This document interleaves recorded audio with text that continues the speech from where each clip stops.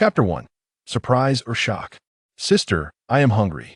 Upon awakening, Lin Shurqing never anticipated that she would find herself in disarray, her meticulously applied lipstick having been thoroughly ravaged by the little pup beside her. Most importantly, she had truly succumbed to the whims of inebriation.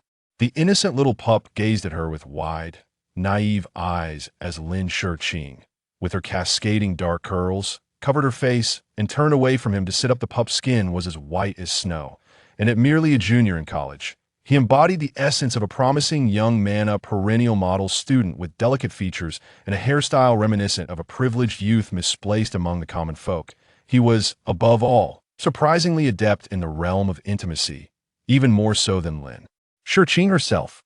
Oh, the indignity! Surely, you do not intend to flee. His soft voice pierced her fragile heart. With slightly flushed lips, the little pup resembled a young romantic, smitten and embarking on a journey of endearment indeed. He was indulging in a display of affection. His plaintive hum conveyed more charm than annoyance. I refuse to let this go. You must take responsibility for me. You have taken my first time. As the esteemed CEO of a thriving electronic product company, which she had led to generate billions in revenue through the development and marketing of a myriad of daily use electronic items, Lin Shurqing found herself ensnared in the embrace of a younger man. With her hands clasped protectively over her chest, she stammered, "Dear brother, could it be that there is some misunderstanding between us?" She sought to gently guide the conversation, considering his tender age of just over 20. While she herself had already reached 28 after such a night, they would inevitably need to return to their respective places. The pure-hearted little pup, with his large, innocent eyes, thick lashes, and untainted gaze, still bore the lingering scent of her lipstick on his soft lips. Misunderstanding? Did you not declare your affection for me last night? A heavy blow. Did she really say that? You also mentioned that you favored my type: clean, pure, devoid of any ulterior motives. Another heavy blow. She had indeed been intoxicated. You even caressed my chest, proclaiming your fondness for my toned physique. A third heavy blow. It was evident that her lack of experience with men had led to this predicament. Well, what I meant was, while we may harbor mutual feelings, should we not maintain a bit of distance and take our time to understand one another? Instinctively, she recoiled slightly, fearful that he might suddenly leap upon her. The pup's eyes sparkled with a bright glimmer, but as he turned to her, that light flickered into bewilderment. "Let's eat something first. I am quite famished." She glanced at her watch and gasped, was it already noon? Lin Shurqing hurriedly began to dress, exclaiming as she did so, "You can find your way back to school, right? I have a very important contract to sign today, so I won't be able to see you off." Frantically, she rushed into the bathroom to wash her face, rummaging through her bag for her makeup kit to apply a quick touch-up. While multitasking, "You head back to school first. I will cover your accommodation. If you wish to sleep a bit longer, feel free to rest, and I will extend it until tomorrow." The little pup's expression darkened as he silently observed her flustered state. She extracted a few thousand yuan in change from her bag, placing on the table while advising, "Do not take on any part-time jobs, just rest well." With her high heels clicking against the floor, Lin Shurqing dashed out. Once in the car, she took a deep breath, relieved to have narrowly avoided a scandalous fate. As she relaxed and prepared to message her employees, her phone rang a stranger's number. She instinctively answered. The voice of the little pup resonated in her ear. "Remember to bring me a bowl of egg fried rice after work. I will be waiting for you at the hotel." Oh heavens! How did the little pup know her phone number?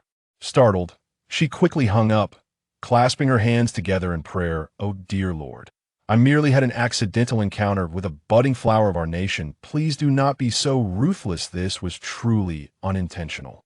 Upon returning to the office, her friend and business partner, Lucio, gazed at her attire with astonishment. What happened?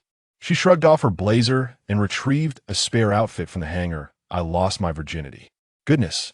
Lucio exclaimed, more shocked than if she herself had lost her sister. "It was merely a project for an imported milk warmer. If it's lost, is it really worth selling your first time to someone named Gu?" Lin Shurqing turned to her. "Who said it was for work?" Having lived 28 years without even holding a man's hand, she pondered the absurdity of the current era. What was wrong with indulging in a one-night affair? Was it against the law? Lucio furrowed her brows, But there isn't a single man within 8 miles to whom did you lose your virginity? Lin Shurqing took a sip of the coffee her secretary had brought, a smile creeping onto her lips as she recalled the little pup's persistent charm, her mood instantly lifting. Goodness, that smile of yours, have you developed feelings after losing your virginity? Chapter 2. The Little Pup's Thoughts. Lin Shurqing nudged her out the door. Enough of this nonsense, hurry and head to the meeting. Indeed, there was a contract to sign that afternoon, though it was not her signature that was required. Lin Shurqing was the company president, but Lucio was the actual CEO, the true mastermind behind their success.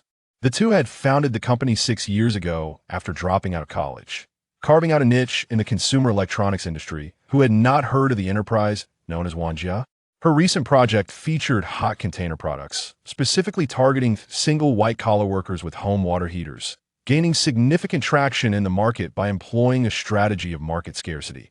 They had managed to sell out their first batch of orders within a month. With the second season approaching, they had already pre-sold over 100,000 units. Gu Mingqi, the intermediary network distributor, had made millions off their initial order, and now Lin Shurqing sought to become an agent herself. However, she was unexpectedly reported for irregularities in the online sales channel, resulting in her products being labeled as substandard. To salvage the second order, Lin Shurqing had to swallow her pride and approach Gu Mingqi as he held the legitimate online sales channel. With her tail between her legs, she apologized, even bringing her team to offer contrition, only to end up with a double price tag. Resigned, Lin Shurqing sought solace in a bar, only to find herself entangled in a whirlwind of madness the previous night. Meanwhile, on the other side of the hotel room, Shen Fubai, now fully dressed, gazed at the several thousand yuan on the table. A smirk gracing his lips. The childish demeanor he had displayed earlier vanished, replaced by a cool composure that made one question whether his previous innocence had been a mere fa. Ade, he picked up his phone and dialed a friend. His friend, overseas, answered with irritation. Were you last night? I tried calling, but you didn't answer. Didn't we agree to celebrate the launch of the new game together? With you, the elusive mastermind, absent. What fun is there? Seated on the sofa, Shun Fubai examined his long fingers. You're enough company. Just remember to transfer the money to my personal account afterward. I can't let my father find out. His friend attempted to continue speaking, but was met with a ruthless hang-up. Upon entering the conference room, Lin Shurqing was met with silence as discussions ensued regarding who would approach Gu Mingqi to sign the contract. After all, this was a matter of great embarrassment for the company. Whoever went would be ridiculed. Among the 5 senior managers, none dared to speak. Resigned, Lin Shurqing accepted the burden, as she always did. Arriving at Gu Mingqi's company in Lucius luxury car, Lin Shurqing was met with a cold reception. Gu Mingqi's shareholders had convened an impromptu meeting that extended for 3 hours. She waited anxiously, pacing the corridor. Her slender high heels made a crisp sound against the polished floor, neither jarring nor unpleasant, but rather melodic. Lin Shurqing was tall and slender. Her long, wavy hair cascading down to her waist, her delicate features made her appear younger than her 28 years, almost like she was in her early 20s. Dressed in a fitted, stylish suit, she stood out among the bustling employees. The receptionists could not help but glance her way, whispering amongst themselves. She is truly beautiful. Her aura is remarkable. I hear she is the second in command at Wanjia, wealthy and stunning, a true phoenix among women. I absolutely adore those high heels. The price I found online left me in shock. They are simply too elegant. That suit must cost a fortune, definitely over 5 figures. I am most enamored by her long hair. It is so long and silky. Oh my, as a woman, I cannot believe I am fangirling over another woman. We're all in the same boat. Lin Shurqing paid them no mind, merely biting her lip as she paced outside the break room, stealing glances at her watch. The seconds ticked by, heightening her anxiety. Finally, movement stirred within as shareholders began to exit in clusters, deep in conversation, nodding and shaking their heads. Unaware of the developments within Gu Mingqi's board meeting, Lin Shurqing's priority remained to finalize the contract without jeopardizing the upcoming product launch. When the secretary ushered her into Gu Mingqi's office, he loosened his tie, revealing evident signs of stress from the meeting. Lin Shurqing placed the contract before him. Mr. Gu, if there are no issues, shall we proceed with the signing today?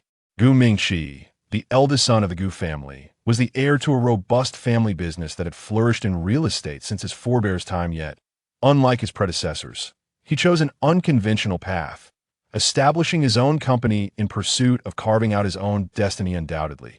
This does not diminish Gu Minkus' esteemed image in the eyes of his employees after all. He is a quintessential domineering CEO. Lin Shiqing meticulously observed his expression, fearful of missing any subtle detail. It was not out of infatuation, but rather because this was a pivotal moment for her contract signing, and she felt an acute sense of tension. This order represented an immense investment of her effort and dedication. Gu Minkus' cold and aloof gaze swept over Lin Shiqing, his deep brown eyes emanating a hint of fatigue and irritation. While his chiseled features exuded an inherent regal demeanor, his thin lips parted slightly. I recall my demand was for double the payment. Lin Shiqing explained, Mr. Gu, you must understand, we would not even earn half of this order. Securing double is truly challenging. Upon hearing this, he set aside the contract, stating, then there is no necessity for a signing. Gu Minkus' ruthless reputation was well known throughout the business community. Everyone understood that he never granted anyone leniency. How about this? We could increase it to 80% surely. You wouldn't want us to incur a loss? Double, he reiterated, his tone now devoid of the patience he had previously exhibited. Lin Shiqing, feeling defeated, asked, is there truly no room for negotiation? This is what you owe me. Lin Shiqing, as his profound gaze pierced through her, it carried an added chill. Resigned, she looked at him. Just sign, and I will have them amend the project fund shortly. Amend first, then sign. She nearly ground her teeth in frustration. Do you have no trust in me at all? He suddenly smiled, his handsome visage radiating a languid demeanor. If you possessed integrity, you wouldn't resort to such underhanded tactics as pre-sales to circumvent me. Suppressing her anger, Lin Shiqing pursed her lips and replied, very well, I will have them send me the revised contract immediately. Before long, the secretary delivered the newly printed contract, and Gu Minkus effortlessly affixed his signature, thus rendering the agreement effective. Lin Shiqing let out a quiet sigh of relief, nearly smashing the document in her hands, as she rose gracefully to declare, I look forward to a fruitful collaboration. Safe travels. No need for farewells, he replied without lifting his gaze, issuing an implicit dismissal. Feeling somewhat defeated after encountering resistance from this man twice in succession, Gu Minkus, being the first, she found herself disheartened. On her way back to the office, an unfamiliar number called. She activated the speakerphone while driving. A youthful voice chimed in. Aren't you here yet? I haven't eaten all day. She abruptly slammed the brakes and pulled over, slightly embarrassed. Haven't you ordered takeout? I have no money in my phone. Shan Fuhai had just received a text about a 30 million deposit half an hour prior, and instinctively, a smile crept upon his lips, knowing Lin Shiqing would soften towards him. She rubbed her forehead. You could go out to eat. I'm afraid you won't see me when you return. Chapter 3. The little pup is easily satisfied. Lin Shiqing turned her car around and headed back, stopping briefly by the roadside to purchase 2 servings of egg fried rice. Upon arriving at the hotel, she knocked on the door, and the little pup, neatly dressed, awaited her inside. When he opened the door and saw her, his eyes sparkled with joy, curving into crescent shapes as he leaned down to plant a kiss on her cheek. Lin Shiqing's face flushed crimson in an instant. The little pup accepted the egg fried rice, dragging a chair over for them to dine at the table. Lin Shiqing had little appetite, despite having gone a day without food. The turmoil caused by Gu Minkus had left her in a state of disarray. Rarely did she encounter worthy adversaries in the business realm, and Gu Minkus was undoubtedly the most formidable she had faced thus far. Noticing her lack of focus on the meal, the little pup furrowed his brow, sensing that she was troubled. Lin Shiqing chewed her rice, finding it tasteless. I'm not hungry. You should eat more. The reason she had returned was not merely to deliver food, but to earnestly convey that he should not harbor any illusions or expectations. After all, the gap between them was significant. He still had his youth ahead of him, while she was on the brink of middle age. He sought love, while she sought marriage. After finishing their meal, the little pup instinctively wrapped his arms around her, causing Lin Shiqing to startle and hastily retreat. We should discuss a few matters first. The shirt he wore was quite handsome, made of pure cotton, accentuating his radiant complexion. His light gray casual pants reached just above his ankles, and his white sneakers appeared quite expensive, certainly not typical of a child from a disadvantaged background. Sister, my name is Shun Fubai. The little pup earnestly introduced himself. He worked part-time at a bar, where Lin Shiqing had visited twice. The first time, she had smiled at him, an encounter that left a lasting impression. The second time was just yesterday when she was in a foul mood and had indulged in drinking. Fortunately, he had taken a leave of absence to escort her home, leading to the events of last night. She had been gentle then, unlike her current demeanor, and when they embraced, she resembled a doll. Full of joy and even a touch of shyness, his first time was also her first. Shun Fubai, what I wish to express is that what transpired between us was an accident. We cannot allow a mere accident to bind us together. I am significantly older than you. You are barely in your 20s, with a bright future ahead. Sister, he interrupted. Do you want to back out? The expression on Shun Fubai's delicate face shifted, though it quickly reverted to a playful demeanor. Lin Shiqing frowned. I am not trying to back out. This sort of thing is inherently. He suddenly leaned in to kiss her, and after tasting her lips, he sat up straight decisively. I couldn't help myself. You go on. Her expression darkened. She had allowed a little pup to tease her, and she felt utterly embarrassed. I mean what I say. Can you understand? Lin Shiqing pleaded, pouring her heart out as if she were addressing a novice. I don't understand, the little pup replied bluntly. She was left speechless, covering her forehead. Fine, I don't expect you to comprehend. After all, you are quite young. With that, she stood up, grabbing her bag in preparation to leave. Where are you going? He inquired, turning to her. We should part amicably. No. He grasped her tightly, pulling her into his embrace. You can't leave. She was at a loss for words, frowning. Let me go. Not a chance, if you want to yell for help. Go ahead. I'll just say you bullied me and didn't take responsibility, trying to cast me aside. Shun Fubai pouted in her ear, his breath tickling her skin. Having lived for 20 years, Shun Fubai had honed his skills, becoming increasingly adept at this charming demeanor. Please let go. We need to talk this through. Not letting go. The moment I do, you'll make your escape. All right, what do you want? She surrendered, finding it hard to resist the charms of this insistent little pup. Let me be your boyfriend. He had decided this from the moment they shared intimacy. He not only wanted to take responsibility, but also wished to cherish her for a lifetime, to love and protect her forever. No way, she declared firmly. This is not a jest. If others find out, they might think I'm keeping a young man. Why not? His timid voice sent a shiver through Lin Shiqing's heart. With a dismissive tone, she replied, I'm used to being alone. I don't fancy having a shackle around my neck. We can keep it private, can't we? I promise I won't cause you any trouble. Truly, I swear. Though his voice was soft and childlike, he was earnest to the point that Lin Shiqing felt a pang of guilt for even considering rejecting him. Seeing such a boy made her heart soften. Moreover, he was her first man and so adorably compliant. Though he didn't match the tall, imposing figure she had envisioned, he resembled a freshly bathed, fluffy little Pomeranian, irresistibly charming, especially with his articulate little mouth and bright smile, which captivated her unwittingly. Sensing her wavering resolve, Shun Fubai seized the opportunity. I want to flaunt our relationship. All I ask is that you accompany me after work every day. That I promise to be the best boyfriend. If you say go east, I won't dare to go west. Lin Shiqing felt herself succumbing to this little man's allure. He was simply too adorable. As he spoke, his eyelashes fluttered, his eyes sparkled, and his sweet words filled the void of her longing for a pet. Shun Fubai wrapped his arms around her neck, pleased. He had never imagined he would adopt such a naive and endearing approach. Shedding his cool demeanor from school and outside, transforming into a docile little pup in her presence.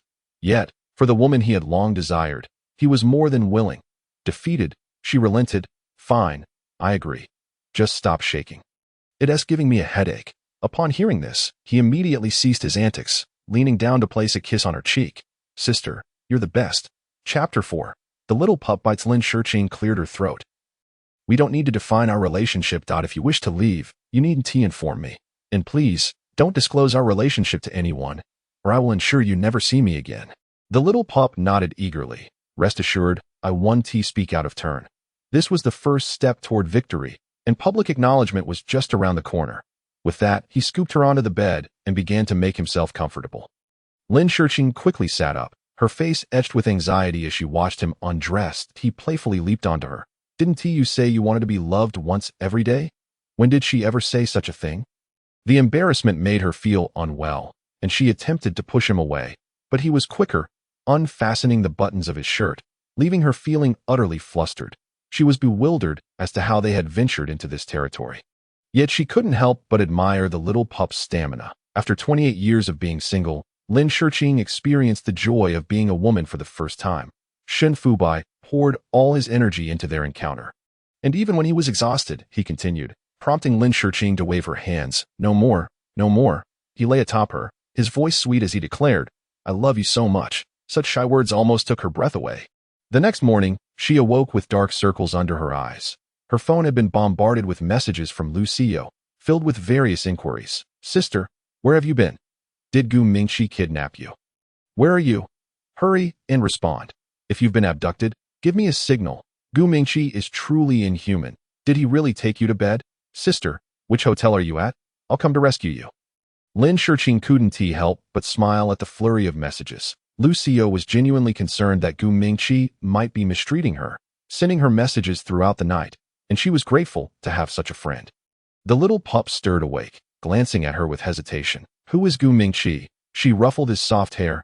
It's adult business. Don't pry. He wrapped his arms around her smooth skin. You're mine. She felt breathless under his embrace.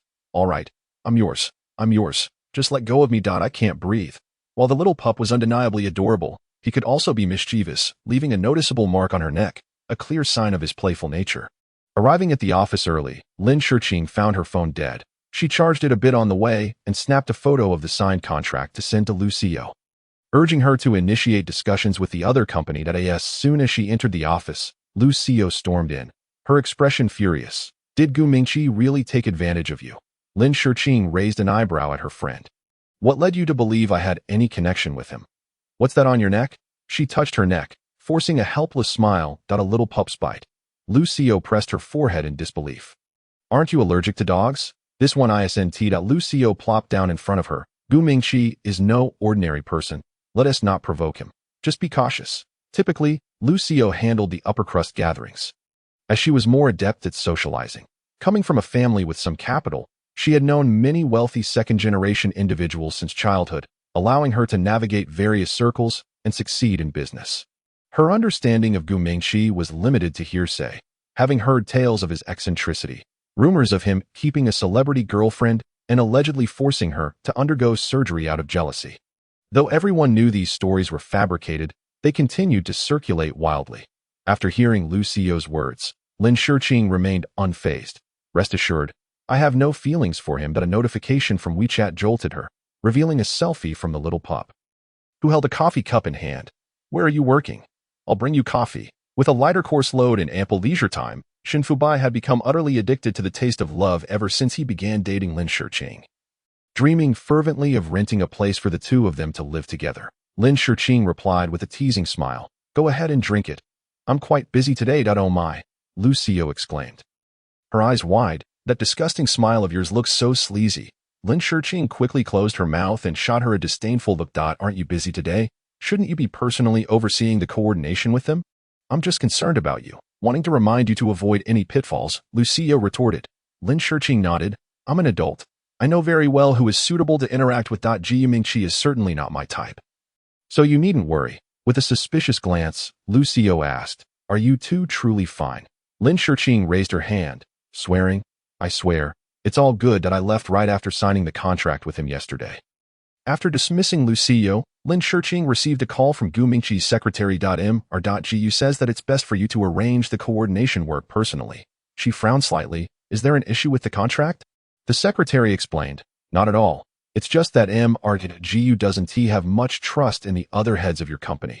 Faced with such a demanding client, she dared not express her frustration and responded, All right, I'll bring my team to your company. After a refreshing hot bath and changing into a crisp outfit, she spent an hour and a half preparing before heading to his company. Manager Lee was already waiting for her downstairs and sighed in relief upon her arrival. Ms. Lin, the other party is too assertive. They won't let us in without your presence. Lin Shiqing led her team into their building, where Gu Mingqi had prepared a conference room for them. All the personnel for the work handover were present, and after brief introductions, they began explaining the products. The second season's products were more complex than the first. They spent considerable time on the explanation. Representatives from the advertising agency were also present, and the three parties quickly drafted a proposal, Producing the initial draft, at noon, Gu Mingqi's secretary took Lin Shiqing to their cafeteria for lunch. Upon entering, she was taken aback by the luxurious decor. She had thought his office was opulent, but this cafeteria was a veritable palace built from our embedded IT was far from just a cafeteria. It was a slice of heaven. The smooth marble floors illuminated the entire hall, and the floor-to-ceiling windows made her feel as if she were suspended in midair. The grand columns were polished to perfection. If not for the many employees, she might have thought she had stepped into a futuristic world. The secretary guided her to a private room and set a lavish feast before her. She felt overwhelmed, realizing that the life of the wealthy truly knew no bounds. With the thought of him having taken so much project funds from her, she considered this meal a mere bargain. The secretary kept serving her exquisite dishes, each one more refined than the last, and before long, another table was brought in. She had barely taken a bite from each dish. Feeling full, she raised her hand to stop them. Ive had enough. Due to work, she had nearly become a paper-thin figure. Her appetite for gourmet food diminished. Aside from essential protein intake, she rarely consumed much. Today was a rare exception. Emerging from the dining area, Lin Shiqing's expression had relaxed compared to before. Turning to the secretary, she remarked, "Your company certainly spares no expense." It was both a sentiment of admiration and awe. The secretary smiled professionally. "It's what Mr. Gu insists. He treats his employees very well." Lin Shiqing raised an eyebrow. "Indeed, it's the employees he exploits to sustain him, which is only natural."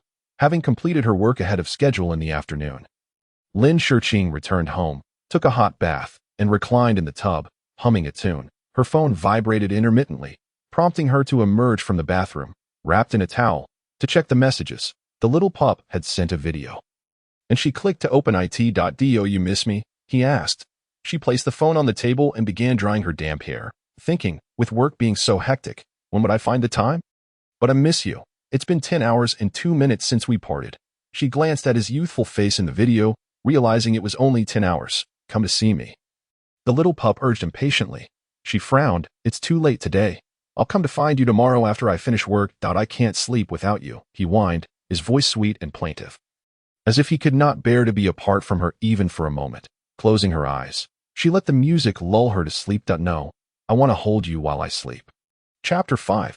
"I miss you." Peering through the video at his surroundings, she asked, "Are you in your dorm?" He nodded.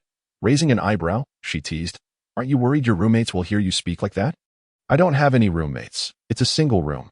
"What school is lavish enough to offer single accommodations?" The little pup chuckled, explaining, "My roommates all rent houses outside.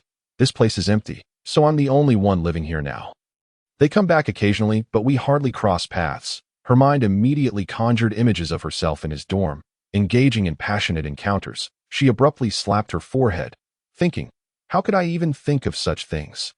With a playful grin, the little pup asked, "Sister, are you imagining something naughty?" Flustered, she replied, "No, you must be imagining something.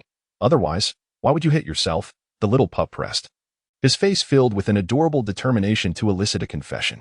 Lin Shiqing struggled to contain her racing heart, calmly stating, "I need to finish some work. Let us chat later." Just as she was about to end the video call, he quickly interjected, "Wait, don't hang up. We can just stay connected. While you work, I'll look at you quietly." Known for her meticulousness and stern demeanor at work, she was notorious for her harshness, earning the nickname the Executioner. Yet, she made an exception for the little pup in the video. Responding with a soft hum, propping her phone beside her computer, and returned to her tasks. She needed to calculate the revenue from the second season's products, deducting labor costs and expenditures from third and fourth parties, leaving her with several million, almost equivalent to the previous quarter. Having learned from this experience, she planned to establish a dedicated online sales channel department for the third quarter, aiming to reduce Gu Mingqi's expenses. She refused to be at his mercy. She remained unconvinced that a mere online sales channel could thwart her. After researching extensively online, she began to delve into the subject and even browse talent websites. Contemplating her plans, when she next glanced at the video, the little pup had already dozed off. Resting his head on the table, she quietly observed him, marveling at his flawless skin, brimming with collagen. His cheeks held plump apple-like curves. And when his big eyes blinked at her, her heart melted. How could there be such a delightful creature in the world? Previously, her understanding of men revolved around rugged and resolute appearances, devoid of any softness, as it seemed unmanly. Yet this one before her shattered all her preconceived notions, revealing that men could possess bright, kind eyes and endearing manners, with a sunny and handsome exterior concealing a crystal-clear soul, innocent and uncomplicated. Lin Shurqing distinctly felt that since meeting Shinfubai, his every action stirred her heart. Was she truly entering a premature midlife crisis, developing maternal feelings towards him? The thought alarmed her, prompting her to hastily turn her phone away. After all, she was only 28 years old. Perhaps roused by the noise, the little pup rubbed his eyes and sat up. Sister, how did I fall asleep? Maybe you've been tired these past days. She awkwardly propped her phone up, and the little pup noticed her flushed cheeks. Sister, why is your face so red? She touched her cheeks, cleared her throat, and said, It's too hot at home. Get some rest early. I am hanging up now. Sister, he called out, stopping her. I want to watch you sleep. She felt a bit helpless. The little pup was too clingy, yet it brought her a sense of satisfaction, with the weekend approaching. She had no immediate need to rest. Then I'll hang up after you fall asleep. She climbed onto her bed and lay down. The silk blanket slipped slightly from her body, revealing her graceful figure on the spacious bed, causing the little pup to stifle a chuckle. She looked at him quizzically. What are you laughing about? Sister, you're quite tempting. Unfamiliar with such internet slang, she was unsure whether it was a compliment or an insult. She chose not to respond, merely gazing intently at his fair face. Sister, I'm your first man. He proclaimed his claim, and a sweet sensation spread through her chest, as if possessing her first made him exceedingly happy. Her face flushed with embarrassment. She had never had time for relationships during college, and even less so after entering the workforce. Coupled with the fact that her employees feared her, no one dared to approach her. The business leaders she collaborated with were often too old to relate to her. Thus, for years, she had remained single. There were benefits to being single. It granted her ample time to work, earn more money, purchase luxurious items. The little puppy has once again begun to sweetly confess his feelings. Who could possibly withstand such charm? Her cheeks were burning, and though she intended to change the subject, she noticed in the video that his lips were once more approaching her, planting a kiss that was utterly delightful. As his lips pressed against the camera, her heart began to race uncontrollably.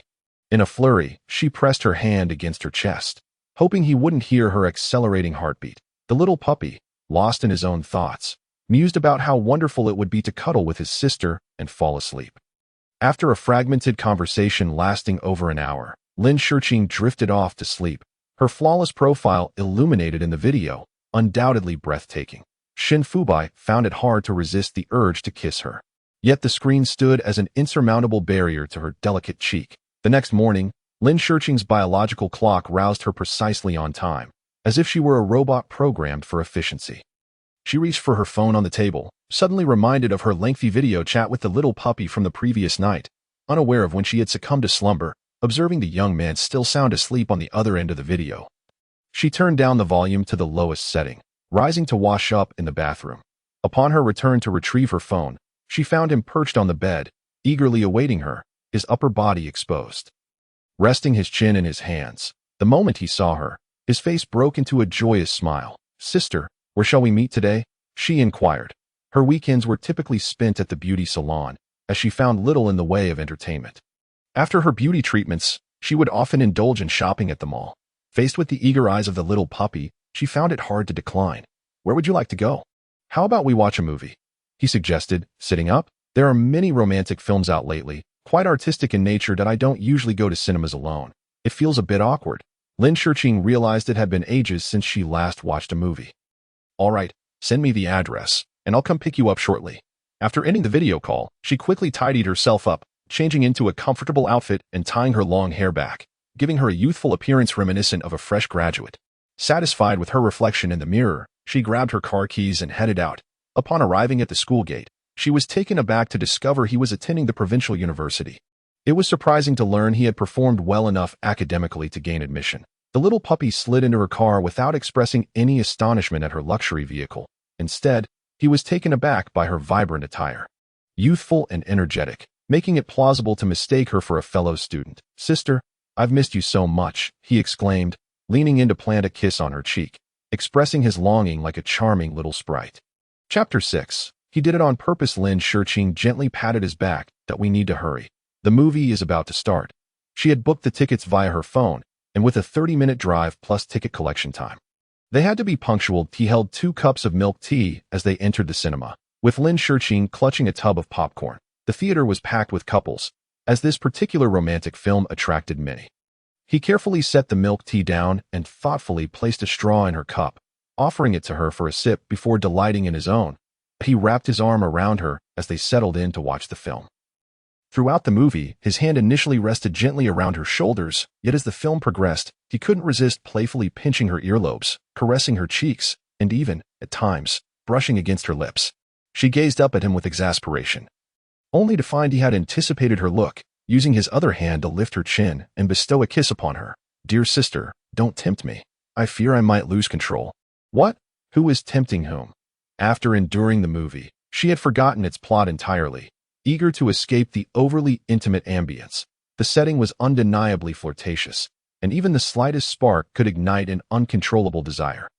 Lin Shurqing took him to a private dining establishment for a meal, as her busy work schedule often caused her to miss dining hours elsewhere. The private kitchen allowed for flexible ordering. Upon arriving, the little puppy dashed to the restroom, likely due to the excess of milk tea.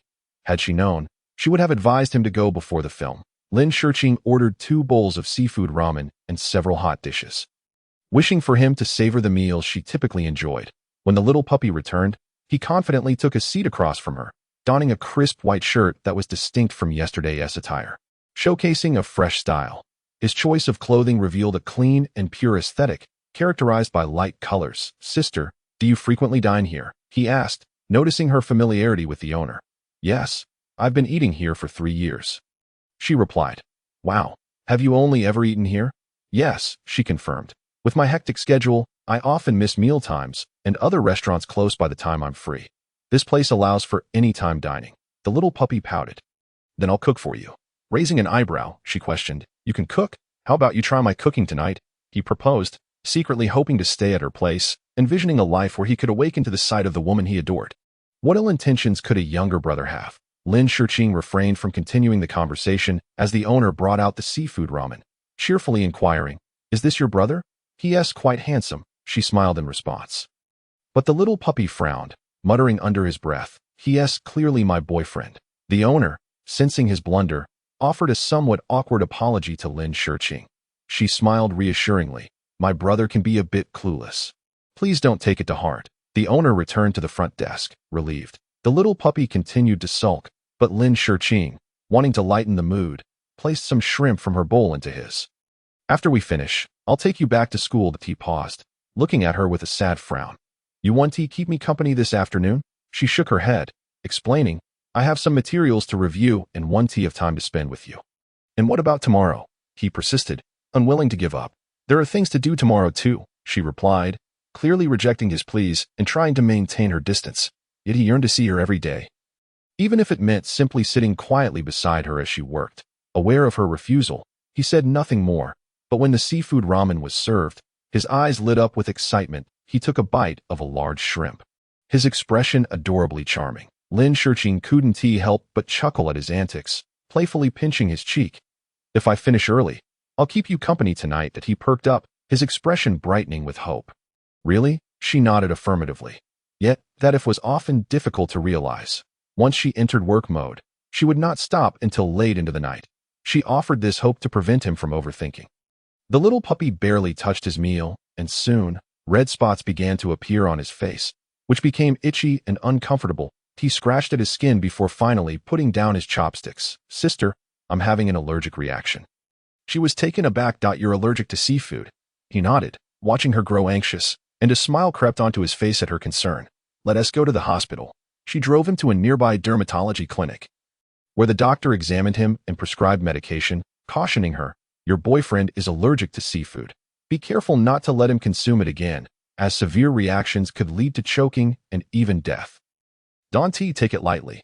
Lin Shurqing observed the red spots on the little puppy's face, holding the medication as they exited. As soon as they got in the car, she shot him an irritated look. "You knew you were allergic? Why did you eat it?" Her angry demeanor was quite fearsome, as she was the company's CEO, known for her strictness. When she got angry, it was hard to withstand her intensity. The little puppy pouted, muttering, "I just wanted to be close to you. Being beside you doesn't interfere with your work." "What did you say?" she exclaimed, her eyes widening in disbelief. her authoritative presence palpable. He whimpered and nestled into her embrace. I don't want to be apart from you. I just want to be with you. Lin Shurqing's frustration waned significantly at his display of affection. She sighed, rubbing his head. All right, I'll take you to my place. He looked up, suddenly elated. Really? Yes, she replied, starting the car and fastening his seatbelt. If not for the fact that she ordered him seafood ramen, he wouldn't have had an allergic reaction. Seeing his pitiful expression tugged at her heartstrings. Not wanting to send him back to his dormitory, she decided to take him home with her. The little puppy was quite excited. Upon entering her home, he feigned enthusiasm, exploring every nook and cranny with wide-eyed wonder. Sister, your home is so spacious. Sister, the bathroom smells lovely. Sister, your bathtub is enormous. Sister, your bed is so comfortable. He seemed to have completely forgotten about his allergy, hopping from one point of interest to another. Lin Shurqing changed into her pajamas and gently urged him onto the bed. Lie still. I'll get you water for your medication. She rose to fetch a glass of water from the kitchen, but as she turned around, he hugged her from behind. Sister, I don't want to take medicine. You know what I really want. Chapter 7. Do you like me? The little puppy began to act adorably, planting a kiss on her neck while his hands roamed over her body. She seized his mischievous hand, glaring at him and asking, Do you want me to throw you out? His long fingers immediately became more compliant as she led him back to the bedside, pressing him down once more. Only after he finished his medication did she finally relax, saying, You should sleep for a while. We can talk once your acne clears up. Are you not going to sleep? His clear, bright eyes blinked at her, filled with longing that she could easily discern. I'll go to the study to look for some information. You just rest quietly. She replied that as she attempted to rise. He held her hand tightly, saying, Sister, don't leave my sight. The sickly little puppy craved her embrace. Wishing to cuddle her to sleep, but he knew he couldn't disrupt her work, that he pleaded for her to bring her work from the study to the bedroom instead. With a sigh, she brushed aside the hair on his forehead, saying, I'll go get the materials. I'll check them at the vanity. He glanced at the nearby vanity, nodded, and Lin Shurqing stood up to fetch her notebook and documents from the study. She had a considerable amount of materials to review, and soon the surface of the vanity was insufficient. She placed some unnecessary items on the floor, immersing herself in her work and losing track of time.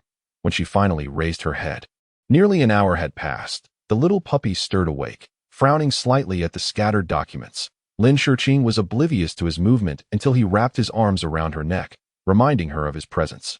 He nestled his chin on her shoulder and kissed her ear, asking, Sister, when will you be done? She turned to inspect his face, relieved to see the redness of his acne had diminished significantly. Is it still itchy? He nodded. Yes. Can you help me apply the medication? She stood up to find the ointment, and he seized the opportunity to pull her back onto the bed, leaning in to say, Your lips look so lovely. Without further ado, he pressed his lips against hers, the sweet taste reminiscent of indulging in confections, delicate and refreshing, filling the emptiness within and bringing immense satisfaction. The little puppy's affection was not something an ordinary woman could withstand. As he kissed her passionately, his hands instinctively wandered down. Lin Shurqing immediately snapped back to reality. Puxi Shenfubai has successfully launched games developed with foreign engines, and naturally, he would not consider joining such a fledgling company. Coupled with his own capabilities, entering such an establishment would seem rather wasteful. However, he could not disregard old Yang's sentiments, so he reluctantly expressed, I have yet to graduate. Joining now might hinder my seniors. Professor Yang was momentarily taken aback, then smiled gently, with a hint of patience gracing his kind visage. Fubai, this is a splendid opportunity. To join such a team is a dream for many. Professor Yang. Perhaps I should pass. The part-time job I have also needs personnel, and I simply cannot find the time. But he interrupted Professor Yang, reflecting on how, having had no girlfriend before, it was now different. He longed to be beside her every moment. The newly established game studio seemed rather trivial for someone of his caliber. Observing his resolute stance, Professor Yang merely nodded, then I shall consult others. Upon returning to his dormitory, Shenfubai sent a video message to Lin Shurqing, who insisted on returning to school early, claiming she feared being late the next day, though in truth, she dreaded being disturbed by him in the evening. She indeed possessed a touch of feminism. Hoping he would heed her wishes, Shenfubai was not anxious. He obediently returned to school, fully aware that time was on his side. He was exceptionally patient now, knowing that her infatuation was merely beginning. Having never been in love, he did not possess excessive confidence. Yet from the moment he first laid eyes on her, Her every smile and frown lingered in his mind. This affection, rooted deep within him, gradually blossomed into what he recognized as a secret admiration. In the video, Lin Shiqing sipped milk while reviewing materials, curiously questioning why he would not seize such an opportunity to challenge himself.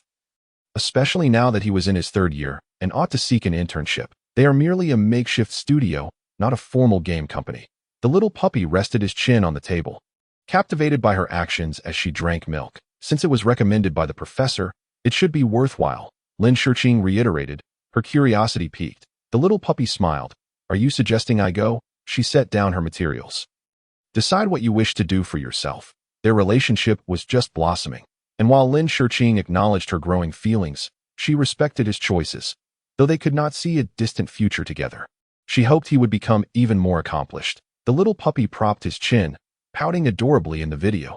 She smiled softly. What is bothering you now? It seems you genuinely want me to go. He articulated his thoughts, admitting that he was not particularly fond of bar work. His initial visit to the bar was merely to cover for a classmate for one day. Yet unexpectedly, he encountered her and found himself returning day after day, ultimately capturing her heart. However, Lin Shiqing was thinking long-term, and he sensed that perhaps joining such a team would offer her some reassurance. If I take this job at the game studio, what will my reward be? Chapter 9. The proud student. She rose to find her coat. What reward do you desire? Lin Shiqing lacked nothing but money. A kiss from you every day. Thus, the little puppy indeed joined the newly opened game studio. Apart from him, an ungraduated student, the rest were seniors from previous years. He was assigned a position closest to the entrance, and the studio comprised 7 individuals, all clad in plaid shirts and wearing black-rimmed glasses, their faces differing only slightly, as if molded from the same template. Dajiang managed the team's logistics. Aside from his routine drawing tasks, he also oversaw the daily lives of the team. Junior, I hear you receive scholarships every year. You are Professor Yang's most esteemed student. These past few years that I possess some modest abilities, he replied humbly. The other bespectacled men exchanged knowing smiles, silently greeting him. Shen Fubai pulled out his notebook to review their project.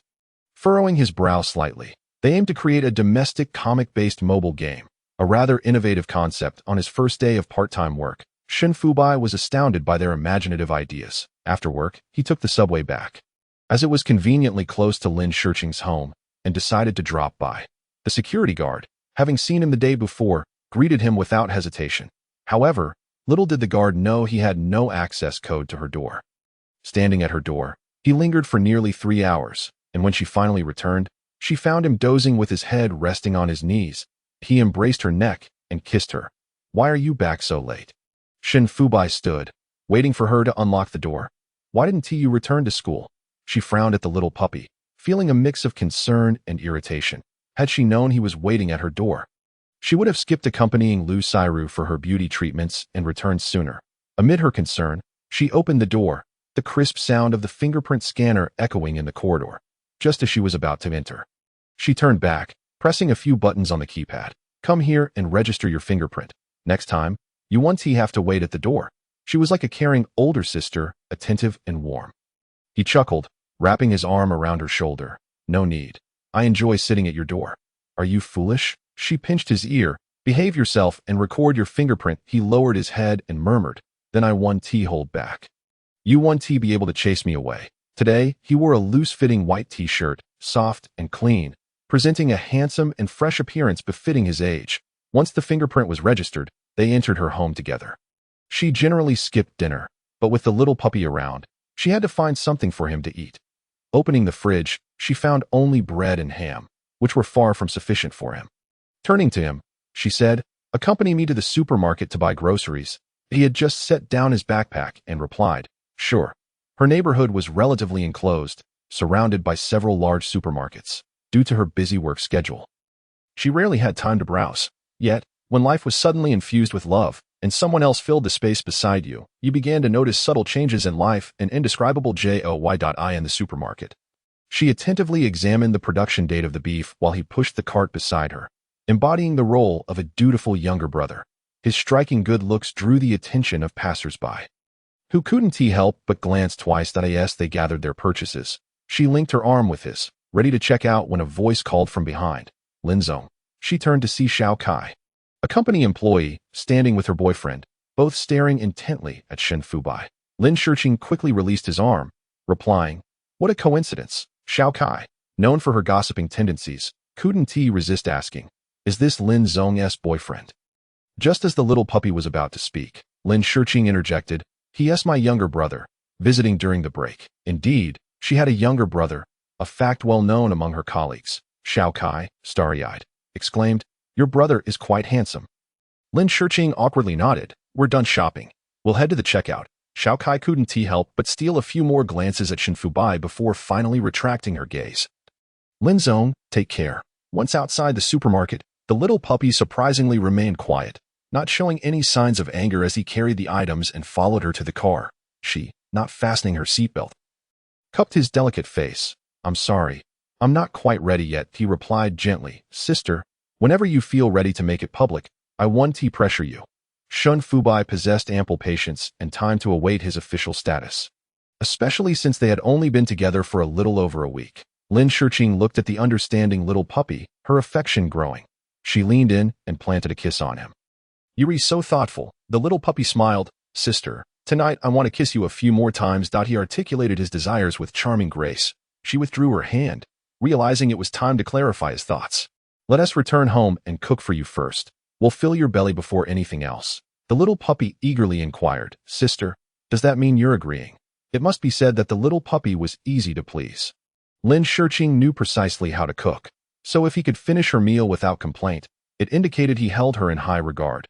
She appreciated his non-picky eating habits. "Sister, was that girl from the supermarket your employee?" He finished his milk, his clear eyes fixed intently on her. "Yes, she has been with our company for about a year." The little puppy lingered at the dining table, propping his chin thoughtfully. "She seems quite interested in your personal life." Lin Shiqing chuckled, patting his head. "It's normal for girls to be a little gossipy. Don't overthink it." Shen Fubai sighed softly, noticing her carefree demeanor, seemingly oblivious to the jealous glances other women cast at her little puppy. He lifted her and placed her on the bed. "Having filled your stomach, it's time for some exercise to aid digestion." In the fleeting moment she lay on the bed, she propped herself up to wash away the impending weight of his body. His gaze flickered, a mischievous smile dancing at the corners of his lips. The bathtub was ample enough. Bathing her in its embrace would be quite delightful. Lin Shiqing ultimately grasped the essence of the saying that one should not overly indulge a little puppy. He was indeed capable of accomplishing anything. Even in the bathroom, he did not forget to be playful, and she feared she might lose herself on this intoxicating path. The little puppy's gaze, fixated on the exquisite silhouette of her back, rendered her unable to look away. One must admit, Lin Shiqing's flawless figure was undeniably alluring. "How do you feel about your first day at the studio?" he inquired, his breath gradually steadying. "It was manageable. Merely childish play, nothing that could daunt me." His tone was far from modest. Lin Shiqing brushed aside the hair from his forehead, revealing his bright brow, and as she smoothed his hair, it evoked an impression of a domineering young executive.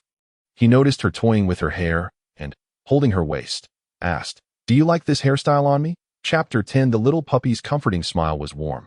She hurriedly shook her head, preferring him to appear a touch more adorable. "If you put it up, it may seem a bit austere, lacking warmth." His smile was indeed healing, akin to sunlight filtering through stone walls, warming her heart. "Then I shall heed your advice. Whatever style you prefer, I shall adopt." His words were sweet, as if coated in honey. She chuckled softly, momentarily taken aback by his playful remark. "Sister, you are enticing me once more." Having never experienced love before, Lin Shiqing found herself at ease with the little puppy, who exuded a sense of cleanliness and warmth that made her reluctant to part with him. "Darling, you truly captivate me." She now called him this from the depths of her heart, having completely succumbed to the happiness he brought her. She even found herself regretting not meeting him sooner. Perhaps then, her youthful years would not have been squandered. "Sister, you cannot merely like me. You must love me earnestly." His childlike tone made one want to hold him close and never let go. He surely was a heartthrob, especially for women like Lin Shiqing. Lin Shiqing felt her affection for him had transcended mere fondness. She had genuinely fallen for this little puppy, extending her slender fingers. She playfully pinched his cheek, such a small person, yet with so many demands that he grinned proudly. "Who else could be your first man?" She rolled her eyes in response, pinching his nose. Childish, if you dare to call me childish. Then tonight, you shall not sleep, and I will show you the vigor of a grown man. After being kept awake by him until the early hours, Lin Shurqing awoke to find dark circles under her eyes. Though the night had been arduous, she felt invigorated the next day, as if quenched by much-needed rain after a long drought. Lu Xiru assumed her recent late nights were due to frantically rushing projects and, feeling sympathetic, had her secretary prepare a nourishing goji berry and brown sugar drink, which she personally delivered. You workaholic, could you not be so relentless? You make me, your boss, feel quite guilty. Lin Shurqing smiled as she accepted the drink. Then perhaps you could grant me a larger share, so I may save more for my dowry.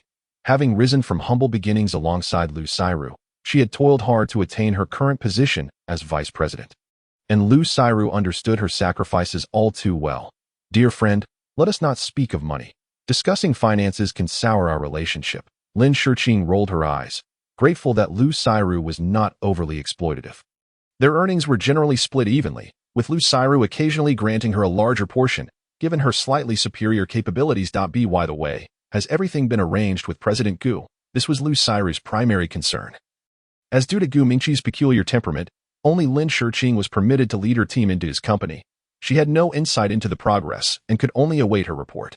Almost done, just waiting for the release. Rest assured, I am overseeing everything. Lu Xiru sighed in relief. As long as you are in charge, I feel at ease. Moreover, Lin Shurqing continued, did you see the email I sent last time regarding the establishment of a separate online sales department? I did, but it cannot be done. Why not? Lin Shurqing was determined. She would not rest until she secured what she believed in. Do you know how much Gu Mingqi invested to secure the online channel? A staggering 80 million. How many years must we toil to earn that amount? Lin Shurqing frowned. We could apply for a bank loan or seek investors. We cannot continuously be led by him. If he continues to impose such unreasonable demands, our profits will be severely compromised. Noticing her rising anger, Lu Xiru quickly reassured her, do not worry. I have a plan. This situation arose because we encroached on his territory. Next time, it will be different. Trust me. All right, Lu Xiru may lack other talents, but she was adept at winning people over. Those manufacturers and brand merchants she engaged with were invariably swayed by her eloquence. Thus she could generally manage interpersonal relations effectively. Lin Shurqing found herself unable to argue against her and, feeling weary, decided to postpone the discussion for a later time. In the afternoon, she returned to Gu Mingqi's company to check on the project's progress. Her team was quite competent. Supervisor Li had nearly finalized the proposal, and the advertisers had revised it multiple times. The ultimate draft would require approval from the executives. Throughout the afternoon, she diligently verified the final details. Gu Mingqi's supervisor was no slouch either, remaining attentive and even suggesting more optimal solutions, prompting her to consider poaching him for her own team. Before the workday ended, Gu Mingqi's secretary knocked on the conference room door, interrupting their discussions. Everyone, tonight President Gu invites you all to dinner. Please prepare in advance. There will be no overtime today. The team, upon hearing this, eagerly awaited Lin Shurqing's response. Seeing their anticipation, she felt compelled to comply. Closing her notebook, she announced, then let us take a day to unwind. Hooray! Long live President Lin! Long live President Lin! Observing her long-serving employees, she shook her head with a smile, gathering her things to head home. The secretary, standing beside her, curiously inquired, President Lin, aren't you joining us? She rarely participated in any gatherings. Delegating such matters to Lu Xiru. It was not merely a disdain for drinking games. She preferred not to dine with strangers. Now, with a little puppy waiting at home, she had even less desire to partake in such festivities. I shall pass this time. We can celebrate together at the victory banquet. The secretary appeared troubled. President Gu insists that no one be absent. He wishes to treat everyone well. If you do not attend, I will have a hard time explaining. Lin Shurqing, understanding, replied, I will send President Gu a message shortly to explain myself. He will not hold it against you. The secretary attempted to persuade her further, but then saw her boss entering the room. Gu Mingqi, clad in a black suit, strode in with an air of authority. His tall frame exuding a natural regal aura, his sculpted features bore a hint of calmness, and his usually aloof gaze was tinged with an air of detachment. His thin lips were undeniably alluring. It seemed he was in good spirits, not merely due to the dinner invitation, but rather, he was hosting the gathering because he was in a good mood. I was just looking for you to discuss some work matters.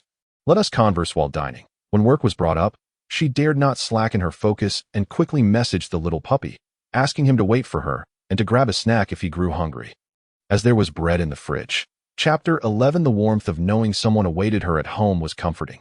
She earnestly reminded him to heat the food in the microwave before eating, lest it be harsh on his stomach. The little puppy had just returned home, nestled on the sofa, engrossed in programming. Upon seeing her message, a warm smile crept across his face as he sent her a selfie of himself working from home. "Sister, I am being very good at home." Seeing his reply, Lin Shiqing finally relaxed. Heading to the hotel with her employees, she sat beside Gu Mingqi, and having interacted for 6 months, she knew he was even more fervent about work than she was. In truth, Gu Mingqi could be considered a half-patron and business partner to her. Even if this man constantly sought to maximize his profits at her expense, the secretary poured drinks for them. But Lin Shiqing raised a hand to stop him. "I drove here, so I will abstain from alcohol." She casually tied her long hair up. Normally, she exuded sensuality and charm, but with this simple style, she resembled a fresh graduate, pure and clean, captivating those around her, especially Gu Mingqi's employees, who gazed intently at Lin Shiqing's exquisite profile, fair and regal, her innate elegance setting her apart in the crowd. It was also Gu Mingqi's first time seeing her with her hair tied up. He was mildly surprised. Not only did she look youthful, but he had also been unaware that this woman, with whom he had collaborated for so long, resembled a fairy. Clearing his throat lightly, he drew everyone's attention back to the conversation. Gu Mingqi raised his glass slightly. "I will have the driver take you home afterward." Gu Mingqi never pressured anyone to drink, and in fact, he rarely participated in company gatherings. This was the first time employees dined with him, and they were all quite nervous. Lin Shiqing held her glass and quipped, "President Gu, I am a model citizen, completely sober. Is that so?" "That contradicts what I have heard." A rare smile graced his otherwise stern countenance, leaving the employees utterly mesmerized. An extravagant scene featuring strikingly handsome men and beautiful women. The mere exchange of glances was enough to inspire them to dream sweetly throughout the night. Lin Shiqing furrowed her brow, her cheeks flushed. Indeed, she had earlier felt vexed about signing a contract with this man and had sought refuge in a bar, drinking herself into a stupor. This matter had long since reached his ears. What Mrgu had heard might not necessarily reflect the truth. She feigned calmness, smiling gracefully. Gu Mingqi did not insist. It was wise for a woman to drink less. With that, he drained his glass of red wine, feeling particularly uplifted. Throughout the evening, Lin Shiqing remained mostly silent, diligently savoring her food with an elegance that evoked the image of a refined European dining experience. She wished to finish quickly and return home, well aware that Gu Mingqi had invited her under the pretense of discussing work, yet she felt obliged to engage. As everyone ate and conversed merrily, the two of them maintained a silence, devoid of any interaction. At long last, the gathering concluded. As she stepped out of the hall behind the others, the employees hailed their taxis, and Gu Mingqi turned to her, asking, "Do you need me to give you a ride?" She waved her hand dismissively, suggesting he head home to rest, promising to see him the next day. Noting her insistence, Gu Mingqi refrained from further conversation, turning to signal the driver to depart. Once Gu Mingqi was gone, Lin Shiqing hastened to her car, eager to return home. Just as she had anticipated, the little pup had not touched anything in the refrigerator. Instead, he had fallen asleep on the sofa, cradling a notebook. Upon her entrance, he drowsily opened his eyes, exclaiming, "Sister, you're back." She glanced at him, frowning. "Why haven't you eaten anything? Aren't you hungry?" He wrapped his arms around her as she approached, gazing at her with a playful expression. "I was waiting for you to cook for me. The little lazy one," she thought, rising to change clothes and prepare a meal for him. He held on tightly, insisting, "Sister, please don't tie your hair up when you go out." She looked at the little pup before her and smiled gently. "Why not? You look too tempting like this, without the air of authority. What if they develop improper thoughts about you?" She kissed him softly, reassuring him, "You need not worry. Apart from you, they won't even have the chance to approach me." The little pup felt special, sweetness blooming in his heart. "All right then, sister, I'll make more strawberries tonight." Chapter 12. Eager to see you. Time always flew when the little pup was with her. After nearly a month of hard work with her team, they successfully launched the second season of the hot milk heater. The moment the product hit the market, it sold out instantly, largely due to Gu Mingqi's online sales channels, resulting in a 30% increase over projected income. Lucio, overjoyed, returned to the office with flowers, inquiring about Lin Shurqing's whereabouts. She must be off to meet the next collaborator, a secretary replied. Lucio sighed. This woman is truly relentless in her career pursuits. She took out her phone and sent a WeChat message. Sister, do you have to work so hard? We just wrapped up the second season. The money is barely warm in our hands. Can't we take a week off? Lin Shurqing was in the waiting room of the partner company, preparing for a collaboration with a brand enterprise. She dared not slack off, having worked late into the night to prepare a proposal. Originally, she had planned to bring her team, but upon hearing that the company SEO had a peculiar temperament and preferred fewer people, she decided to go alone to gauge the situation and familiarize herself. Hoping for a smooth collaboration, the secretary caught a glimpse of Lin Shurqing, who was patiently waiting for the CEO, and remarked to a colleague, "Is that Lin from Wanjia? Why is she here in person?" The colleague shook her head. "I'm not sure, but I heard they just launched a batch of electronic water heaters, and their sales figures are astonishing. This woman is quite formidable," another colleague whispered. "She is not only wealthy but also beautiful, and her abilities are commendable. Truly a model of the ideal woman we aspire to be. Keep your voice down. I've heard her gossip. She secretly harbors feelings for the CEO of the partner company. Do something." But he rejected her. In a fit of anger, she went to a bar and got drunk. Is that true? What man could resist such a woman? The CEO is exceptional. His family is in the real estate business. Quite affluent, making it unlikely for an ordinary person to engage with him, even in marriage, which would likely be a familial alliance. Such a pity. She is a stunning beauty. Everyone dispersed. The secretary rested her chin on her hand, her gaze landing on Lin Shurqing, who was sending a voice message, her lips curving into a subtle smile, radiating sweetness as if she were in the throes of romance, engrossed in a conversation with a beloved. Lin Shurqing didn't expect the little pup to finish class so early. While waiting idly, she decided to engage in a light chat with him. His tone grew increasingly familiar. "Sister, once you're done with your work at noon, let us go out for lunch together." The little pup appeared to be in high spirits. Lin Shurqing checked her watch, uncertain of her schedule, just as the secretary approached her. "Ms. Lin, Mr. Wang would like to see you." Lin Shurqing stood, switched off her phone, and followed the secretary into Mr. Wang's office. Mr. Wang was an industry veteran, in his 40s, not particularly amiable, showing little interest in his visitors. However, Lin Shurqing was different. She had reportedly secured substantial profits for Gu Mingqi. As the daily electronic products had always been a shortcoming for their company. "Mr. Wang, I apologize for the interruption. I am here to present a letter of intent for collaboration. Please take a look." Mr. Wang, clad in a black suit with a short braid at the back of his head, presented an unappealing image for society, yet this did not hinder his career advancement. "Let us talk about something else," he said, eyeing the young woman before him with interest. "I heard you are quite familiar with Gu Mingqi." Lin Shurqing was taken aback by the sudden question. Based on previous experiences, his inquiry surely had a purpose. "Yes, we have a good relationship." She intended to leverage her connection to showcase her resources, hoping it might aid their collaboration. "However, Ms. Lin, our company has some private grievances with Gu Mingqi, which may affect our potential collaboration."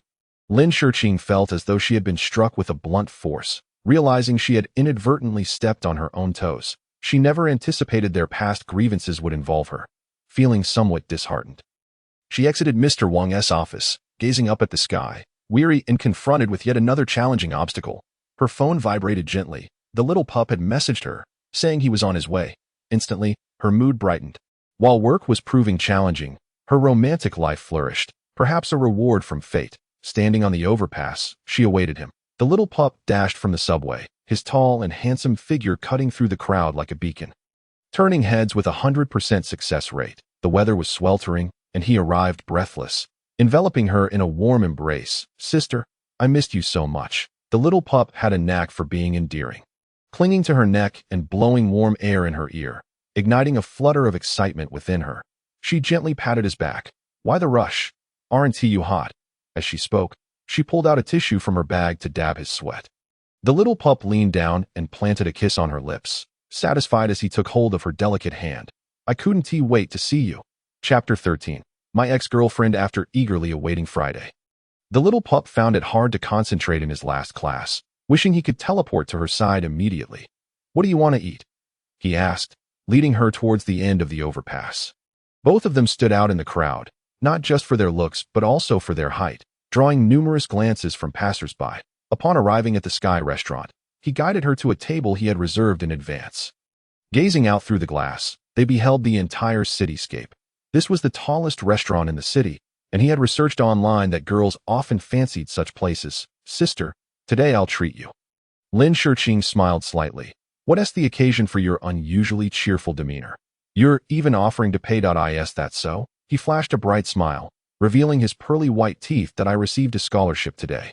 She raised an eyebrow. Scholarships are meant to encourage you to study well, not to splurge at fancy restaurants. Then I appreciate your congratulations.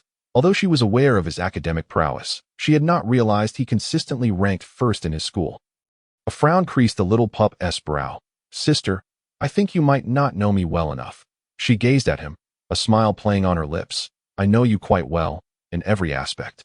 As she spoke, her eyes roamed from head to toe, assessing him. His face flushed with color. That's not what I meant. I was referring to other aspects. She pretended to grasp his meaning, elongating her tone. Oh, those aspects? Shun Fubai sighed. You're teasing me. I could kiss you right now and give the audience a live performance. He was bold enough to say it, so she refrained from further teasing. Adopting a serious expression, what do you want me to understand about you?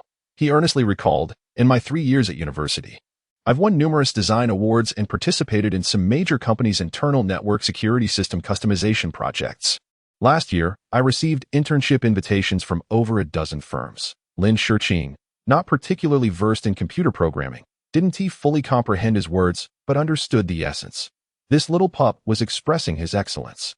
So, you're trying to tell me that you are exceptional. The little puppy pursed her lips and expressed her desire to clarify. I am not devoid of merit seeking to take advantage of you. Nor am I attracted to your wealth. You need not constantly fear that I lack financial means, preventing me from spending. She nodded, striving to maintain control. Shin Fubai observed her indifferent demeanor and insisted. Sister, I am quite serious. I am serious as well, she replied, retracting her smile and gently pinching his cheek. You need not feel overly pressured. My affection for you stems from pure liking, with no ulterior motives. My reluctance to let you spend is simply because I currently perceive my income to be slightly higher than yours, and I can comfortably cover our expenses. The little puppy, feeling helpless, realized she had not fully grasped the essence of his words and thought it prudent to express herself gradually, lest she be mistaken for a vain person who enjoys boasting. Patience, she said, I wish to present you with a gift. His face lit up with a sweet smile. She set down her cup of water. Inquired, what gift? I shall give it to you when we return home this evening. Although she was curious, she did not rush, as she could not fathom what the little puppy might wish to gift her. By the way, sister, I noticed you frowning in contemplation on the overpass earlier. Was your afternoon work not going well? She nodded, explaining, I work with daily electronic products, collaborating with various brands to develop and process our products. However, today, this particular brand has been quite difficult to schedule with. I had hoped for some progress, but it turned out unsatisfactory. Is it the company Daimon? She nodded again, acknowledging its renowned reputation for vacuum cleaners. The little puppy's eyes sparkled with clarity. I have always looked down upon their cleaning system. They merely replicate others' methods. Lin Shurqing, not well versed in their systems, primarily focused on brand services. Collaborating with such brands also elevated her company's standing. As their meal arrived, they engaged in lively conversation, with the little puppy devising ways to cheer her up. Wishing to alleviate her work-related gloom, Lin Shurqing had to return to the office later that afternoon. So she instructed the little puppy to head home and wait for her. On the way, she called Gu Mingqi. Today was his day off, and while watching the news at home, his phone vibrated. It was rare for Lin Shurqing to call after a collaboration had concluded. Upon answering, she cut straight to the chase. Do you have a grudge against manager Wang from Daimon? He was momentarily taken aback, raising an eyebrow and responding, why do you ask? Is it related to work? Can you share the details of your personal conflict? He stepped onto the balcony, gazing at the flower bed in the yard. You mentioned a personal grudge. I had no intention of sharing that with you. I thought we were friends, Mr. Gu. She emphasized the last two words through gritted teeth. A faint smile graced Gu Mingqi's lips. If you invite me to dinner tonight, I might consider sharing our little grievances. She raised an eyebrow. I'll send you the restaurant details shortly. He did not particularly need a meal, but she felt an urgency for that strong connection. Upon returning to the office, Lucio burst in, exclaiming, Lin Shurqing, you need to take a vacation. She placed her documents down, announcing, Manager Wang rejected the collaboration. Lucio rubbed her forehead. Sister, are you out of your mind? Why are you pushing yourself so hard? Can't you take a break? I'm fine. Why should I take a break? Can't you just find a boyfriend?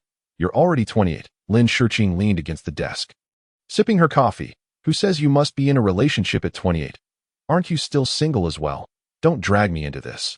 We're discussing your need for a vacation. Lucio, though not without a boyfriend, had not heard from her ex, who went abroad many years ago, and she remained single because she could not forget him. Once I secure the deal with Daimon, I'll take a vacation, especially with the Mid-Autumn Festival approaching. We can celebrate together, she said. Lucio, unable to persuade her, warned, You promised, if you work overtime, I will truly take you to a blind date. Lin Shurqing looked at Lucio incredulously. When did you become more nagging than my mother? After dismissing Lucio, she dealt with several contracts brought in by her assistant and, under Lucio's watchful eye, left the office punctually in the evening. However, she did not return home but went directly to a Japanese restaurant she had reserved earlier. In the private room, she poured Gu Mingqi a cup of warm milk. It was their first private meeting. Previously, he had always appeared as a domineering CEO, his hair meticulously styled with gel, never a strand out of place. Today, with his hair down and dressed casually in a gray-brown t-shirt and knee-length shorts, he resembled a neighborly big brother, which took her by surprise. Dio, you still have collaborations with Daimon? Gu Mingqi's opening line was straightforward. Lin Shurqing nodded. I have taken on the vacuum cleaner project. She had been navigating this industry for a while, adeptly seizing any promising project. The challenge lay in being an innovator. Once she established the connection, subsequent phases could be delegated to her employees. It's rare for a boss to take the lead on such matters. I advise you to reconsider. Gu Mingqi took a bite of sashimi, savoring it slowly. His eating manner sophisticated and appealing. You think I'm afraid of Manager Wang from Daimon? He paused, setting down his chopsticks, a cryptic expression in his eyes, but his tone remained assertive. So you believe I'm too easy to deal with? Who would think that? She retorted, fully aware of the effort she had invested, yet wearing a subtle smile. Why don't you see it as me being rather formidable? This effort had led to disappointment and a night of drinking, yet ultimately blossomed into a sweet romantic chapter. In misfortune, there is fortune. Daimon never engages in collaborations with competitors. You share a similar product line.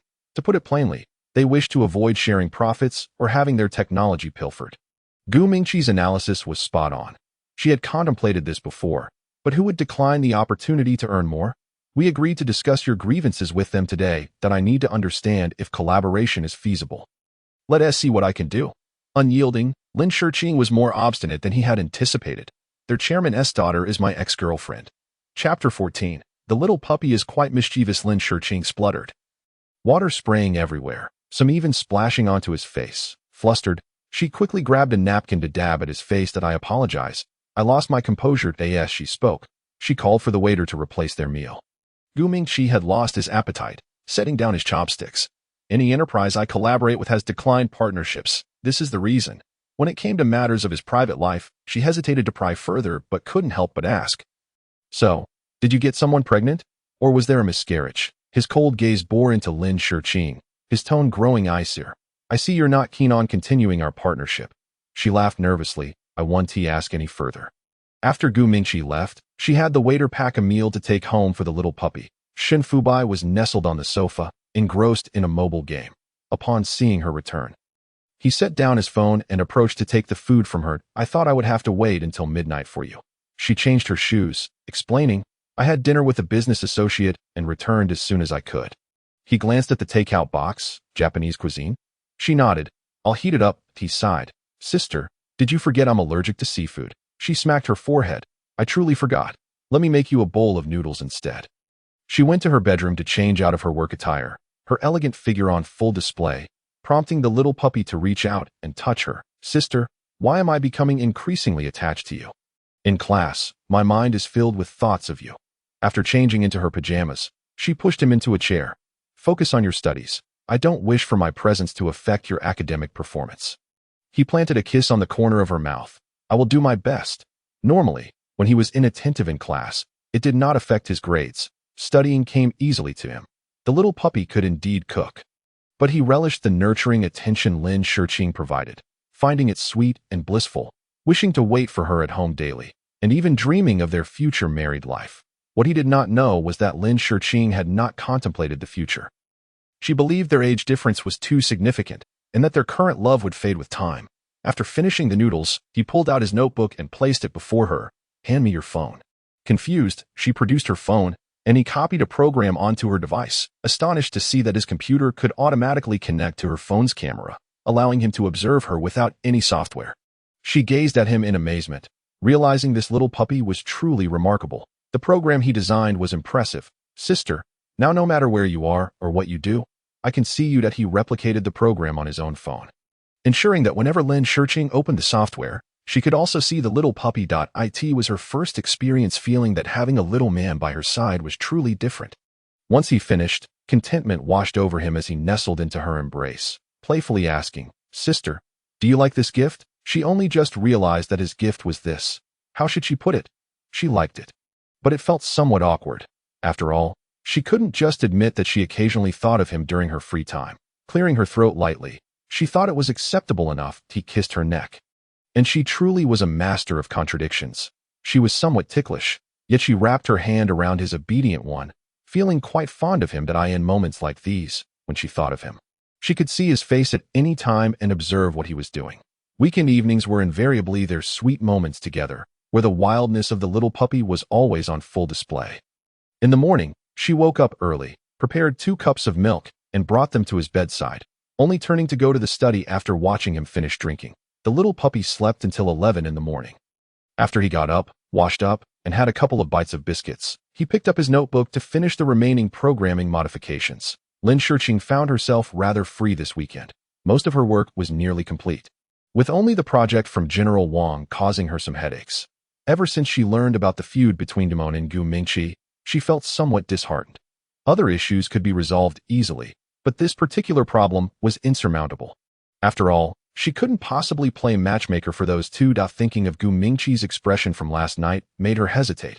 Lin Shurqing languidly perused the seemingly useless materials, contemplating alternative paths. Just then, the little puppy entered. Still flipping through pages. "Sister, I just received a notice that I need to go back this afternoon for an elective class." She stood up. "Then I'll take you back to school." He shook his head. "I can just take the subway." "You don't need me to accompany you this afternoon?" she asked with a slight smile. The little puppy's eyes lit up. "Are you going to accompany me to class?" She gently pinched his nose. "Of course. I'm on holiday this weekend to keep you company." It was rare for Lucio to force her to take a break, and with not much work on her plate.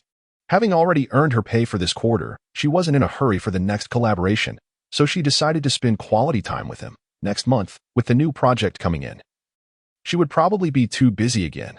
The little puppy wrapped his arms around her slender waist. "Sister, I love you so much." He was almost beaming with joy, his excitement evident throughout the journey. "Sister, can I introduce you to my classmates publicly?" "You can introduce me however you like," she said, indulging him. He grinned. "I'll tell them I found a girlfriend, and they won't believe it was time to show them what they were missing." Lin Shurqing chuckled, patting his head, finding the little puppy utterly adorable. "Sister, do you have time next weekend?" She nodded. "What's up? Our class is organizing a hiking activity, and family members can join. I want to take you with me." Seeing the anticipation on his face, she couldn't bear to refuse. "All right, I'll accompany you." "That's great. Sister, you're so good to me." He kissed the back of her hand, as if wishing to hold on to it forever. "I am driving, so behave," she said, pulling her hand away and focusing on the road. Upon arriving at the school, he held her hand as they entered the classroom. The professor was already there, and students were gradually filling in. Shin Fubai was somewhat of a campus celebrity, seated next to an unfamiliar beautiful girl, which drew curious glances from the others. Feeling the attention, Lin Shurqing felt a bit uneasy. After tying her hair up, she took out her materials from her bag. The little puppy didn't dare to act overly familiar in class. He merely placed his hand behind her, wrapping it around her waist, and attentively listened to the professor's lecture, taking notes while glancing at the blackboard. Usually a lone wolf who preferred sitting in a corner, today he brought his girlfriend and chose a secluded spot. During the 20-minute break, several classmates quickly gathered around. "Fubai, is this your sister? Didn't you say she was studying abroad?" "Hello, sister. We're Shin Fubai's classmates." "Sister, you're so beautiful.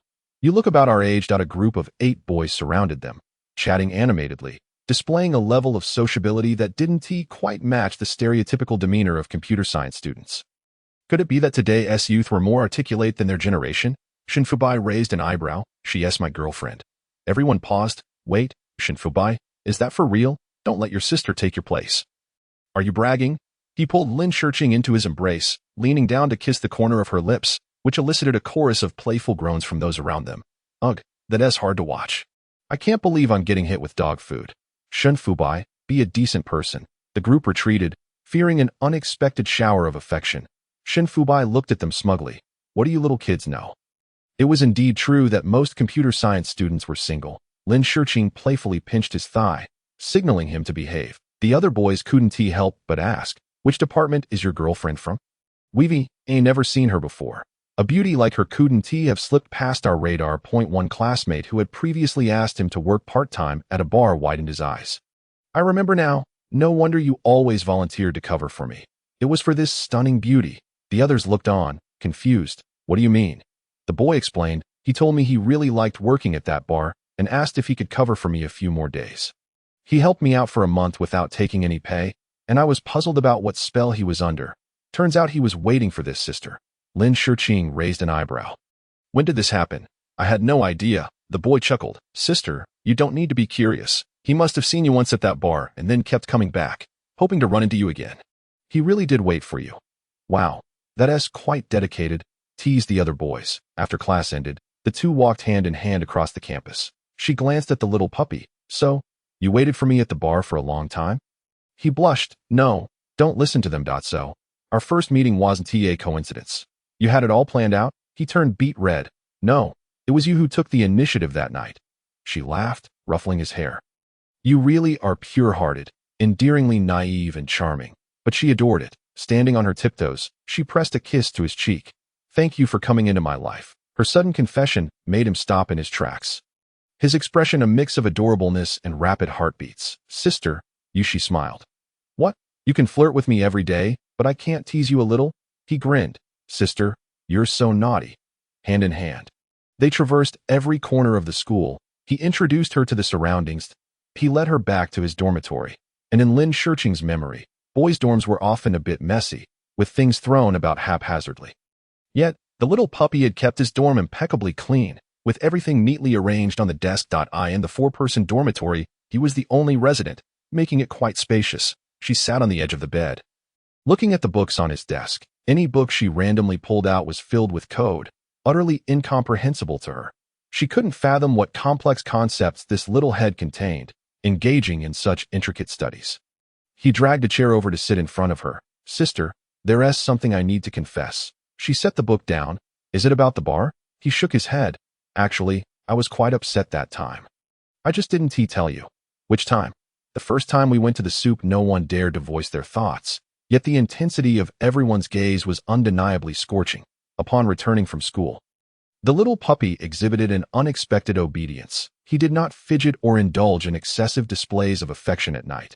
Instead, he quietly nestled beside her as she slept, radiating an aura of contentment that made her momentarily question whether she had misinterpreted his intentions. The little puppy's unusual behavior left her feeling slightly disoriented. During the day, while he was washing his face in the bathroom, her phone vibrated incessantly. She knocked on the bathroom door. Your phone keeps vibrating. He opened the door, glanced at the caller ID with a slight frown, and swiftly hung up. It's nothing, just a telemarketer. Moments later, the phone rang again, and she raised an eyebrow, finding it rather persistent. He answered the call with an icy tone. What is it? A sweet voice responded from the other end. Can you step out for a moment? I bought you your favorite flaky pastry. No need. He hung up again.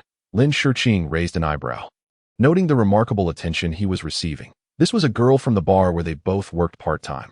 Given his previous temperament, he would never have shared his number with any girl. He had only asked her to keep an eye out for Lin Shurqing, yet she seemed to be harassing him on a near-daily basis. Sister, those are rotten peach blossoms. I'm only in love with you. The little puppy began to recite sweet nothings. Chapter 16. Encounter with a pervert. The little puppy suddenly turned to look at her, a playful smile gracing his delicate features. Sister, are you feeling jealous? Lin Shurqing was taken aback, quickly averting her gaze. I'm just curious who would call you at such a late hour. After speaking, she felt she had over-explained, her cheeks gradually warming. The little puppy dried his hair, casually approached her with his upper body exposed, and wrapped his arms around her waist. Sister, It's fine to feel a twinge of jealousy now and then. She was taken aback by his affectionate behavior and hurriedly extricated herself from his embrace. What nonsense are you talking about? I'm not jealous. All right. Sister never gets jealous. He placed a kiss on her neck. Lin Shiqing regarded him. How's your work at the game studio going? Are you still familiar with it? He shook his head. The things I've been studying are quite unrelated. His current field of focus was big data programming. Gaming was merely a hobby, something he dabbled in occasionally, since he had gotten a girlfriend. He felt it was time to acquire something substantial to present. Thus, he decided to take the graduate school entrance exam, hoping to study online. Last weekend, he had visited her to discuss this matter with Professor Qian. Lin Shiqing didn't quite understand his field. In her mind, programming was all about software development or game creation, and she couldn't think of any other practical applications. The little puppy touched her cheek. Once they finish the first phase of the game, I'll step back. She responded with an "oh," then turned back to him. So, with this study, are you planning to start a gaming company in the future? He paused, shaking his head. I want to pursue graduate studies and then continue on to a doctorate at the National Computer Engineering Academy. Lin Shiqing had never heard of this field and was unfamiliar with it. It sounded impressive. The little puppy continued. It's primarily responsible for the nation's electronic computer information security. Our country's big data is vast and requires specialized teams for development and data control, so my future work will likely align with that. Lin Shiqing understood the gist of it, grasping the little puppy's aspirations, and couldn't help but reach out to pat his head. What an adorable little puppy. Sister, my field doesn't earn much. You won't abandon me. Will you? She chuckled softly. Do you mean to say that you earn a lot right now? He lowered his head in silence, and she wrapped her arms around him reassuringly. I'm not that superficial. Although I may not fully grasp the intricacies of your field, I wholeheartedly support you. As for the responsibilities of earning a living, you can leave that to your sister. His eyes gradually lit up. With her promise, he felt liberated from any lingering worries. Upon returning to the office on Monday, Lin Shiqing held a brief meeting. Lu Sairu returned from outside, clutching several new model sample books. Sister, take a look at these models I've been working with lately. Lin Shiqing accepted them, slightly furrowing her brow. Aren't these the products we couldn't snag previously? How did they suddenly come back to us? Don't even mention it. Lu Sairu's lips curled into an excited smile. I attended an information exchange meeting today, just wandering around to see if I could glean anything useful. To my surprise, the bosses from a few companies recognized me, greeted me warmly, and even handed me product brochures, leaving their contact information for potential collaboration. She continued, growing more animated. What a lucky day. Why are all these good things happening suddenly? Lin Shiqing chuckled as she set down the sample book. Could it be because our products have sold exceptionally well this quarter? Attracting attention? Lu Sairu nodded. I think that's likely. She then sat across from her. By the way, be cautious lately. Remember that pervert from the last product launch? He was released on bail yesterday. Make sure you get home early to avoid drawing his attention again. Lin Shiqing stood up to pour coffee. Well, I suppose he has learned his lesson. Does he really think he'd dare to stalk me again? I wouldn't hesitate to send him back. Lu Sairu shook her head disapprovingly. You have such a big heart. Be careful, don't make me worry. However, Lin Shiqing was not overly concerned. She continued her routine of commuting to work as usual. Yet the following day, in the underground parking lot, she caught a fleeting glimpse of a shadow, momentarily thinking it was a trick of her imagination. She took the elevator to the office without giving it much thought on her way home that evening. She felt an unsettling sensation of being watched. After parking her car, she grabbed her bag and headed upstairs. Entering the complex, she felt a slight sense of security, as the security system was quite effective. Her phone rang with a video call from the little puppy.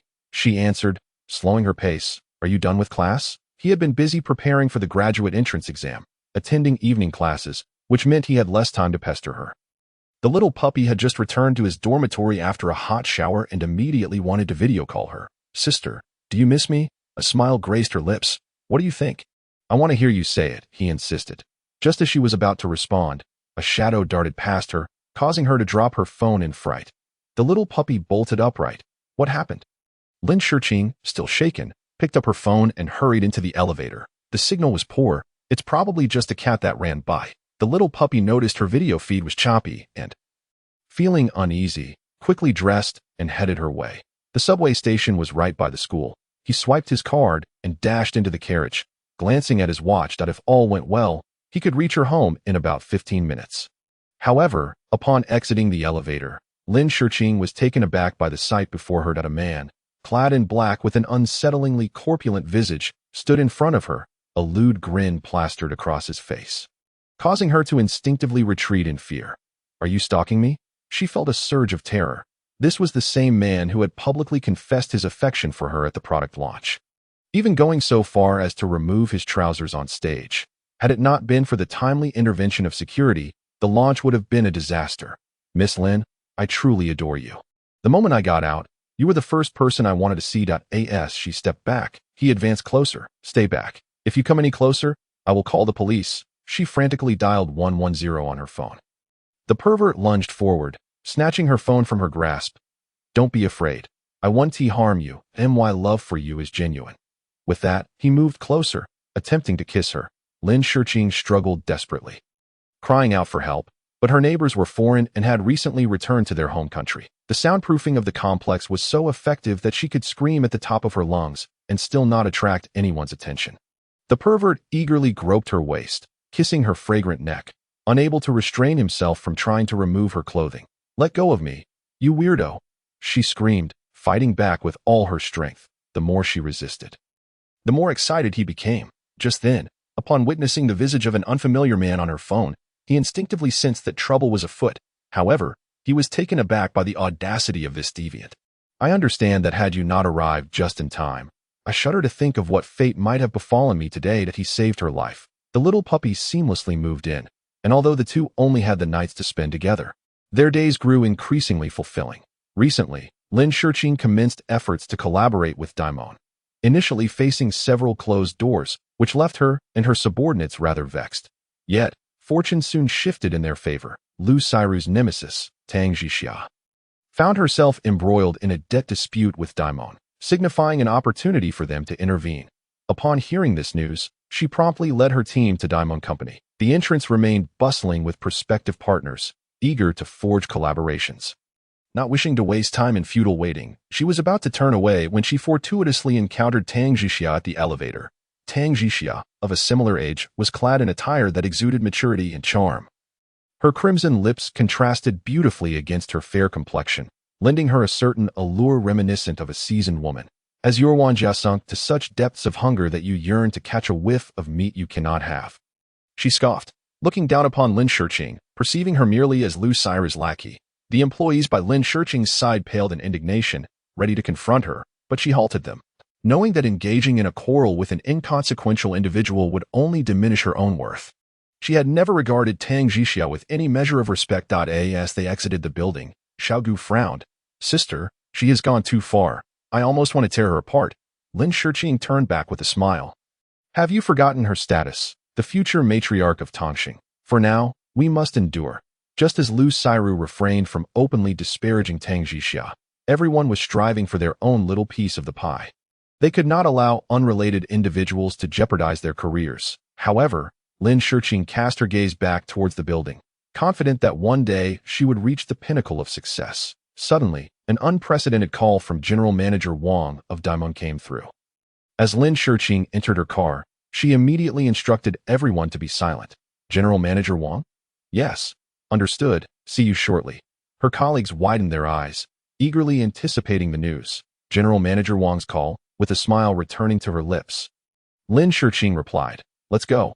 Upon re-entering the office, the conference room was occupied solely by General Manager Wang and Tang Jixia. The moment Lin Shiqing stepped in, Tang Jixia's expression shifted. "General Manager Wang, what do you mean by this?"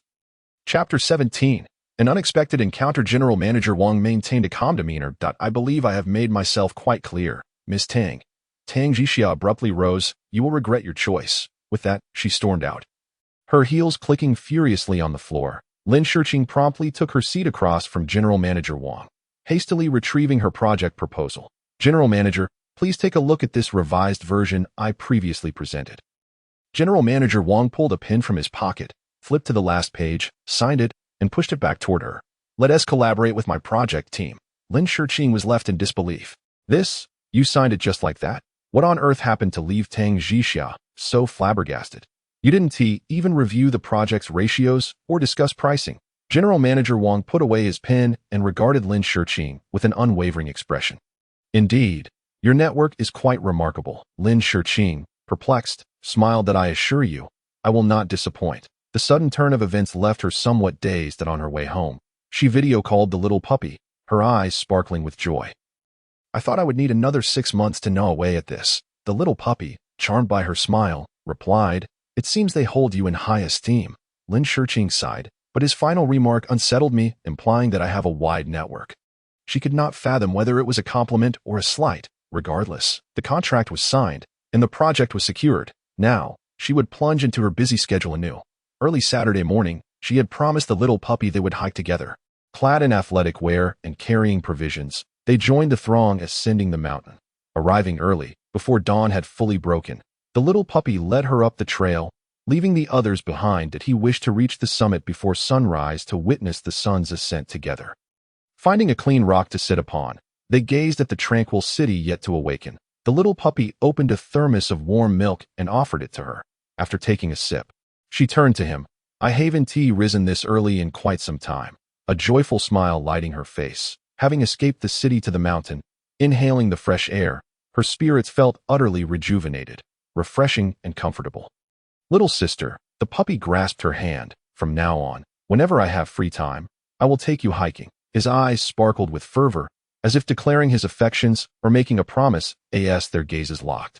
Lin Shurqing's heart raced. The little puppy was simply too charming, devoted to her, making it hard not to feel something. She averted her gaze. You are busier than I am. The little puppy wrapped his arm around her shoulder. Just a few weeks. Once I resolve my postgraduate entrance exam, I will make time for you every day. She chuckled, squeezing his hand. Focus on your studies. I don't need your company. He lowered his gaze to her. Don't you need it, sister? Who just complained about being busier than you? Lin Shurqing turned her face away, fearing he might see her flustered reaction. As the sun gradually rose, she leaped to her feet.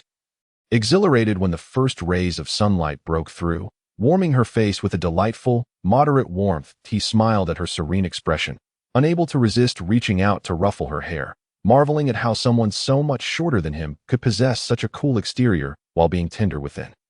They were fortunate to have crossed paths so seamlessly. The day's hiking adventure was filled with joy. It had been ages since she had so freely enjoyed the company of others in such an outing. Over the past few years, she had sacrificed nearly all leisure activities for work. Hiking was a distant memory, and she hardly found time for shopping, with most of her clothes custom-made. Reflecting on it now, she felt as though she had missed out on much of her youth. Yet, she did not entirely regret those missed moments. At least she had encountered the right people at the right time, which brought her happiness. Gazing at the little puppy beside her, her spirits lifted significantly. Upon returning home, the little puppy set down his backpack and headed to the bathroom for a shower. She placed his clothes in the washing machine, then gathered other items that needed cleaning. Typically, these chores were handled by a maid, but since the little puppy had moved in, she had ceased employing such help.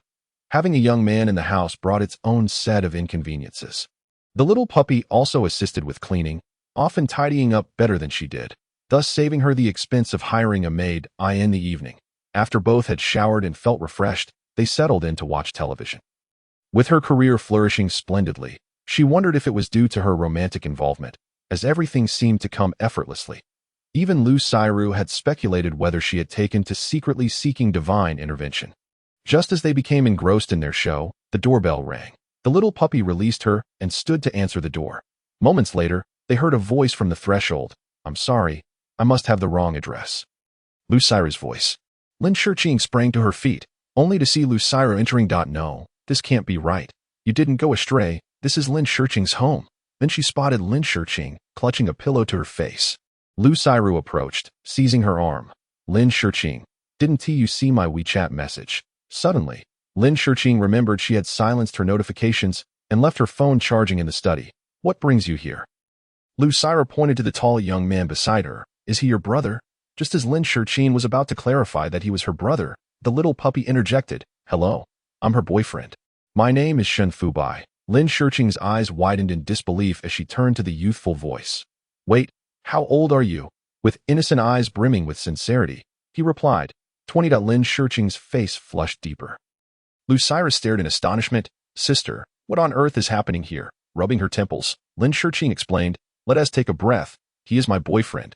She then pulled Lu Xiru into the study and recounted the entire story. You've been dating for over 2 months? Lin Shurqing raised her finger, accurately stating, 3 months and 14 days. Lu Sairu held her forehead. He is only 20. Dear sister, are you serious? This made Lin Shurqing feel a tad embarrassed. I do like him quite a bit, though he is a bit younger. He is really a wonderful person. Dear sister, have you become intoxicated by love? He is 20. What can he provide? He'll consume your resources. And once he has had his fill, he'll likely find a new girlfriend. What is your aim here? Lu Sairu was genuinely concerned for her. Lin Shurqing frowned. He is not like that, my goodness. You truly have lost your mind. Lu Sairu was driven away by anger. She had never perceived Lin Shurqing to be so earnest with anyone before, yet witnessing the infatuation radiating from her, it became evident that this young man was extraordinary. That evening, she arranged a gathering with several friends at a private karaoke room in a bar, all of whom came from families of similar affluence. Lu Sairu patted Xiao Qi's shoulder and remarked, my sister has recently become ensnared by a young man. Do you have any ideas on how to make him disappear? Xiao Qi raised an eyebrow. Lin Shurqing, Lu Sairu nodded. He is quite persistent. He is probably attracted to her wealth. Given that she has never been in a relationship, it's understandable that she might be deceived by this young man. I need your help to resolve this. Xiao Qi smiled alluringly, her graceful figure slightly turning. Don't worry, leave it to me, and I promise you'll be satisfied. The following day, the young man was intercepted on his way to school. He observed the woman stepping out of the chauffeur-driven car, her expression turning somewhat stern. There's something you need. Luo Qi, dressed provocatively, her fitted attire accentuating her perfect figure, sauntered over, placing a hand on Shun Fubai's shoulder. Classmate, how do I get to the provincial university's music department? The young man, feeling a wave of disdain, stepped back to evade her skeletal hand. Turn right ahead. It's the third building. He intended to move forward, but was halted once more. This time by her grasp on his arm. You're quite the catch. How much do you earn a month? He jerked his arm away. Please, have some respect. Instead of growing angry, she smiled, placing her hand back on his shoulder. I do adore your type. Restrained and undoubtedly skilled in bed. He frowned in distaste. Who sent you? Luo Qi was momentarily taken aback, impressed by his quick response. She didn't beat around the bush. The sister you're infatuated with should best let go soon. She is not someone you can easily cling to. Upon hearing this, Shin Fubai's eyes narrowed slightly, a dangerous aura emanating from him as he gritted out. I ask you again, who sent you? Luo Qi, sensing the sudden rise of his ire, dared not touch him again and took a step back, scrutinizing this young man. What? Do you think I'll offer you less than Lin Shurqing? Go back and tell whoever instructed you that I decide who I want to be with. No one has the right to interfere. Otherwise, they'll learn the consequences. After encountering a setback, Luo Qi called Lu Sairu. Her face filled with grievances. Sister Ro, are you sure this young man is after Shurqing's money? What else could it be? Lu Sairu knew these young men all too well. They would do anything for money. But the terms I offered today weren't bad either. Yet he didn't even glance my way. Lu Sairu frowned. If that's the case, think of another approach. Isn't your sister in the same school as him? Luo Qi was reminded of her sister and replied, Fine, I'll handle this promptly. Just as she was about to hang up, Lu Sairu asked, Could you arrange a meeting with that overseas PhD you mentioned last time for me tonight? Luo Qi paused. You want to meet him? Introduce him to Shurqing. Luo Qi clicked her tongue. You're quite generous to Shurqing. Of course, she is closer to me than my own sister. Chapter 18. Sister. You've changed. Lin Shurqing had never thought Lu Sairu could be so clingy, insisting on taking her out for dinner before allowing her to return home. Reflecting on her recent neglect of Lu Sairu, she naturally agreed to dine together. After leaving the collaborating company, she headed straight to their favorite restaurant. The place was relatively quiet that evening, given its reputation for expensive dishes, attracting only a wealthy clientele. Lu Sairu, with her extravagant spending, had charged a membership fee of 150,000, claiming that one should enjoy life after earning money. The ambience in the restaurant was splendid, with soft, dim lighting enhancing the dining experience, allowing patrons to avoid disturbances and remain unaware of the faces at surrounding tables. This was beneficial, as it spared them the trouble of encountering acquaintances. Taking her pre-reserved seat, she presented her membership card to the waiter. Lu Sairu had likely arranged everything, so while waiting, she took out her phone to message the young man, knowing his classes would likely extend until 10:30 that evening. Excuse me, may I sit here? A deep, clear male voice interrupted her thoughts. She frowned, her tone polite yet distant, not even glancing up. I'm sorry. I'm expecting someone. Miss Liu, I believe you're waiting for me. He did not need an invitation to sit. His demeanor exuded the charm of a true gentleman. Lin Shiqing suddenly recalled Lu Xiru's recent complaints about her family pressuring her into blind dates. Could it be that this fellow was sent to take her place? Her phone vibrated slightly, revealing a message from Lu Xiru. Sister, as Fu Ying'an arrived, she felt a surge of frustration. Lu Xiru was hardly interested in blind dates, so why would she send someone to replace her? I think there may be a misunderstanding. I'm Lin Shiqing, and it's my close friend Lu Xiru who arranged this meeting. Lin Shiqing observed the gentleman in front of her. His elegant demeanor and cultured appearance were not at all unimpressive. What more could Lu Xiru desire? The gentleman seemed unfazed by her statement, shrugging casually. It seems you were the first hurdle in her test. The two shared a rather awkward dinner, during which Fu Ying'an learned about their entrepreneurial journey and their personal preferences, justifying that winning over the best friend equated to half the success. He was indeed humorous and composed, having cultivated a refined aura during his years abroad. For Fu Ying'an, recently returned to the country, the dinner was quite enjoyable. Lin Shiqing's friend was not a foolish or infatuated woman. Instead, she exuded a sense of poise and nobility, which greatly pleased him. As they parted, they exchanged WeChat contacts, agreeing to treat her to dinner once they met the main character.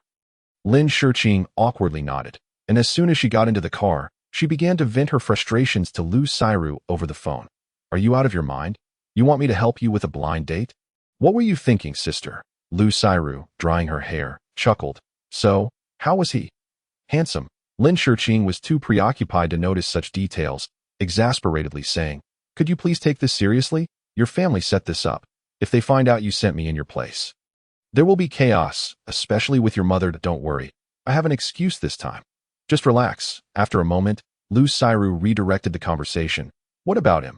You haven't told me yet. If you're so curious, why don't you see for yourself? Lin Shiqing was less than enthusiastic. After all, it wasn't a death sentence. It was merely a meeting, a chat. Why did she have to make it such a big deal? Honestly, I was actually introducing him to you. This overseas returnee is said to be quite decent, coming from an intellectual family. If you think he is good, you might as well meet up more often. Lin Shiqing abruptly hit the brakes, pulling over to the side of the road, incredulous. Why are you introducing men to me out of the blue? I already have a boyfriend. Haven't you seen him? That kid? Lu Xiru teased. He is 8 years younger than you. Women age faster. Are you not worried he'll leave you for someone younger when you're old and gray? Lin Shiqing, exasperated, rubbed her forehead. Let us sort this out. First, I have a boyfriend, and whether or not we remain together is beside the point. I'm not looking to replace him immediately. Second, this is your blind date. If your parents find out, I'll be the one suffering. Can you act a bit more like a human being? What do you mean I'm not being human? I'm doing this for your own good. Lu Xiru retorted. That boy of yours is unreliable. He can't even lift a finger and is so much younger than you. You can play with him, but don't take it seriously. If he dumps you, that'll be quite the embarrassment. Lin Shiqing knew she couldn't win this argument, so she resigned herself to her fate. Fine, but I haven't broken up with him yet. Could you please calm down? She understood that Lu Xiru would need time to accept her choice of a younger boyfriend. She had thought long and hard about it herself. Nevertheless, the emotions were hers. Even if they were to part ways in the future, this relationship, which had brought her joy, was still precious. Upon returning home, the young man was already back. Seeing her arrive so late, he curiously asked, Did you work overtime again today? She shook her head. Not really. There haven't been any major projects lately, so there's no rush. As she spoke, she wrapped her arms around his neck. Chapter 19. The exceptional little puppy. The little puppy devoted all her charm to her. And after their exhilarating activities, she lay on his shoulder. Despite their 8-year age difference, his physical robustness could easily rival that of two of her. She had never seen him engage in sports. Yet his physique was unexpectedly muscular, his narrow waist nearly matching hers. Unable to resist, she reached out to touch him, prompting the little puppy's innocent gaze to shift towards her sister, as if to ask, Do you like muscles? Embarrassed to voice her thoughts directly, she merely marveled aloud. I never imagined you had muscles. He leaned down to plant a gentle kiss on her forehead, explaining, I often play basketball with classmates. Perhaps that's how I developed this physique. Are you skilled at basketball? She inquired, recalling her school days when every time a male classmate participated in a basketball match, the entire class of girls would rally to cheer. Though her time in school was fleeting, All her memories remained delightful. That I suppose I'm all right. I've won a few awards, but it's merely a hobby, he replied. Those of us studying computer science seldom maintain a fit physique. We hardly have the energy to delve into those tedious lines of code. Lin Shurqing nodded, choosing to remain silent. The little puppy wrapped his arms around her, asking, "That sister who visited last time. Does she dislike me, Lucio?" He nodded, expressing, "I feel she harbors some resistance towards me being with you." She smiled reassuringly. "There's no need for concern. She merely worries about our disparity. Once she understands the kind of person you are, her misconceptions will surely dissipate." Lin Shurqing recognized that her friend was concerned about her well-being, yet she was far from a naive, sheltered woman. She was acutely aware of what was appropriate and what was not. Thus far, the little puppy had never asked her for anything, nor had he solicited money, establishing an equal footing in their relationship. Most importantly, he was far more inspiring than she had anticipated, although he currently earned less than her. The path he had chosen was not one that just anyone could tread. A sense of unease lingered in her heart. She reached out to caress his cheek, saying, "Don't overthink it. In time, she'll come to know and understand you better." The following day, with no classes, the little puppy accompanied her to her office building to play. Hoping they could share a meal at noon, he sat in a CAF, programming on his laptop, while simultaneously researching and responding to her messages. During the day, Lin Shurqing primarily attended meetings and handled minor tasks at the office, as Lucio prohibited her from taking on projects. Thus, when she had free time, she either reviewed contracts for others or strolled around the premises. Due to her elevated status, she could not wander freely lest it hinder her colleagues' work. Observing several old computers in the document room, she recalled that some contained files from a few years prior. Despite the passage of time, many clients had been lost due to issues with computer systems and staff turnover during those years. If they could repair these machines, they might be able to win back some clients. Without hesitation, she enlisted her assistant, Xiao Huang, to help carry the computers into the conference room, where the desks were empty and a projector was available. If luck was on their side, they might connect it successfully.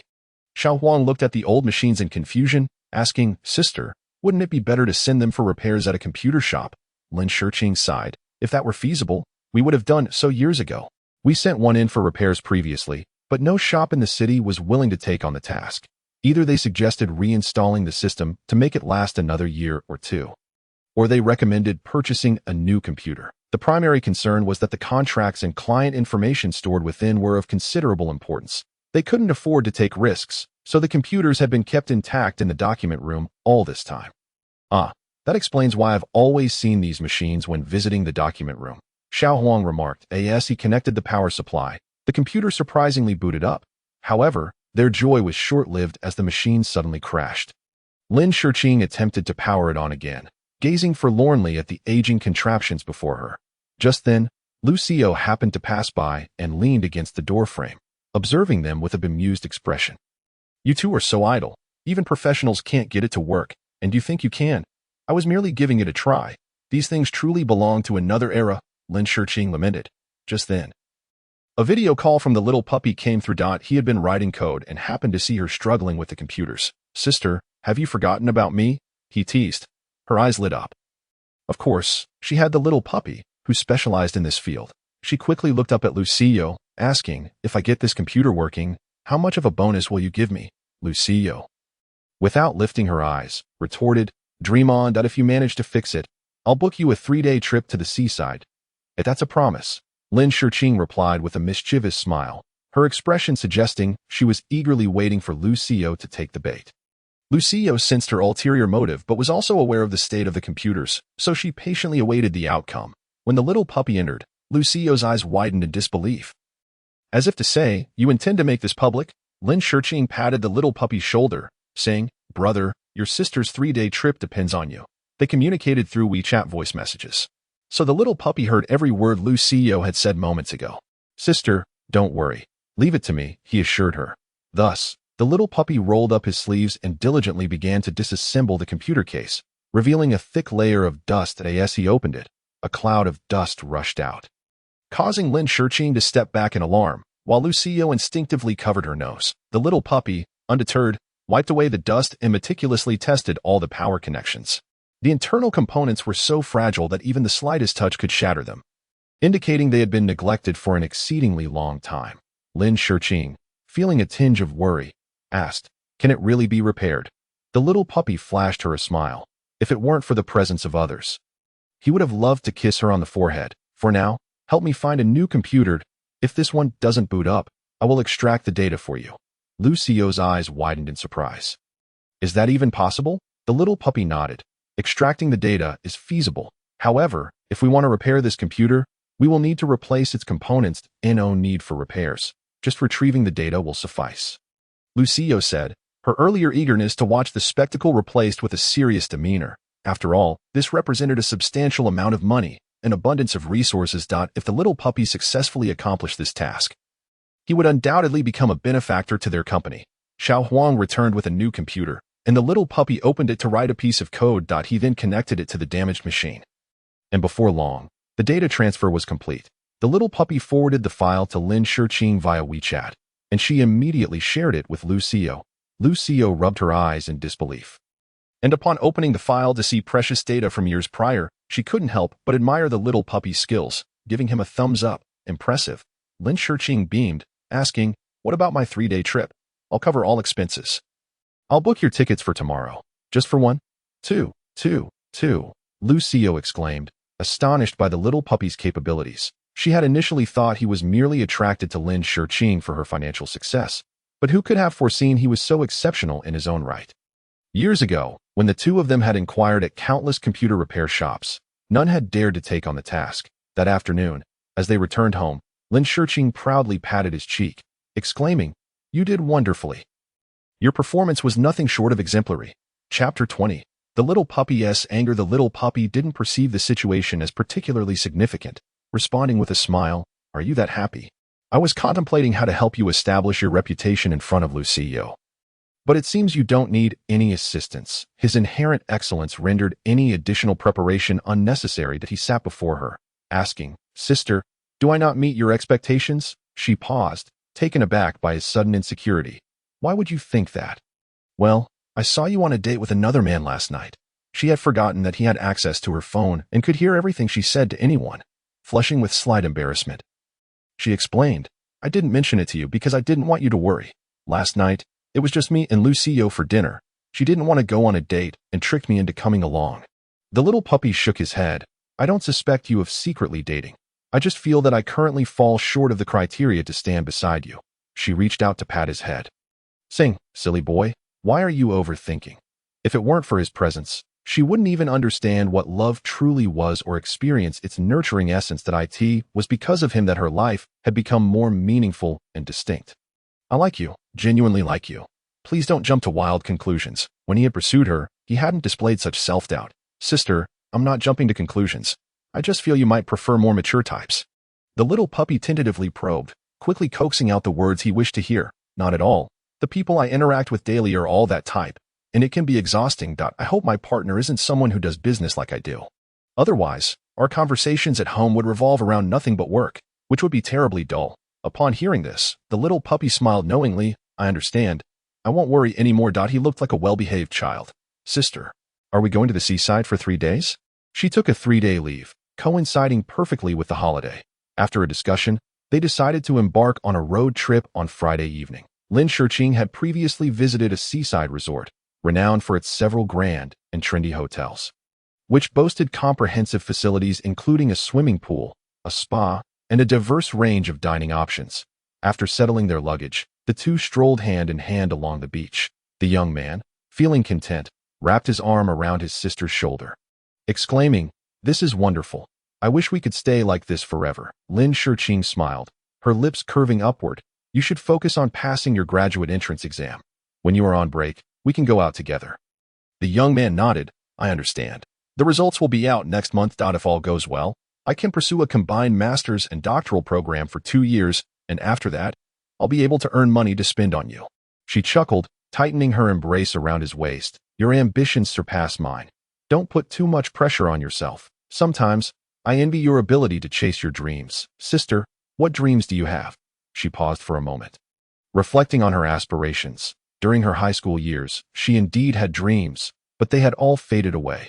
She tucked away those painful memories, stating, my dream is to wait for you to become successful and then marry me. Really? His eyes widened in disbelief as he stopped in his tracks to gaze at her. After a brief silence, she replied, "Just kidding," before bursting into laughter and running ahead. The young man realized he had been playfully tricked and chased after her. Calling out, "Sister, you little deceiver," the pair frolicked by the seaside for quite some time until darkness enveloped the sky, prompting them to return to the hotel. Upon entering the lobby, a familiar voice called out from behind. "Lin Zhong?" She turned, still holding the young man's hand, to see Gu Mingqi's secretary pushing luggage in tow behind him. Gu Mingqi regarded Lin Shiqing with calm surprise, not expecting to encounter her here.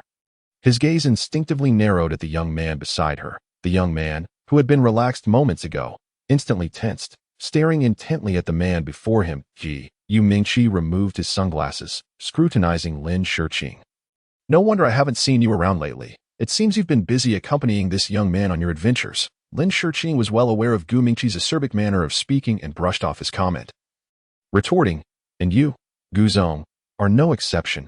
Even in your busyness, you managed to sneak away for a bit of leisure." Gu Mingqi fell silent, merely casting a glance at the young man before leading his secretary to the front desk for check-in. Lin Shiqing took the young man back to their room, pulling out her phone to check some recommendations. "Shall we go out for barbecue later? There's a place nearby that serves delicious food." The young man pondered for a moment before responding, "Sister, are you quite familiar with Gu Mingqi?" In his recollection, Gu Mingqi was not one to casually greet others, even when they had met before. He had treated him as if he were invisible. This time, however, he had stopped to converse, indicating that his sister's relationship with Gu Mingqi was indeed special. "We've been collaborating for over a year. It has been all right." "Why do you ask?" The young man shook his head. "It's nothing. I just find him rather difficult to deal with." Lin Shiqing fully concurred, expressing her grievances. "Not just difficult. He is exceedingly hard to work with. I was quite upset during those days when our collaboration fell through repeatedly." She sighed. "But at least I met you at the bar during that time. I suppose that counts as fate, doesn't it?" Realizing the root of her distress lay in his frustrations, the young man felt a chill as he stood up, declaring, "Sister, I'll go downstairs to grab a couple of bottles of water." She nodded, urging him to return promptly. Shen Fubai approached the front desk to request 2 bottles of water, also inquiring about Gu Mingqi's room number. Before returning, he decided to seek Gu Mingqi out. Upon entering, he was met with Gu Mingqi's stern gaze, a commanding presence. "The woman you mentioned liking last time is Lin Shiqing, isn't it?" Gu Mingqi had previously told Shen Fuxing that he had been enamored with a woman for 6 months. Captivated by her charm during their collaboration, and wished to avoid being unfaithful. At the time, Shen Fubai had reassured his sister, suggesting that a man like Gu Mingqi could hardly be interested in anyone else, as his life revolved solely around work. Thus, the breakup was likely a mere excuse. However, today, observing Gu Mingqi's different demeanor towards Lin Shiqing compelled Shen Fubai to reconsider. Gu Mingqi raised an eyebrow, addressing the intruding young man. "What are you afraid of?" Shen Fubai indeed felt apprehensive. If Gu Mingqi truly had feelings for Lin Shiqing, it would mean facing a formidable rival. Gu Mingqi, with a smile, expressed curiosity. "I'm quite interested to know how you managed to win her over. In my opinion, she doesn't seem like someone who easily falls for anyone." Shen Fubai's expression shifted. "I have my own methods and don't need to report to you that if you truly intend to interfere between me and her. Don't blame me for revealing your circumstances to her." Why circumstances?" Gu Mingqi responded, his expression unperturbed. "Are you referring to my breakup with my ex-girlfriend, or the fact that you are my ex-girlfriend's little brother?" "You?" Gu Mingqi loosened his tie. "Originally, I had no particular interest in her, but now that you've mentioned it, I find myself a bit intrigued." The young man glared at Gu Mingqi, asserting, "She would never fall for someone like you." After saying this, he turned to leave. Shen Fubai's confidence in Lin Shiqing stemmed from their time together. He understood her aversion to overly aggressive personalities that by aligning with her preferences, he believed he could foster her affection. Moreover, since their relationship was now semi-public, he felt that with sufficient effort, everything would naturally fall into place. Back in their room, Lin Shiqing was applying a facial mask, stating, "I'll head down after I finish this." "Take your time, sister," he replied, adjusting his expression and settling beside her to watch quietly. She turned to him, asking, "Do you have something to say?" He shook his head but then nodded. "I need to tell you something." The young man quickly gathered his thoughts, considering how to convey his message without causing her to overthink. "That I actually know Gu Mingqi. Though we haven't met often, he used to live next door to us." Lin Shiqing sat up abruptly. "Your neighbor?" She regarded him with skepticism. "What do his parents do?" How could they live next to Gu Mingqi? A person like him doesn't he reside in just any neighborhood? My father is involved in scientific research and has made some contributions to the country. The house is a company villa. His grandfather was also in research but moved abroad when he was very young. Lin Shiqing began to piece things together, realizing he wasn't merely a typical wealthy heir. Observing their earlier expressions, it seemed they weren't particularly close, so she dismissed the idea that he was lying. Sister, I don't want you to misunderstand me that I'm sharing everything about myself with you. Leaving no secrets, he recounted everything within her realm of acceptance to prevent any misinterpretations. Silly boy, there's nothing to misunderstand. Whether you know him or not doesn't affect our relationship, she reassured him. The young man finally exhaled in relief, a smile creeping across his face as he embraced her, resting his head on her shoulder. Sister, I'm so lucky to have met you. Shen Fubai found himself falling deeper for Lin Shiqing. Having never argued over anything during their months together, her protection allowed him to savor the sweetness of love. Though there was a significant age gap, their emotional connection remained unaffected. That evening, while enjoying barbecue, she ordered several spicy skewers as tears streamed down her face from the heat. The young man couldn't bear it any longer and snatched the food from her hands. Stop eating. You'll ruin your stomach. She had developed a fondness for spicy food, yet her current job forbade such indulgences, for gastrointestinal issues would leave her duties unattended, causing chaos at work. Hence, she usually exercised restraint. Just one more skewer, she pleaded, her expression turning pitiful. Reluctantly, Shen Fubai acquiesced. Fine, but only this last one, and no more after this. Lin Shiqing relished the moment, indulging in the long-awaited feast. Later that night, she lay in bed, tossing and turning, unable to sleep as her stomach burned. Not wanting to voice her discomfort, the young man, aware of her gastrointestinal distress, retrieved digestive tablets from his bag and insisted she take them before speaking up. Sister, I've noticed that when you indulge, you really seem to lose yourself. Lin Shiqing blushed. It was already embarrassing enough to suffer from stomach issues due to her spicy indulgence, but to be reprimanded by her younger boyfriend was even more mortifying. She buried herself under the covers to avoid his gaze, only to be lifted and turned over by him. The pressure on her back surrendering her will that I'm sorry. I won't overindulge again. I promise, Lin Shiqing pleaded for mercy. Shen Fubai leaned down to kiss her, whispering, Sister, I want to hear you say my name. She blushed, but you said it sounded bad before. That was before. Things are different now. He whispered clearly in her ear, causing her to flush all the way down to her neck. You naughty boy, she scolded lightly. Sister taught me well, he replied with a mischievous grin. She sighed, feigning annoyance. Shen Fubai. Yet in the next moment, words eluded him. The little puppy was not something an ordinary person could easily master. It was as if he were proclaiming his sovereignty, revealing his wild side to her.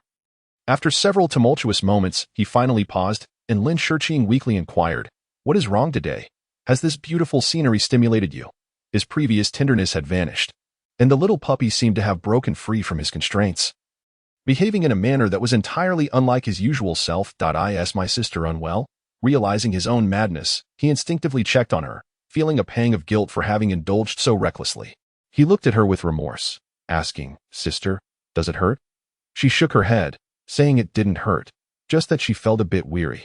Carry me to the bath, will you? She was utterly exhausted, devoid of any strength.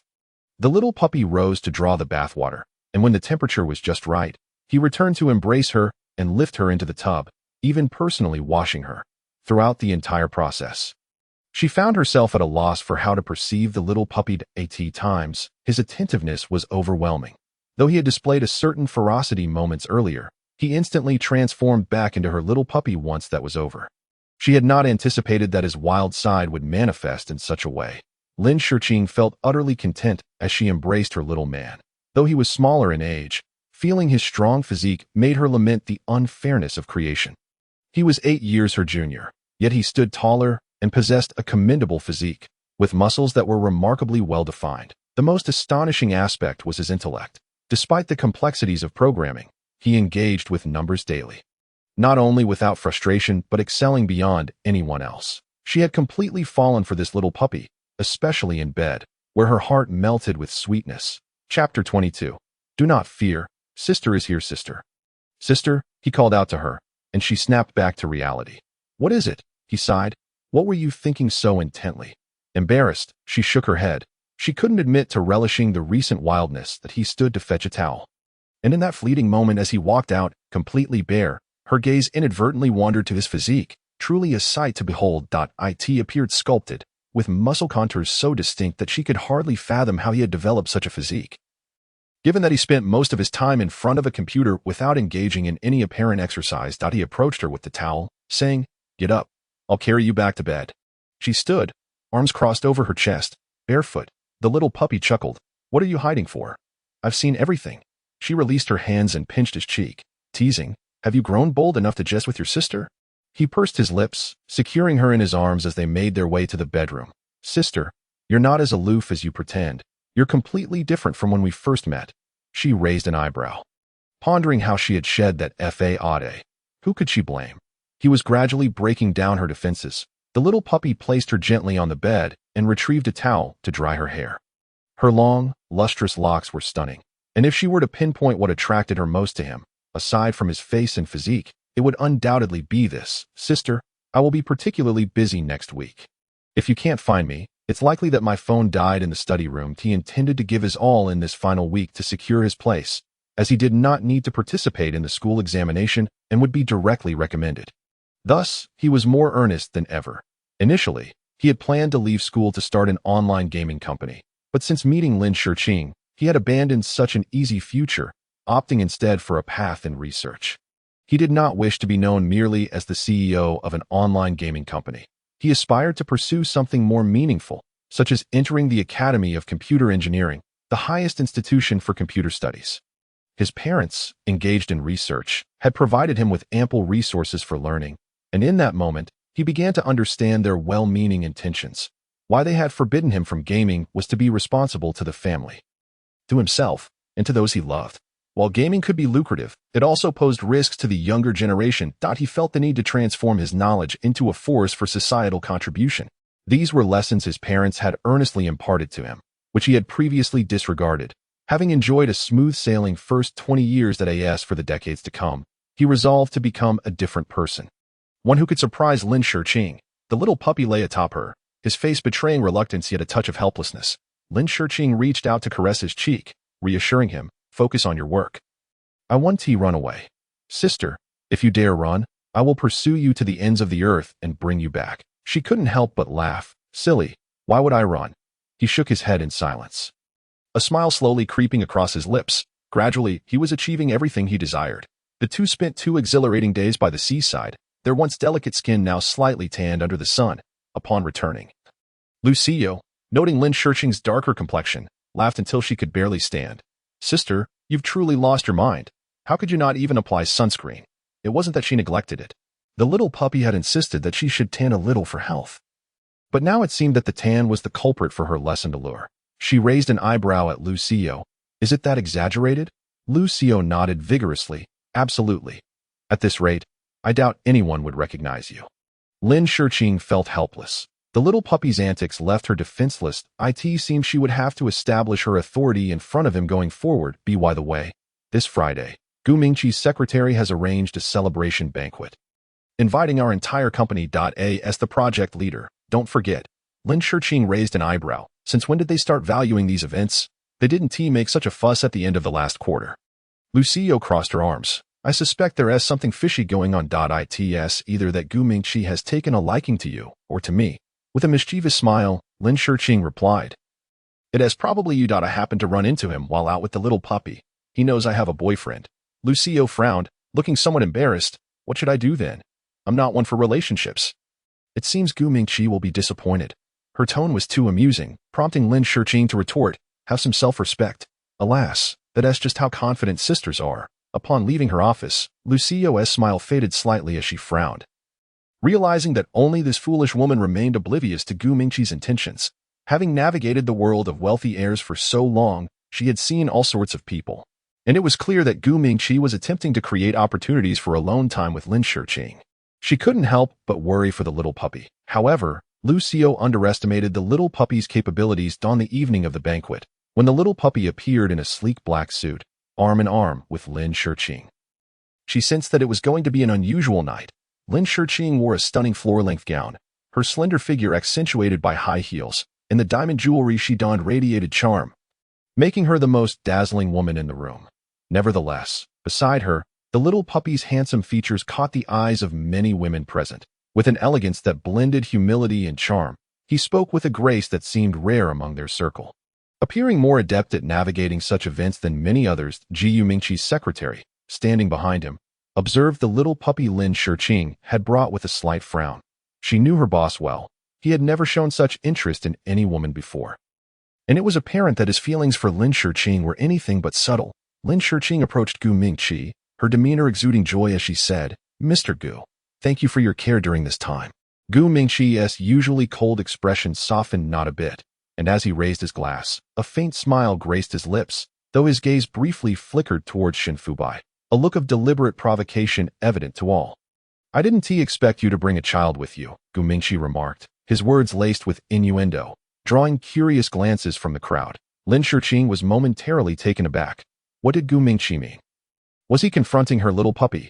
After a brief pause, she replied, "Mr. Gu, are you joking? Surely we wouldn't be beneath your level." Her deliberately sharp retort seemed to surprise Shen Fubai, who had anticipated a more subdued response. A smile she could hardly contain illuminated her face, and the happiness radiating from her seemed to disarm Gu Mingqi. "You all continue," he said, turning to leave, with his secretary hastily following. Lin Shiqing turned to the little puppy. "With sister around, fear not." Chapter 23. Beautiful sister, she truly treated him like a child, buying him clothes and insisting on bringing him to social events, claiming she wanted him to gradually immerse himself in her world. Sister is sister. When she takes charge, her brother has no say. The little puppy reached out to ruffle her hair, unable to suppress his grin, saying, "Sister, protecting me like this might not sit well with the clients." He even understood about clients. Lin Shiqing held his hand reassuringly. "It's fine. The collaboration is complete. He is no longer my client." The little puppy gasped, "Sister, you want to use any backstabbing tactics on me? Will you?" Lin Shiqing laughed. "You'd better be careful. You never know." The little puppy beamed with happiness. She dared. She would dare. He urged her to bear his children and take care of them at home. As the two conversed, Mitsai led her boyfriend over, exclaiming, "Mr. Lin, you brought your younger brother to the banquet." Upon seeing the handsome young man, Mitsai was momentarily entranced, her boyfriend indifferent, thinking it was just a fleeting crush that wouldn't disrupt their lives. At this moment, the young man raised an eyebrow, declaring, "I am not her younger brother. I am her boyfriend." "Hello, my name is Shen Fubai." Mitsai's eyes widened in surprise, her almond-shaped eyes becoming adorably enchanting as she muttered, "Boyfriend." The employees of the company were instantly drawn to them, gathering around and chattering excitedly. "Mr. Lin, when did you start dating? We had no idea." "Indeed, Mr. Lin, what does your boyfriend do? How did he win your heart?" "Mr. Lin, this is rather unfair. We agreed to remain single until old age, yet here you are fleeing midway with a young heartthrob." With a smile gracing her lips, Lin Shiqing interjected, "All right, everyone, let's settle down that I would like to formally introduce my boyfriend." Shen Fubai, being introduced publicly for the first time, felt delightful to Shen Fubai, as he maintained a charming smile, his subtle dimples adding to his allure. The two young women at the front desk were beside themselves with excitement, exclaiming, "Mr. Lin, your boyfriend is incredibly handsome." Hearing this, Lin Shiqing couldn't help but glance at him, playfully pinching his back to temper his charm, lest he attract unnecessary attention. Shen Fubai, resigned, grasped her mischievous hand and greeted the crowd. "Hello everyone, you can call me Fubai from now on." The atmosphere of the banquet instantly lifted, while Gu Mingqi, standing a short distance away, sipped his drink, contemplating his ex-brother-in-law, who had prepared a delectable feast. He had hoped to engage Lin Shiqing in conversation, but now she had brought someone along to unveil publicly. Confusion mingled with his gaze as it inadvertently swept toward her, perhaps sensing the intensity of his stare. She turned her head, their eyes meeting across the room.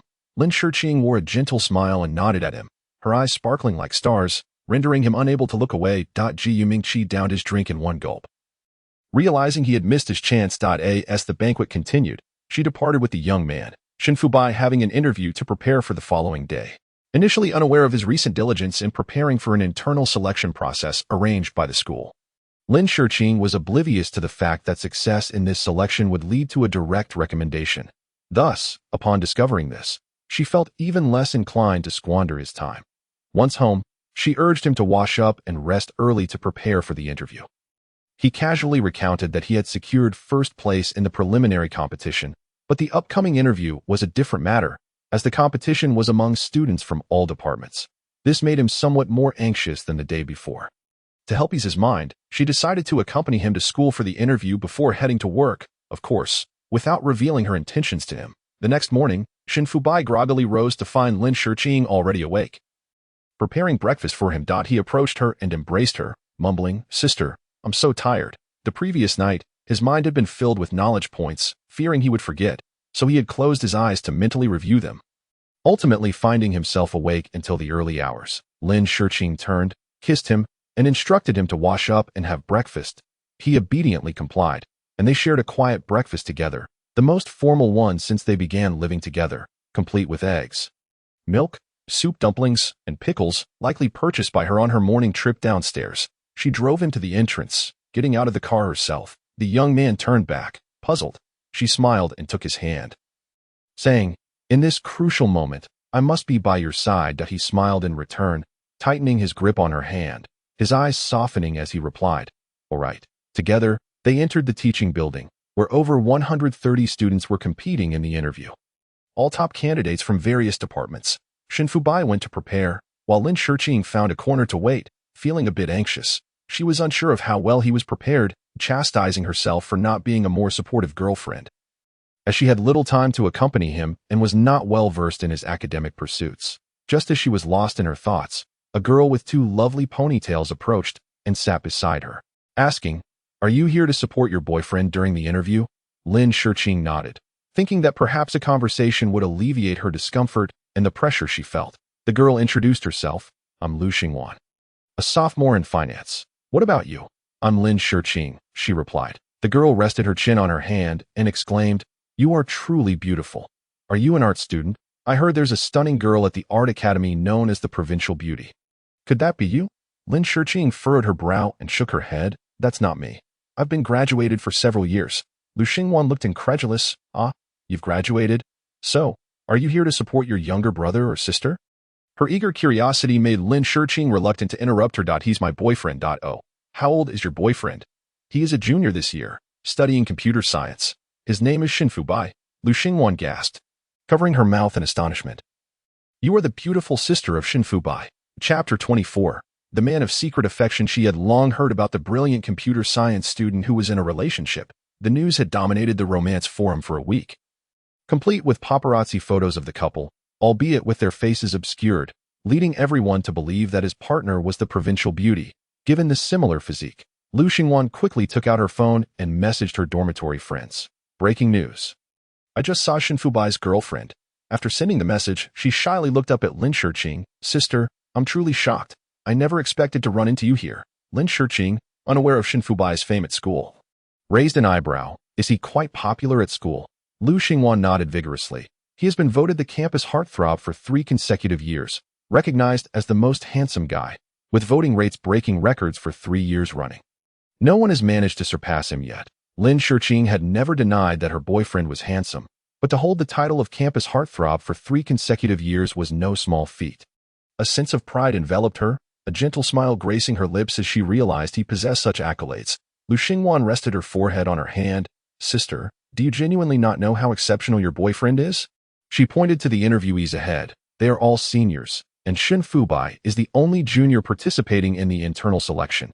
She continued, "Since his enrollment, he has won over 30 championships in computer science, making him a coveted student among our professors. It's not just our school. Everyone within a 50-mile radius knows Shinfubai's name. It makes me feel like my university experience has been for naught." Lin Shiqing listened intently, surprised to learn that her young boyfriend had garnered such recognition beyond their circle. "With such excellence, I can only imagine how many girls are pursuing him." Having spent 3 months with him, she realized he had never mentioned any of this. "Not just a few, it's countless. But don't worry, sister, I'm not among those crazed fans. I only have eyes for our senior Gu." Lu Xingwan rambled on about the gossip, her words flowing as if she wanted to share every piece of intrigue from the past 3 years. "I've seen 2 girls fight over him before. However, sister, you needn't worry. Shinfubai is practically a monk at school, completely uninterested in women. We once thought he had a gender barrier, But after he started dating you, we realized it wasn't a gender issue at all. He simply looks down on the girls at school. Lu Xingwan rested her chin on her hands. Sister, you were so beautiful. I thought the provincial beauty was stunning, but seeing you, I realized she is merely a picnic in the human realm. You, on the other hand, are a delicacy. Lin Shiqing smiled lightly. Have the young girls today become so candid? Sister, I have a small request. Could you help me out? Taken aback, she turned to her. What is it? Go ahead. Lu Xingwan shyly asked. Can I take a picture with you? She raised a finger. Just one will do. I want to boast that I know the girlfriend of the brilliant Xin Fubai, thinking it was a trivial matter.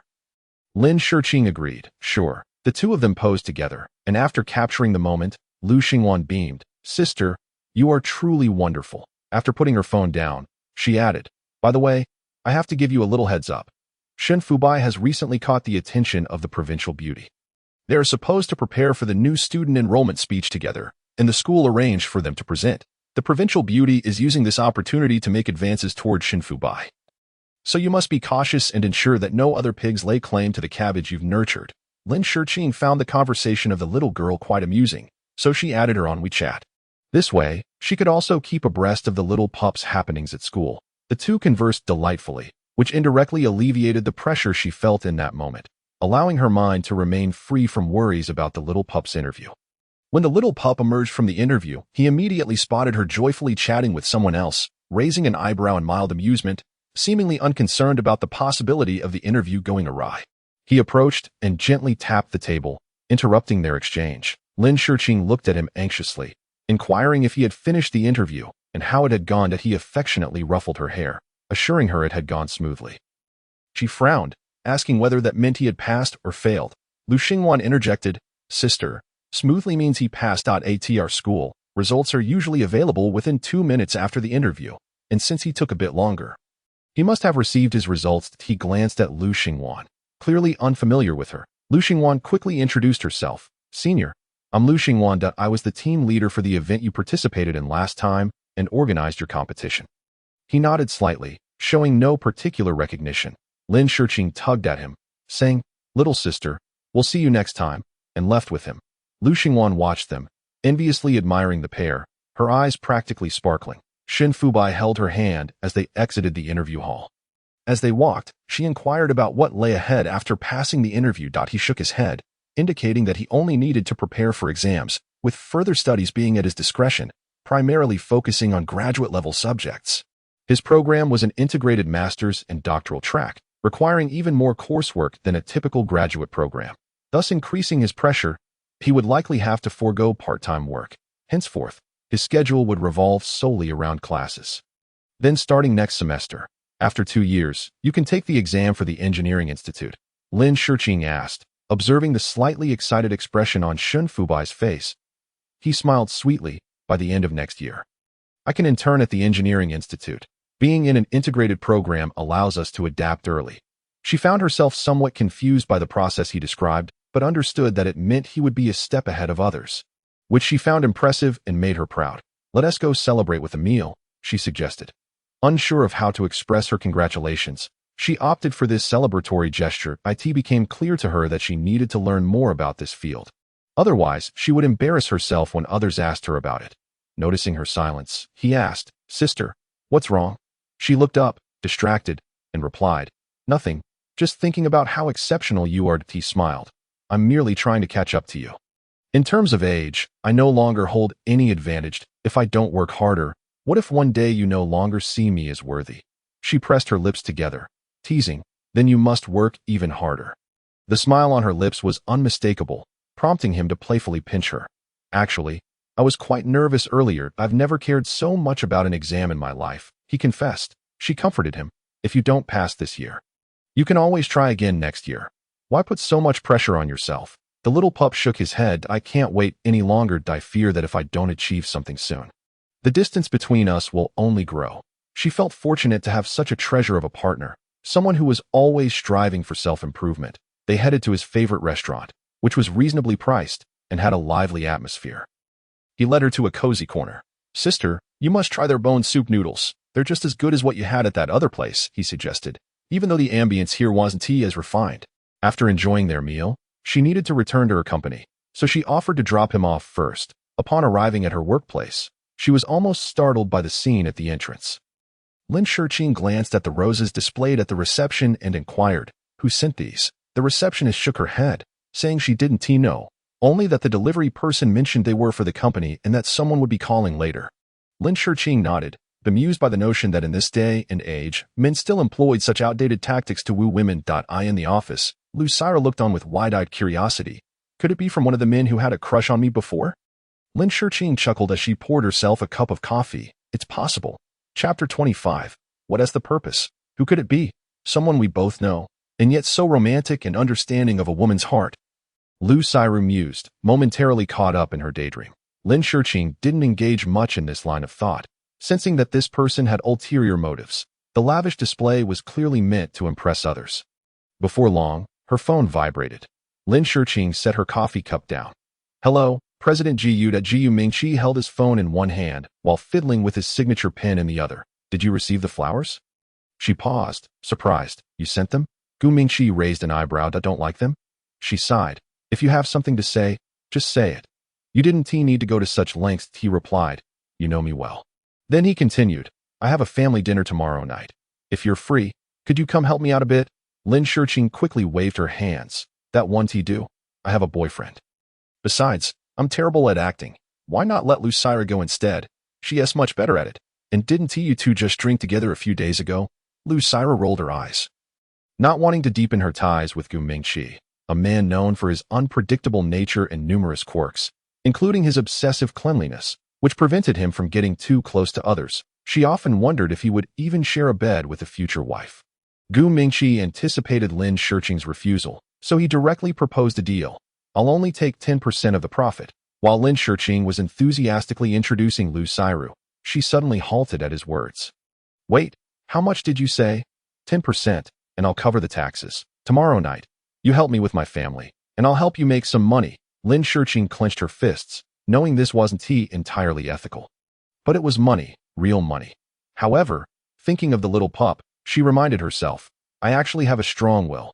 Let me think about it, and I'll give you an answer tomorrow. After hanging up the phone, Lin Shurqing gripped her device tightly. Was the world of capitalists truly this extravagant? Lucira hurried over, her curiosity piqued. Gu Mingqi offering a discount. She nodded, looking heavy-hearted. 10%.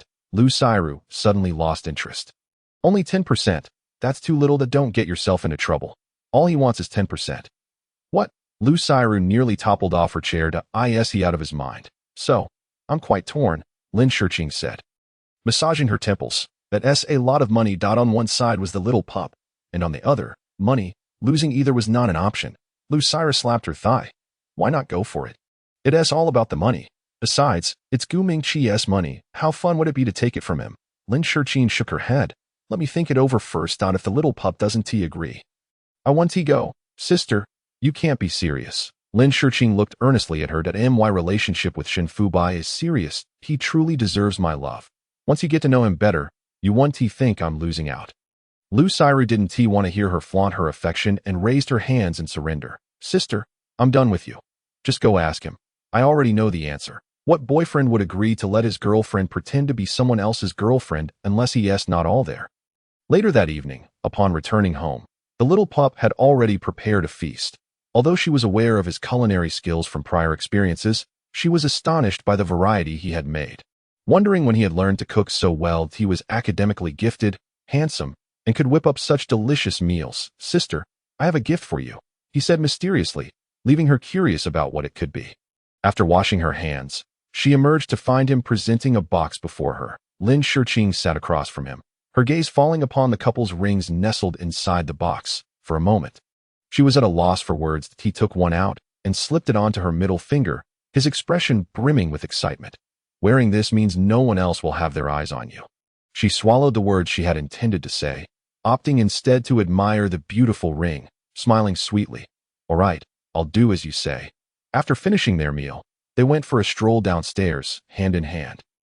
The couple's rings gleaming under the lights. He had spent a long time choosing this pair, noting their understated elegance and comfort.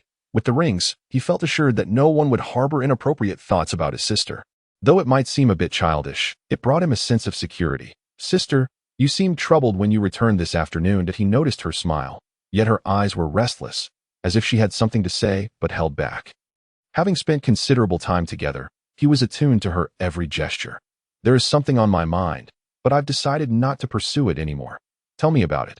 Thus, she recounted the events of the afternoon. The little pup listened attentively, and after a moment of silence, he spoke. If you wish to go, I won't stop you. She shook her head with a smile that first, I was tempted. It was quite a substantial figure. But now I see that no amount of money can compare to you. She wrapped her arms around his waist, resting her head on his shoulder. I wanted to share this with you so you wouldn't overthink things. I understand. The gentle little puppy caressed her head softly. Ji Mingqi had always been a solitary child, and the neighborhood kids dared not approach him. I do not wish for you to get too close to him. Lin Shiqing nodded, assuring, rest assured, aside from our professional relationship, I will have no opportunity for private meetings with him. The little puppy nodded, and the two strolled for a while before heading home. The next day at work, Lin Shiqing called Gu Mingqi to express her stance that Ji Mingqi did not utter any harsh words. Instead, after hanging up, he became entranced by the scenery outside the window. Countless thoughts swirled in his mind. Yet he refrained from displaying any of them. Some individuals, once captivated by certain things, experience an overwhelming rush of emotion that propels them forward. Lu Xiru knew that Lin Shiqing would decline the invitation.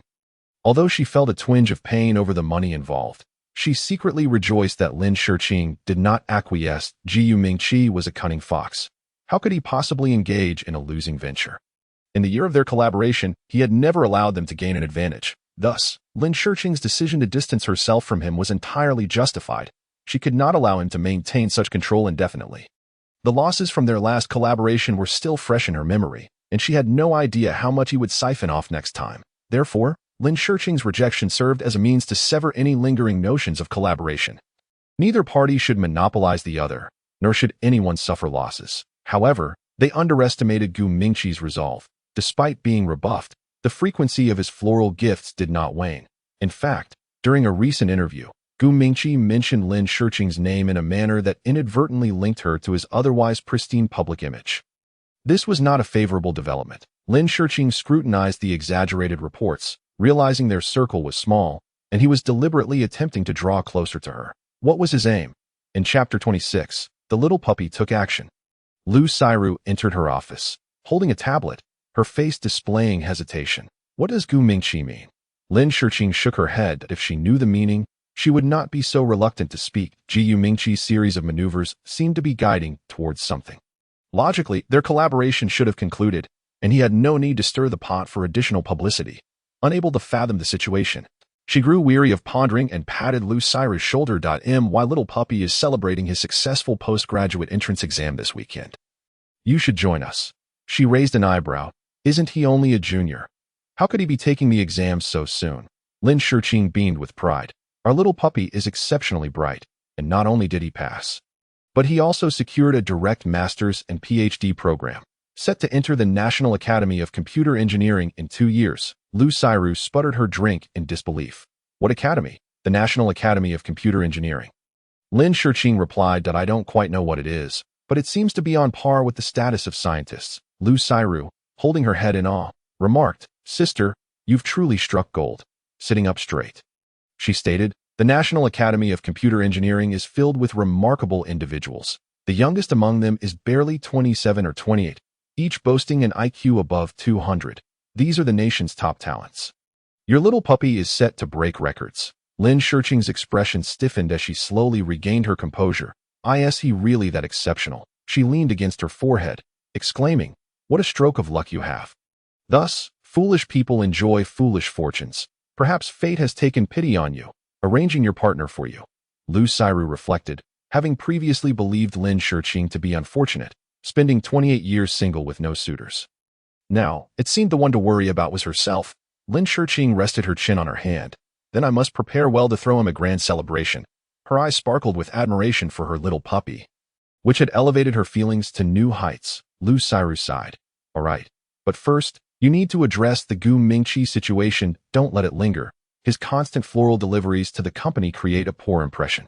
And he keeps mentioning you, making outsiders think there's something more between you two.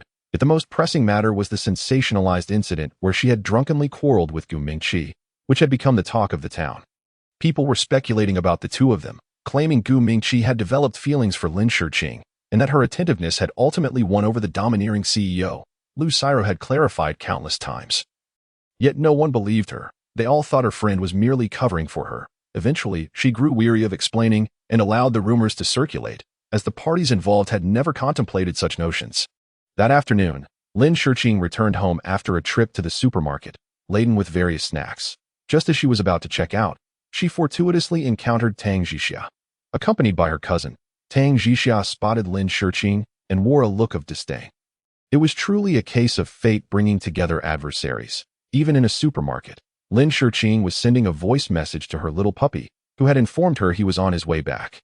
Placing her phone down, she cast a similarly disdainful glance at Tang Zhixia, but chose not to engage. Arguing with such a woman would only diminish her own stature. Tang Zhixia had always held disdain for Lu Xiru and looked down upon Lin Shiqing as well. But she knew she could not best them in the business world, so she resorted to petty jabs at moments like this. Oh, by the way, I heard you were trying to seduce Gu Mingqi, pressuring him to mention your name during interviews. How shameless can you be? The more Tang Zhixia spoke, the more outrageous her claims became. Had it not been for the queue at the checkout, she would have turned to leave in a huff. Gu Mingqi mentioning my name indicates that I am a valuable partner. What? Are you envious? Lin Shiqing's retort left Tang Zhixia speechless. Realizing this was her weak point, Tang Zhixia shifted the topic. I heard you've been rejected multiple times. It seems you're not all that impressive, huh? Still dangling without a reliable boyfriend. Lin Shiqing could tolerate many topics, but she could not let this one slide. Tang Zhixia, your eyes are meant for seeing. If you can't see clearly, then close them. Don't be a blind fool. After saying this, she shot her a look. My relationship status is none of your concern. So don't overstep. If a quarrel ensues, you'll be embarrassed, but I'll be even more so. That moment, her little puppy, backpack slung over his shoulders, dashed over. Sister, I'm back. He affectionately kissed her on the cheek. Tang Zhixia's eyes widened in shock as she observed the scene before her, unsure of how to retort. Ultimately, she could only stomp her foot and leave with her cousin. The little puppy reached out to rub her cheek. Sister, are you upset? She furrowed her brow. I just ran into someone I dislike, and we exchanged some unkind words. He chuckled, draping an arm around her shoulder. Did I arrive too late? She set aside her displeasure. Not too early, nor too late. The little puppy, carrying their purchases, took her hand as they walked home, chatting along the way. Sister, you mentioned that Gu Mingqi has online sales channels, which is why you had to collaborate with him. Do you have a specific list of those channels? Lin Shiqing shook her head. I only know a few of the major ones, such as direct website sales and short video promotions. As for other methods, I'm not very familiar. The little puppy had discussed this topic with several seniors and found that the online channel pathway was not particularly challenging to navigate if he could help her resolve this issue before the semester ended. She would no longer need to worry about being too close to Gu Mingqi. Sister, if I lead a team to assist you with the online channels, could we receive some funding? Lin Shiqing abruptly stopped, her face a mask of disbelief. You can do that? He turned back, nodding slightly, a hint of joy in his expression. We can manage it, but we might not achieve the same comprehensiveness as Gu Mingqi in the first year. However, replicating about 80% of it is definitely possible. At that moment, Lin Shiqing truly felt she had found a treasure. She reached out to cup his face. Precious one, when we get home, you must tell me all about it. I want to hear the detailed plan. Thus, half an hour later, in the study, the two of them sat with a notebook, one speaking while the other typed notes. In no time, he had shared all his ideas. Yet Lin Shiqing still found some concepts elusive. Creating 1,000 influencer accounts seemed straightforward, but how could she ensure these accounts would effectively promote her products? And those Taoduo accounts, was it truly feasible to create 100 at once? Pondering this, she furrowed her brow, deep in thought over all her questions. Seeing her frown, the little puppy elaborated. When we create a system, we utilize big data to manage traffic. The recommendation mechanism functions similarly. The simplest example is the recommendations on Taoduo. Typically, they rely on merchants paying for promotion. However, we, leveraging big data, will not employ this method. He retrieved his tablet to show her analysis graphs. These are some recent data charts I've gathered. Big data associations draw traffic based on user engagement. There's also direct traffic generation, but if we utilize big data associations, we can prepare those 100 accounts to interconnect, forming a data WEB as long as one account garners recommendations. The other 100 will achieve the same effect. Lin Shiqing seemed to grasp the concept, nodding. So, you mean to say, spend 1 penny and achieve 100-fold results? The little puppy smiled. That's roughly the idea.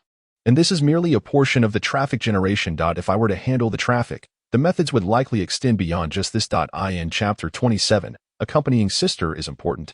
The two engaged in conversation until late into the night. Lin Shiqing, brimming with excitement, found it difficult to sleep. As she lay in bed, she stole kisses from her little puppy, who playfully teased her. Sister, if you keep this up, it will be dawn before you know it. And I will be late for tomorrow. She lay obediently in his embrace, drifting into slumber, her arms wrapped around his waist, a silly grin spreading across her face. If she were to share this plan with Lu Xiru tomorrow, she wondered if Lu would leap up and plant a kiss on her cheek. The following morning, she sprang into action, as if fueled by adrenaline, organizing all the documents. She planted a kiss on the little puppy's face, saying, "Darling, I'm heading to work now. You can take the subway to school later." He raised an eyebrow. "Sister, aren't you going to see me off today? Is this a ploy to sever our bond?" The little puppy spoke playfully, not intending to delay her, merely seizing a rare opportunity to be affectionate. "I'll pick you up in the evening," she replied, grabbing her bag and rushing out. Lin Shiqing was the type of woman who would sacrifice everything for her career. So when the long-cherished plan was finally set to unfold, she felt an irresistible urge to share it with her closest friend, Lu Xiru. Today, however, Lu was not in the best spirits. After arriving at the office, sleep still clouding her eyes, she was pulled into the office by Lin Shiqing. Listening to Lin's enthusiastic exposition of her plan to venture into online channels, Lu struggled to keep her eyes open. Yawning, "Sister, didn't we discuss this before? Haven't we already decided to abandon this plan? It's different now," Lin Shiqing replied with remarkable confidence. "With our darling's assistance, the chances of success have increased by 20%. Lu rubbed her ears, taking the documents from Lin's hands and flipping through a couple of pages. "So, are you planning to encroach upon Gu Mingqi's territory? Have you thought this through? Once you start, there's no turning back." Lin Shiqing nodded, her eyes sparkling. "I have a premonition that if we succeed in this venture, we will have the liberty to launch numerous products in the market without their interference. At that point, prices will drop, sales will decline, and we will hold all the competitive power." Lu gradually began to awaken to the prospect. "All right, even if this endeavor is successful, how much equity will your darling want to withdraw?" She smiled proudly. "A one-time payment for the labor costs." "How much?" "That is not yet determined. I'm waiting for you, the big boss, to make the final decision." The spark in Lin Shiqing's eyes was rare, reminiscent of her early entrepreneurial days when her confidence was equally high. Lu sighed. "At most 5 million. No more. You'll have to figure out the rest." Lin Shiqing suddenly stood up, embracing her neck. "Sister, you're incredibly wise. You are truly the best leader ever." Lu pushed her away. "Don't flatter me. If I can't handle Gu Mingqi, I'll push you forward. You better be prepared if he decides to retaliate against us. All our efforts over the years could be in vain." Lin nodded confidently. "Don't worry. I have it all under control." With financial backing secured, the next step was team building. She had experience in this area but feared it would interfere with the little puppy's study time. So she arranged all handover tasks for the weekend, ensuring his studies wouldn't be disrupted. Currently, several supervisors were rather busy, and she pondered whether to recruit a few assistants and establish a new team.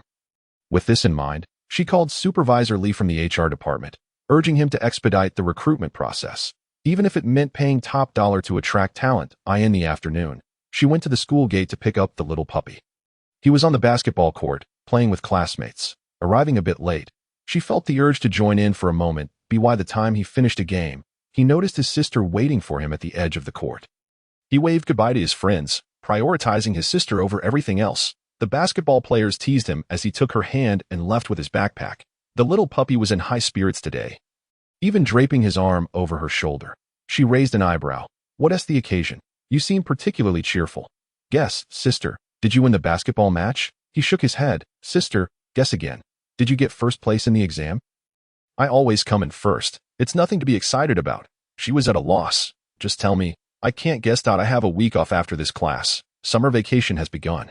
Suddenly, she recalled that they indeed had winter and summer breaks. No wonder he had time to assist her with the online channel. Her oversight had led to this lapse in memory. Feeling a bit embarrassed, she asked, "Sister, what do you plan to do during the vacation?" The little puppy lowered his head and kissed her cheek. I'll help you set up the online channel before we go out to play.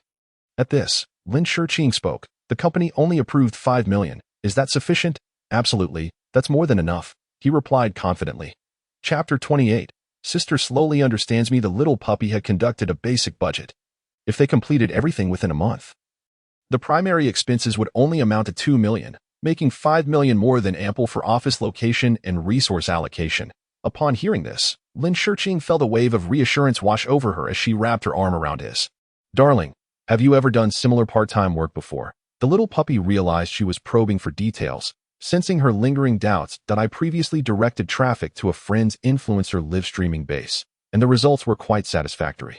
Your project is far simpler than theirs. It shouldn't pose any significant challenges. He casually added. We can borrow their technical and planning resources for a month. I have a good relationship with them. And we can return everything once we're done. She listened, bewildered, uncertain. Is that reliable? He nodded reassuringly. I'll take you to see their live streaming base tomorrow morning. The next day, they set off to the influencer incubation base. Upon entering, they discovered hundreds of streamers. Lin Shiqing, who had previously only encountered products, was taken aback by the sheer size of the influencer base. Each area had its own function, with numerous employees occupying the multiple floors of the building. The little puppy entered the boss's office to greet Dabin. I brought my girlfriend to take a look. Dabin, in his early 20s, had a massive office adorned with various trophies and trendy toys. Upon seeing Shen Fubai enter, he quickly removed his headphones and stood up in surprise. Fubai, why didn't you give me a heads up? Come, sit. Lin Shiqing looked at this young man, astonished to find him running such a large company. She couldn't help but marvel at how times had changed, with opportunities and trends now being seized by the youth. Let me introduce you. This is my girlfriend, Lin Shiqing, the vice president of Wanja. Dabin hurriedly extended his hand. Sister-in-law, hello, please, have a seat. Caught up in his enthusiasm, Lin Shiqing smiled gently. Dabin looked at her and exclaimed, Fubai, your sister-in-law is truly beautiful. No wonder the beauties here pale in comparison. Shen Fubai chuckled.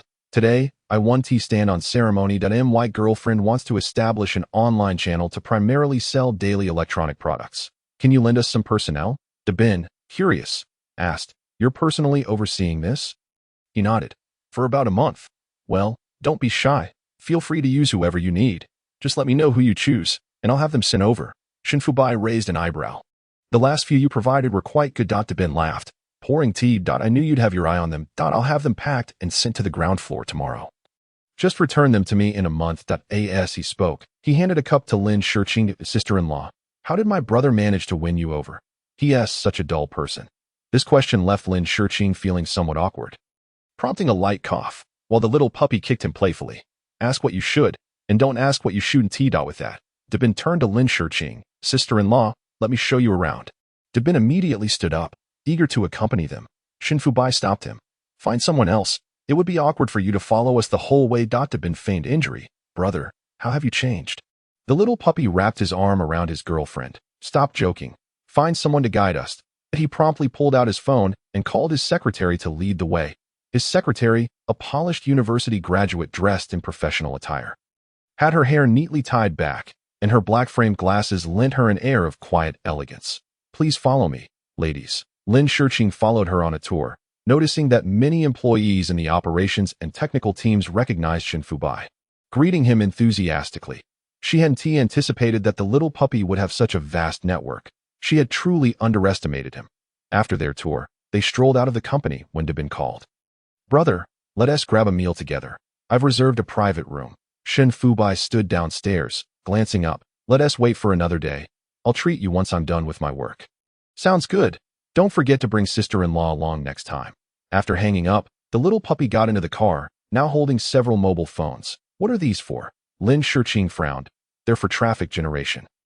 I've configured them. They're professional devices. She does not fully comprehend these matters, yet she places her trust in him. Now that everything is in place, all that remains is the timely arrival of the critical element. Once her team is finalized, the construction of the canal will be assured. That evening, the young pup diligently studied the various routes, and whenever he encountered something he did not understand, he would engage her in discussion. The two of them worked together in harmonious synergy, but each time she articulated a crucial point, he could not resist planting a kiss on her lips. Lin Shiqing had grown accustomed to this. So she did not deter him. Sister, from my perspective, the channels appear relatively straightforward, but is your product ready? The product segment requires numerous certifications, and the manufacturers can provide very few. Consequently, she needed to put Sultry to work, urging her to make several trips to the relevant departments for documentation. I will first use the previous batch of products as a pilot. If all goes well, I will then introduce new products. She had contacted the manufacturer yesterday to produce another batch of milk warmers, which would yield finished products in less than 2 weeks. The young pup listened intently to her detailed plan. He could not help but marvel at her comprehensive approach. Her meticulousness was indeed captivating. Unable to resist, he kissed her softly, savoring her sweetest essence. The transition from the study to the bed took merely 2 minutes. As the young pup's fervent advances left her breathless, gazing longingly at the boy before her, she playfully pinched his nose. How many more surprises do you have in store for me? He lay beside her, holding her tightly. Sister can take her time to understand me. Chapter 29. Counterattack. Blushing, she was most eager to discern just how much energy he possessed, as it seemed inexhaustible when directed toward her. The previous night's escapades left Lin Shurqing feeling rejuvenated the following day, only to be struck by Sultry's news upon returning to the company. Tang Jixia has signed a contract with Gu Mingqi for the new quarter's product sales. Sultry had been waiting in her office from early morning to strategize, which was not favorable for their Wanji enterprise. There is a saying that when pushed to the brink, one will retaliate. Tang Jixia was effectively cutting off their escape routes. Lin Shurqing decisively formulated a counter-strategy. In a moment, I will arrange for the technical team. You manage the reception. I am heading to find Gu Mingqi to see if there is any room for negotiation. While he remained unaware of her intentions, she aimed to pull him back to her side. For at least this month, she could not allow Tang Jixia to seize the market. Otherwise, her milk warmer product would risk being abandoned in the marketplace. Outside the office, she waited for quite some time, as Gu Mingqi's secretary persistently rebuffed her, citing that he was in a meeting. Lin Shurqing understood all too well that he was simply avoiding her. This avoidance stemmed from her previous refusal to act as his faux girlfriend, which had led him to misplace his frustrations onto their professional relationship. With a sigh, she glanced at her watch and, unable to contain herself any longer, disregarded the secretary's protests and pushed the door open. Gu Mingqi was engaged in a video conference, and upon seeing the woman burst in, he frowned slightly, while his secretary stood anxiously behind her. Casting worried glances at him, Gu Mingqi signaled to the secretary, who exited and closed the door behind her. Seated across from him, Lin Shurqing quietly listened to his meeting. Due to his headphones, she could not hear him clearly, though she occasionally caught snippets of his replies in Italian, a language she did not comprehend. After approximately half an hour, Gu Mingqi concluded the call and looked at her with a puzzled expression. What brings you here unannounced? Her heart raced with anxiety at the sight of him. Why did you choose to cooperate with Tang Jixia? You two seem to be working well together. There's some conflict. My products and yours can coexist. Lin Shurqing frowned. We are in the same industry. How could we simultaneously list products on the same online channel? Gu Mingqi stood to pour himself some hot water. Are you being a bit oversensitive? Although her primary focus is on electronic products, a larger part of her business revolves around hair dryers. You are dealing with water heaters. How can we be considered the same industry? She rubbed her forehead in exasperation. Gu Mingqi, I believed we had a good rapport. You cannot sign with both companies simultaneously. He scrutinized her with a piercing gaze. We have a good rapport? She raised her hand to interrupt. Work is work, and life is life. You asked me for a favor, but I cannot assist you with that. You know I have a boyfriend. Lin Shurqing, I think you should distinguish between casual flings and serious relationships. With that boy, you are merely playing. What future do you foresee? Do you believe his family would accept you? Her brows knitted together upon hearing this. What do you mean? My meaning is quite clear, compared to me. He holds no advantages that I might wait until you tire of him before we discuss matters between us. She was even more bewildered. Our relationship is strictly professional. It cannot evolve into anything else. Is this due to my previous refusals? His eyes held a probing intensity, as if he yearned to decipher her thoughts. She quickly raised her hand to interrupt him. What do you mean? Are you suggesting I should reject you? He reached into his drawer and retrieved a collection of cards. These are the flowers you sent, 10 instances in total, with 10 cards, not a single one missing. Lin Shurqing was utterly flabbergasted. When did I send flowers? Upon closer inspection of the signatures, she realized. It was Sultry's doing. No wonder he had been inexplicably sending her flowers. It turned out he was following that lead to Gu. I believe there might be a misunderstanding between us. She sighed. I did not send those flowers. Ji Yumingqi's gaze shifted away from her, growing increasingly frigid. Are you saying someone else sent them using your name? With another sigh, Lin Shiqing lamented Lu Sairu's blunder. Leave. His expression darkened, and he did not even look up. Realizing the gravity of the situation, Lin Shiqing ceased her arguments and exited on her way back. Her mood remained dismal. The issue was unresolved, and now the conflict had escalated. Losing Gu Mingqi's collaboration was a significant blow. She had even devised a plan to deceive him into continuing their partnership if the young pup's venture did not succeed. However, that route was now irrevocably blocked. Gu Mingqi would not collaborate with her again due to this personal issue. This was catastrophic. When Lu Sairu learned of the situation, her complexion shifted several times. Impossible. I have never sent him flowers. They exchanged glances, realizing they had been ensnared in a trap. Lu Sairu's temper flared. Just wait. I will uncover the truth and confront him. Lin Shiqing interjected. There's no need to investigate. It's likely Tang Jixia's doing. She sighed, surprised that she had truly fallen into this predicament at the time. You were preoccupied with negotiating with the manufacturers while I was busy signing with Gu Mingqi. Tang Jixia could not engage the manufacturers directly, so she targeted Gu Mingqi instead. Having squandered a promising opportunity, she now needed to focus on resolving the current inventory issues. Tang Jixia would not settle for merely seizing one market. After collaborating with Gu Mingqi, she would undoubtedly offer him concessions, aiming to dominate this market entirely. The channels they had painstakingly established were being snatched away.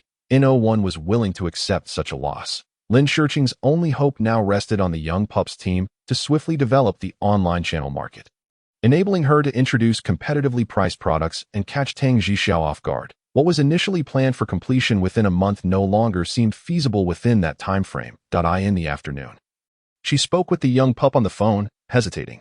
Darling, time is rather tight. Will we be able to manage? He furrowed his brow. It is indeed a bit rushed. I will do my best. After saying this, he hailed a taxi straight to her location and contacted Dabin en route, instructing him to send people directly to Wanjia. A dozen young boys streamed in, quickly filling the conference room. Each opened their laptops, and Xin Fubai had prepared coffee for them. They were in for an all-nighter. The young pup gently ruffled her hair. Don't worry. I will give you a prompt response that they burned the midnight oil. She stayed by their side, with the product department designating one person each day to liaise with them. Initially, Lin Shiqing remained in her office, occasionally checking in, but by evening, she had moved a chair over to join them in their late-night work sessions. After a week of such dedication, each of them sported dark circles under their eyes as they finally launched the last of the products. Xin Fubai stood by the window, sipping coffee and enjoying the breeze. Though fatigue colored his features, he appeared far more invigorated than the others. He called Dabin and contacted several influencer companies, arranging for them to deliver this quarter's milk warmers that very evening. They sold over 100,000 units through a live stream, with the backend operation database swiftly recording all sales data, which was then relayed to the e-commerce platform for sales evaluation. Over 100 stores sprang up overnight, and within 3 days of intensive promotion, along with the live stream sales, they quickly cleared their inventory. The following morning, Lu Sairu arrived to find the data reset to 0. Staring in disbelief at the young team before pulling Lin Shiqing into a small office to inquire, what on earth happened? Have we sold out? Lin Shiqing stretched her limbs, exhausted from the relentless overtime of the past few days. Yes, we truly sold out. As for after sales, you will need to assign someone to follow up. Lu Sairu grabbed her arm, eyes wide with disbelief. What on earth did you all do? This is only a few days in. We usually handle this volume in a month. There can't be some sort of trap at play, right? She laughed softly, patting Lu Sairu's shoulder reassuringly. I have been monitoring everything. Each account has purchase limits. Even if there were a trap, the losses would not be substantial. Upon concluding the conversation, I turned back. 5 million remained unspent, of which 2 million was utilized, yielding a return exceeding 700,000. Please consider how much to allocate to them. I have instructed Lao Li to recruit new personnel. Kindly invest some time in their training, as they are seasoned professionals and will adapt swiftly. Lin Shiqing, rubbing her nose, mentioned she would return home for a brief slumber. I've already sent the individuals back, so please monitor the after-sales service to avoid any issues. All right, you may rest for now. Will these individuals return later? Let us observe for another 7 days. Lu Xiao nodded in response to Gu Mingqi, asking if he did not intend to resolve the matter. It is not ideal for the two to remain in such a stalemate. A resolution is necessary, as they are partners who frequently cross paths. Chapter 30. Transaction. This time, it was he who acted unethically first, forcing them to open a new online channel out of necessity. Yet they could not completely sever ties. Please assist me in tracing the individual who sent the flowers. I shall seek him out. Typically, these dealings are entrusted to Lu Xiao, but Gu Mingqi is an exception. Apart from Lin Shiqing, she finds it challenging to approach him directly. After a week of fatigue, the little puppy returned home, indulged in a bath, and sank into a deep slumber on the bed. She stuffed their clothes into the washing machine, ensuring they were clean and dried before taking her own bath. The two slept the day away, awakening only after 6 in the evening, after a simple bowl of noodles. She called Lu Xiao, inquiring about the after-sales situation. Is there a significant backlog in after-sales? Concerned, the first thing she did upon waking was to ask about this matter. Lu Xiao had not dared to leave the office. Presently, there were not many issues. The goods that arrived yesterday had not seen many returns today, suggesting the situation was manageable. She silently sighed in relief, donned a luxurious white dress, slipped into high heels, and prepared to step out. Having worked tirelessly for a week, she could not bear to impose additional overtime on him, allowing him to rest at home. This evening, she planned to have a serious discussion with Gu Mingqi. So she scheduled a meeting with his secretary for the afternoon. At 7 o'clock, she arrived punctually at the private room, where the server had already delivered the side dishes, knowing his fondness for Japanese cuisine.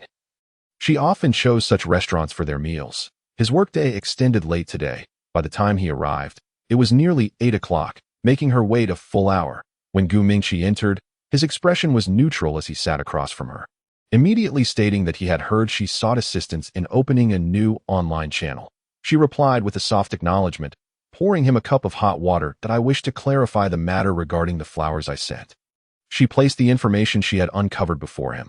This was the arrangement ordered by Tang Jixia's assistant, and the contact number corresponds with your address. Discovering this was not particularly difficult, as Gu Mingqi could easily verify it himself. Raising an eyebrow, he regarded the woman before him. So, what is your implication? The flowers were not sent by her. It was he who misread the situation. Thus, she invited him to dinner to seek solace over this matter. I harbor no ulterior motives. I merely wish to prevent any misunderstandings. If I require your assistance, I shall be forthright. Sending flowers is not an inclination I possess. Lin Shiqing spoke candidly, her lips curling into a sincere smile. Gu Mingqi, I regard you as a friend and a business partner. I would not engage in any ambiguous relationship with you, so you need not interpret my actions in such a manner. Gu Mingqi savored a slice of sashimi, contemplating the implications of her words. I can comprehend your efforts. You are unwilling to relinquish me as a partner solely to use me as a decoy to lower Tang Jixia's defenses, allowing you to strike unexpectedly. He had heard of Lin Shiqing's tactics, yet this maneuver was executed with remarkable finesse, almost legendary in the realm of business. Have you considered, if I were to leave no contingencies and lost you as a partner, how I would navigate the path ahead? Some roads are forged through necessity. She was indeed one such individual. If not for Tang Jixia's invigorating influence, she would still be meandering along her current path. Regardless, Lin Shiqing, remember this. You owe me. The act of reopening the online channel breached the contract, and the maneuvers she employed during the contract period provide ample grounds for him to claim compensation. Upon hearing this, Lin Shiqing's expression momentarily froze before she gradually smiled. Aside from refraining from compromising myself, we can negotiate other terms. Gu Mingqi raised his gaze to her, inquiring if her company had received the invitation. She paused, her recent focus on the online channel leaving little room for other matters. What invitation? The previous quarter's top 3 executives are invited to a 3-day trip to Hawaii. She nodded, recalling that Lu Xiao had mentioned this. You shall accompany me. He articulated his thoughts calmly. Lin Shiqing instinctively declined, as she had promised the little puppy to spend the vacation with him, although this trip occurred prior to his holiday. Upon the conclusion of the trip, you will owe me a favor. His terms were clearly stated, leaving no room for counterargument. She was perplexed as to why it always fell upon her. It had happened before. Gu Mingqi, you must provide me with a reason if I claim it is merely a request for assistance from a friend. His aunt awaited him there, intent on introducing him to potential romantic interests. Bringing along someone naive would only lead to disappointment. Compared to others, Lin Shurqing was more suitable. It was a safer option. She already had a boyfriend and would harbor no inappropriate intentions. Moreover, he found himself somewhat admiring her for understanding his motives. She furrowed her brow, asking, 3 days, and a favor in exchange. While she could not impersonate a girlfriend, she had her own means of assisting him. Yes, he affirmed resolutely. Deal? Chapter 31. Love you, sister. Before departing, Lin Shurqing left a message for the little puppy, instructing him to await her return at home. She then dragged her luggage onto Gu Mingqi's vehicle. Feeling reassured with Lu Xiao managing affairs at the company, provided Tang Jixia did not create any disturbances, they would likely encounter no major issues. Lin Shurqing dozed throughout the journey, her recent overtime leaving her sleep-deprived. Upon reaching the airport, she was roused by Gu Mingqi's secretary. Gu Mingqi had already entered the departure lounge. She sighed, dragging her luggage, feeling a tinge of sorrow for him. As a grown man, he showed no appreciation for delicate emotions. Yet he managed to find a girlfriend. Once aboard the plane, he sat beside her, engrossed in his work tablet, frowning as he reviewed performance data and replied briefly to employee inquiries. Lin Shurqing could not help but steal glances. The figures were indeed enticing. With such results, why was he sighing? Not comprehending the intricacies of it all, Gu Mingqi appeared even more enigmatic than she had imagined. Prior to takeoff, they turned off their phones. She tentatively inquired, "Who do you plan to sign with for the next quarter?" He glanced at her, putting away his tablet. "Oh, you wish to sign?" Certainly. The market she had developed was still insufficient. She aimed to secure 3 million in volume this time. Relying solely on the channels established by the little puppy would require considerable effort for sales. However, if she could incorporate Gu Mingqi's channels, the outcome would differ significantly. Achieving in half a month what had taken 3 months previously was a desirable objective. He leaned back in the spacious seat, discussing pricing. "Please forward the report to my secretary later." For the past 2 quarters, Gu Mingqi had minimized her profits, even deducting 5% from the final settlement. She needed to recover this amount through other partnerships. After all, they were not close friends. In the face of interests he owed her, she frowned. "Gu Mingqi, I have helped you with such a significant favor. Would it truly be too much to ask for a little leeway? I recall this seems to be your debt to me." His words left her speechless. A man with a grudge can be formidable. Upon disembarking, they were swiftly escorted to the hotel, where Gu Mingqi resided in the adjacent room. Upon entering her own, Lin Shurqing sent a video message to the little puppy to assure him of her safety. The little puppy was studying in the library, the quiet atmosphere allowing him to focus without distraction. He smiled at her, donning headphones to ensure he did not disturb others. The serene ambience of the moment brought him comfort. As if she were right beside him, no matter the distance between them. Perhaps it was this sense of security that she, as an older sister, provided that made him feel inexplicably at ease. "Have you not finished your study session yet?" Lin Shurqing lay on the large bed, gazing at the little puppy, unable to resist the urge to pinch his cheeks, finding his appearance utterly delightful. The little puppy rested his chin on his hand, quickly replying that he must prepare for the upcoming final exams. He had set aside his studies while assisting her with the online channel. But with the holidays approaching, he realized he needed to catch up. "Remember to collect the packages when you return home. I purchased 2 pairs of shoes for you from your favorite brand." He paused, taken aback, as he had ample shoes and did not require more. Just as he was about to type a response, she interjected, "The shoes you buy and those I gift you carry different significance.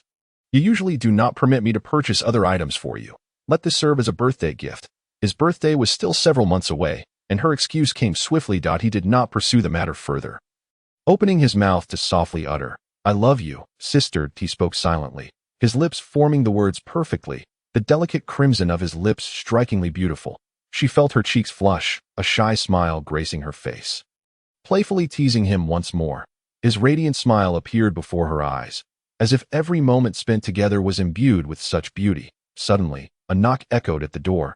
Gu Mingqi's secretary had begun to inform her of the schedule. She hastily stood up, saying, "I must attend to some matters now. I'll send you a video once I'm done." He nodded and swiftly replied, "Be careful." After ending the video call, she opened the door. The secretary presented 2 documents, saying, "Lin Zong, please review these in advance." Lin Shurqing took the materials and glanced through them, questioning, "So, I am expected to start working right away?" The secretary smiled slightly. Lin Shurqing was not difficult to approach. despite her elevated status, high income, and striking appearance, which did not hinder her affability. She set the documents down and inquired, "Where is your boss?" resting in the room. Without even picking up her phone, she turned to find him. Lin Shiqing was curious whether he had summoned her to disrupt the matchmaking arranged by his aunt or to compare her to the other women. Regardless of his intentions, she felt confident. This was far simpler than persuading him to sign a contract. Seated across from her on the sofa, she leaned back and relaxed, saying, "Your aunt has prepared so many beautiful women for you. Aren't you curious about any of them? Do you think I need a woman?" She nodded. True, this man seems to have little interest beyond work, and his severe cleanliness obsession is unbearable for anyone, let alone in a romantic relationship. Lin Shiqing casually perused the profiles of the women in the documents. They were either graduate students or international students, all from respectable backgrounds, making them suitable marriage candidates. What a pity for these lovely ladies, she thought, shaking her head with ATSK. Gu Mingqi could not help but frown, asking, "What is with the sighing? They're all too remarkable. I can't help but feel pity for you."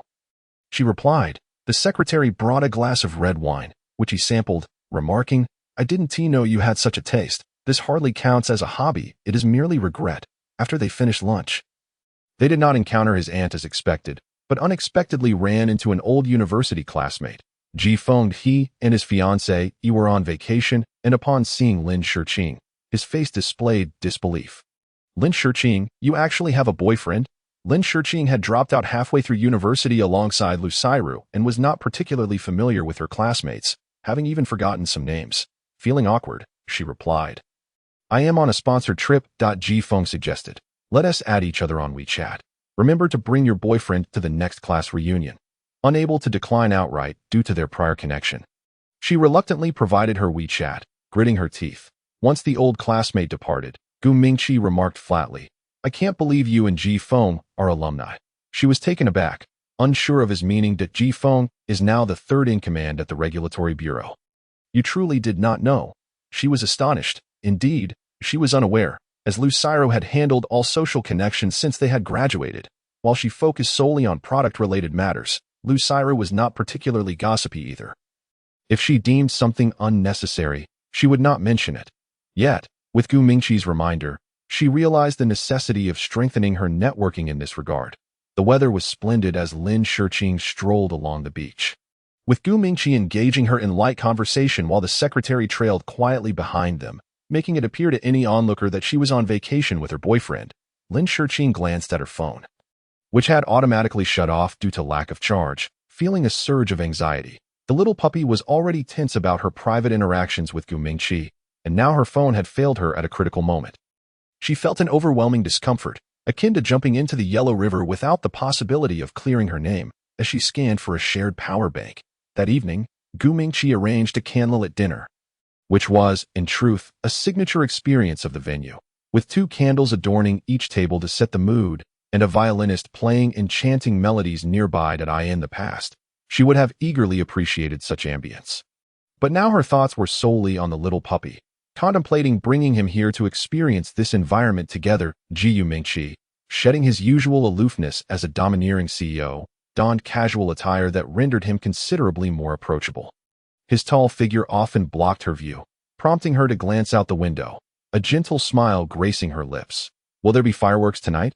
she asked. Following her gaze, he noticed several children playing with fireworks.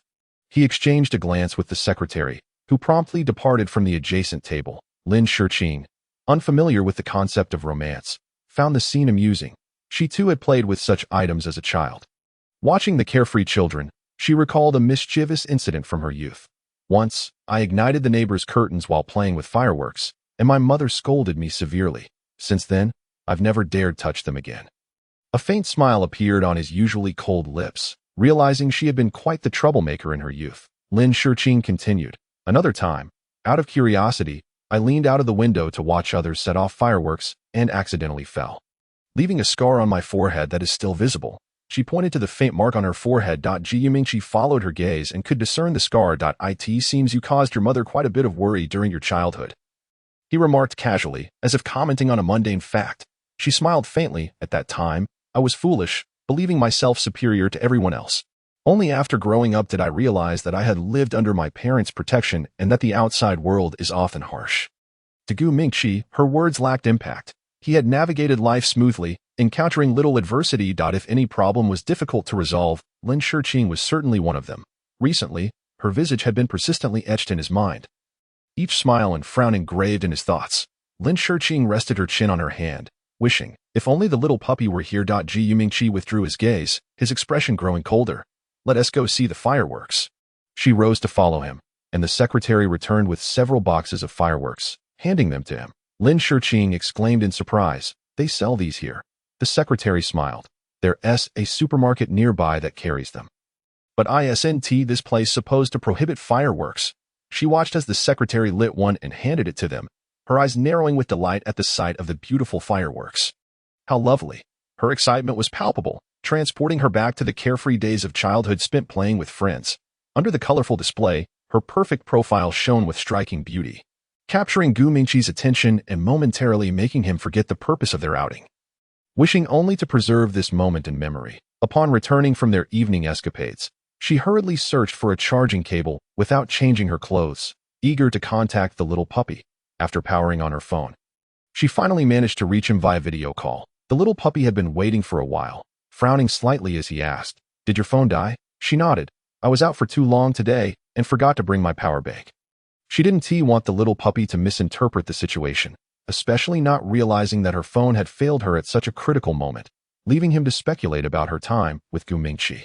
However, she underestimated the little puppy's perceptiveness. He observed the battery level on her phone and smiled sweetly, deciding he would get her a new battery next time. He had known her phone would shut down earlier that afternoon, but reminding her then would have seemed petty. To exhibit his generosity as her boyfriend, he chose to trust her. Lying in bed, she towel-dried her damp hair, saying, "Darling, when you have a holiday, I'll bring you here to play." She felt this place was perfect for couples, with a beautiful environment, clean hotels, and an abundance of romantic memories waiting to be made. She wished to create some cherished moments that belonged solely to them. After a brief conversation, fatigue enveloped her, and she fell asleep. Meanwhile, Shen Fubai watched the video of Lin Shiqing, frowning slightly. What was she lying about? Did someone among her companions happen to be someone he knew? Deep in thought, he picked up his phone to call a friend abroad. "Please go to Hawaii tomorrow and help me find someone." Once everything was arranged, he felt at ease returning to the bedroom to sleep beside her. Although it was merely a video call, it still provided him with a sense of reassurance. The next morning, when Lin Shiqing awoke, the little puppy was already up, having decided to skip school for the day, bringing home the necessary books to prepare for his final exam. Upon seeing her awake, he gently remarked, "Sister, you kept calling my name in your dreams last night," rubbing her eyes and glancing at the clock. She abruptly sat up, exclaiming, "Why did I sleep for so long? Darling, I need to get ready to leave." She hurried to the bathroom to freshen up. Before heading out, she attempted to initiate a video call, but accidentally pressed the power button, causing her phone to shut down. The little puppy opened the app only to discover that her phone had once again powered off. This time, he felt a twinge of anxiety. "So, sister, well done. Out with someone else on a date behind my back. Are you?" The little puppy could no longer sit still. As soon as the exam papers were submitted in the afternoon, he rushed straight to the airport. Following his description, De Jiang located the hotel and soon spotted Lin Shiqing amidst the crowd. He hurriedly snapped a couple of photos to send to him for confirmation. Upon receiving the images, Shen Fubai furrowed his brow in concern. De Jiang couldn't resist teasing him over voice message. "Buddy, is that your girlfriend? Out here on a date with some wild man behind your back?" Shen Fubai replied, "I'm boarding the plane now. Won't be able to chat. I'll arrive tonight. Keep an eye on things for me. If that guy makes any intimate moves, don't hesitate to take action." De Jiang took a deep breath, astonished. "No kidding. That sister is really your girlfriend?" "She's quite pretty," was his initial impression. Meanwhile, Gu Mingqi's aunt had already brought people to meet him. Upon seeing Lin Shiqing standing beside him, she was slightly taken aback, but quickly concealed her curiosity. "Let me introduce you. This is your Uncle Wen's daughter, Jianni. You used to play with her when you were little." Gu Mingqi glanced at the girl but did not pursue the conversation, diverting the topic instead. "You came all this way to see me. You've seen me now. It's best you head back early."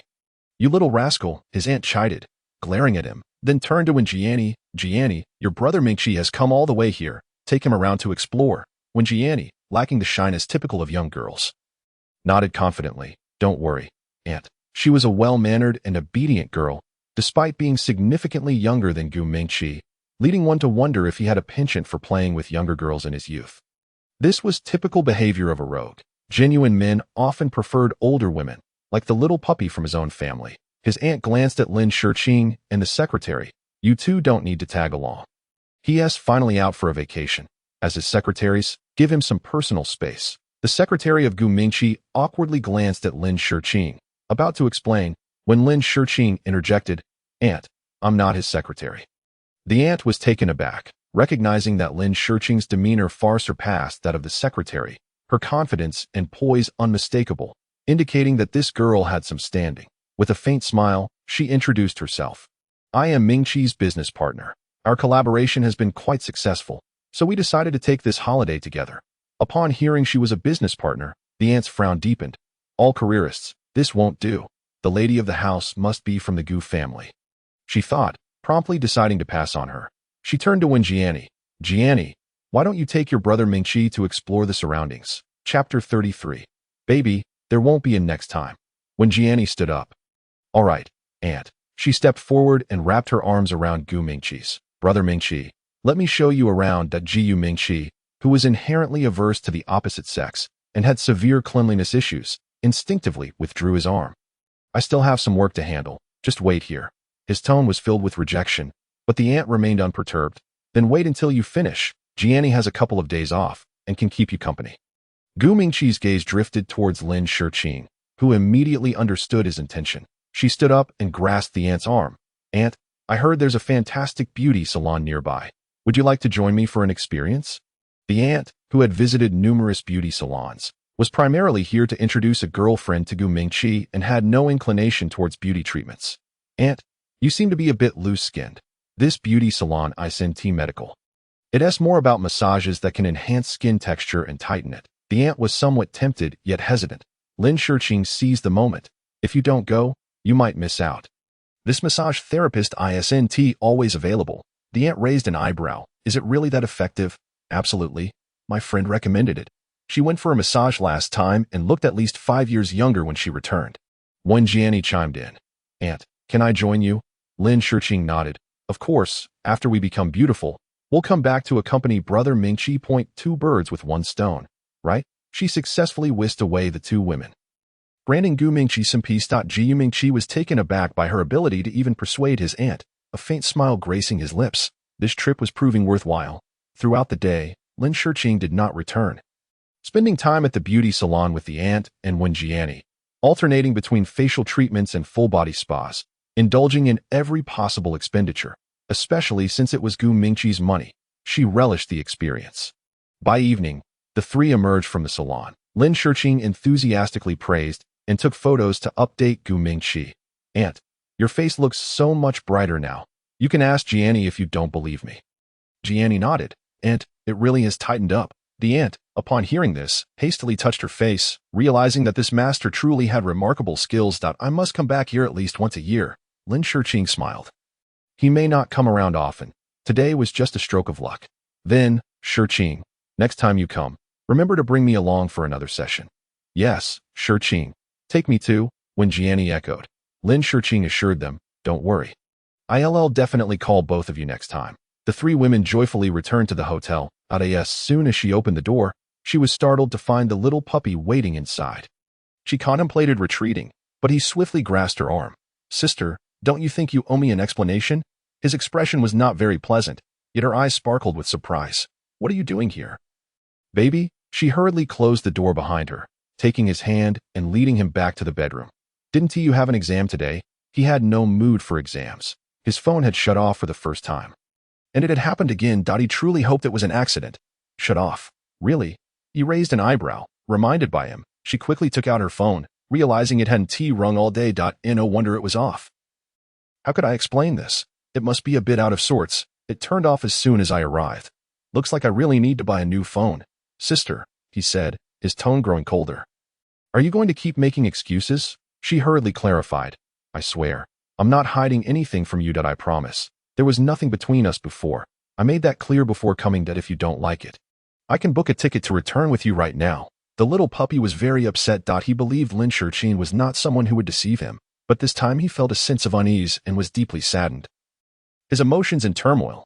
Seeing his expression, Lin Shurqing understood she needed to soothe him, especially since the phone issue was her fault. She quickly embraced him. Sister was wrong. I apologize. This won't happen again. I'll immediately buy a backup phone.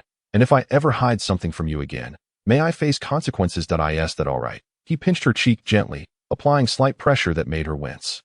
Sister, one must take responsibility for their mistakes. With that, he leaned down and kissed her forcefully, the intensity nearly swallowing her whole.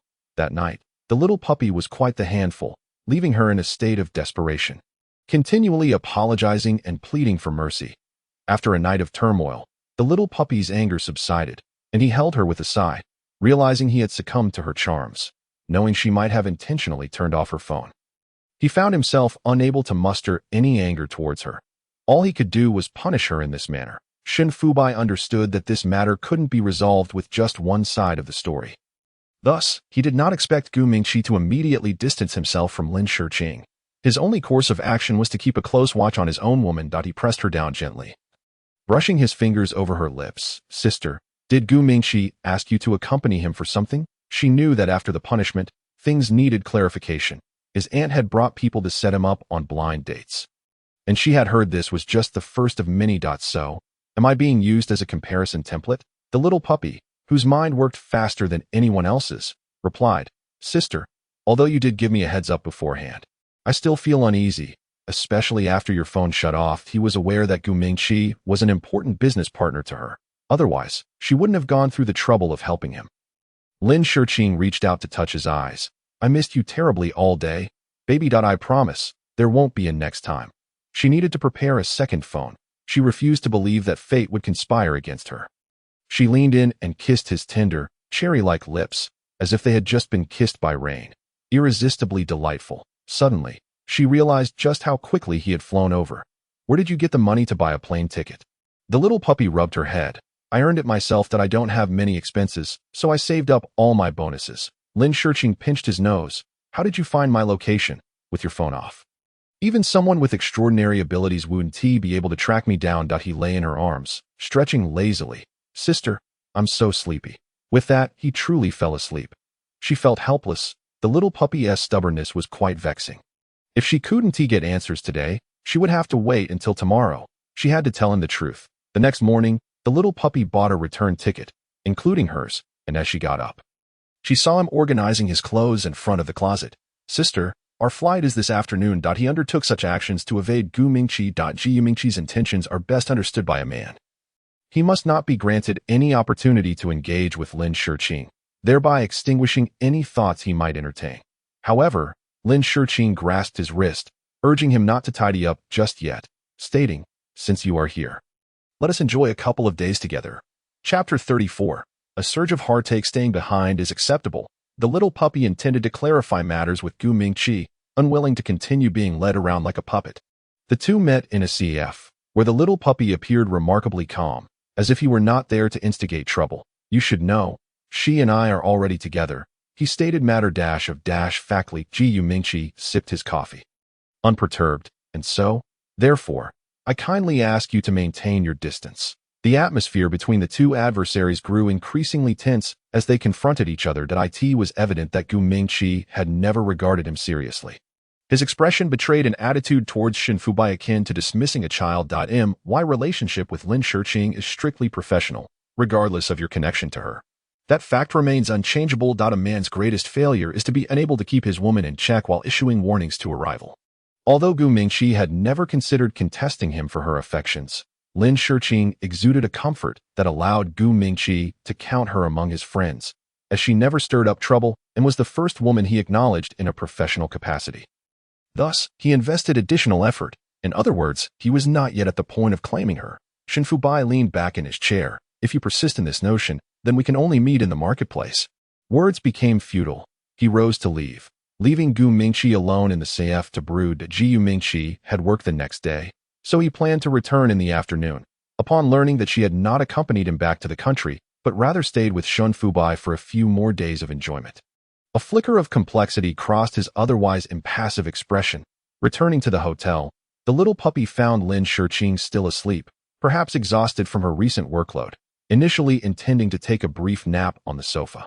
She ended up dozing for 3 hours. The little puppy ordered some food, and, as she awakened, he wrapped his arms around her head. Teasing, "Sister, you are turning into quite the lazy pig." She lightly punched his chest. "Who do you think is making me this sleepy? I was very restrained last night," she conceded. When it came to endurance, she could never surpass him. The little puppy, with his innocent demeanor and endearing looks, always found her compliance with whatever he suggested. These 2 days of vacation allowed Lin Shiqing to forget her work-related troubles, casting aside all burdens to indulge in the little puppy's company. It was only upon returning to the office that she discovered Gu Mingqi had collaborated with Tang Zhixia, signing contracts with over a dozen entertainment companies to collectively counteract their online sales efforts. Lin Shiqing, staring at the data before her, tightened her grip on the documents. No wonder Gu Mingqi had taken her abroad. It was a strategic diversion. Sultry felt it was a rare opportunity for Lin Shiqing to take a break, so she refrained from discussing the matter with her. However, the longer this situation dragged on, the more difficult it became to handle. She hastily contacted Teasing to inquire about their performance over the past 2 days. Teasing hesitated before revealing the truth, explaining that due to the pressure from a dozen competitors, they were not only unable to sell products, but had also seen a significant reduction in their basic traffic. Realizing she might have implicated Teasing, she spent a considerable time apologizing before ending the call. The little puppy only learned of the issues on her end after Teasing hung up. Teasing frowned, asking, "Aren't you going to help?" He glanced at his watch. "I need to pick someone up from the airport soon. Let her handle this for now. She is more adept at business matters than I am." Teasing said nothing further and returned to focusing on his industry competition. After hanging up, the little puppy left Lin Shiqing a message on WeChat, but she did not respond, likely preoccupied. Lin Shiqing called several other manufacturers to inquire about return policies. Due to Gu Mingqi's sales template being officially launched, their online products now had greater competitive strength than her own, resulting in many returns and reverting them to their previous state. She briefly grasped the situation and took her bag to Gu Mingqi's company. Gu Mingqi was at work and did not seem surprised by her arrival. Lin Shiqing was somewhat agitated, leaning on his desk and exclaiming, "You truly are heartless." He appeared impeccably dressed, exuding poise, shedding his usual cold demeanor for a hint of a smile. "What's with all this anger? In the live streaming market, must you be so ruthless?" He was inherently a profit-driven individual. Lin Shiqing had encroached upon his revenue stream, and he could not afford to stand idly by. Thus, he signed numerous live streaming companies, partly to showcase his determination to other business owners and partly to compel Lin Shiqing to abandon this path. Shen Fubai, despite his prowess, was merely a computer whiz, and the lackluster teams surrounding him posed little threat. Yet, Gu Mingqi had charted a clear path for himself. The live streaming market was still quite lucrative. He had utilized the past 2 days to prepare everything necessary and was now poised to reap the rewards. Lin Shiqing gritted her teeth. "I wondered why we ran into a storm. It turns out, he had anticipated that Jifeng would vacation with his fiancée. He got coupled with Jifeng's position in the regulatory bureau. He had deftly leveraged this connection to secure favorable policy support, resulting in seamless contracts with several influencer companies. All events intertwined, and she felt like a fool, questioning why she had subjected herself to this indignity, only to realize he should not have treated her this way. Casting him a glance filled with unspoken emotions, she thought it futile to seek clarity when she already knew the outcome. "Gu Mingqi, you truly embody the essence of a businessman." She stood to leave, leaving behind her cryptic words, which stirred an unsettling unease within the typically composed Gu Mingqi. He had indeed cut off her resources, utilizing her to complete his objectives. While it was only natural for him to reclaim what was rightfully his, he was inexplicably anxious about losing something in the process. These emotions were foreign to him. Feeling a heaviness in his chest, he rose and stood by the window, gazing at the distant clouds. Rationality told him he had done nothing wrong. A successful businessman ought to separate personal feelings from professional endeavors. Yet, an inexplicable ache welled within him. Chapter 35. Illness. Lin Shiqing drove back to the company, where Sultry was conducting a meeting. Faced with sudden turmoil, the company suffered significant losses, and the temporary public relations team was in a frenzy. Phones ringing incessantly. Upon returning to her office, she locked herself away, refusing to see anyone. Just as Sultry was about to knock on the door, her secretary stopped her. "President Liu, Lin has been inside for 4 hours and one tea let us in. Perhaps we should let her have some peace.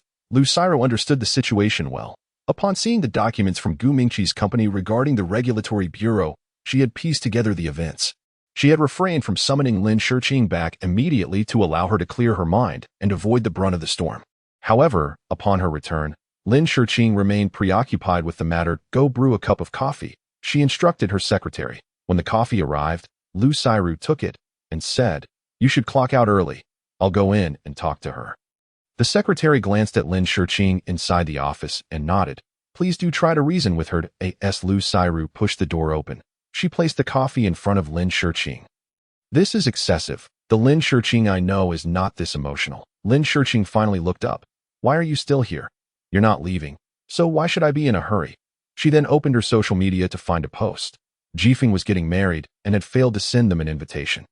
"Isn't that rather excessive?" Lin Shiqing replied coolly. "His department is quite stringent. It's normal for him not to hold a grand wedding. That I can't blame him. I heard even his college classmates weren't invited."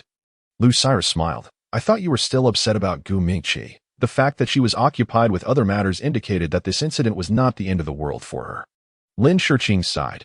"I thought I was his friend, but it turns out he was merely using me. There's a touch of disappointment, I suppose." She had not abandoned her collaboration with Gu Mingqi despite finding new markets, still considering him a potential ally. After all, exceptional individuals tend to attract each other. However, she was mistaken. The moment she took her first step into the broader market, he had already categorized her as an unfriendly collaborator. Using various pretexts to exploit her for his own gain, he was solely focused on profit, devoid of any sense of friendship. Lin Shiqing felt disheartened by this realization. Lu Siro set her phone down. "Sister, please wake up. Gu Mingqi is not just like this with you. He treats everyone this way. Had I known you'd stir up so much trouble with him, I would never have let you get close." It was too late for such words. After a year spent in Gu Mingqi's company, Lin Shiqing had come to regard him as a friend. The feeling of betrayal from a friend was not easily borne. Lu Siro patted the back of her hand. "It's not the end of the world. It's just one channel. If you lose it, you can always find another. Our current projects are not limited to just this one. If all else fails, we can return to our original field." Lin Shiqing fell silent for a moment before nodding in understanding. "You should head back early," she said. "We both know your little puppy has probably been waiting for you at home." The thought of the puppy suddenly eased her unease, prompting her to rise and dress before returning home. Upon her arrival, the house was dimly lit, and she frowned slightly. She was accustomed to seeing him the moment she stepped through the door, and the stark emptiness of the room was disconcerting. She picked up her phone, and as the screen flickered, she hadn't yet exited the application when she saw her little puppy dining with a girl. The girl was quite charming, around 18 or 19, smiling sweetly, her gaze towards the puppy distinctly different. Stopping abruptly, she watched the pair, continuously reminding herself that the puppy had his own social circle, and she shouldn't jump to conclusions. Perhaps they were merely classmates out for a meal. Yet, in the next moment, she couldn't help but think negatively. Surely the girl must have feelings for her puppy, given how joyfully she laughed, and even Shin Fubai seemed genuinely happy. Was this the dual failure of both career and love? She set her phone down and leaned back against the sofa, covering her face in an attempt to suppress her mounting emotions. But for reasons unknown, tears began to flow uncontrollably, cascading down her cheeks until her shoulders began to tremble. Wiping her tears, she made her way to the bathroom to splash her face with cold water. Then she sank into the bathtub, allowing the cool water to wash over her, needing to calm herself and organize her thoughts. Having never experienced love before, she had never felt this level of sorrow. The sensation of a shattered heart was indescribable, as if she were on the brink of death, or had lost everything. It was unclear how long she lingered in the cold water, but when she finally emerged, she felt dazed. Her phone continued to vibrate incessantly on the table. Glancing at it, she hung up the call, Gu Mingqi's name flashing on the screen, the voice she least wanted to hear at that moment. Gu Mingqi stared at the phone that had been abruptly disconnected, a slight frown creasing his brow. Initially, he had thought nothing of it. After all, business was about mutual benefit, yet he could not shake off the discomfort brought on by Lin Shiqing's gaze as she departed. He dialed her number again. At last, she answered. "What is it?" Her voice was hoarse, as if she were on the verge of collapse, her throat burning with discomfort. He paused. "Where are you?" Her voice sounded ill. "At home. There's something wrong?" He gazed silently at the night view outside his window. That I wanted to explain something to you. She lacked the patience for such conversations. Gu. It seems we don't have a relationship that warrants explanation. Just as she was about to hang up, he called out to her. I'm sorry. She hesitated, and then, unable to contain her tears any longer, they spilled down her cheeks. Yes, perhaps she truly needed that apology. After all, she had believed their collaboration over the years had fostered a solid friendship, while Gu Mingqi seemingly regarded her merely as a business associate. Perhaps she had been too sentimental. Not everyone could be friends. Yet she genuinely hoped they could be good friends, purely as colleagues, of course. The silence on the other end made Gu Mingqi uneasy. I know I shouldn't have taken advantage of you. Initially, it was just to teach you a lesson. But after you came to find me this afternoon, I began to reflect. Over the years, he had few friends. Lin Shiqing was his partner in business. Their encounters were neither infrequent nor rare, and while they did not share an intimate rapport, they admired one another, their tempers and styles remarkably alike. Taking a deep breath and with reddened eyes, Lin Shiqing remarked, at least you still possess a shred of conscience. He sighed in relief. That I in light of my conscience. Please add me back on WeChat. The little black room is too dark. She climbed into bed, wrapping herself in blankets, sneezing violently before sniffing back her tears. The little black room suits your temperament. He frowned. Are you coming down with something? She did not directly answer. I'm a bit tired. Let's talk tomorrow. Hanging up the call, Gu Mingqi felt a surge of concern and unconsciously dialed Lu Sairu for her address. Gu Mingqi had never acted so impulsively before. It was his first time knocking on a woman's door, especially under such casual circumstances, merely as work partners. Yet his reason was clear. He simply admired Lin Shiqing. This time, they could genuinely forge a solid friendship. Lin Shiqing, still in a daze, heard the knocking and initially thought it was a figment of her imagination. Checking the time, she realized it was past 11. And the outside world was cloaked in darkness. The little puppy had yet to return. Perhaps he wouldn't come back tonight. Gu Mingqi's calls went unanswered, and after knocking without a response, he grew concerned for her safety. Even requesting the property management to assist, aware she lived alone, they feared an incident and retrieved a spare key. Once the door opened, he wasted no time rushing into the bedroom, seeing her lethargic state. He understood she was unwell. He reached out to help her sit up, discovering her body was burning with fever, and swiftly draped a coat over her before driving her to the hospital. Chapter 36. Exhausted after 3 arduous hours, she lay asleep with an 4 drip in her shoulder, her cheeks flushed and endearingly reminiscent of a tipsy state. Watching her up close, Gu Mingqi felt his heart race. It had been ages since he experienced such a feeling. He thought he would never like anyone again. Once the 4 was finished, her rosy cheeks gradually returned to normal. Unable to resist, he reached out to caress her face. Just then, her phone began vibrating, startling him. That he pulled it from the pocket of her coat, glanced at the caller ID, and silenced it as he prepared to reply to the message. He noticed she was awakening due to the phone's disturbance. Why am I in the hospital? She murmured. You had a fever. I had the property management unlock the door and brought you here. She pressed her forehead, feeling utterly drained and her stomach growling with hunger. A nurse arrived to remove the 4, advising her to take her medication on schedule once she returned home, as the fever had subsided but inflammation remained. She then turned to Lin Shiqing, saying, your boyfriend was quite anxious. When he came to bring you here, he nearly caused a scene. Flustered, she replied, you've misunderstood. She intended to explain but felt it unnecessary. Her relationship with him wasn't of that nature. So why clarify it to others? Gu Mingqi drove her back, amused by the growling of her stomach. Shall I take you out for a bite? It's the middle of the night. What restaurants are still open? Yet Gu Mingqi managed to find one, parking outside a place aptly named Midnight Diner. Clad in her pajamas and a long coat, Lin Shiqing didn't seem out of place, though her bare face made her feel somewhat awkward.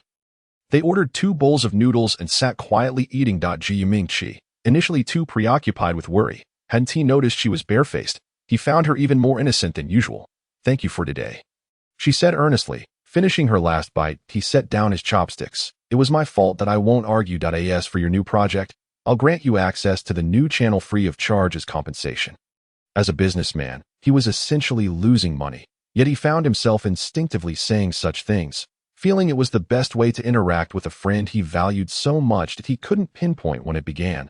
Perhaps from the moment she appeared before him that afternoon with a wounded expression. He realized he had gone too far. Words alone are not enough. Despite her illness, she remained sharp. She wanted more than verbal promises. Ji Mingqi paused, then smiled as he pulled out his notebook from his suit pocket. Writing down a statement, tearing it out, and offering it to her. Would this suffice? After reading it, her mood visibly lightened as she carefully accepted the note, considering it a small consolation for her romantic disappointments. At least salvaging something in her career, Ji Mingqi noticed her subtle expressions and couldn't help but chuckle. Even the formidable Lin could be somewhat petty. She glanced at him. I learned it from you. He was momentarily speechless. Was he really that petty? This topic could not continue at your unwell. Where's your little boyfriend? Didn't you two live together? Suppressing his next words, Lin Shurqing checked her phone, noticing an unanswered call from Shen Fubai. Taking a sip of water, her expression shifted from relaxed to distant as she coldly smiled. I can't clarify that right now. I don't know if it's merely a game, considering the vast differences between us. Her mention of playing a game suggested she felt toyed with by the little puppy, especially after witnessing Shen Fubai's enthusiasm towards another girl. He frowned but quickly tucked away his doubts. Let's go. I'll take you home. The car pulled up outside her apartment building. After she exited, she waved, saying, Thanks for tonight. You should head back and rest. Without further hesitation, she ascended the stairs. She had too much to handle tonight, including sorting out her emotions. The little puppy was waiting at home, and upon seeing her in her pajamas, his expression soured. Sister, do you really have to go out in your pajamas to discuss work at this hour?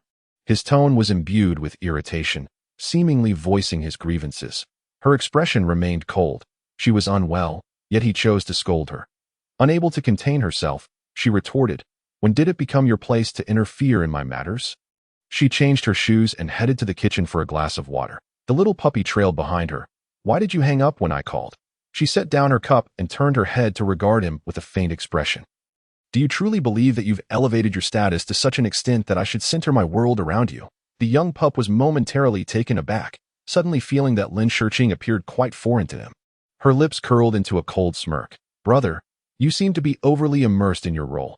Our time together was merely a fleeting pleasure. On what grounds do you think you can dictate my life? Is it based on a momentary infatuation? He furrowed his brow, momentarily at a loss for words. Sister. Ew. She struggled to maintain her composure, yet couldn't suppress the sardonic smile at the corners of her mouth. Sometimes, when one grows weary of a person, they yearn for something new. That I've heard that a game involving three can be quite delightful. Oh, you have any classmates you could invite over to join us? The thought of him with other girls pierced her heart like a knife. He glared at her fiercely. Sister, what do you mean by that? Is my meaning unclear to you? She retorted, her smile a veneer of amusement. It's quite interesting. 3 people together can be both thrilling and entertaining. She added, Oh, I feel that a more mature man is preferable. At least he would possess better skills in bed. Brother, you still have much to learn. She was bewildered by her own words. Perhaps this was truly her first love, and she was unwilling to concede defeat. He looked at the woman before him in disbelief, not only feeling estranged, but also somewhat pained. So, have you been in bed with someone else? She had returned home in this state, flushed and exhausted, clearly not having engaged in any playfulness with him. The young pup's eyes were filled with hurt. She should not be this way, yet every conjecture she made about herself led her to this conclusion. Sister, have you fallen for someone else? Lin Shurqing found it ironically amusing to see the young pup. Wounded before her. Wasn't he also fond of another girl outside? They seemed to converse so merrily. Was it truly exhausting for him to spend his evenings with her? His sister? Fondness? How mundane. I simply enjoy playing games with my brother. I've discovered that you all are quite easily deceived. His eyes reddened. He was puzzled by whom she referred to as you all, but it was evident that she had categorized him, when he ought to have been her one and only. Indeed, you all are my favorite men. A hint of sarcasm glinted in her eyes. If it weren't for the companionship over these past months, she would have outright told this young pup to leave. Of course, after saying all that, she regretted it. For the sake of pride, she refused to explain. This was her first love, and even if she lost, she must remain strong. Shen Fubai took a deep breath, tears streaming down his cheeks. I understand now. He turned to his bedroom to gather his belongings. It was already past midnight, and he had nowhere to go. After packing his things, he slung his backpack over his shoulder, turning his back to Lin Shurqing. Sister, I was happy to have you. It's just a pity it ends here. He opened the door and left without a backward glance. Lin Shurqing curled up on the sofa, feeling as though the world had turned dark. A deep ache resonated within her heart. This was what heartbreak felt like. After weeping throughout the night, She splashed cold water on her cheeks the following morning, applying a cooling mask to her swollen eyes until they finally subsided. She donned heavy makeup to conceal her fatigue and changed into elegant attire for work. Lucio looked at the items sent by Gu Mingqi with slight confusion. They had just had a falling out less than 12 hours ago. How could they have reconciled so swiftly? Lin Shiqing set down her phone. Just take it. Don't return it. Distribute it among everyone. Lucio observed the chocolates in front of her, feeling a slight headache. Is he trying to pursue you? Sending so many chocolates. Do you think he's that sort of person? Lucio hurriedly shook her head. Gu Mingqi is absolutely not that way. Even if the entire world perished, he wouldn't casually pursue any woman. By the way, the online channel has been closed, right? I've broken up with the young pup.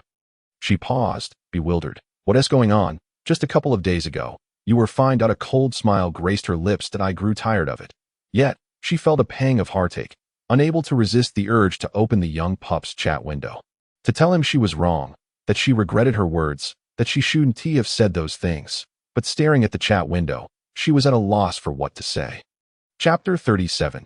It was just a game. Lucio sensed something was amiss, but Lin Shiqing was unwilling to share, and she couldn't pry it out of her. She would have to wait until Lin's mood improved to discuss it. She instructed the employees to move the boxes of chocolates out to distribute among everyone. Before leaving, she suggested, "Tonight, I'll take you to a bar for a drink to unwind."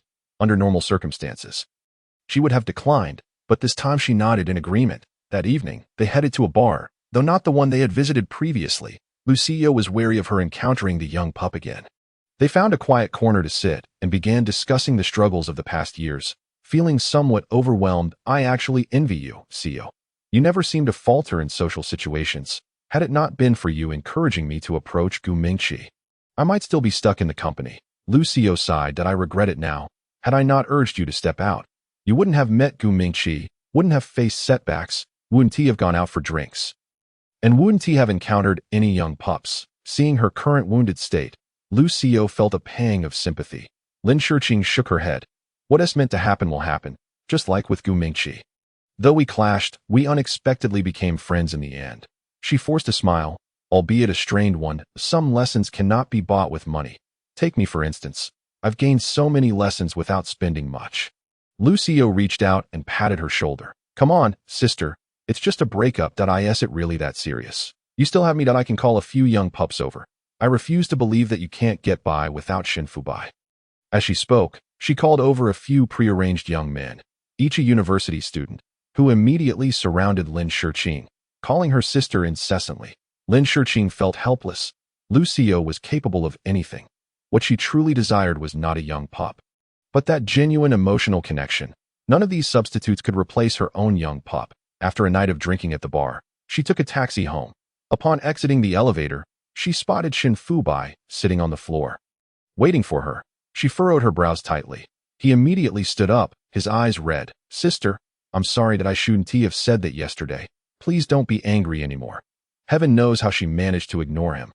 She couldn't lower her own pride, and the anger within her remained unresolved.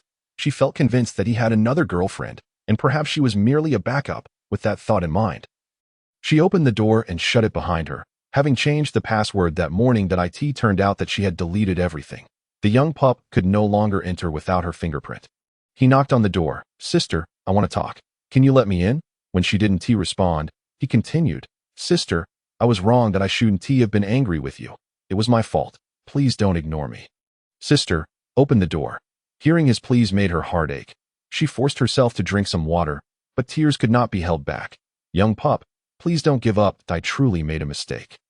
Please don't be angry that I want to interfere in your affairs anymore. I just want to accompany you.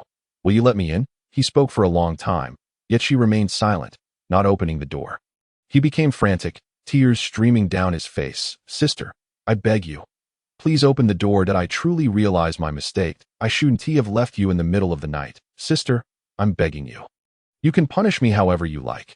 She wiped her tears and entered the bathroom to wash up, reasoning that as long as she couldn't hear his voice, she wouldn't soften. She knew that if she ignored him, he would eventually leave. However, she underestimated his patience. The young pup continued to cry and knock on the door for an entire hour. By the time she emerged from the bathroom, he was still sobbing. "Sister, please, let me in." His trembling, choked voice made it impossible for her to bear. She approached the door and opened it, glaring at him. Are you out of your mind? Can't we part amicably? Must you act like a stray dog? It's truly irritating. Sister, His eyes were red and swollen, and he wanted to step forward to embrace her, but she held him back. I believe I've made myself clear yesterday. We were merely playing. You can't accept my new way of playing, so let us just separate. You play your game, and I'll play mine. His tear-filled gaze shimmered as he struggled to swallow. Do you want to sleep with other men? She nodded. I find it quite amusing that I met another young man at the bar today. He's not much different from you in height, has decent kissing skills, and isn't shy. Plus, he looks quite good, single eyelids. Aren't they in vogue now? Though her words were false, she couldn't help but utter these hurtful remarks. The young pup's grip on the doorknob tightened. He sought to discern any hint of deceit on her face, but she appeared utterly serious, not at all joking or misleading herself. Are you saying, sister, that you no longer love me? He sought confirmation. For their few months together had felt profoundly real. Love? Brother, love can fade. Sometimes, when one becomes weary, love becomes irrelevant. Wouldn't you agree? A smile graced her lips, her earnest demeanor evoking memories of their time together. Deeply etched in his heart. If I accept that you have other men, can you share a little more love with me? He struggled to utter the final sentence, only to be shattered by her words. Brother? What are you saying? I currently prefer fresh brothers. You can follow me, but please don't be so clingy. That he wiped away his tears, replying, Sister, I just want to be with you. It's fine if you go out to play. You must return home to sleep at night. I will be waiting for you at home. His self-assured demeanor tugged at her heartstrings, causing her eyes to glisten slightly. Why could he accept such hurtful words? Was he a fool? She tried to widen her eyes, staving off the tears that threatened to fall. She could not afford to give him the opportunity to hurt himself. This was merely the beginning. He would encounter other girls in the future, and he would surely be drawn to younger, more vibrant girls that in the end, she felt they were simply not meant to be. Yet, she resolutely thought that come tomorrow morning, a new brother would move in. Can you accept living with the three of us? His pupils gradually dilated, and the expression in his eyes as he looked at Lin Shiqing began to shift. In that moment, Shen Fubai felt utterly abandoned, instinctively retreating 2 steps, his hands drooping helplessly. Tears flowed incessantly, pooling beneath his chin, drop by drop. Lin Shiqing, heart aching, averted her gaze from his face. I saw that you tidied up your things quite neatly yesterday. I won't take advantage of you. Tomorrow, please give me your bank account number, and I will transfer you some money as compensation. With that, she turned to close the door. Sister, he lifted his head to look at her, wanting to ask one last question. From the very beginning, you had it all planned out, didn't you? You were just playing with me? She nodded. What else could it be? You didn't think I was aiming to marry you, did you? She smiled lightly. You and I are so mismatched that I would feel embarrassed to bring you home. How could it possibly be serious? Shen Fubai, you're not a fool. You usually seem quite clever. Why are you so dense when it comes to matters of the heart? Shen Fubai let out a cold laugh, turning away to wipe the tears from his face, never having felt such a blow to his pride. Then enjoy yourself. I won't disturb you any longer. He turned to leave, and in that moment, Lin Shiqing felt she had already lost him. How deeply it hurt her, only heaven knew. Moreover, he would likely have found someone he liked better by now. Otherwise, he would have explained who that girl was and why they had shared a meal in secret. If he truly liked someone else, then letting him go to find happiness was perhaps the best way to love him. Closing the door, she collapsed to the ground, utterly drained, tears finally breaking free. This must be the best outcome for both of them. Lin Shiqing struggled to rise, extracting the SIM card from her phone and powering it down before placing it in a drawer. She replaced it with a new phone, realizing everything had to start anew. Without her little puppy, and without the apps she could check at any time, she would revert to the solitary existence she once knew. The pain of heartbreak did not torment her for long. Soon, work dulled her emotions. The relentless demands of her high-intensity job drove her to pour more effort and dedication into her career. Gu Mingqi occasionally invited her to dinner, and their conversations revolved around work, rarely touching on matters of the heart. Gradually, Lin Shiqing emerged from her heartbreak, learning to adapt to a life of solitude.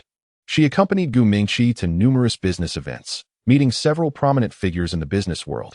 However, there were times during her late-night returns when she couldn't resist pulling out her phone to see what he was up to. Yet, she quickly stifled that impulse. For some, feelings are harder to sever the more one is entangled. It wasn't until 2 weeks later that Dabin's call shattered her resolve that I in the hospital. The little puppy lay lifeless on the bed, his hands riddled with 4 needles, his complexion pale. Dabin cast a glance at Lin Shurqing, his attitude indifferent, his tone icy. He drank for 3 days. When I went to find him, he had already been in a coma for some time.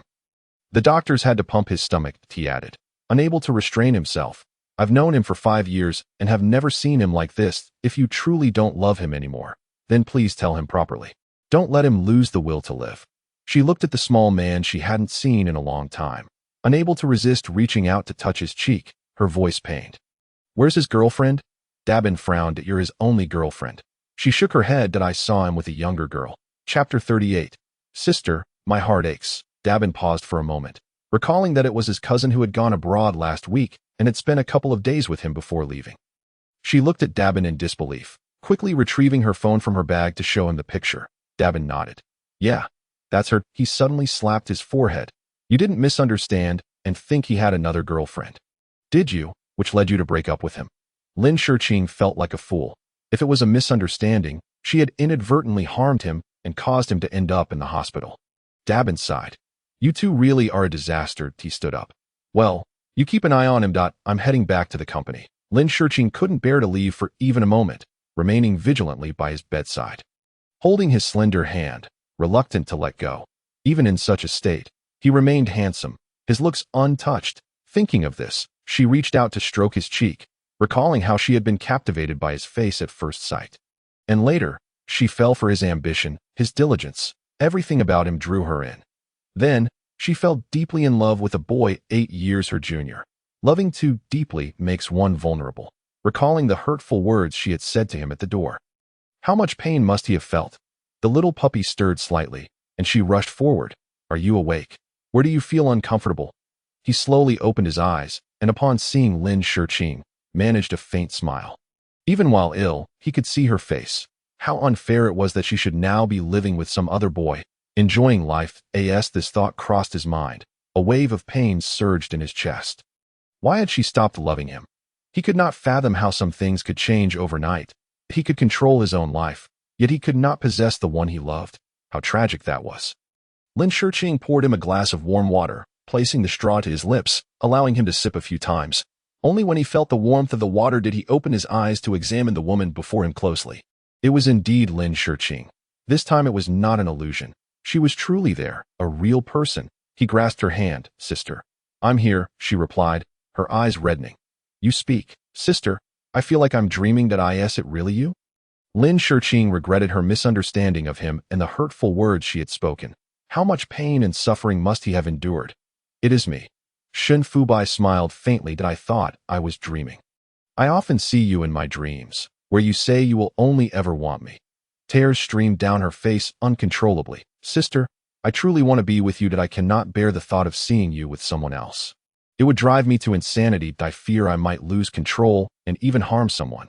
So I left not because I didn't love you, but because I didn't want you to see the darker side of me. Tears trickled down the corners of his eyes, falling onto the pillow. She hurriedly wiped away the tears on his cheeks. That I understand now. Don't speak. Just focus on getting better. Alcohol poisoning and gastric bleeding. Either could take his life. Yet he seemed indifferent to his own existence, loving only her. Even if he had only a breath left, it would be solely for her. She stayed in the hospital for 2 days, and due to her good health, she could soon walk again. However, because of his stomach issues, he needed to remain hospitalized for another week for intravenous therapy. She postponed all work matters, choosing to stay by his side in the hospital until Gu Mingqi's call came in. She answered the phone in the hallway, and Gu Mingqi's voice was icy. Why weren't you the one to come and sign the contract with me? She frowned. I have some personal matters to attend to. When will you finish? Come by to sign as soon as you're done. He hung up. Over the past few days, she had hardly replied to his messages, and her phone was unreachable when he inquired with their company employees. No one knew her whereabouts, until finally, Lu Xiao disclosed that she had gone to the hospital to care for her little boyfriend. Gu Mingqi was puzzled. He only discussed work matters with Lin Shurqing, maintaining a distrustful stance towards the rest of their company.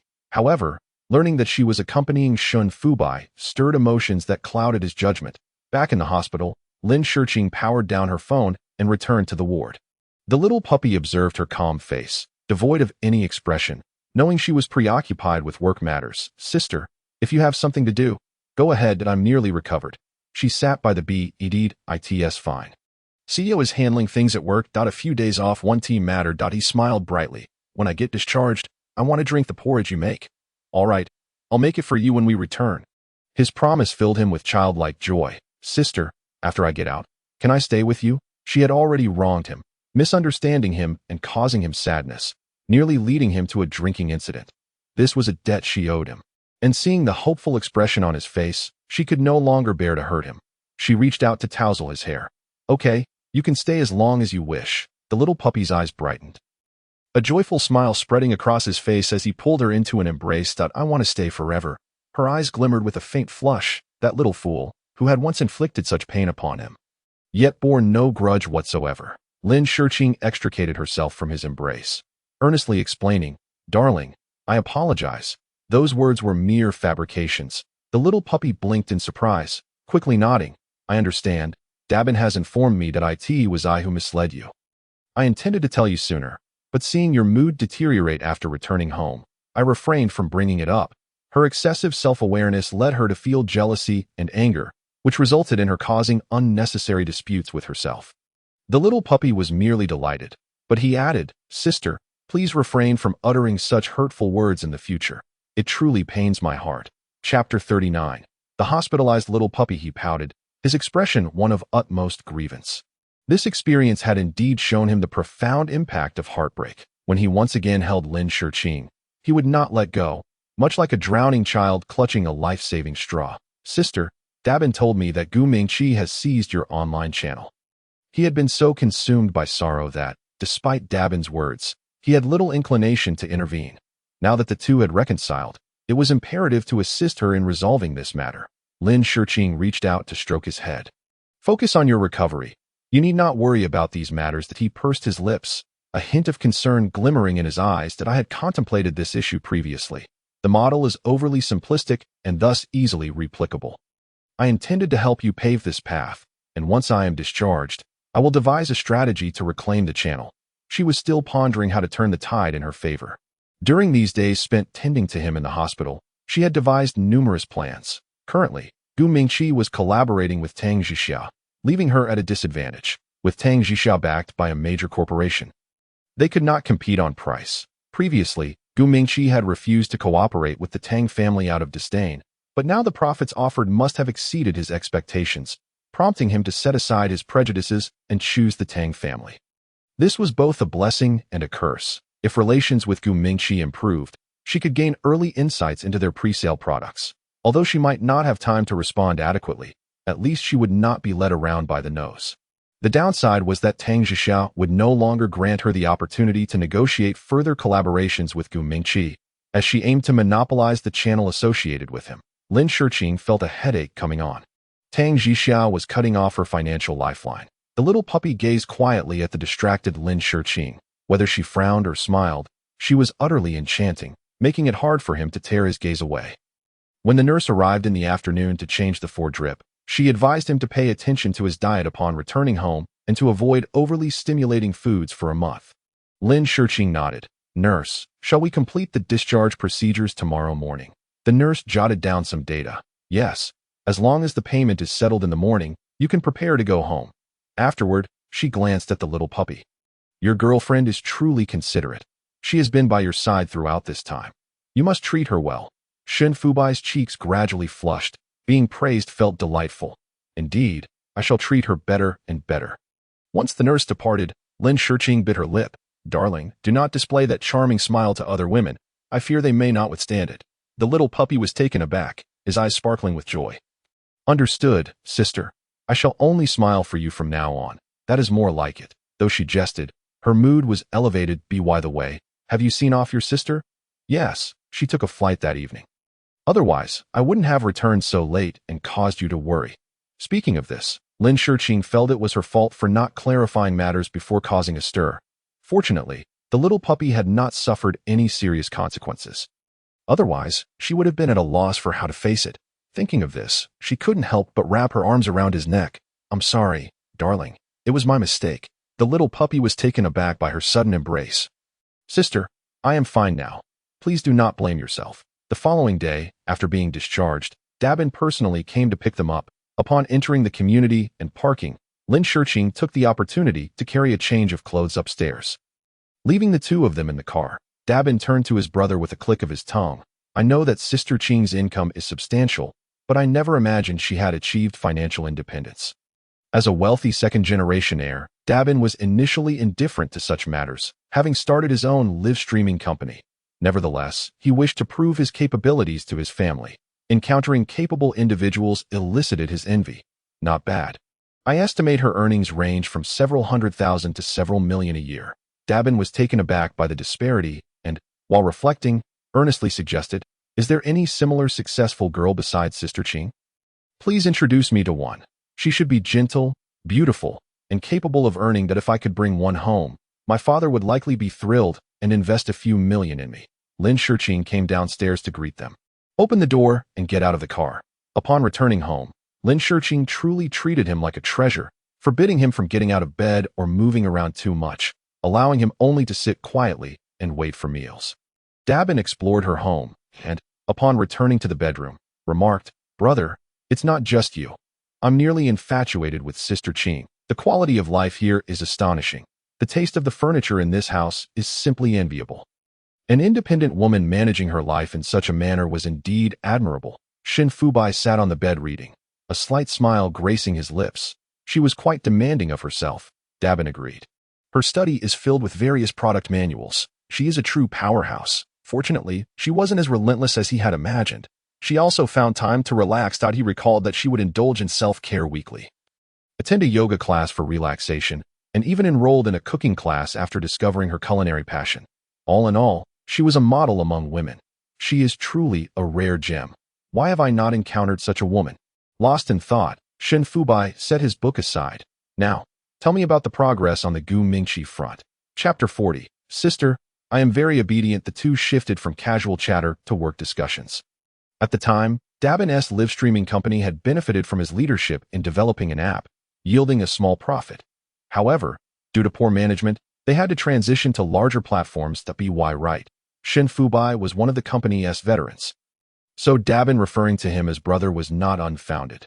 Brother, I feel this person is rather ruthless. Perhaps we should not confront them head-on. Shen Fubai smirked coldly. Anyone daring to touch the cake meant for his sister would not be spared.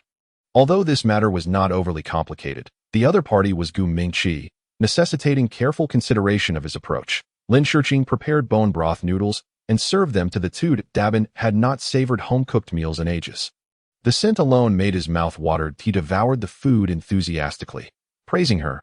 You could open a restaurant with this skill. She had previously cooked to cultivate her sentiments.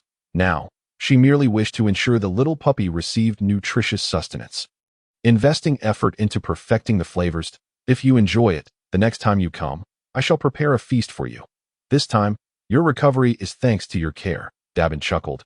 Then I shall not hold back. Shen Fubai, having just recovered, had little appetite. He could only manage a few bites before feeling full. Yet, fearing she would worry, he endured the discomfort and finished the noodles. Lin Shurqing finally sighed in relief. Tidying up the kitchen before retreating to her study to work, Dabin had nothing pressing to do that afternoon, so he lingered a bit longer, chatting with Shen Fubai throughout the day. So, you are the one pursuing Sister Qing? He looked at Shen Fubai in astonishment, even questioning whether the concept of love at first sight was merely a self-deception. Shen Fubai took a sip of hot water. What is so surprising?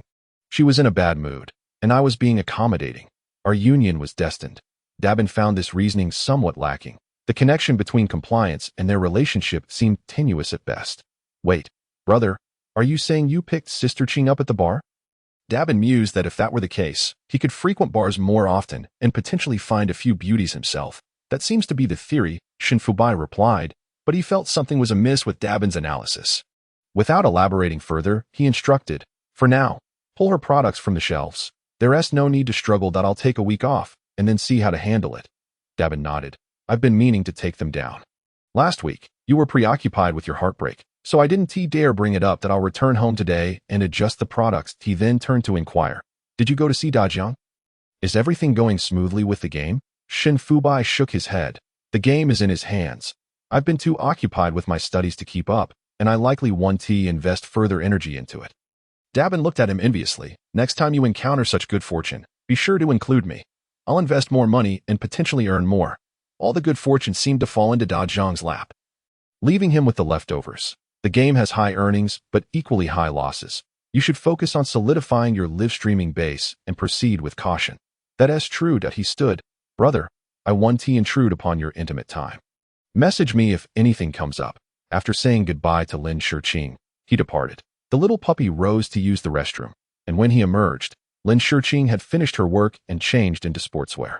I'll accompany you downstairs for a stroll. Although vigorous exercise is not advisable, stepping outside to breathe in the fresh air is indeed beneficial. Being confined in the hospital for such a prolonged period has left him feeling quite stifled. He obediently accompanies her outdoors, their hands intertwined as they stroll along the pathways of the community. Dear sister, shouldn't you check in at the company? He inquires, a hint of concern evident in his voice. Having known her for such an extended time, he has never witnessed her away from her post for this long. Do not worry. I'm merely taking a short break for myself, with Sir C. Rowe at the office. There shouldn't be any significant issues, she reassures him. Having finally rediscovered love, she feels that work has not been particularly smooth sailing. Taking this opportunity to rest is essential. Upon her return, she intends to reclaim all that rightfully belongs to her. Turning her head slightly to gaze at him, she adds, take good care of your health. Only when you are well can I feel at ease going back to work. He wraps his arms around her as they meander down the path. Dear sister, you need not worry too much about me. My recovery is progressing quite well, he replies, wishing that his condition does not impede her career and aspirations. For him, he desires his presence to enhance her life, making her professional journey smoother rather than serving as a hindrance. You still need to attend classes at school. Lin Shiqing expresses her curiosity. He extended his hand to pass her the small spoon. Shun Fubai took a sip and exclaimed, delicious. Sister, your culinary skills have improved remarkably. A satisfied smile graced her lips as she replied, I'll serve you another bowl. That he hastily caught her arm, saying, you should sit down and enjoy a meal with me. You've worked hard all day. The dinner was quite delightful, with the two of them preparing 3 dishes and a soup, encapsulating the essence of a harmonious life together. Lin Shiqing felt a profound comfort in the innate chemistry they shared, as if they were destined to be a pair, like a little puppy and its owner. After tidying up the leftovers and placing all the dishes into the dishwasher, the little puppy retreated to the bedroom to read, while she dried her hands and followed suit. Shall we take a stroll downstairs for a bit? It's customary to walk off a meal after eating. The little puppy set down the book and glanced at the pitch-black sky outside. Sister, how about we exercise at home instead? As she spoke, he pulled her into his embrace and began to undress. Lin Shiqing quickly intervened. Not tonight. He was taken aback. Why not? Her expression faltered. Tonight just isn't suitable.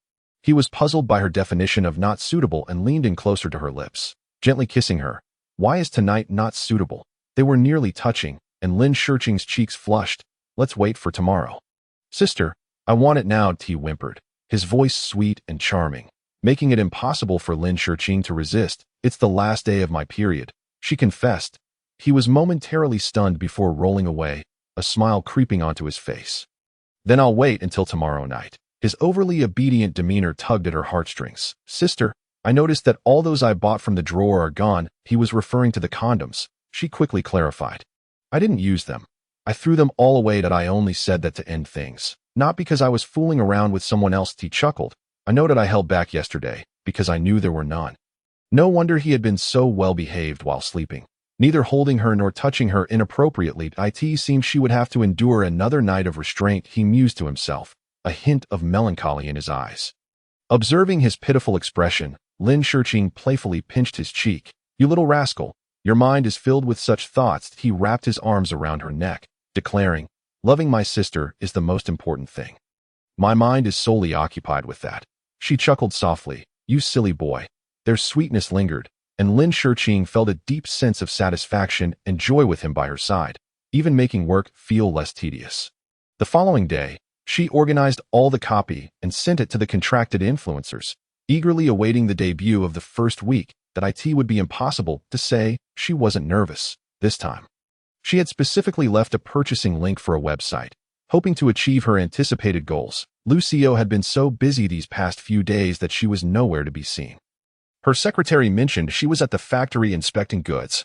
Lin Shurqing didn't dwell on it and took the opportunity to select new products. When the secretary hurriedly knocked on the door and entered, Lin Shurqing sensed something amiss. President Lin, several influencers just sent over their contracts, stating they wished to terminate their collaboration. Lin Shurqing quickly took the tablet from her, reading through the chat logs that explained their reasons for withdrawal. Furrowing her brow as she sank into the sofa, she sighed deeply. Gu Mingqi was truly leaving her no escape, poaching so many influencers at such a critical time, though she understood that business was devoid of familial ties. This underhanded tactic significantly impacted her, but it was apparent that continuing down this path would lead her into direct competition with Gu Mingqi, yet she lacked the strength to confront him. President Lin. How could Tang Zhixia know we were collaborating with influencers? Did someone in the company leak information? Lin Shurqing pressed her forehead, realizing the predicament they were in. Reach out to other influencers and see if anyone is still willing to take on our work. The secretary picked up the tablet and stepped out to make calls. Lin Shurqing glanced at her phone, ultimately dialing Gu Mingqi's number. What exactly do you want? Gu Mingqi, anticipating her call, replied nonchalantly, your contract can only be signed with me. Gu Mingqi, this is not a joke. You are in the telemarketing business, while I am in the influencer market, two entirely different domains. Lin Shurqing, regardless of the domain, your successors will inevitably fall into my hands. She felt helpless, demanding, I need a reason. I have over 300 brand partners. If you gain access to any of those channels, my people will swarm in, eliminating everything you've built. It's not that I have my eye on you, but I must ensure that no brand partners slip away and pose any threat to my standing. Lin Shurqing silently regarded the products before her. He had his position, and she had hers. In the realm of business, no friend or enemy would remain by your side indefinitely, not even Gu Mingqi. He was solely focused on his own interests. Regardless of her actions, he would be the first to sabotage her. I've already stated that I am not dealing with electronics. Am I really so unworthy of your trust? He interrupted, his deep-set eyes betraying no sign of anger. Lin Shurqing, don't push our relationship to a dead end. Your products can sell just as well through my online channels. Fuming, she hung up, refusing to discuss it further. While he had blocked her current path, she could still pursue alternatives. She refused to believe he could dictate the outcome of all matters. Yang Hong also sent an apology letter, stating that due to malicious competition within the industry, the upcoming issues might not be published on time. Lin Shurqing exchanged a few polite words with her, but did not pursue accountability further. Her mind racing with thoughts on how to resolve the current predicament. When the little puppy called her at 3 in the afternoon, she was so busy that she hadn't even eaten lunch. Coming to her senses, she inquired, what did you have for lunch? He had changed his clothes and was preparing to meet her downstairs with dumplings. She leaned back in her chair, rubbing her eyes. Were they tasty? The supermarket dumplings lacked flavor. They were merely edible. They were decent. Let's go eat out. I know a good kanji place. She checked the time. Although she felt somewhat troubled, it didn't hinder her from finishing work. All right, I'll go home and pick you up. Wait for me at home. Sister, I'm taking the subway to you now. She nodded, cautioning, be safe on the way. The little puppy bought her favorite milk tea at the subway entrance. As he stepped off the train, he suddenly remembered her preferred pastry from the shop downstairs. Just as he was about to enter, his phone vibrated. The screen displayed Gu Mingqi's name that he frowned, glancing at it before declining the call. Chapter 43. Stirring Gu Mingqi's cake. Gu Mingqi knew he wouldn't answer immediately, so he called again. Shen Fubai wished to avoid any interaction with him, but Gu Mingqi was always assertive. So his first words were, I thought we wouldn't have any further dealings. You and Lin Shurqing are not suited for each other. Shen Fubai's eyes reflected his growing disdain. Who I am suited with is none of your concern. You are too young to discern the nature of people's hearts. On what basis do you say that? As my former brother-in-law? Or as my rival? Regardless of your reasoning, she is not right for you. It is only a matter of time before you part ways. Shen Fubai had no interest in engaging in such pointless discussions. If that is all you wanted to tell me, then there's no need to continue this conversation. After hanging up, his expression darkened considerably. It was easy to guess Gu Mingqi's feelings for Lin Shurqing. Given their backgrounds and experiences, mutual attraction was plausible. However, he had suddenly intruded, and Lin Shurqing had developed feelings for him. Feelings he intended to maintain, even in the face of formidable competition. Unbeknownst to him, he had arrived at her office building. Watching as people streamed out after work, he sat on a stone bench, waiting for her, yet he felt an unsettling sense that Gu Mingqi's call was not trivial. When Lin Shiqing emerged, she noticed his gloomy demeanor and reached out to touch his cheek. "What's wrong? You look so lost in thought." He pulled back his despondent gaze and smiled, embracing her. "It's nothing. I just haven't been out for a while and feel a bit dizzy." She quickly patted his head, relieved to find it cool, indicating there was no significant issue. "Let us go for kanji." He pressed his lips together. "Sister, is there something wrong at your company?" She was taken aback. "Why do you ask that? Gu Mingqi called me and said some unpleasant things. He wouldn't normally reach out to me without reason." His conclusion was that this must be Gu Mingqi's new tactic, covertly causing them discomfort. He couldn't ascertain whether it truly affected her career, so he sought confirmation. She sat beside him and recounted the events of the past few days. The little puppy, initially burdened with worry, felt somewhat relieved upon hearing her story. "I thought it was a significant issue requiring elaborate schemes." He pondered for a moment, then said, "I actually have another approach." Lin Shiqing's eyes lit up. "Let me hear it." "He's merely trying to block all your avenues. He's taken the influencers and is working to cut off your paths, instead of reacting to his moves. Why not tackle it at the source?" "The source?" She paused, deep in thought. "Are you suggesting we take action with the manufacturers?" She was uncertain and instinctively inquired. After all, the thought process of a little puppy was somewhat more expansive than her own. "You can form your own team. We possess the technology, and the manufacturers can handle the shipping. By eliminating the financial costs associated with channel sales and signing orders with the manufacturers, wouldn't it be more advantageous to extract a portion of the fees than to keep all the capital in your hands?" Lin Shiqing silently contemplated the implications of his words. If taken literally, it would almost sever Gu Mingqi's path, suggesting an outright declaration of war. Henceforth, she would regard Gu Mingqi as a competitor with whom she would have no further dealings. Although she was uncertain whether this plan could be executed successfully, it appeared to be the only means to escape the deadlock Gu Mingqi had imposed upon her. "I will think about this matter first." She couldn't make an immediate decision. The company was not solely hers, and she needed to discuss the outcome with C-Row before making any plans. The little puppy was not in a hurry either. Sooner or later, they would confront each other, and guiding her towards this path was his ultimate goal, to prevent Gu Mingqi from having any further opportunities to interact with Lin Shiqing.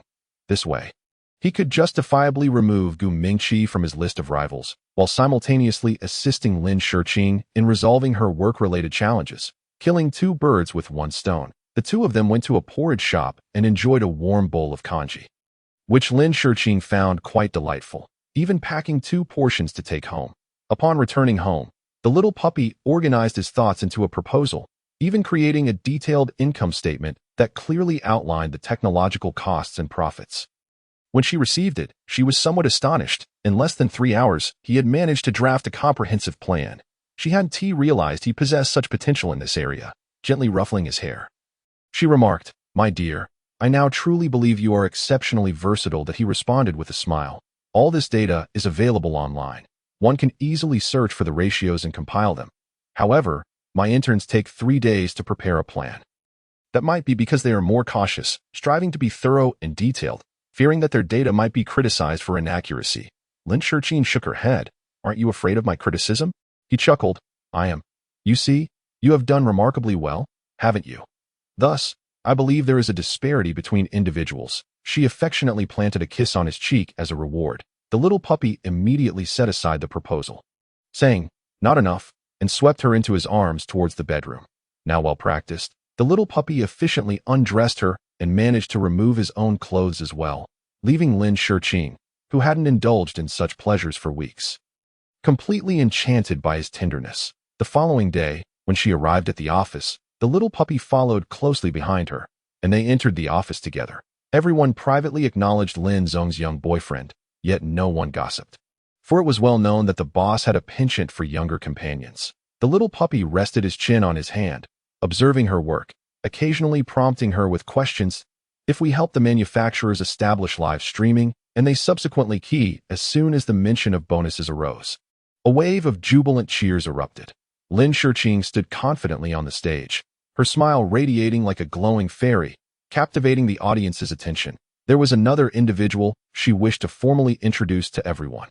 Glancing toward the audience, she gestured towards her boyfriend, Shen Fubai. who resembled an adorable puppy. The applause intensified, and the atmosphere in the venue reached its zenith. The charming young man flashed a smile and formed a small heart shape with his hand, a gesture of affection that was utterly enchanting. The banquet continued until midnight, and just as she was preparing to take the puppy home, an unfamiliar call interrupted her.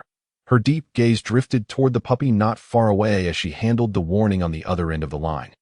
Hanging up with a smile as she approached him, he looked at her with curiosity, a hint of innocence in his expression. "Whose call was that?" he inquired. "A nuisance call," she replied nonchalantly, as if it held no significance. Having consumed some alcohol, the two strolled home hand in hand, the puppy's smile suggesting he was in high spirits, his grip on her hand tightening with affection. "Sister, why the sudden desire to go public with our relationship? Didn't you say you preferred to keep it under wraps?" His eyes sparkled with curiosity, eager to understand her current thoughts. "Everyone at the company already knows you. It's just a matter of me mentioning it.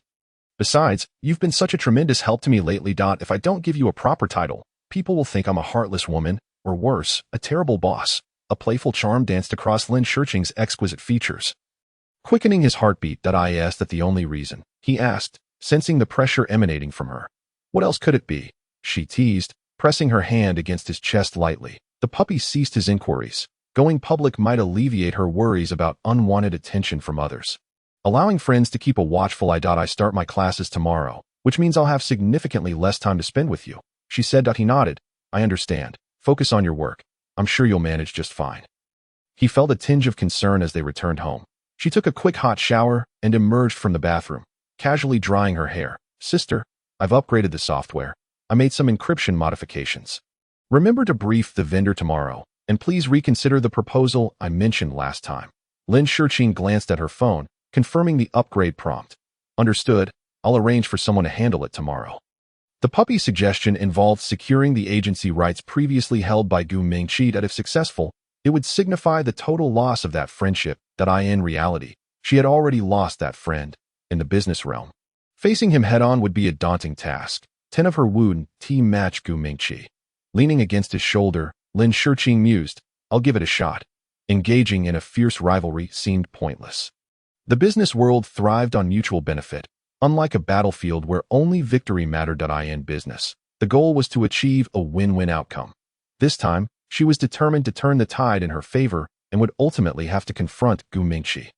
The puppy understood her thoughts, turning to meet her pure gaze. "If you're unable to confront him directly, let Sister Ro handle the negotiations. We've come too far to let him have a chance to bounce back." "All right, I'll resolve this matter tomorrow," she affirmed. Shenfubai had only scratched the surface of the situation. Lin Shurqing had no intention of dismantling the lion's mane, but she was willing to take a gamble. After all, Shenfubai had instilled in her the courage to take risks. Victory meant triumph, while defeat merely entailed returning home to raise children. Either way, she stood to gain. Lucy Rowe arrived at the office in the morning with breakfast, her eyes lighting up upon seeing Lin Shurqing. "Can I borrow that little massage device for my back?" She had fallen asleep on the couch the previous night and awoke with severe back pain. Thankfully, Lin Shurqing had purchased one earlier, and Lucy Rowe planned to use it for relief. "Si Rowe, have you made contact with Gu Mingqi?" she instinctively inquired. "Have you made up your mind?" Lin Shurqing nodded. Knowing they would eventually cross paths, discussing matters now was far better than tearing apart their relationship later. Gu Mingqi was likely overwhelmed with work, grappling with a significant loss of clients, while also contending with Lin Shurqing's direct dealings with manufacturers. With everything piled on his plate, he hardly had the time to create trouble for her. Lucy Rose suddenly felt her back pain dissipate as she sat across from Lin Shurqing. Feigning seriousness, "Shall I accompany you?" Lin Shurqing shot her a glance. This wasn't a pleasant task. He might very well throw a glass of water in her face. Chapter 45. From Conflict to Cooperation. Lucy Rowe could imagine the scene, instinctively retracting her neck. Given that they had all consumed alcohol the previous night, she thought it best to avoid such a risky endeavor for the day. Lin Shurqing personally invited Gu Mingqi to the office. Initially, his secretary was quite firm, but eventually, they agreed to send someone over in the afternoon. Lin Shurqing had no particular preferences, but upon learning of Gu Mingqi's fondness for Lushan tea, she ensured a box was prepared for him. Their relationship was far from amicable. Gu Mingqi had placed her squarely on his list of adversaries. She entered the conference room with the secretary. She caught sight of the long-absent Gu Mingqi, who greeted her with a professional smile. "I was afraid you wouldn't come," he remarked, his demeanor slightly more austere, as if appraising her intentions. "Don't look at me like that." "I am nervous," Lin Shiqing teased, attempting to lighten the mood. Gu Mingqi's lips curled into a relieved smile, perhaps a sign of the mounting pressure he had been under, causing him to harbor a sense of animosity towards her. "What do you want from me that necessitated my presence?" She motioned for the secretary to bring over the documents. "I would like you to take a look at this." He glanced at the cover. "Are you not afraid I might expose your weaknesses again?" She shook her head, smiling. "I wouldn't worry about that. Since I'm showing you, I'm confident you won't." This time was different. The current situation was not easily replicated, and with the manufacturers under her control, the penalties for breach of contract were exorbitant. She wouldn't mind a breach. The compensation would sustain her for years. "So you're boasting?" He set the documents down, failing to grasp her intentions. "I'm proposing a partnership. Let us jointly capture the markets of South City and North City." Having both resided in South City, their rivalry had been fierce, but she believed it would be more beneficial to collaborate and seize a larger market share. He frowned slightly, aware of Lin Shiqing's temperament. It was unusual for her to offer such a generous opportunity instead of striving to achieve it independently. Her unclear motives made him hesitate. Lin Shiqing smiled as she produced the handwritten note he had given her, granting her access to a new passage. His promise was now in her hands. "Look, you've been so kind to me. I couldn't bear to let our relationship sour. Therefore, I'm extending an olive branch for you to consider." He remained silent for a moment, his furrowed brow easing gradually. "What is the offer?" 45%. That was 15% higher than before. Lin Shiqing was indeed generous. If he consolidated resources, it could result in a win-win situation, but it also meant that his business would become part of a shared clientele. It was a tempting morsel, yet he feared it might be snatched away. After contemplating for a moment, he found it a difficult decision. Lin Shiqing remained patient, allowing him the space to think. Meanwhile, the secretary presented the contract before her. She flipped through a couple of pages, finding no major issues, and slowly closed it. Gu Mingqi rose, stating, "I'll give you my answer by tomorrow evening." It was evident he required some time. Upon returning home that evening, she shared her thoughts with the puppy. To her relief, he did not react with anger. Had it been anyone else, they would have removed Gu Mingqi from the market entirely, monopolizing it for themselves. However, Lin Shiqing chose a different path. Her reasoning simple. Even without Gu Mingqi, another competitor would emerge. Facing an unknown adversary was less appealing than enlisting Gu Mingqi onto her team. That was her perspective.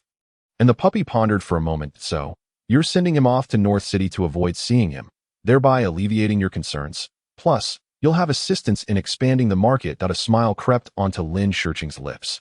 "You truly understand me." Yet, unbeknownst to Lin Shiqing, her strategic move, seemingly paving the way for her future and reducing complications, would soon lead to even greater troubles. Gu Mingqi readily signed the contract, and swiftly. His company introduced all their resources to her. He adhered to their agreement, venturing into the new market in North City. Just when she believed everything was going smoothly, Lucy Rowe brought her some disheartening news. The channel dealers in North City had united to resist Gu Mingqi, resulting in a physical altercation between the two teams, and Gu Mingqi had been summoned by the North City Regulatory Bureau. Stunned by the news, she stood frozen for several seconds before regaining her composure. "Arrange for a driver. I'm heading to North City." Her roots were in North City. Her parents were natives, and she had connections there. The first order of business upon returning to North City was to contact her father's student, Li Zeshua. Now the Secretary General, he frequented the government office buildings in professional attire. Upon receiving Lin Shiqing's message, he was taken aback. This junior had certainly given their teacher no small amount of worry. Upon their meeting, Li Zeshua pointed at her forehead. "Teasing, you're still that disobedient little girl from back in the day. Senior, my return this time is not merely for reminiscing. Have you had the chance to review the information I transmitted on the way? Is there indeed a significant issue surrounding Gu Mingqi? Gu Mingqi is under investigation. The project has been suspended, and Lin Shiqing has incurred considerable losses." The two individuals entered a private room, where the server presented several hot dishes. And he poured her a glass of warm milk. I inquired with my colleagues, and it appears that it involves a report concerning unfair competition. The investigation is still ongoing, and once the results are out, he should be released if all is well. Gu Mingqi is a prominent figure in Nanjing, a person who commands both wind and rain. Yet unexpectedly, upon arriving in Beijing, he has encountered difficulties. Senior, will he be released? What about your boyfriend? She hurriedly waved her hand, asserting he is unequivocally a business partner. That Elize chuckled, wondering if you have a secret crush on him, though that lad seems oblivious. Lin Shurqing smiled, surprised that after years apart, even the senior has become so gossipy. Very well, I shall finish my meal shortly and call them to ensure his release, but it must be clear that he is not to leave Beijing. He must cooperate with the investigation and only depart afterward. With his assurance, she promptly poured him more wine, assuring him that she would keep a close watch on him. Following Li Zhe to fetch Gu Mingqi, he was indeed brought out. As soon as they got in the car, Gu Mingqi inquired if she had any friends in the area. He truly knew very little about her. Lin Shurqing instructed the driver to head to the hotel. He is a senior from the same school. It then dawned on him why she seemed so unfazed, confidently allowing him to bring his team to Beijing. Beijing boasts a tightly knit circle of business associates, and manufacturers are wary of offending this group. Even if they do not profit, they dare not breach contracts with them. So, are you going to take action? Chapter 46. Lin Shurqing to the rescue. Lin Shurqing did not expect that even a domineering CEO persona would be compelled to take action. With a resigned smile, she remarked that had she not come, he would have faced considerable trouble that evening. The regulatory office is not a place one can enter casually. Sitting on a hard bench all night could ruin one's health. Since we are here, let us brainstorm solutions. The business circle must be disbanded, or we will be unable to seize the market here. She was already well aware of their unity. Upon arriving at the hotel, she had her secretary prepare a hot pot. The steaming dish simmered slowly. When Gu Mingqi emerged from the restroom after washing his face, he found her leisurely eating. Eating this late at night? He typically adhered to a strict diet, exercising regularly and refraining from food after 5 o'clock. She offered him chopsticks to try. After a moment's hesitation, he accepted them and sat across from her. Eating a couple of bites, the spiciness was overwhelming, causing him to drink copious amounts of water. It was surprising that she enjoyed such fiery flavors. The leader of the business circle is part of the wealthy second-generation elite in Beijing, with substantial financial backing, dedicated to selling products for traditional manufacturing. Although they have amassed considerable profits over the years, they are known for their integrity and command respect in the northern part of the city. Disbanding them will not be an easy task. Lin Shurqing recounted her knowledge, expressing that her primary objective in collaborating with Gu Mingqi was to dismantle this business circle, yet it seemed that he had encountered obstacles upon his arrival. It appears you have already researched them thoroughly. In her previous attempts to find sales channels, she had dealings with them. They valued loyalty and adhered to a principle of not encroaching on each other's territories between Beijing and Nanjing. It is unclear who established this rule, but it has remained unbroken for over a decade. Lin Shurqing's past failures had allowed her to gather strength in Nanjing for so long. This time, she was determined to eradicate this market with assistance. Gu Mingqi suddenly realized that Lin Shurqing had set a trap for him. With an incredulous look, he asked if she had intentionally offered him a favorable deal solely to make him her vanguard. Lin Shurqing smirked, stating it was not quite so. She had also provided him with substantial profits. He chuckled in understanding, realizing that indeed, one should not provoke a beautiful woman. She was adept at applying what she had learned from her own experiences directly to him. Lin Shurqing's intelligence was unparalleled, and his interest in her grew. After all, I am half your savior. There is no harm in praising me a little, she joked, her eyes sparkling with mirth. Gu Mingqi set down his chopsticks, crossing his arms, asking how she planned to proceed. Since she was here, she must have a strategy to deal with them. Lin Shurqing chewed on her meat, sipping water, explaining that there were 5 members in the business circle, one of whom was her senior, possessing a rather aloof demeanor, single, and her family was currently arranging blind dates for her. She believed this could be a breakthrough for him. He frowned, asking if she wanted him to use charm to win her over. She laughed, playfully reminding him that he was the one suggesting it. Gu Mingqi, maintaining a serious expression, remarked that he had truly underestimated her in the past, changing the subject. He inquired if her young boyfriend was aware of her presence in Beijing. She raised an eyebrow, clarifying that she had come to Beijing with her boyfriend's former brother-in-law, so it was not necessary to report her whereabouts. He trusted her implicitly. He paused, casting a skeptical glance at her, asking if he had mentioned anything. She smirked, indicating that such matters could be easily discovered with a little effort. Gu Mingqi finally grasped that it was best to avoid provoking women, especially intelligent ones like Lin Shurqing. Her years of success in the business world were not coincidental. She was no innocent lamb, but a clever little fox. That evening, as Lin Shurqing returned to Nanjing after a 4-hour round trip, she heard the sound of her little puppy's footsteps emerging from the bedroom. "Why are you back so late?" She relayed the situation regarding Gu Mingqi, indicating that it was not a significant issue. She had sought assistance, but his team was likely facing some obstacles in gaining entry. "Sister, do you have enemies in Beijing?" She was taken aback, asking what made him think that it feels as though you deliberately lured him to Beijing. The little puppy's intuition was quite direct. After all, he knew her temperament better than anyone else. "Don't overthink it.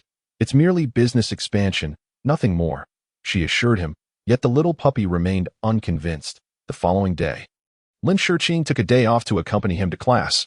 Graduate students do not have the same breaks as undergraduates. They occasionally have days off, but there are no long winter or summer vacations. They must learn a vast amount of knowledge in the shortest time and apply it to their respective fields. The little puppy's desk was cluttered with books, each marked with various notes in a multitude of colors, easily identifiable. However, the content was complex, and none were comprehensible. Fortunately, the little puppy had prepared a magazine for her in advance. She spent the entire time reading articles, thus alleviating her boredom.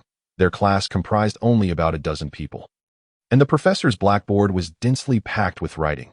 None of his spoken words were intelligible. Lin Shurqing occasionally felt her eyes glaze over, resting her chin on her hand while gazing at the little puppy. Sunlight streamed in, casting a warm glow on his face, lifting her spirits immensely. When Gu Mingqi called her at 3 in the afternoon, he relayed that he had seen the person who exuded an air of superiority, almost provoking him to gift her a metaphorical hat of disdain. Lin Shurqing chuckled, noting that she attended a university in Colombia, hailing from a prominent textile family, handling contracts worth millions. It was only natural for her to have high standards. "Lin Shurqing, do you know why I dislike conducting business with women?" She switched ears to listen to him. "Because excessive confidence can lead them to mistakenly believe that all men in the world are enamored with them. No wonder when I first approached you for collaboration, you refused me without hesitation." Lin Shurqing understood, earnestly advising that a strong-willed woman can indeed be difficult to negotiate with, but I can assure you, she is the most amenable to collaboration among the members. After hanging up, she silenced her phone, eager to spend quality time with the little puppy without work intruding. They lounged on the grass under the sun, the little puppy resting his head on her lap, gazing at her as she diligently worked, captivating and delightful. "Sister, are you implying that you want Gu Mingqi to seduce others?" She was taken aback, shielding her eyes from the brightness, questioning if that was indeed the case. "Yes, it is quite evident," he softly replied, pouting as he looked up at her. She laughed, playfully pinching his cheek, suggesting that if he were preoccupied with her, it would be advantageous.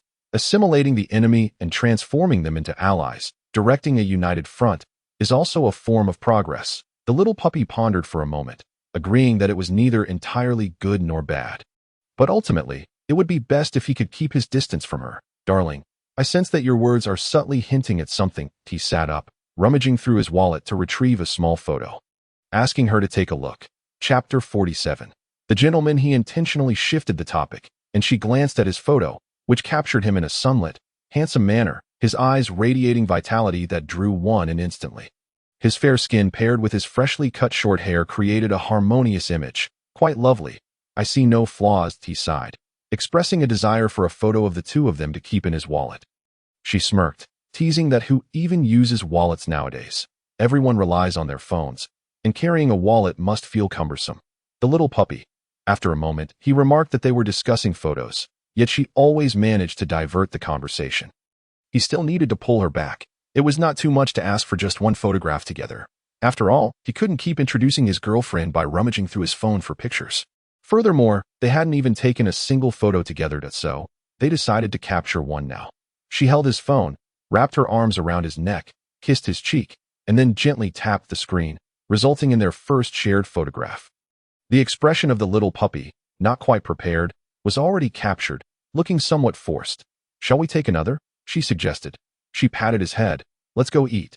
The doctor said you should eat on time, or it won't be good for your stomach." Then, they both got up to find something to eat. Later that evening, after she finished her shower, she climbed into bed. He emerged from the bathroom, his hair slightly damp, and as he dried it, he noticed she was already asleep. Unable to resist, he took out his phone and snapped a few candid shots of her barefaced beauty. Natural beauty requires no embellishment. Although Lin Shurqing was already 28, her skin was impeccably maintained. Flawless and tenderly fair, exuding a purity reminiscent of a college student. The little puppy selected one of the photos as his screensaver, comfortably holding her as he drifted off to sleep. Recently, Lin Shurqing had been shuttling between the southern and northern cities. Progress in the north was not going smoothly. Gu Mingqi had hit a wall with a senior, inevitably seeking her to vent his frustrations. Each time she saw his sullen face, she patiently endeavored to guide him, akin to a tireless teacher instructing a disobedient pupil. However, this student was not particularly compliant, often wearing a cold demeanor, even at mealtime. Lin Shurqing, next time, you should go yourself. She covered her mouth. I cannot substitute for such matters. The invitation was for you, not me. Gu Mingqi was not fond of close contact with any woman, save for Lin Shurqing. So, do you still want to pursue the northern city? Yes, of course, with you around. I need not worry. You are not inexperienced with such matters. I believe you can handle it. According to Gu Mingqi's usual temperament, he would never indulge such a woman. But now, thanks to Lin Shurqing, he found himself compelled to face the ordeal. He sighed inwardly. How did I not realize you were such an ungrateful woman? She twitched her eye. What do you mean by that? He set down his chopsticks. Forget it. You are preoccupied with your little boyfriend now. When have you ever concerned yourself with me? Lin Shurqing did not perceive his words as a prank and stared at him suspiciously. You wouldn't truly have lost your innocence, would you? He nearly choked on his drink, his tone growing icy. Lin Shurqing. She hurriedly offered him a tissue to wipe the water from his face. Why so agitated? I said nothing. Gu Mingqi felt defeated. From the start, he should not have collaborated with her. Once on this ship of misfortune, it was not easy to disembark. He regretted not letting go of this line earlier. And now, he found himself suffering losses that he grasped her hand.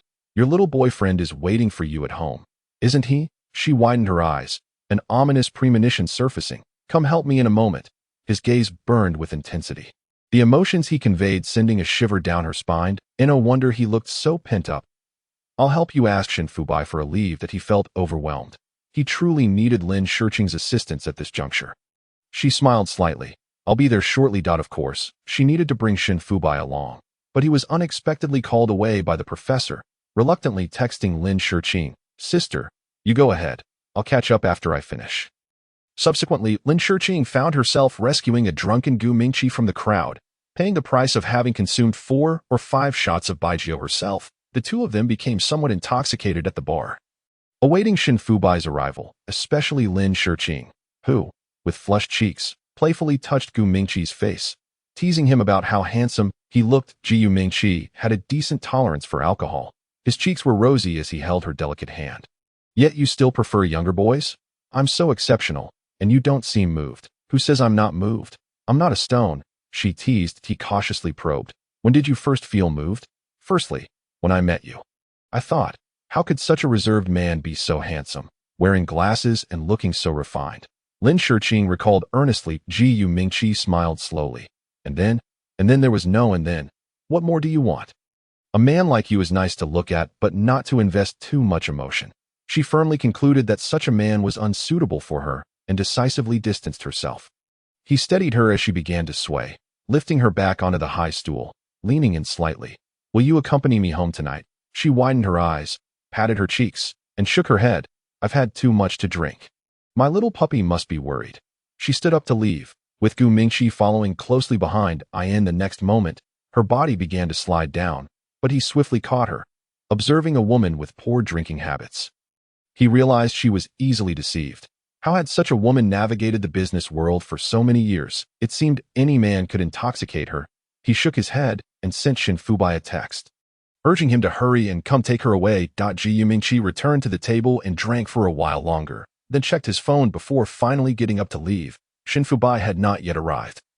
But the secretary had come first. The secretary assisted Lin Shurqing into the car, and only then did she sit up, completely sobered and alert as she looked at the secretary.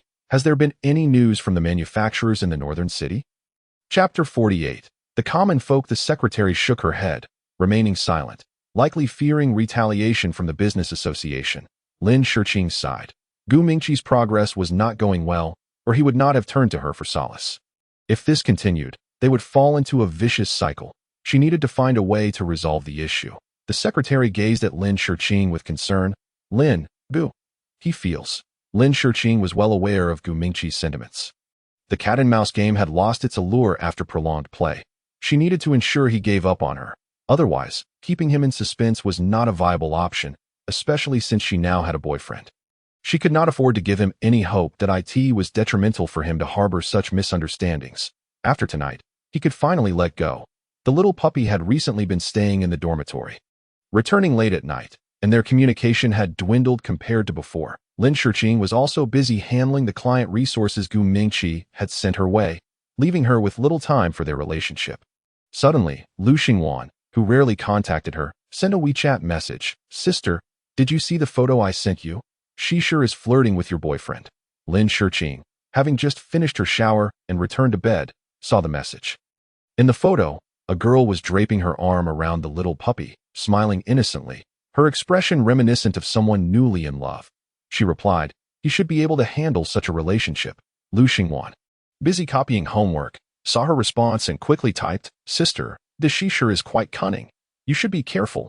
Lin Shiqing lay in bed, unable to sleep due to the message. The next morning, she woke up with dark circles under her eyes. Her elegance noticeably diminished. She tied her long hair up, changed into a simple dress, applied light makeup, and drove to the school to find the little puppy. How dare he take such intimate photos with another girl behind her back? His audacity was growing. Upon entering the library, she sought not merely a day of companionship. She sought to establish her authority, to meander through the school, and allow the other young ladies a glimpse of the fact that Shen Fubai was already taken, urging them to behave themselves. When the little pup, oblivious to the underlying intentions, innocently planted a kiss on her cheek, bystanders turned their heads, and the enchanting pair quickly became the talk of the campus forum. Before long, the photograph of them holding hands circulated in various departmental groups, even sparking clandestine shares from other faculties. Perhaps the news traveled swiftly. Lu Xingwan hurried to the cafeteria to find Lin Shiqing and, upon spotting the duo, promptly fetched a bowl of hot congee to place before them. Sister, you've arrived. Lin Shiqing quickly signaled her not to speak out of turn. Lu Xingwan, quick on the uptake, responded with a discreet, okay gesture. I just happened to have some free time to keep him company. The little pup, completely enthralled by Lin Shiqing, failed to acknowledge Lu Xingwan's presence, reaching out to affectionately touch his sister. His face radiating bliss, Lu Xingwan shivered in response. Sister, your boyfriend has fallen from grace, becoming an ordinary mortal. She feigned sorrow. Indeed, he is far less impressive than before, diminishing in allure by the day. The little pup immediately shot her a stern glance, then softened his gaze towards Lin Shiqing. Sister, rest assured, should the need arise, I shall ascend back to the heavens. Lu Xingwan stifled a laugh, though Lin Shiqing could not contain her amusement, bursting into laughter as she playfully kicked her. Next time, refrain from teasing my little darling. He is becoming ever more charming. All right, sister, I promise I won't jest so carelessly in the future. Lu Xingwan took a few sips of her congee. But the little pup's warning gaze was unmistakable, revealing that he had surmised what she had said to his sister. Otherwise, it was inexplicable for her to come to accompany him on a weekday. As anticipated, with Lin Shiqing stepping away to the restroom, he pressed her for answers and learned that she had shared the forum pictures with Lin Shiqing. Lu Xingwan dared not act out of line in his presence, so she promptly messaged Lin Shiqing to report the incident. Spending a day with the little pup was delightful, so much so that it made her forget the burdens of work in the evening. The little pup accompanied her home, initially contemplating a return to school, but upon seeing her emerge from the bathroom, he could not resist whisking her away to bed for some intimate exercise. Sister, your allure is boundless, rendering me perpetually entranced. He stayed the night, much to Lin Shiqing's satisfaction. Her little pup remained so reliant on her, despite hearing some whispers of rumors that she could not afford to ignore. The following morning, she escorted him to school, returning to the office in high spirits. Along the way, employees greeted her, remarking on how cheerful President Lin seemed that day.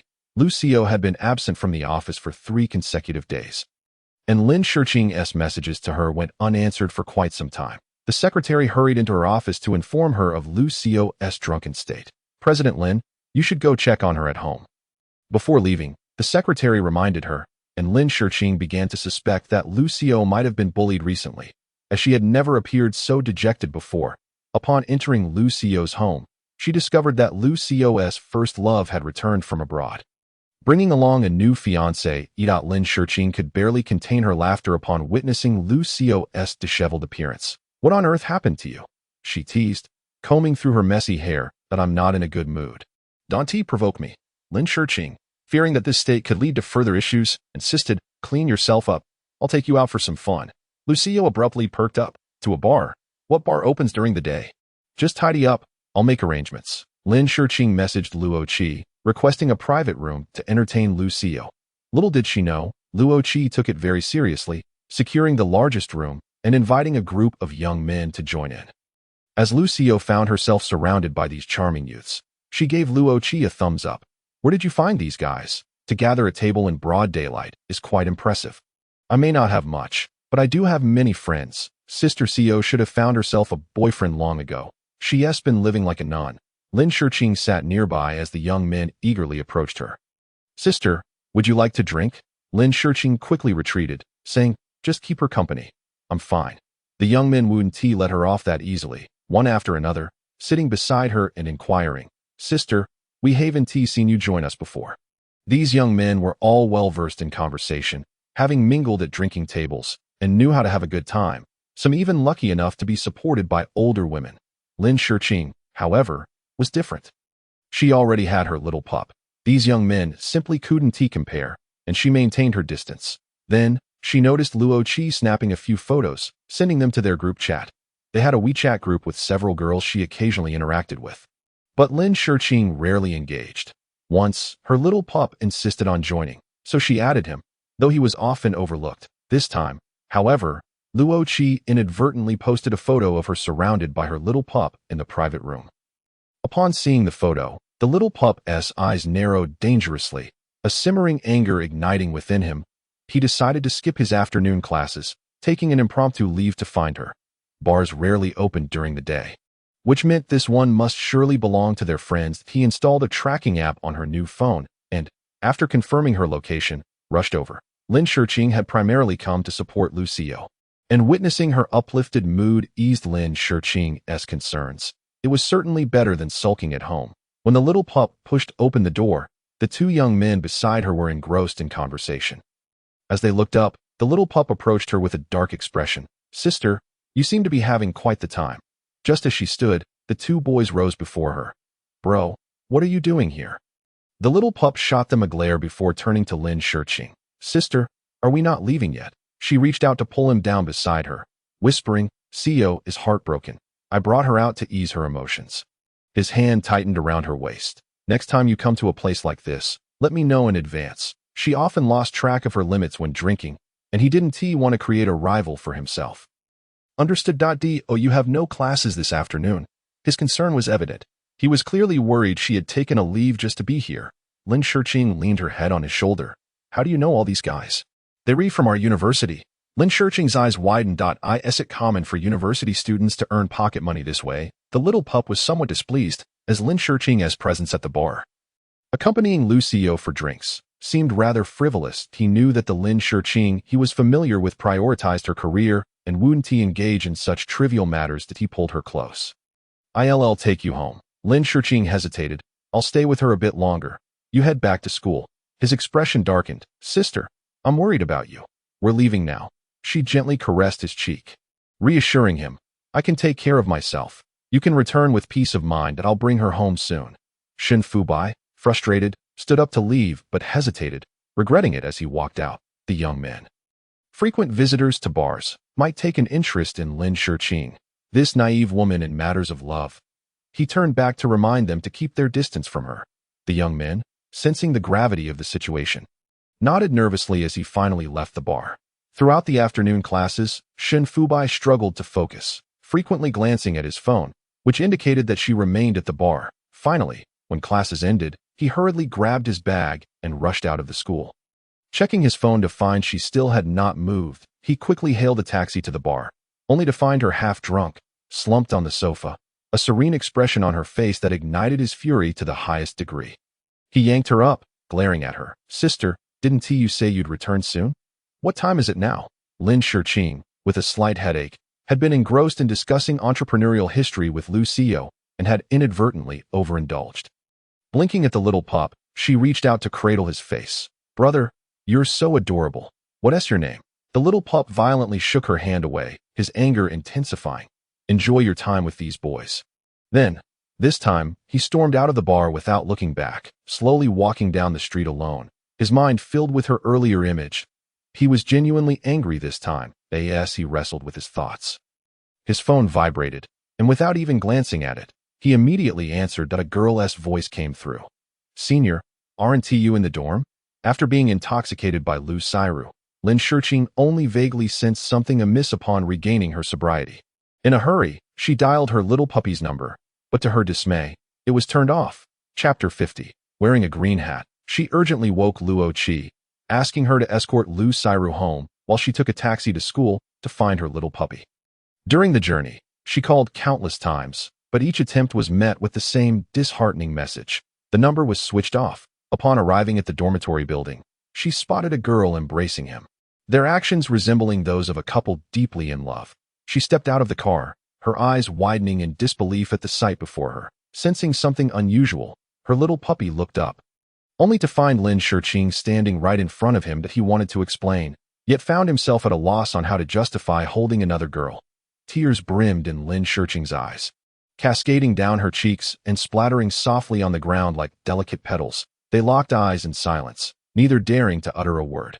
Lin Shurqing wiped her tears and mouthed the words "so good." In that moment, she felt an overwhelming urge to intervene and separate the two, but her legs felt as heavy as lead, paralyzing her. She had merely accompanied a friend for a drink, yet somehow it had spiraled into this distressing situation. Helplessly, she watched her little boyfriend cozying up to another girl, an unbearable sight for her to endure.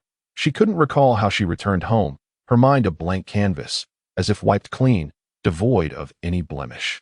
Had her little puppy found someone he liked, she mocked her own self-righteousness, thinking perhaps he was too young to resist temptation. After a long soak in a hot bath, she dried her hair and glanced at her silent phone. He had neither sent her a message nor called, not even offering a single word of explanation. A boy letting go of a relationship was far more decisive than she had anticipated. She attempted to leave him a message, only to retract it countless times, ultimately enduring the night until dawn. She gathered her little puppy's belongings left at her place and placed them by the door. A bittersweet ache settling in her heart. Since being with him, unexpected events had continually unfolded, as if they had never ceased.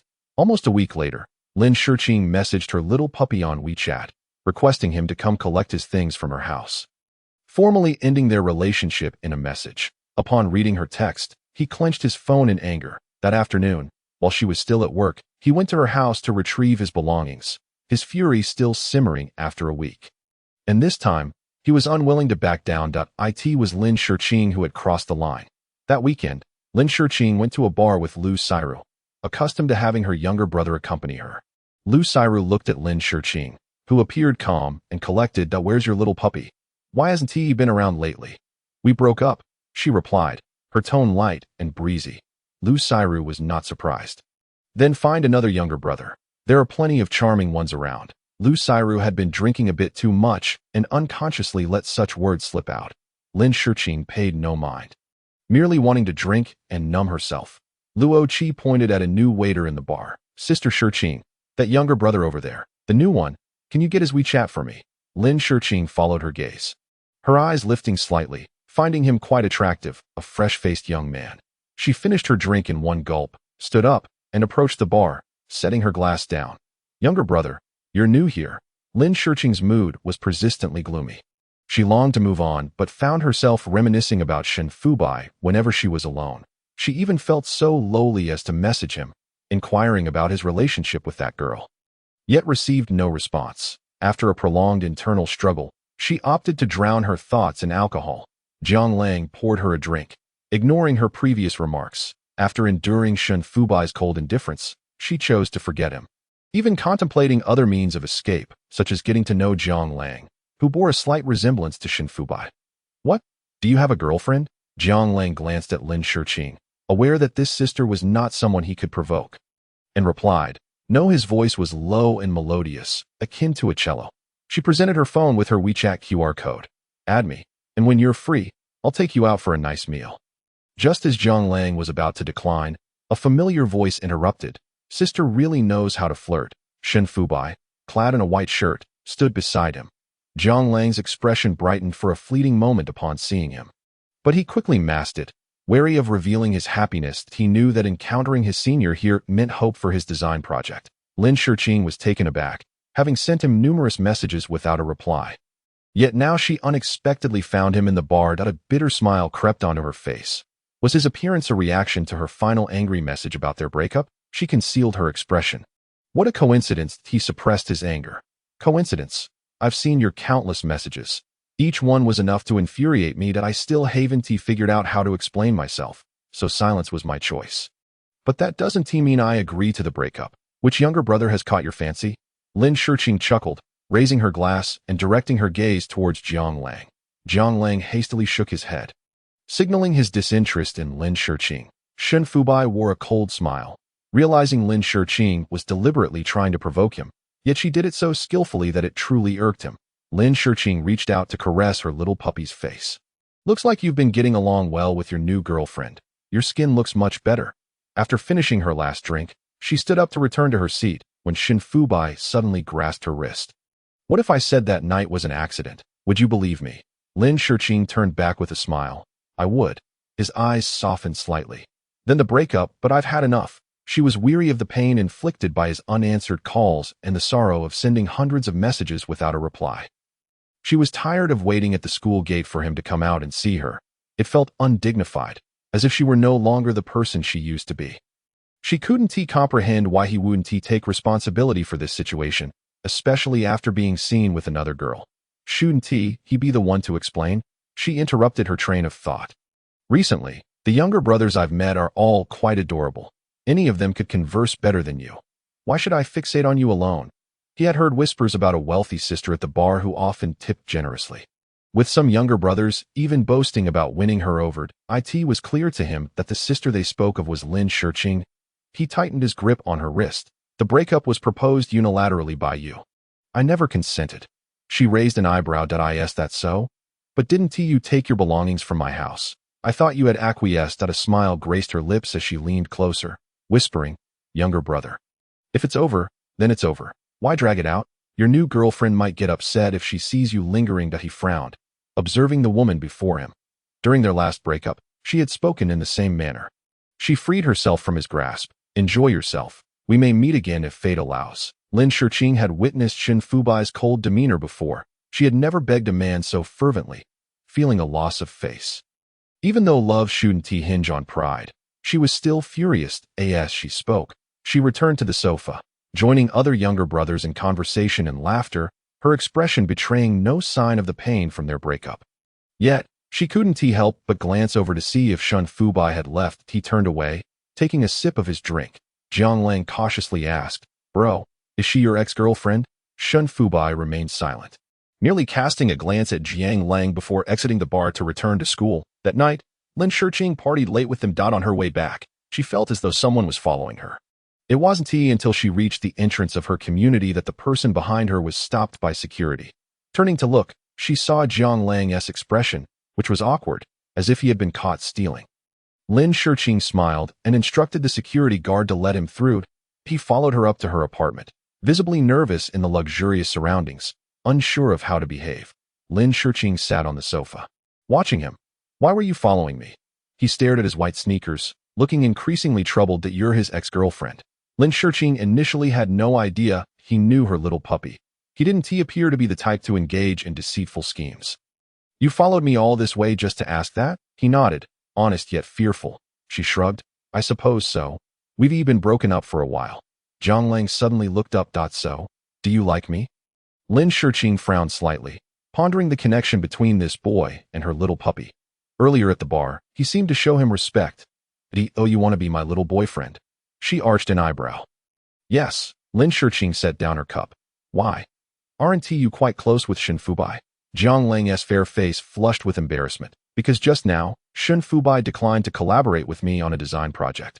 She smiled, adopting an air of superiority, like a queen, and said, Do go on. He recounted. I'm a year below him and the top student in our class. For 3 years, I've been called the perennial second place because I've never broken his record. Thus, harboring grudges, he seeks to exploit me for his revenge. Do you not also despise him? He has so many girls at school who adore him. Any one of them could easily bring you humiliation. Lin Shiqing raised an eyebrow. Yet I do not require your assistance. We have already parted ways. I am capable of finding numerous boyfriends, rather than being limited to just one. Chapter 51. Tormented to madness, it is different. Being with you would only serve to enrage him further. His gaze held a complexity, reflecting the unique position I occupy in his heart. Lin Shiqing scrutinized the young boy before her, surprised to discover that Shen Fubai had such a venomous younger brother at school. A smile gradually crept onto her lips. This was intriguing. Subsequently, Zhang Lang frequently found reasons to visit Lin Shiqing's home, assisting her with household chores. She had refused him several times, yet he was persistent, insisting on accompanying her under the pretense of helping her emerge from the shadows of their breakup. While his efforts bore little fruit, it was evident that Zhang Lang was indeed a commendable younger brother. Treating Lin Shiqing as if she were his own elder sister, it was later that Lin Shiqing learned of Zhang Lang's difficult family circumstances, noticing that he perpetually wore a tattered tracksuit. She contemplated for a moment before retrieving the clothes she had intended for a small dog, gazing at the new garments with a sense of melancholy, realizing she may never have the chance to bestow them upon anyone. Zhang Lang initially declined her offer, but after Lin Shiqing explained the origin of the clothes, he donned them to bring her joy. Their heights were nearly identical, though the small dog was somewhat leaner. While Zhang Lang's broader frame made the clothes fit a tad snugly, neither of them posted about their time together on social media, nor did they engage in any overly intimate gestures. However, the following day, she personally drove him to school. Upon seeing them, other classmates rushed to Zhang Lang, inquiring if he had found a girlfriend. Zhang Lang merely smiled and shook his head, offering no further commentary. Recently, Lin Shiqing's work had been progressing smoothly, and everything was falling into place. She began expanding her staff significantly to fill various departmental roles. After a long day, she habitually opened WeChat, noticing a message from Zhang Lang asking if she was free that evening. After responding, she drove to the entrance of his school to pick him up. Zhang Lang, aware of his family's struggles, vowed to work diligently, aspiring to attain a lifestyle akin to Lin Shiqing's. He took her to savor the street food near the school, a place where Shen Fubai had never brought her, for in his eyes, his goddess seemed out of place there. In contrast, Zhang Lang, lacking Shen Fubai's wealth, could only afford to treat Lin Shiqing to a hearty meal with his meager earnings. While they waited in line, a younger female student discreetly snapped their photograph and shared it in the school group chat. Upon seeing it, Lu Xingwan hurriedly sought out Shen Fubai, who was engrossed in his studies. Unable to contain herself, she interrupted him. "Bro, what is going on here?" She placed her phone before him. He glanced at the image, and upon recognizing the faces, his expression shifted, falling into a pensive silence. Lu Xingwan grew increasingly frustrated. "What's with that expression? Did you have a quarrel with your sister?" Shen Fubai remained reticent, gathering his books and slinging his bag over his shoulder as he prepared to leave. That he realized he had erred. Now ready to apologize, for which couple does not quarrel? Daily, he replayed the messages Lin Shiqing had sent him, intending to clarify the misunderstandings. Just as he was about to turn, he caught sight of Lin Shiqing walking alongside Zhang Lang in the distance. The sight was jarring. The one who once brought her joy was now replaced by Zhang Lang. His fists clenched. He wished he could intervene and separate them at that very moment. They too noticed Shen Fubai not far off. And Lin Shiqing halted, grasping Zhang Lang's arm. "Never mind. I want to go in. You head back to the dorm." That he glanced at Shen Fubai and said, "Sister, I'll accompany you home." She paused, nodded silently, and they turned to walk back. Shen Fubai's silent eyes were a tumult of emotions, deprived of an outlet for his frustrations. Lin Shiqing certainly had a knack for choosing companions. He must have moved into her home as well.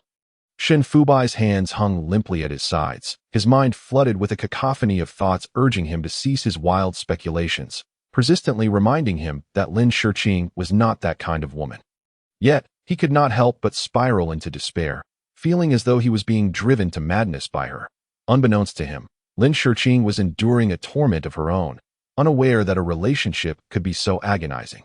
Even now, she found herself ensnared in its clutches. She longed for Shen Fubai to respond to her message, even if it were just a single word. She would rush to him to hear his explanation. Yet, Silence was all that awaited her, as she checked his social media daily. Fearing she had been blocked, as time wore on, her heart grew cold. Shen Fubai remained unwilling to utter a single word to her, or even seek her out, as if all the beautiful moments they once shared were mere illusions. Gradually, she became numb, then began to recover. Having tasted the bitterness of love, she even started to fear romance, contemplating that perhaps being single was not so bad after all.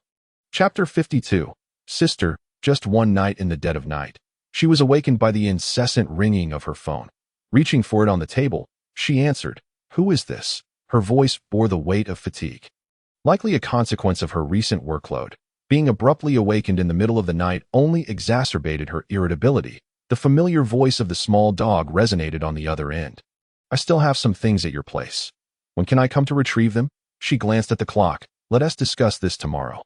Just as she was about to hang up, he interjected. "Sister, I'm currently at your doorstep." Rubbing her eyes, she reluctantly got out of bed to open the door. Outside, Shen Fubai stood with his backpack, his complexion pale. Upon seeing him, she frowned. "Why are you here so late?" He could hardly admit that he had been waiting at the door for 3 hours and had finally succumbed to calling her dum. "I just finished my work," he replied, slipping off his shoes and heading straight for the bedroom. Noticing the absence of anyone else on the bed, he exhaled a sigh of relief, only to hear a voice behind him. "Sister, who's here?" The other party, similarly rubbing their eyes and clad in fitted pajamas, stood behind Lin Shurqing. Shen Fubai froze, the realization dawning upon him. Had they moved in together? Were they sharing the very bed he once occupied? His grip tightened around his phone, stifling the pain within as he turned. Forcing a smile, "I must have remembered wrong. The things aren't here." Zhang Lang had not anticipated the senior's late-night visit and awkwardly inquired, "Senior, what are you looking for?" Tonight, he had intended to return to his dormitory. Yet he had already come to regard Lin Shurqing as his elder sister, genuinely treating her as family. During Lin Shurqing's period of heartbreak, Zhang Lang had been there for her, helping her gradually heal. She too regarded Zhang Lang as a brother, never contemplating any romantic involvement with him. This evening, when his dormitory lost power, he had stayed up late at a SAF working on designs, and upon learning of his plight, Lin Shurqing had kindly invited him to her home to complete his work. However, Shen Fubai's unexpected arrival disrupted the evening. Instinctively, she felt compelled to explain, but upon seeing Shen Fubai's gloomy expression, she opted for silence. What significance would it hold now? Perhaps he did not care about such matters at all. What was Shen Fubai in search of? The love he had lost, and the woman he cherished. His countenance darkened further. His lips devoid of color, his gaze steeped in sorrow, he turned to Lin Shurqing. "I'll take my leave now. I wouldn't want to intrude." With a sigh, Lin Shurqing mused, "You came here in the middle of the night to fetch something. Did you genuinely lose something?" She frowned. "The school dormitory is locked. Where will you stay tonight?" Shen Fubai hesitated, and Zhang Lang suggested, "Senior, why not stay here for the night?" Suddenly, Shen Fubai laughed, the sarcasm in his expression glaring. "Since when did I become the guest here?" Zhang Lang's assertive demeanor truly grated on him. He strode toward the exit, not lingering any longer. Lin Shurqing watched his retreating figure and sighed. He remained unchanged. After securing the door, she turned to Zhang Lang. "You should get some rest. It's getting late." Once back in her bedroom, Lin Shurqing found sleep elusive as she closed her eyes. Shen Fubai's unhappy expression lingered in her mind. Refusing to dissipate, tossing and turning, she ultimately sat up, grabbing her phone to message him. "Where will you stay in the dead of night?" He had exited the building, seated on a stone bench, gazing at the light in her room that remained unextinguished. A wave of melancholy washing over him. The heart-wrenching sensation was difficult to endure. His phone vibrated twice, and he irritably glanced at the screen, seeing her message and hastily replying, "I don't know where to go." She frowned. "I'll book a hotel room for you." The small dog remained silent for a long while, finally responding, "Forget it, don't bother with me." Lin Shurqing could not possibly disregard him. What if something were to happen? How could she be at ease? "I'll reserve a room. Just provide me with your phone number when you arrive," she insisted. Zhang Lang stared at her message, feeling a pang of bitterness. He quickly replied, "I don't have my ID with me." Lin Shurqing sighed, donned a jacket, and took her ID as she stepped outside. Upon reaching the ground floor, she spotted him sitting alone on the stone bench and sighed inwardly. "Let us go. I'll book you a room in the hotel room." She checked the door lock. then turned to Shin Fubai. Sleep now. You have classes tomorrow. Suddenly, he reached out, pulling her into his embrace. Don't leave. Stay with me. Lin Shiqing stood frozen in place, bewildered by the thought that he had a new girlfriend and had now faced yet another heartbreak. The fleeting discomfort flickered in his eyes. But he quickly patted his back, convincing himself that a good night's sleep would erase it all. That he shook his head, unable to forget. Lin Shiqing sighed, pondering how unreliable young love could be. One falls for each new person they meet. He had once dreamed of a lifetime with him, but now that felt distant. That I must return, he thought. That he held on tighter, pleading, don't leave me. Shin Fubai's voice trembled, as if he were going through the most challenging moment of his life. Her expression was grim. Although she did not know the reason for his current state, she felt uneasy too. His distress stemmed from his new girlfriend, and as his ex, she knew she should not interfere. Yet she found it impossible to resist. That I won't leave you. You must let me go first. The little puppy did not loosen his grip. Instead, he embraced her tighter, lowering his head to shower kisses upon her delicate neck. The slender column of her neck was exquisite, her soft, fair skin inviting, igniting within him a yearning for more, a desire to keep her by his side forever. Startled by his sudden actions, she struggled to break free, only to find that he held her tightly, leaving her no chance to escape. Shun Fubai, get a grip. Let me go. The intensity of his kisses only increased. Stay with me tonight, even if just for one night. She exerted all her strength to retreat, but stumbled back onto the bed, landing heavily beside him. He traced kisses from her neck to her lips, the familiar taste filling his nostrils, satisfying him while igniting a desire to take the next step. Lin Shiqing's pupils dilated. Shin Fubai had lost his mind. Let me go. We have already broken up. With each struggle, he only tightened his hold, and despite the 8-year age difference, she was no match for the taller Shin Fubai. Sister, stay with me tonight, just for one night. Chapter 53. The little puppy's madness. His face was cold as he held her tightly, frightening her to the brink of tears, gasping for breath as she pleaded. Please don't do this. We've broken up. Shin Fubai, let me go. Shin Fubai had never been this frantic. He felt as though he was pushing himself to the edge, madly in love with Lin Shiqing. He disregarded all constraints, yearning to keep her close. Time passed, and gradually his emotions calmed, becoming tender. Lin Shiqing lost her initial fear. She loved him deeply. That was undeniable. The state of their relationship had reached this point, and she could not absolve herself of all responsibility. Her anxious waiting, the constant messages without replies, had led her to give him up. He even explained why he had been with another girl that night, resulting in their current predicament. The more frantic he became, the more it underscored her need for him. Yet he had a new girlfriend at that moment. The little puppy realized the absurdity of his actions and looked at the woman before him with concern. The thought of her with another boy ignited a renewed fury within him. He was unsure how to handle her. Besides this method of drawing them closer, he had no other means. Shin Fubai reached out to caress her cheek and kiss the corner of her mouth. Sister, I can't live without you. Upon hearing those words, Lin Shiqing trembled. What aspect of himself did the little puppy find irreplaceable? As this thought crossed her mind, a wave of sadness surged within her. He had fallen for another girl but still desired a connection with her. That a strange sensation erupted in her heart, and suppressing her anger, she declared, let me go. I must return. He frowned, bewildered, as she looked at him with determination. A chill ran through him. Are you going back to be with that boy? He could not remember who the boy was, yet Lin Shiqing seemed to care deeply. Did she like him that much? The bitterness of jealousy engulfed him, leaving him to wonder where he fell short. Was it merely because the other was younger than him? Swallowing the bitterness, he added, is there no way you can stay? She had an early meeting the next morning, and she felt as though she had already strayed too far from her path. The sensation of being a mere backup for him was unbearable. Yet, the little puppy showed no intention of letting her go. Instead, he tightened his embrace, his voice tinged with a hint of desperation. Sister, just stay with me for one night, please. How could she refuse such a plea from a man she loved to the core? Seeing her not reject him, he felt a sense of relief as he held her tightly, the satisfaction within him dispelling his loneliness. They exchanged no further words, simply breathing quietly, gradually drifting into slumber. When Lin Shiqing awoke again, she bolted upright, glancing at her phone on the floor and realizing it was nearly 8 o'clock. Without a moment's thought, she hastily donned the scattered clothes and prepared to leave. The little puppy slowly opened his eyes, watching her frantic movements with a slight frown. Sister, are you leaving? She glanced back at him, but I have things to attend to. In the little puppy's eyes, she seemed merely eager to depart. Perhaps to soothe the younger brother waiting at home.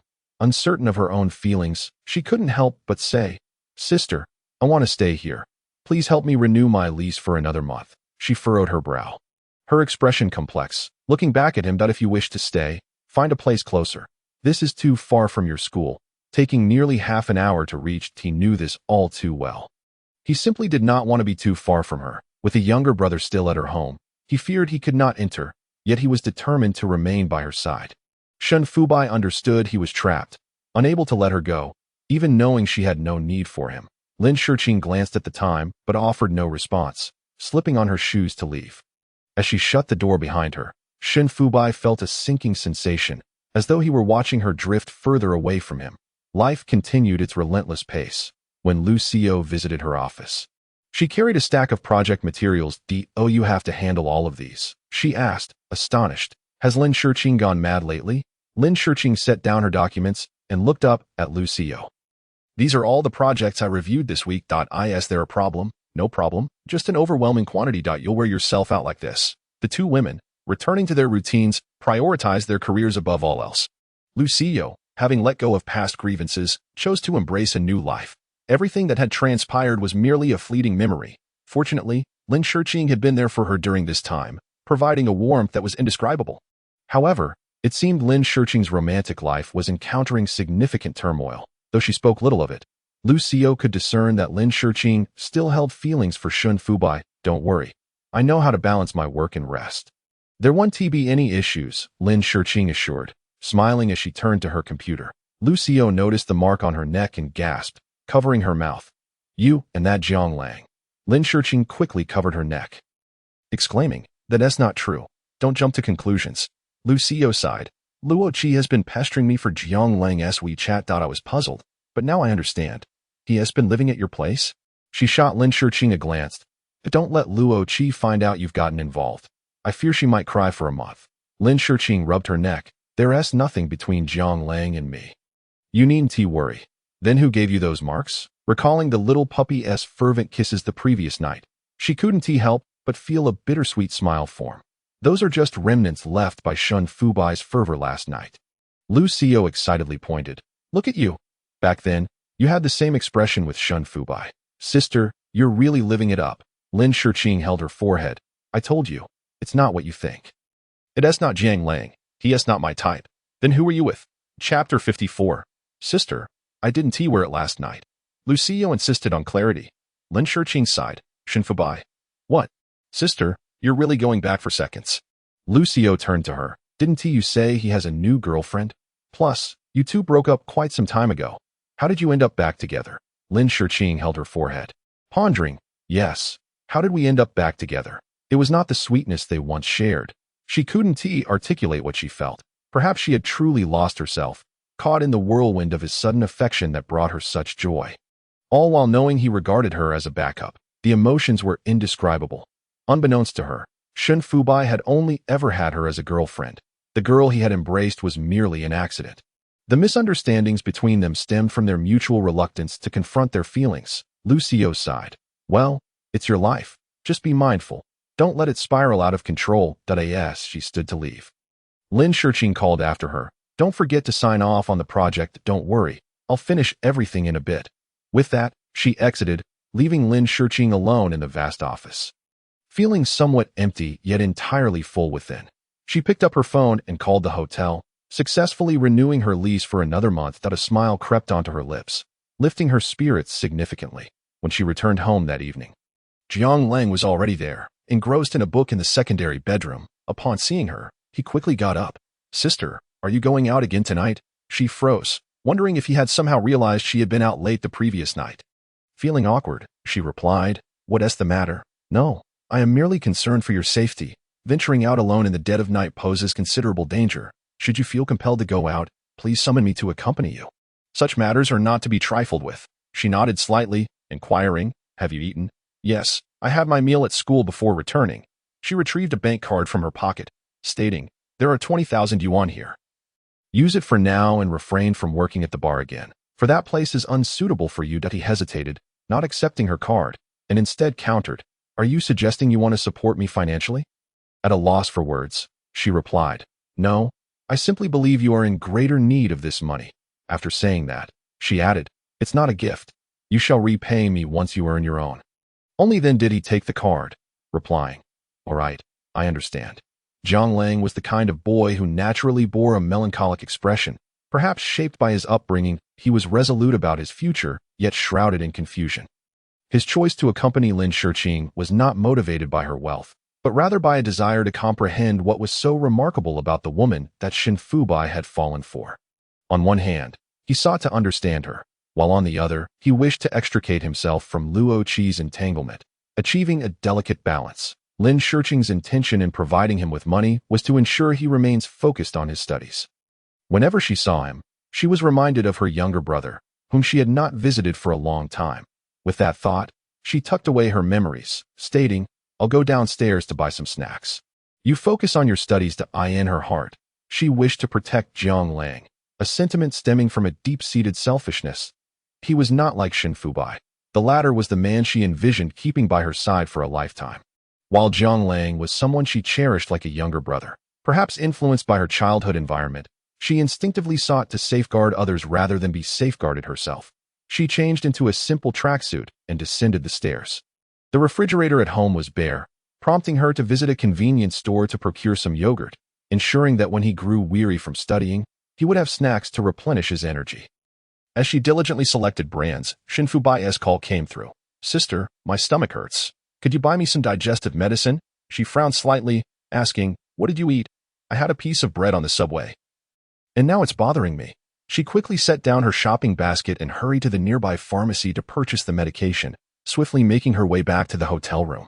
After hanging up, he awaited her in the room, his expression bearing a hint of mischievous delight that a knock echoed from the door, prompting him to rush to open it. As she entered, beads of sweat adorned her face from her hurried run. "Is it painful?" she asked. He nodded, feigning discomfort. She approached and pressed on his abdomen, feeling the tautness of his muscles. "Lie down," she instructed, retrieving the medicine and searching for a bottle of mineral water on the table. He obediently climbed onto the bed, awaiting her return. Lin Shiqing had no doubts about his pretense. After all, there was no reason to deceive in such matters. Yet she could never have anticipated that Shen Fubai would go to such lengths just to see her. "Sister, could you please massage my stomach?" he asked, appearing quite unwell after taking the medicine. As she pulled a chair closer, she gently began to massage him, simultaneously asking if he still felt discomfort. He shook his head, then immediately nodded again. "Is it painful or not?" "The area you're touching feels quite nice," he replied, his hand pressing down on hers. She remained oblivious to any implications, believing that her efforts would alleviate his discomfort. His gaze was filled with admiration for her earnest demeanor, and he couldn't resist reaching out to caress her cheek. She frowned, cautioning him to refrain from moving too much while he was in pain. Lin Shiqing was thoroughly engaged in her task. She could not bear to witness his suffering, her genuine concern evident in her eyes. Setting aside any thoughts of his relationship status, she found it impossible to sever her emotional ties instantaneously. The softness of his skin made her cheeks flush slightly, yet her hands did not cease their motion. Lin Shiqing was acutely aware that this little puppy was an inescapable entanglement. "Sister, I didn't bring that last night." He suddenly blurted out, "My heart aches terribly," he added. His abrupt confession left her momentarily speechless. Her hands coming to a halt, he continued, "I've prepared for today. I won't let you become pregnant." She delivered a playful slap to his chest, insisting, "You don't need to worry about that. I'm going home to sleep." His brows furrowed slightly, a sense of unease settling within him. "Are you going back to accompany that younger brother of yours?" he asked with a tinge of jealousy. "Do you like him?" She remained silent, prompting him to press further. "And what about me?" Lin Shiqing paused her actions, asking, "What of your girlfriend?" Shen Fubai was taken aback. "What do you mean? Didn't you start seeing someone new? Why aren't you with her?" His confusion was palpable. "I only have you as my girlfriend. Where would a new one come from?" Unable to suppress his explanation, he recounted, "That day, I had a bit to drink, and when I was at the dorm entrance, she clung to me in an emotional outburst. I didn't manage to push her away before you saw us." The girl in question was his junior, an excellent student who had faced misunderstandings from her parents regarding her choice to study computer science. Her long-standing crush on him had culminated in this impulsive act following a failed confession, leading to the misunderstanding that nearly cost him his relationship with Lin Shiqing. In the heat of the moment, he had only been focused on his anger over her perceived deceit, mingling with those younger boys. As he was already in a committed relationship, it was unbearable to see her drinking with other boys. Upon learning the full story, Lin Shiqing felt a wave of relief wash over her. She hadn't anticipated such a narrative unfolding. Yet, the time he had spent without replying to her messages had been agonizing. "Sister, do you have such little faith in me?" His eyes were tinged with worry. Given their age difference, their relationship was fragile, susceptible to scrutiny. Now, with both harboring grievances, they found themselves in a precarious position, unable to advance or retreat. "Did you not take your belongings when you left?" Lin Shiqing shot him a glance filled with irritation that he quickly responded, "I was genuinely upset. You were so engrossed with those younger boys. You promised to return early, yet you broke that promise. In my frustration, I went to retrieve my things from your place." Over the past few weeks, he had observed her seemingly thriving.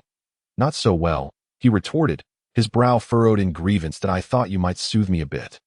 Yet here you are, swiftly moving on to another younger boy." She couldn't help but chuckle at that. It was true, her work had kept her preoccupied, nearly leading her to abandon this gradually fading relationship. "How far have you progressed with that younger boy?" he inquired cautiously, anxiety etched on his face. Lin Shiqing replied candidly, "He is currently living with me." His expression grew increasingly cold. It dawned on him that she genuinely had a new boyfriend, leaving him feeling quite desolate. "Do you harbor feelings for him?" he asked, uncertainty creeping into his voice, though he already knew the answer. "He is quite sweet. I can't help but want to protect him." Shen Fubai's heart sank. She had indeed fallen for him. Despite their physical connection, her affections were clearly directed elsewhere. Struggling to find his voice, he finally asked, "Have you two been intimate?" She paused, choosing not to respond, and instead redirected her inquiry. "Is your stomach feeling any better?" He grasped her hand, imploring, "Sister, if you want me to give up, just tell me. But have you been with him?" She gazed at him in silence, her expression revealing a mix of complexity. The little puppy yearned for clarity. The ambiguity was unbearable. Having resolved the misunderstanding earlier that day, he hoped it wasn't too late. Noticing his agitation, Lin Shiqing felt a sudden urge to tease him, as he had been unresponsive for so long, leaving her feeling despondent. "We parted ways, and I am grateful for the memories you've given me. However, our time together was fraught with conflict, perhaps due to our significant age difference. Sister, I never agreed to break up. It has always been your unilateral decision." Their relationship had consistently been dictated by her choices, leaving him without agency. Lin Shiqing nodded. "Isn't that a good thing?" Unable to resist, she continued to tease him. "You are free to pursue your new romance. While I have my own matters to attend to, we can part amicably, each thriving in our own lives." Shen Fubai sighed. "Are you worried that my presence may affect your relationship with that younger boy?" His voice was low, laced with despondency. "Sister, do you no longer love me?" His eyes glistened with unshed tears, gradually blurring his vision, the pain in his chest a stark reminder of his anguish. Lin Shiqing felt a pang in her heart. She wished to express her profound love for him, yet recalling his recent demeanor restrained her impulse. "You should rest well. I must take my leave." He quickly grasped her hand, pleading, "Sister, I want to ask you anything else. Please don't go. Stay with me a little longer." He wiped the tears from his eyes, his gaze filled with hope. Lin Shiqing glanced at the time, realizing she had urgent work to attend to. "I truly must return now." Shen Fubai refused to release her grip, fearing that if he did, she would vanish from his life, leaving him to contemplate her returning to another man. The thought caused him acute pain, an overwhelming sensation of suffocation. "Will you stay with me for just one night?" he implored. "Just tonight." He pleaded desperately, a demeanor uncharacteristic of him. Lin Shiqing had never witnessed such an expression on his face, and her heart ached as she explained, "I'll go back and submit a work order. Then I'll return shortly." She freed herself from his grasp and urged, "You should rest first." Shen Fubai gazed at the closed door, his fists clenched tightly. He loathed himself for arriving so late to seek her out. Now that she had a new goal, how could he return to her side? He looked out at the pitch-black night, his thoughts a chaotic whirlwind. Suddenly, his phone vibrated. Lin Shiqing had sent him a message. "I'll be back soon. What do you want to eat? I'll buy it for you." He quickly replied, craving the fried rice from downstairs. Chapter 56. "Sister, I want a reward." She responded with an okay, hurriedly purchasing some snacks and bread before returning home. She knocked on Jiang Lang's door, saying, "I've bought some yogurt and placed it in the fridge. Remember to have some when you want it." He nodded. "Sister, are you going out again tonight?" Jiang Lang always felt uneasy since Shen Fubai's arrival yesterday. His sister's heart seemed absent from their home. "Yes, I'll be out for a bit. Call me if you need anything." He hesitated, nodded, and advised, "Be careful on your way."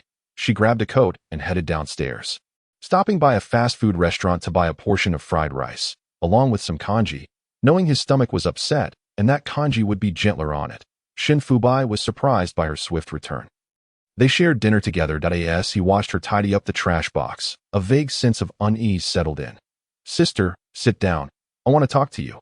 She put down what she was holding and sat across from him. Asking, "About what?" "Our relationship." He gazed steadily at the woman before him. "That I want to continue this and be your boyfriend." She froze, meeting his anxious yet calm gaze. "Isn't it nice the way things are now?" "Don't you think?" The little puppy shook his head, his mood low, his unsettled heart remained unresolved, yearning to love her properly and never part ways again. "Shen Fubai, I am 8 years older than you. Sometimes my work keeps me busy and I'm not a capable girlfriend. Besides, we might not even have a future." She articulated her thoughts clearly, hoping he would confront his feelings this time without resorting to avoidance as he had before. He nodded, expressing with conviction, "Each day without you is a struggle that I've tried to endure, but I couldn't help but seek you out." He sighed. "Sister, even if I know you might not care about me at all, I still can't let you go if you have other brothers around you. I feel jealous, sad, and in pain." He quietly shared his feelings from the past few days, pleading, "Can you let me stay?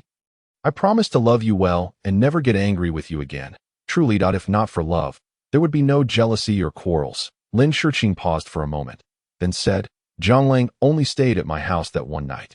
He was taken aback, disbelief in his eyes as hope slowly emerged. "What I mean is, I genuinely treat him like a younger brother, without any romantic feelings. If you mind, then I can't do anything about it." "I don't mind," he interrupted, a newfound energy in his eyes. "You haven't had any relations with him, right?" He didn't care at all. Having another brother was inconsequential, as long as he wasn't a rival. With a cheerful smile, he asserted, "Sister, you're still mine, right?" His sudden shift in demeanor made her think she had misjudged him. "What I mean is, Jiang Lang is a brother, but not in that way. I want to care for him, not for any ulterior motive." "I know. I misunderstood. I'm sorry, sister." He playfully nestled into her embrace, his hands wandering to her waist, caressing her delicate skin. She felt exasperated. Just moments ago, he had been so despondent.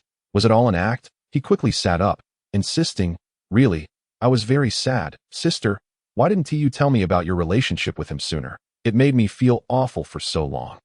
He pouted, "No, sister, I want compensation." She held her forehead, saying, "Wait, I haven't even mentioned that we're getting back together." After all, she had sent him so many messages. The sorrow he caused her warranted some form of recompense. Yet now he was asking for compensation from her. "Sister, don't you love me?" His eyes sparkled with hope, a look no woman could refuse, so pitiful and endearing, like a small Pomeranian. That night, she once again succumbed to his charms. The little puppy both innocent and alluring. How could she resist such beauty? Exhausted and aching all over, she felt as if she had settled her debts. Lying on his chest, she asked, "Are you satisfied now?" The little puppy leaned down to kiss her briefly, temporarily satisfied. "That I'll move back tomorrow." "Where to?" She blinked in surprise, looking up at him. "Oh, your house," he stated with conviction, even exhibiting a sense of defiance. Lin Shiqing rubbed her eyes. "Are you sure you want to go back?" The little puppy nodded confidently. "Since you want to raise a younger brother, I naturally must accompany you. I can't let him look down on me as your brother-in-law."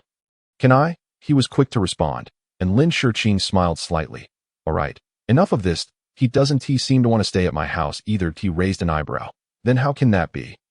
"I haven't established my authority yet." The little puppy had just reconciled with her, feeling good, so he wanted to show off a little in front of his younger brother. The next day, Lin Shiqing went to work while he returned home alone, having requested the password in advance. His smug expression made Lin Shiqing both amused and exasperated. As soon as Shen Fubai entered, he heard Jiang Lang say, "Sister, I'm off to class." Turning around, the two men locked eyes, and Jiang Lang hesitated, fear creeping into his gaze. "Bro, you're here." Shen Fubai had no strong impression of him, having seen him once at a bar without much interaction afterward.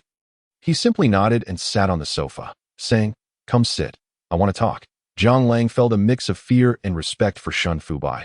Coupled with jealousy, he cautiously took a seat from a distance.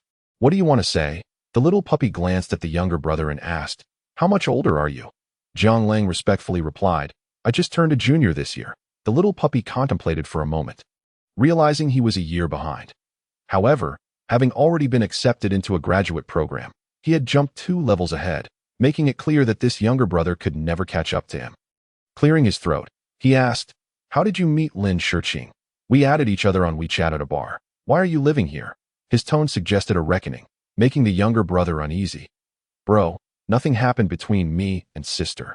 The little puppy propped his chin on one hand, his handsome visage instantly captivating the younger brother that I know. Though he lacked confidence in other matters, he trusted Lin Shiqing completely. If she said it was fine. He believed it was fine that I'll be leaving now. The younger brother appeared flustered and unsure if she asks, he should know what to say. Zhang Lang nodded eagerly. "I know." Then, casting a timid glance at him, he asked, "Bro, can I add you on WeChat?" Shun Fubai rarely added anyone on WeChat, but after a moment's thought, he opened his phone and allowed him to scan his QR code, adding, "Don't message her randomly when there is nothing to say." Zhang Lang nodded vigorously. "I understand." Having settled matters with Zhang Lang, the little puppy felt elated. He returned to the bedroom, lay on the large bed, and couldn't he help but kiss her pillow, relishing the sweet return home after days of anxiety. Lost in thought, he pulled out his phone to send Lin Shiqing a video in a meeting. She glanced at her phone, opened the video, turned the sound down to the lowest setting, and continued her meeting. The little puppy silently watched her, his lips curling into a smile as he admired her alluring presence in a professional setting. She truly captivated him. He wore an involuntary smile for quite some time before regaining composure. Lin Shiqing, rubbing her neck, returned to her office, asked, "Aren't you going to class today?" The little puppy, clutching a pillow with a playful expression, replied, "I'm at home waiting for you." She frowned slightly, and he quickly clarified, "I didn't chase your brother away. He left on his own." Lin Shiqing smiled gently. "All right, got it." Turning back, she searched for Zhang Lang, her gaze fixed on the video. "Wait a minute. Why have you been so free lately?" He had been burning the midnight oil, studying and taking notes, so why had he suddenly become so idle this month? The little puppy, lying on the bed and resting his chin on his hand, explained, "I finished my courses. Now I just have to wait for the exams." With 3 months left until the end-of-year exams, he had plenty of time to spend with her. Lin Shiqing looked utterly incredulous. Furrowing her brows, "You finished everything? I remember those textbooks of yours are thick enough to crush someone." "Yes, I applied for an internship with the professor, and the application has been submitted to the engineering department. They said it would take 2 weeks to arrange a position." She nodded, impressed by the little puppy's excellence. She felt fortunate to have encountered someone so remarkable. "So, what plans do you have for these 2 weeks? You mentioned there were some issues with the app last time, right? Tomorrow, I'll go to the company with you to check it out." She nodded in agreement, realizing that since he was the one who developed the app, he would be the first to identify any problems. "Sister, if I help you upgrade the app, will there be a reward?" Chapter 57. "Sister, I want to meet the parents." Lin Shiqing set down her documents, asking, "What kind of reward do you want?" He smirked, "I want to meet your parents." She abruptly halted her tasks, asking, "Meeting the parents?" "Yes, your mom and dad." She had not anticipated that the little pup would wish to take such a significant step. Such matters cannot be easily agreed upon, and she swiftly diverted the conversation, inquiring whether this upgrade posed considerable difficulty. The little pup shook his head, indicating it was manageable and would not take more than 2 days. He had heard from the company's employees about some issues, those minor glitches in the group chat, which could be rectified with slight modifications. Due to their lack of professionalism, they had yet to resolve them. "Is it feasible, sister?" She turned to him, asking, "Feasible for what?" "I wish to meet your parents," he stated earnestly, his conviction palpable. Lin Shiqing paused her work and demanded, "Explain your reasons for wanting to meet them." He smiled, expressing his desire for them to acknowledge his existence and his intention to establish a stable relationship with her. She arched an eyebrow, retorting, "Shouldn't it be me meeting your parents? Why has it reversed?" He pondered for a moment, resting his chin on his hand, and conceded, "You make a valid point. Perhaps I should first take you to meet my parents." Lin Shiqing's expression turned dark. He was far too agreeable. Accepting whatever was proposed, forget it.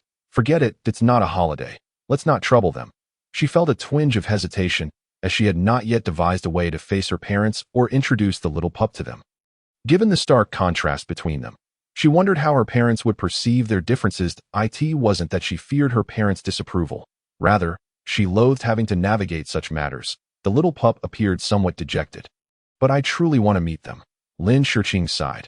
Do you genuinely wish to? He nodded eagerly, his expression full of anticipation. Indeed, meeting them was acceptable, but they could not publicly disclose their relationship. He could only be introduced as an employee of their company. The little pup nodded in agreement. All right, no problem. Thus, Lin Shiqing found herself seeking out trouble, as she had not returned home in quite some time.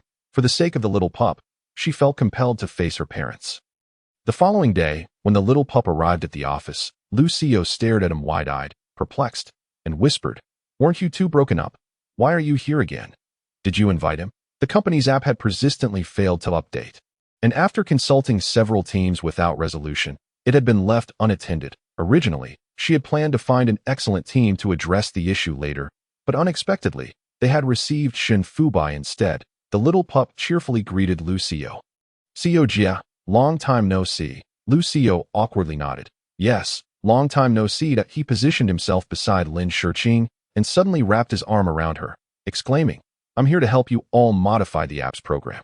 Upon seeing this, Lucio hastily gestured toward the technical department. "The office has moved over there." Lin Shiqing turned to him, straightening his collar. "You know everyone here. You can head over on your own. I'll come find you once I finish up." He nodded, his expression becoming more serious. "I have some fruit in my bag. Remember to eat it later." Then he turned and busied himself. Lucio hurriedly followed Lin Shiqing into the office. "What is going on?" Lin Shiqing sat down, taking a sip of coffee. "Oh dear, you two have been quite back and forth. Who bowed down this time?" She shot a glance at Lucio. "What do you think?" Given the situation, it seems the little pup bowed down. Lin Shiqing smiled, her demeanor cheery. "I thought you two were done for good." Lucio mused. "It appears you won't have the chance to accompany me to the bar anymore. What about starting anew? Floating around like this is not ideal." Lucio shook her head. "Those men aren't worthy of me. I prefer to remain single." Lin Shiqing understood her disappointment in matters of the heart. Yet it was a thing of the past that she could not let go of. Chapter 58. Longing intensified to the point of wanting to devour him, the little pup successfully resolved the app upgrade issue. With several technicians surrounding him, seeking his expertise, leaving him no time to respond to Lin Shiqing's messages. During lunch, when Lin Shiqing ventured to their office to find him, she discovered a throng of people encircling him, blocking any passage. With a curious expression, she approached. "Aren't you all going to eat?" Upon noticing Lin Zong's presence, everyone greeted her. "Lin Zong, we are consulting him about some issues." "Indeed, Lin Zong, there are many unclear codes in this software. So we are learning to as they spoke." She turned to the little pup. "Shall I take you to lunch?" Finally able to escape, the little pup rose to follow her, a gentle smile gracing his face. "Sure." They were all aware of his identity and dared not overstep boundaries, merely offering their parting remarks to reconvene later. "We'll wait for you here after lunch. Let us not miss each other in the afternoon."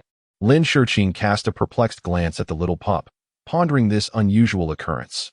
Had a group of tech-savvy men developed an admiration for him? It seemed true that opposites attract. The little pup wrapped his arm around her, asking, "Did you miss me this morning, sister?" She shot him a sidelong glance. "No, I was busy." The little pup was undeterred. "I missed you tremendously this morning." After saying this, he reached out to tousle her hair. "I wish to leave work early to accompany you." Was this even considered work? He was merely here to tackle a technical challenge. It was hard to envision him in a serious work mode. Lin Shiqing guided him to the downstairs restaurant, ordering his favorite noodle dish. After sipping her drink, she informed him, "This afternoon, I'll take you to the factory to address some app-related issues. They are the most knowledgeable about it. You can compile a list and see how to modify it." The little pup nodded. "Sister, how about giving me an apprentice to mentor? This way, when issues arise, they won't be left helplessly waiting for you to resolve them." His rationale stemmed from a desire not to let her emotional matters interfere with her career. The little pup's attentiveness touched her deeply. They're a suitable candidate." He nodded. "When I arrived this morning, I considered this. What do you think of Jiang Lang?" Lin Shiqing halted momentarily, disbelief flickering in her eyes. "You're recommending him?" The little pup's expression remained calm. a faint smile lingering. Do you find him unsuitable? She hesitated. It's just that I thought you weren't particularly fond of him. Initially, she had held a certain aversion toward the boy, viewing him as a fabricated rival, wishing to confront him. However, with the misunderstanding cleared and knowing he held no romantic interest in Lin Shiqing, she released her bias. Furthermore, learning that he was from the same department made her reconsider. Nurturing him could indeed be beneficial. Lin Shiqing held a preference for Jiang Lang, treating him as a younger brother, which could also assist him in solving part-time work issues, alleviating her concerns about his future. The little pup's multifaceted approach left Lin Shiqing feeling grateful and admiring his magnanimity.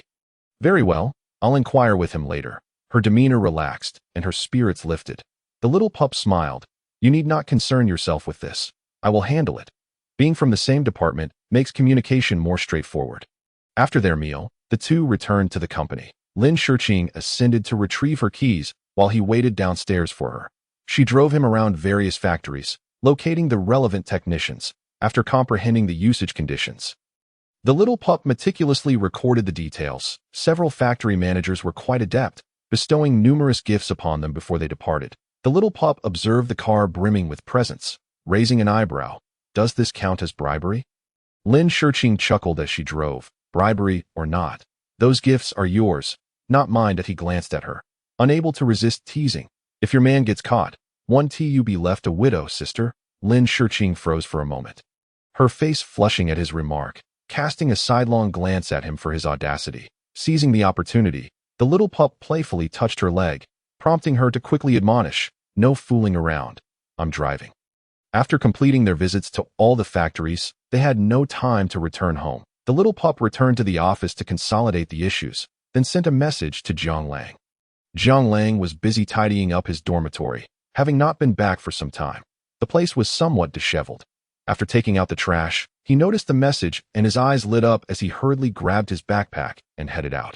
Lin Shiqing prepared a cup of coffee for him. Most employees who did not work overtime had already left for the day, leaving only a handful engrossed in their tasks, oblivious to the activities in the spacious office.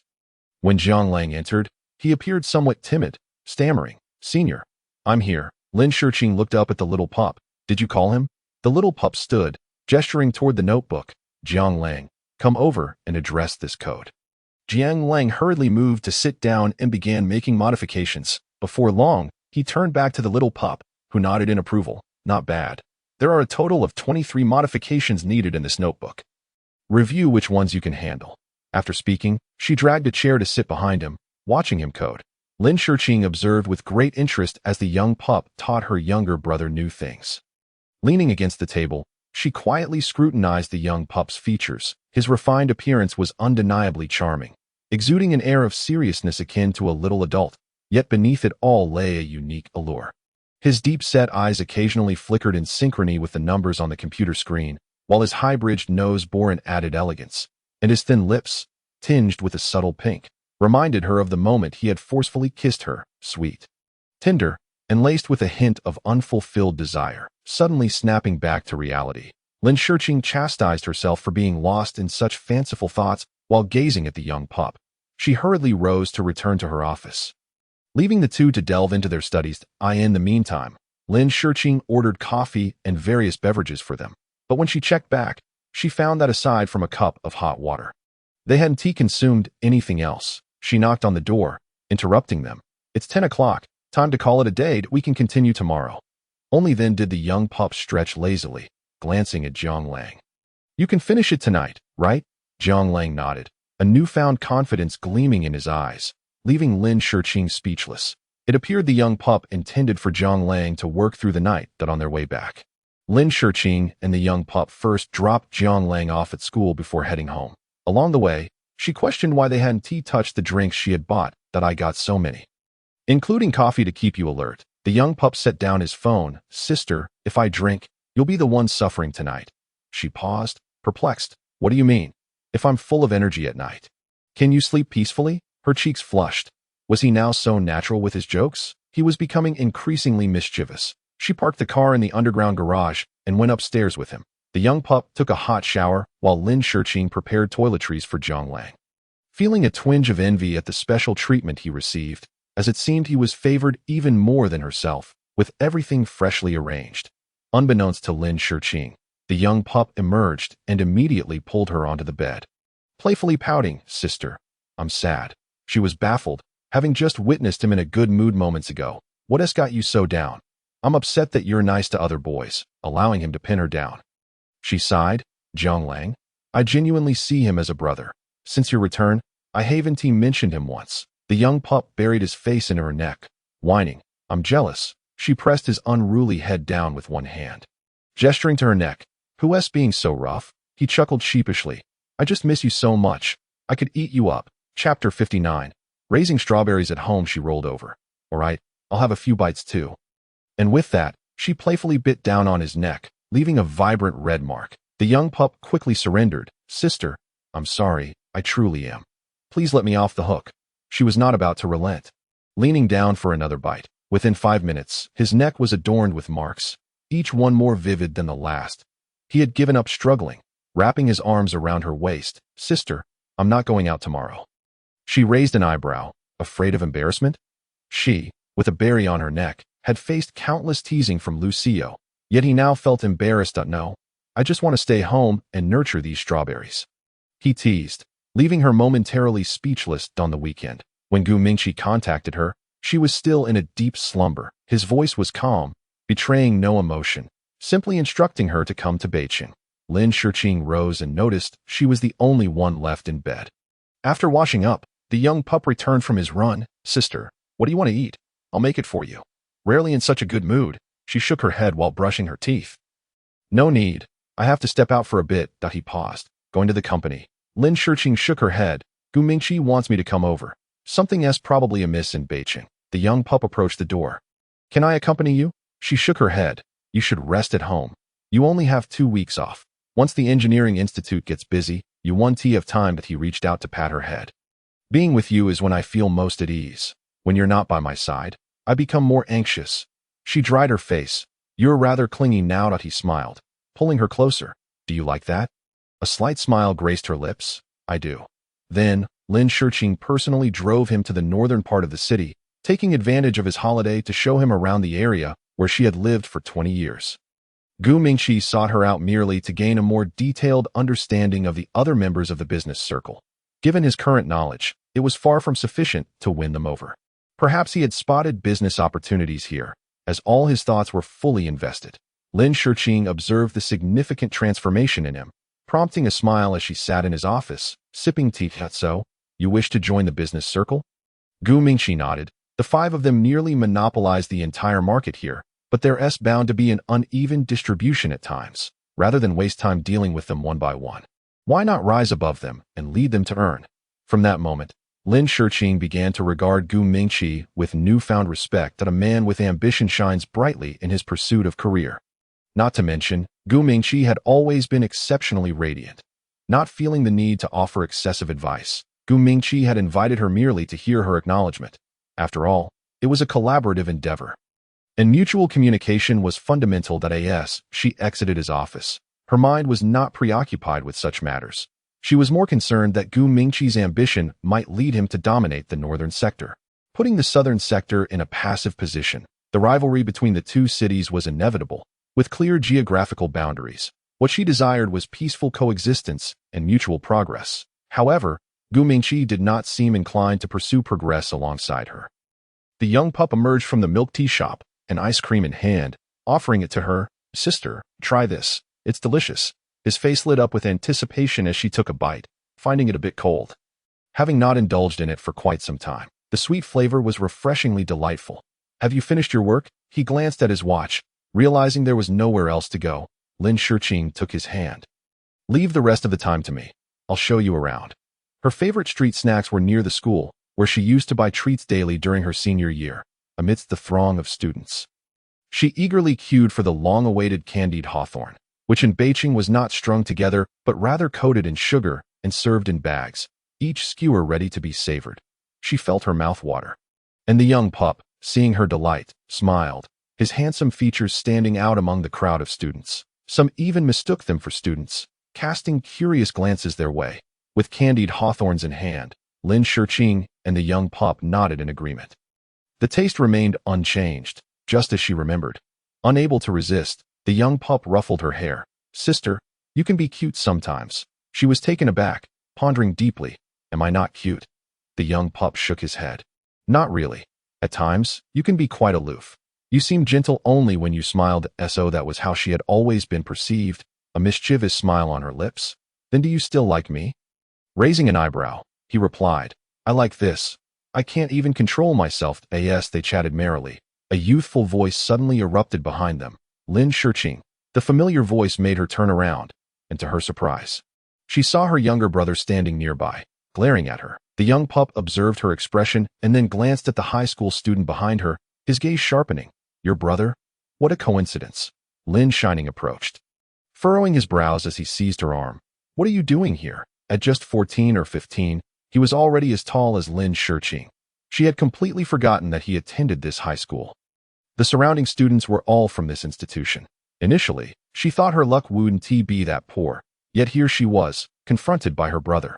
She stood up, adopting an older sister's demeanor. Why aren't you rushing home after school? What are you wandering about for? I was going to ask you the same. Why have you come back?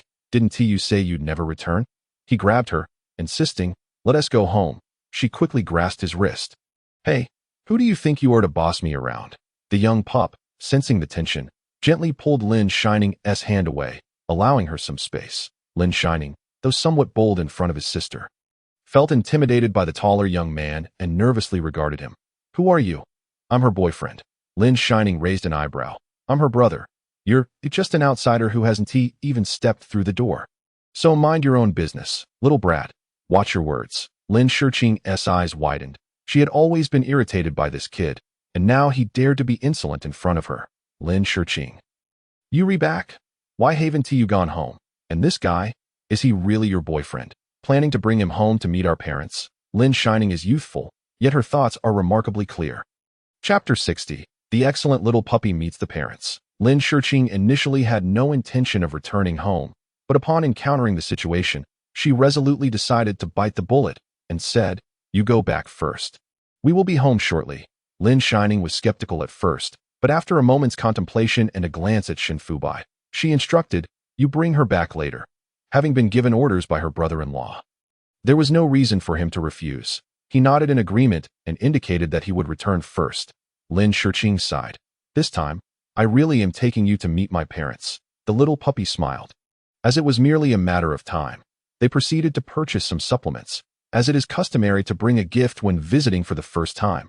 Upon returning home, Lin Shining recounted the encounter with her sister to their parents, both of whom were momentarily taken aback and quickly inquired, You came back alone? Lin Shining shook her head. I brought a boyfriend. Lin Mama joyously sprang to her feet. I will go downstairs to the supermarket for groceries. Old Lin, you should mop the floor again. Lin Baba frowned and angrily remarked, How dare she return after saying she would never come back? Lin Mama shot him a glare. Have you lost your mind? Your daughter is bringing home her future son-in-law, showing you some face by letting you see him first. You should be secretly pleased that I don't need that. Do you not remember what she said when she left? Lin Mama, exasperated, retorted, Hurry up. If you can't show your daughter respect, at least show some to your future son-in-law. Only then did Lin Baba rise, declaring, I am cleaning for my future son-in-law, not for that ungrateful daughter. Lin Mama chuckled softly, and Lin Shining smiled as well. It seemed their parents had not been this happy in quite some time, that it had been 8 years since her sister left, and the incident of dropping out had caused quite a stir within the family. Now that she was back, surely the family would flourish even more. Lin Shurqing and the little puppy sat in the car, and she furrowed her brow, saying, I haven't seen my parents in 8 years. She quietly expressed, Our relationship isn't very good. The little puppy nodded. I understand somewhat. He reached out to gently touch her cheek, reassuring her, Don't worry, I'm prepared for this.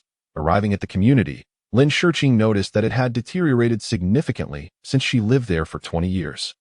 Upon her return, the neighbors greeted her warmly. Xiaoxing is back. We haven't seen you in years. You've become more beautiful. Indeed, indeed. A girl matures beautifully as she grows. Xiaoxing, is this your boyfriend? He's quite handsome. Xiaoxing is introducing him to her parents. They must be overjoyed. Lin Shurqing smiled awkwardly. Most of the neighbors' children were already married, and there were hardly any at her age still single. She led him to the elevator, where the little puppy seemed a bit nervous. Though not dressed formally, he appeared tidy and presentable. After knocking on the door, Lin Shining opened it, and, upon seeing them, secretly breathed a sigh of relief. "Come in." Lin Baba sat on the sofa reading the newspaper. Casting a furtive glance that revealed his concealed happiness, his daughter had come back to see him, indicating she had recognized her mistakes. Lin Mama emerged from the kitchen, Shurqing. "Dinner will be ready soon.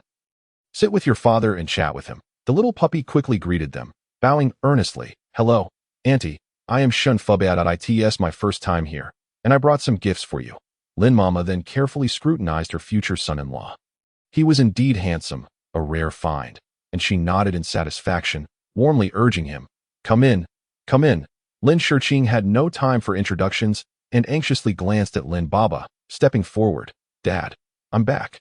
Lin Baba did not lift his head, continuing to read his newspaper, leaving her standing there awkwardly while Lin Shining and Lin Mama anxiously observed the two.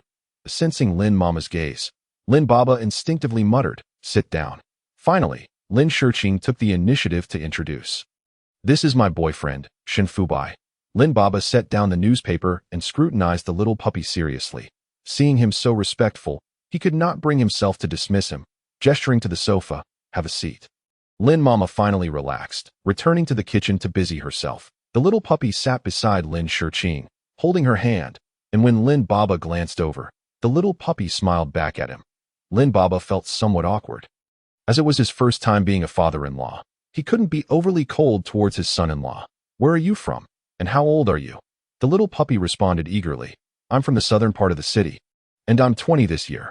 Lin Shining, who was drinking water, suddenly spat it out in surprise, coughing as she stared intently at the trio on the sofa. Lin Baba clenched his fists, glaring at Lin Shurqing. "Are you doing this on purpose? You bring someone so much younger than you back to irritate me." Hearing the commotion, Lin Mama rushed out, wielding a kitchen knife, glaring at Lin Baba. "What are you shouting about?" Only then did Lin Baba calm down, pointing at the pair. "He is only 20. That's quite a difference from Shurqing. I couldn't help myself." Lin Mama, seeing his downcast expression, set down the knife and turned to the two. "Shurqing, you need to explain what is happening." Lin Shurqing sighed, finally stating, "I'm serious about him." The little puppy took a deep breath and said, "Uncle, Auntie, I have been with Shurqing for half a year now. I truly love her. Although I am much younger, I promise I will never let her suffer any grievances." Lin Baba and Lin Mama found it a bit hard to accept, but had no words to counter. After all, it was their daughter's choice. Lin Mama glanced at Shurqing. "You are not young anymore. I believe you should know what you truly need." With that, she turned and returned to the kitchen to continue cooking. Seeing the atmosphere in the living room grow so awkward, Lin Shining hurried to the kitchen to help, but Lin Mama cast her a glance. "Go keep your sister company." Lin Shining shrugged. "I'm not going. My dad looks as black as coal. Why would I go and stir up trouble?" Meanwhile, in the living room, Lin Baba placed his teacup down. "So, you're in the computer science department." The little puppy nodded. "I am applying for a master's and PhD program this year." Lin Baba then regarded him with newfound respect, realizing this young man had some skills. "Where do you plan to work?" "I have applied for an internship at the National Computer Engineering Institute. I expect to work there afterward." Lin Baba nearly burned himself with the tea, hurriedly setting the cup down, while Lin Shurqing quickly handed him a tissue. Lin Baba waved her hand away, focusing on the little puppy. "You got accepted? That's a place only academicians can enter. No one gets in without being in their 30s. That I didn't expect you to have such capabilities at just 20." Lin Baba, who taught at North City University, understood these institutes well. None of his students had ever made it into a national-level engineering institute. The little puppy confirmed, "I start next week." Lin Baba nodded in satisfaction, while Lin Shurqing secretly sighed with relief.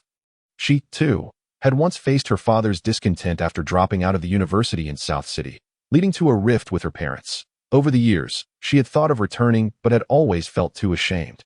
Chapter 61. The little puppy becomes a novice monk for a few days. Shin Fubai enjoyed a quiet dinner with Lin Shurqing's family.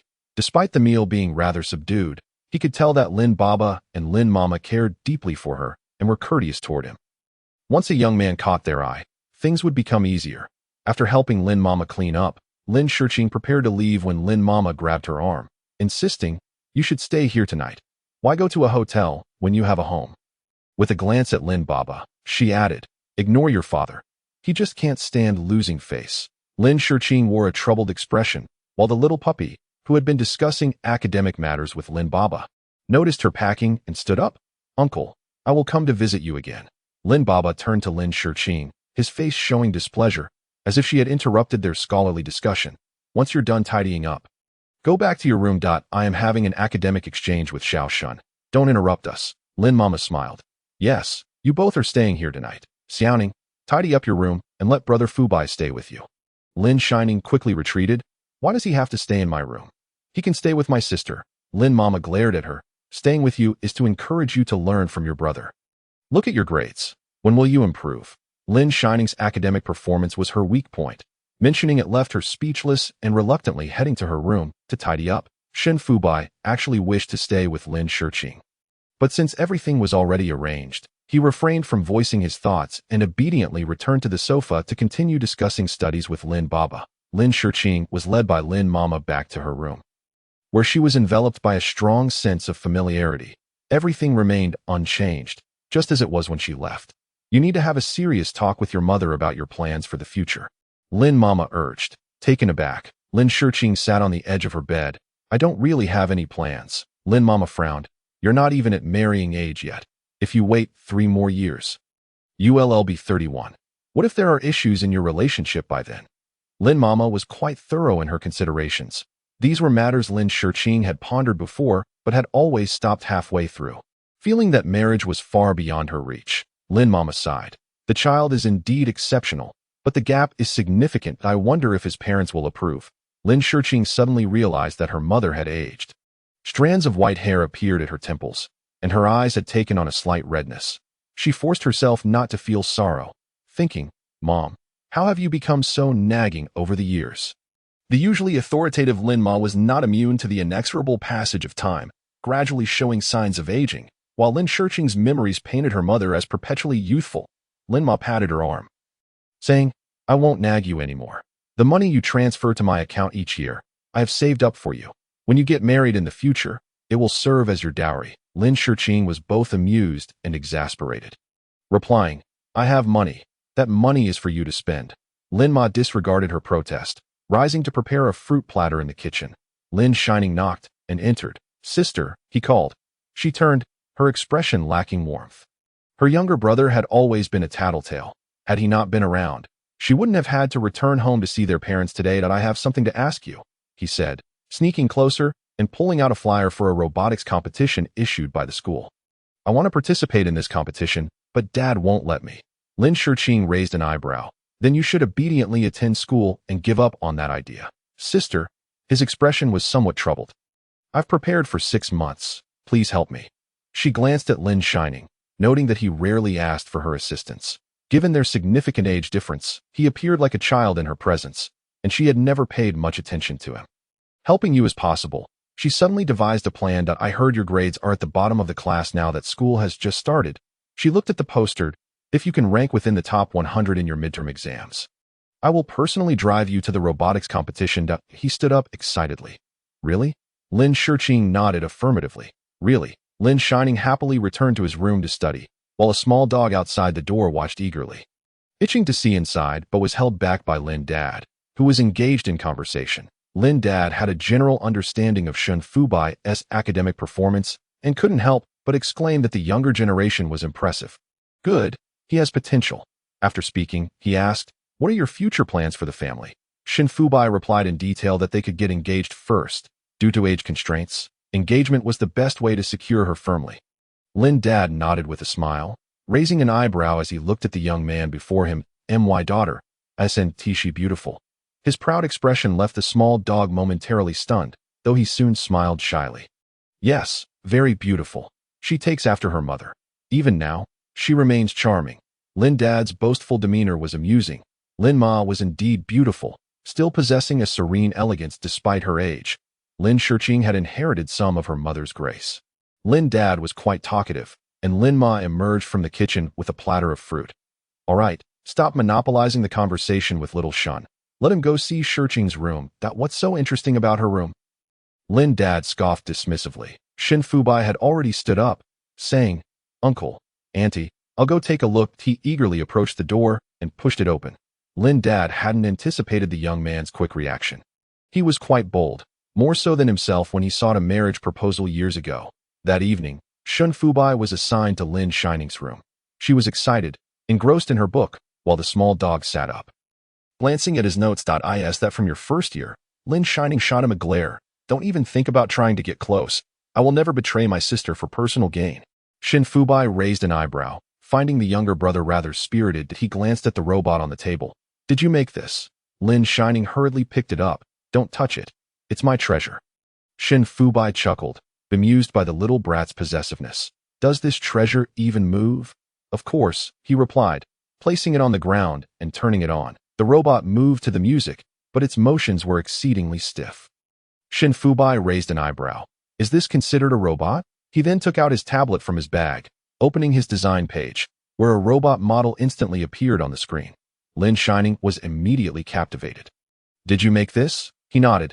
Have you heard of modeling? It's about creating models for specific industries, and the model's realism must reach 99.9%. Lin Shining gazed in fascination, admiration gradually shining in his eyes. Shin Fubai, sensing the moment, closed the tablet slightly. This project is far too elementary for you. That I was doing better than this in middle school. Lin Shining glared at him. What are you bragging about? Regardless, no one will know if you're just boasting. Shin Fubai immediately dismantled the robot and made modifications, adding a new electronic board, elevating the entire robot's sophistication in one seamless motion, leaving Lin Shining utterly astonished. The boy, who usually spent his days secretly watching television, suddenly changed his demeanor, diving into his studies as soon as he got home, leaving his family bewildered. Lin Shiqing looked at Shin Fubai. Did you provoke him? He smiled slightly, just a bit of encouragement. The three members of their family had all taken turns trying to motivate Lin Shining, yet none had been as effective. In the afternoon, Lin Dad returned from school, brimming with enthusiasm, and immediately sought Shin Fubai's help to modify a program on his notebook. Little Shun, change this part. It will be perfect. Shin Fubai opened the software's backend and made the necessary adjustments, presenting it to him. Now give it a try. Lin Dad clicked a few times, grinning. Great. This software is amazing. Several professors have been clamoring to borrow my notebook. I'm practically the most popular person in the office now. While Lin Ma was preparing dinner, Lin Shiqing entered the kitchen to assist. Look at how happy your dad is. Like a fool. Lin Shiqing turned her head to see her father smiling widely through the glass door, feeling somewhat inadequate as a daughter. After dinner, she began packing her belongings. Although her stay at home had been a brief respite, it was time to return to work. Shin Fubai sneaked into her room, wrapping his arms around her, looking wistful. Sister, I've been a monk for 4 days. With a smile, she teased. Let us see if you dare to meet the parents again without reason. He leaned against her, saying, for the sake of marrying you, I could endure not just 4 days, but even a month. Lin Shiqing raised an eyebrow. A month? He quickly corrected himself. No, I wouldn't be able to stand it even for a day if it weren't necessary. The next morning, the two set off early for Nanqing. The first thing Lin Shiqing did upon returning home was to be embraced by Shin Fubai, who showered her with kisses. His clingy demeanor was entirely different from when they were at her parents' house. Sister, I can't hold back anymore. His kisses were insatiable. He insisted on kissing her even while driving. Lin Shiqing halted him. I have work to do. Wait until I finish. She pushed him away and went to her study to call her employees. Shin Fubai, no longer anxious, took a hot bath in the bathroom, happily waiting for her to finish. Suddenly, his phone vibrated, and he frowned slightly upon seeing who it was. What's going on? The caller was a girl. Hearing his voice, she calmed slightly. Senior, are you at school? Shin Fubai stood up, donning his robe. Not at the moment. That I finished reading the book I borrowed from you last time, and was hoping to find a time to return it. Just give it to Zhang Chao. I'll ask him for it later. The girl wanted to say more, but he interrupted her. I'm with my girlfriend right now. It's not convenient for me to meet. Please don't contact me again. He hung up the phone and blocked her number before returning to the bedroom.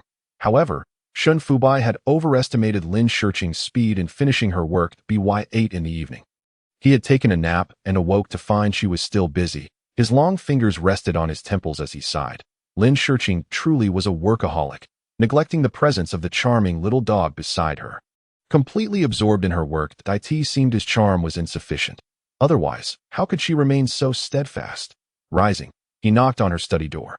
She poked her head out from behind her computer, her adorable expression instantly melting his irritation. Sister, Did you forget about your treasure? He patted over barefoot, leaning down to kiss her. A soft, lingering kiss. Lin Shurqing wrapped her arms around his slim waist. I'll finish up in a moment. Yes, she spoke, urging him to sit beside her and observe her work. Lin Shurqing found herself still grappling with a handful of products that awaited her review. These items were among the latest offerings from Nanqing, and the brand had invested significantly, necessitating a swift market launch. Although her distribution channels were quite stable, the products were exceptionally avant-garde, lacking widespread recognition. She was perusing the proposals submitted by her employees. Yet none met her stringent criteria. After an arduous afternoon, she finally organized the final drafts, which were promptly distributed to the staff for implementation. In the afternoon, Lu Xiao called, requesting her assistance with Tang Zhixia's copywriting. Frankly, ever since she accepted Gu Mingqi's channel, she found herself sympathizing with him. The array of suppliers he managed was truly eclectic. Just a couple of days prior, Lu Xiao had encountered a transgender individual specializing in women's wigs, and the overwhelming presence of hyaluronic acid before her left her momentarily speechless. She then complained to Lin Shurqing, urging her to return soon to aid her. Lu Xiao now realized that without Lin Shurqing, she felt utterly lost, even harboring a slight resentment towards Shen Fubai, who frequently whisked people away, leaving her to confront such a harsh reality. The little puppy rested his chin on his hand. Watching her as she busily replied to company messages, he reached for a contract, glancing at it for a moment. These matters were indeed foreign to him. Lin Shurqing, who regularly dealt with contracts, excelled in this domain. Sister, I'm going to make a bowl of instant noodles, he announced. After a long afternoon of rest, he felt a bit hungry. Lin Shurqing glanced at her watch and replied, Don't bother. I'll take you out to eat shortly. She then returned to her room to change into another outfit, taking his hand as they descended the stairs. Throughout their descent, Shen Fubai was obedient and well-behaved, much to Lin Shurqing's satisfaction. Sister, how about some bone soup noodles? He inquired, gazing at the throngs of people entering and exiting the establishment, a look of confusion on his face. The crowd was indeed overwhelming. Not fond of it? She asked, noting his delicate stomach and unwillingness to consume anything overly extravagant. It's just a bit noisy. Let's find a quieter place, he suggested, leading her to a more distant shopping mall. At this hour, the restaurants were bustling, and after sending a WeChat message, he wrapped his arms around her, guiding her upstairs. Lin Shurqing had never visited this restaurant before and was taken aback by the sheer number of patrons. It appeared to be a place he particularly enjoyed. The server presented the menu, and he ordered 2 desserts, several hot dishes, and a bottle of red wine. She contemplated interjecting, but chose to remain silent, seeing him in good spirits. When the desserts arrived, she surveyed her surroundings and asked, Do you know the owner of this establishment? With so many seats available upstairs, it was surprising that they were the only patrons. While a long line formed downstairs, Shen Fubai nodded, stating that it was a shop run by an acquaintance. He placed the sweet treats before her, encouraging her to try them, as it seemed that all girls had a penchant for such delicacies. Taking a small bite of the dessert he recommended, she realized that her previous aversion to sweets had been unfounded. This one was indeed delightful. Sister, I know your taste better than anyone, he remarked with a smile. She raised an eyebrow, questioning, What do I like? A flavor like mine suits you perfectly, he teased, causing her to stifle a laugh. With only the 2 of them in the softly lit hall, the ambience resembled that of a candlelit dinner. When the dishes arrived, the little puppy diligently placed her favorites onto her plate, insisting, Sister, you must eat more. I adore you when you're a little plump. She paused, taken aback by his words. Plump? Aside from her chubby childhood, she had always been slender. How could he possibly prefer a plumper version of herself? Dismissing the thought, she quietly resumed eating. Suddenly, the lights in the hall brightened, and music began to play softly, startling Lin Shurqing to the brink of a scream. Shen Fubai stood up and approached her, retrieving a ring box from his pocket, kneeling before her as he said, Sister, marry me.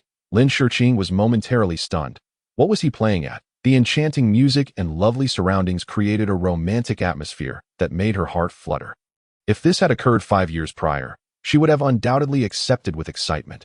But now, at 28, and with Shen Fubai merely 20 and not yet of legal age, she found herself at a crossroads. Noticing her dazed expression, he grasped her hand, urging, Sister, answer me. Will you? With a playful smile, she declined.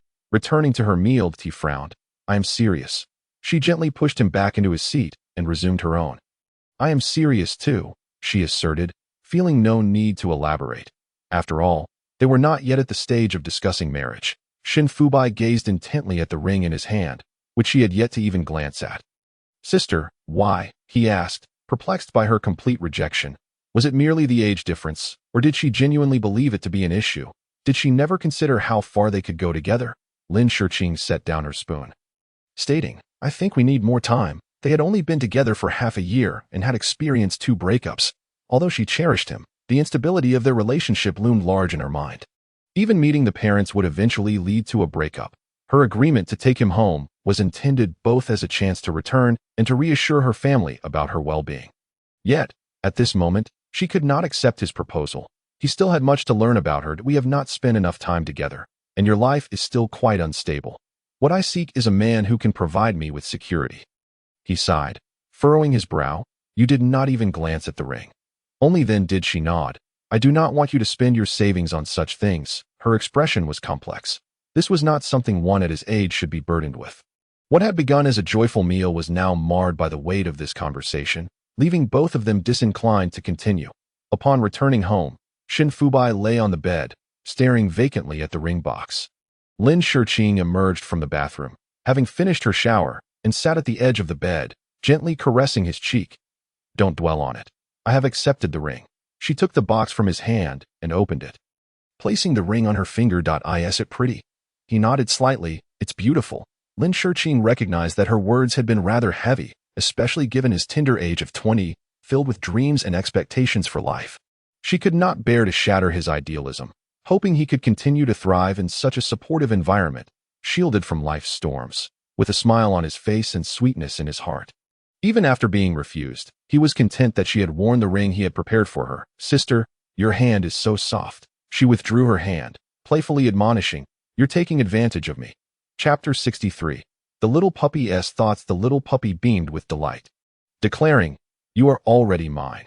This ice and tea taking advantage. She lay in his embrace, asking, What would you call it then? I would call it reasonable enjoyment, he replied cheekily. She clicked her tongue. Darling, I realize I must be on my guard around you. Why is that? He inquired. Because your mind often fills with domineering thoughts, she teased, caressing his firm chest. He seized her restless fingers, stating, Sister, I can be even more domineering. Would you like to tea? He took out his phone and performed an upgrade, pressing each touch point once. Whenever he encountered an issue, he would instinctively frown. Jiang Lang observed his facial expressions with great care. As soon as he noticed the furrowed brow, he quickly lowered his head to examine the buttons. Jiang Lang felt a bit anxious. When he first enrolled, he had heard about Shun Fubai's reputation and was eager to meet him, but alas, opportunities had eluded him. Thus, he dedicated himself to his studies, at one point aspiring to surpass Shin Fubai's achievements. However, when he realized that such a feat was beyond his reach, he became somewhat disheartened. It was not until he started working at a bar and met Lin Shiqing that he felt a glimmer of hope. To work alongside exceptional individuals, one must first seize the opportunity, and Lin Shiqing was that opportunity for him. Just as they parted ways, he decided to take a gamble on himself, and to his surprise, it paid off. Shin Fubai noted down the areas where Jiang Lang struggled, patted him on the shoulder, and commended him for his efforts, suggesting minor adjustments. Jiang Lang glanced at his notes, initially believing his work to be flawless. Yet he found himself humbled by the identification of flaws. He nodded in deep admiration. Got it. I'll make the changes immediately. Shin Fubai then glanced at him, noticing the dark circles under his eyes. Burning the midnight oil, he furrowed his brow slightly, retrieved a small jar of coffee from his bag, and offered it to Jiang Lang for a much-needed boost. Jiang Lang felt a wave of gratitude wash over him as he accepted the coffee. Watching Shin Fubai exit the office with the items in hand, upon entering Lin Shiqing's office, Shin Fubai reclined on her sofa, weariness etched on his face. She stood up to pour him a cup of hot water and approached him, inquiring, What's wrong? He sat up, uncertain whether bringing Jiang Lang here was the right choice. She smiled gently. What's troubling you, that you seem so uncertain? He let out a sigh. Every time Jiang Lang looks at me, I feel a chill run down my spine. What kind of look? She asked, her curiosity piqued. Shin Fubai pressed his lips together, gazing at Lin Shiqing with an expression akin to that of a brother filled with affection for his sister. She paused, squinting at him. Is Jiang Lang's orientation normal? Who knows? He has been well trained by his sister. In the future, he can find someone to mentor him. This kid seems competent enough. Navigating that app shouldn't pose much of a problem. Lin Shurqing nodded. Once again, I owe you a debt of gratitude. Her sudden politeness elicited a slight smirk from Shen Fubai, who propped his chin on his hand and jested. How about you bear me a child as a token of appreciation? Lin Shurqing swatted his leg, admonishing him for his lack of decorum. Chapter 64. The little puppy belongs to the wolf. Shen Fubai, ever the rascal, leaned closer and said, Sister, I forgot to wear it last night. She held her forehead, exasperated. This kid is utterly unprincipled. This was not his first transgression, and since it wasn't a safe period, she allowed him to continue, though she resolved to never grant him such leeway again. Shen Fubai assisted her in managing the app, then turned his attention to his own internship that a professor had called him once, urging him to return to school to prepare, but he had been preoccupied with meeting parents and had set this matter aside. He truly needed to return to school tomorrow to resolve this issue.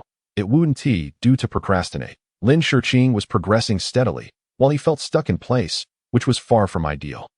At noon, he accompanied Lin Shurqing for lunch and encountered Lu Sairu along the way, inviting her to join them. Shen Fubai believed that his previous breakup with his sister stemmed largely from Lu Sairu's own romantic troubles. Thus, he indirectly held her responsible for the obstacles in his relationship with his sister. Of course, he had never contemplated meddling in their relationship. His mind was preoccupied with how to keep Lu Sairu busy, indifferent to matters of the heart. During their meal, Lu Sairu sensed Shen Fubai's gaze upon her and frowned.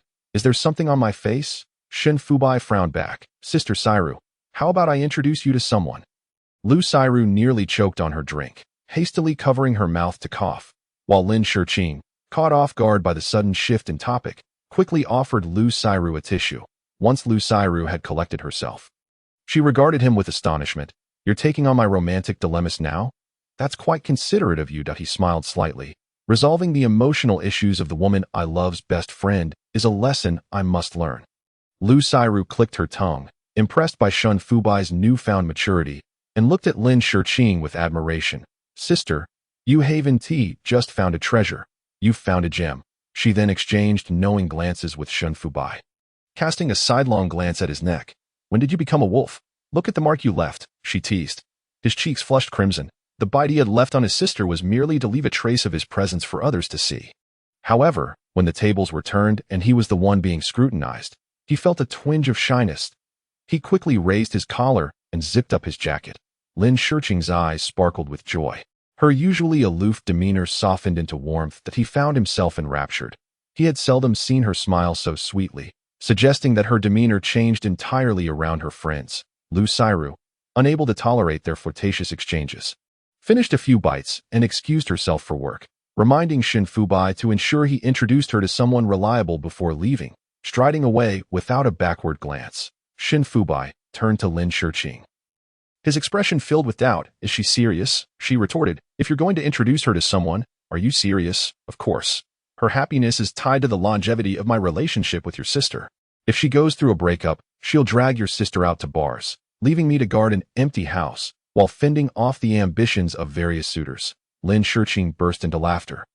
All right, whatever you say is correct. Shen Fubai, beaming with confidence, added, Sister, I'm going back to school tomorrow to start preparing for my internship. I've already entrusted all the app matters to Zhonglang. If any issues arise, he'll come directly to me. She nodded, acknowledging that although there had been some turbulence, it ultimately resulted in a gratifying outcome. She suddenly realized that his presence had significantly elevated her career, transforming her previously unremarkable secondary agency into a pivotal team in the entire southern city, not to mention successfully sending the rival Gu Mingqi to the northern district. He seemed more protective than a guardian angel. I'll take you to school in the morning, she declared, then added, Shall I take you shopping for a new outfit afterward? He paused. I have plenty of clothes, the implication being that there was no need to purchase more. She shook her head with a smile. Not quite. I want you to wear the clothes I buy for you in your new position. New beginnings necessitate new attire. One cannot don old garments. She led him to several bespoke boutiques, and Shen Fubai sighed. Sister, the Engineering Institute provides uniforms. There's no need for anything so elaborate. When Lin Shurqing was determined, no one could stand in her way. She playfully placed her finger over his lips, Be good and listen. Her gesture was both commanding and enchanting, causing his heart to race, and he nodded as if bewitched. After nodding, he felt a pang of regret, having to admit that she was indeed somewhat domineering now. Yet, he found it appealing. Once Shinfubai had his measurements taken, he took her hand, a satisfied smile gracing his face. Are you happy now? She nodded, her smile radiating contentment. If one were to pinpoint Lin Shurqing's proudest achievement in life, it would undoubtedly be escorting Shinfubai all the way to school. The next morning, she parked the car and he reluctantly exited. Turning back to remind her, drive carefully. She nodded, signaling for him to enter first. Shinfubai couldn't resist stealing a kiss before leaving, and Lin Shurqing wore a sweet smile, her spirits soaring. Just as she was about to depart, her phone vibrated. It was Lu Sairu inquiring if she was free that day. She frowned slightly and called her. What's up? Do you remember that classmate from our freshman year who transferred to another department? Her name was Jiangya. Chapter 65. Pushed into the deep end, Lin Shurqing mused. The memories felt distant, and she struggled to recall. Lu Sairu reclined in her seat. She insisted on inviting all of our classmates to a gathering at her hotel. She opened a hotel? Yes, I heard it's quite large. Her family must be wealthy. Lin Shurqing frowned. But back then, didn't she rely on scholarships to pay her tuition? She didn't seem the type to be well off. Who knows? That's just the rumor that I initially didn't want to go, but the class monitor mentioned that some students from the Securities Regulatory Commission would be attending, so I feel compelled to go. Must I join as well? Lin Shurqing raised an eyebrow. Their roles were clearly defined. One handled domestic affairs while the other dealt with external matters, a division Lu Sairu had always managed. If you choose not to come, that's fine, but I fear Jiangya might seek us out. She is not someone to be trifled with now. Lin Shurqing grasped her meaning. All right, just send me the address later. I'll see how to arrange it. I was actually going to mention that. Let us go together to pick out a dress. It's been ages since we updated our wardrobe. Their opportunities to attend such events were rare, and their collection of dresses was limited. Yet they often found themselves recycling the same few outfits, which became a source of embarrassment. Thus, they decided to go together to select a couple of new dresses. When Lin Shurqing arrived, Lu Sairu was already being fitted. Why did you come so late? I've already picked out the styles. Lu Sairu pushed the catalog towards her. Where's your Shinfubai? Not clinging to you today? He has started his internship at the Engineering Institute and is preparing to return to school. Lu Sairu turned to glance at her. Shinfubai is so exceptional. Are you not worried that the young women at school will be clamoring for your little man? Lin Shurqing rested her chin on her hand, perusing a gown catalog. What good is that? He must learn self-discipline. Relying solely on my watchful eye will not suffice. Lu Sairu clicked her tongue. You seem quite at ease about this. Lin Shurqing smiled gracefully. I brought him home. What? Lu Sairu nearly stumbled. You went back? Yes, my parents quite like him. Lu Sairu looked at her in admiration. Sister, it seems you are hastening the pace.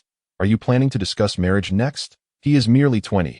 How can I talk about such things? Lu Sairu pondered. Indeed, Shinfubai is rather young. He is not of marriageable age yet. Then why bring him home? To entertain your parents? To resolve years of animosity? Am I that idle? She set down the catalog. Surprised. Originally, Gu Mingqi had invited me to discuss matters and brought the little pup along for some leisure, but unexpectedly, I ran into my brother. There was no choice but to proceed step by step. Lu Sairu gave her a thumbs up. You are impressive. After taking measurements, Lu Sairu reminded her.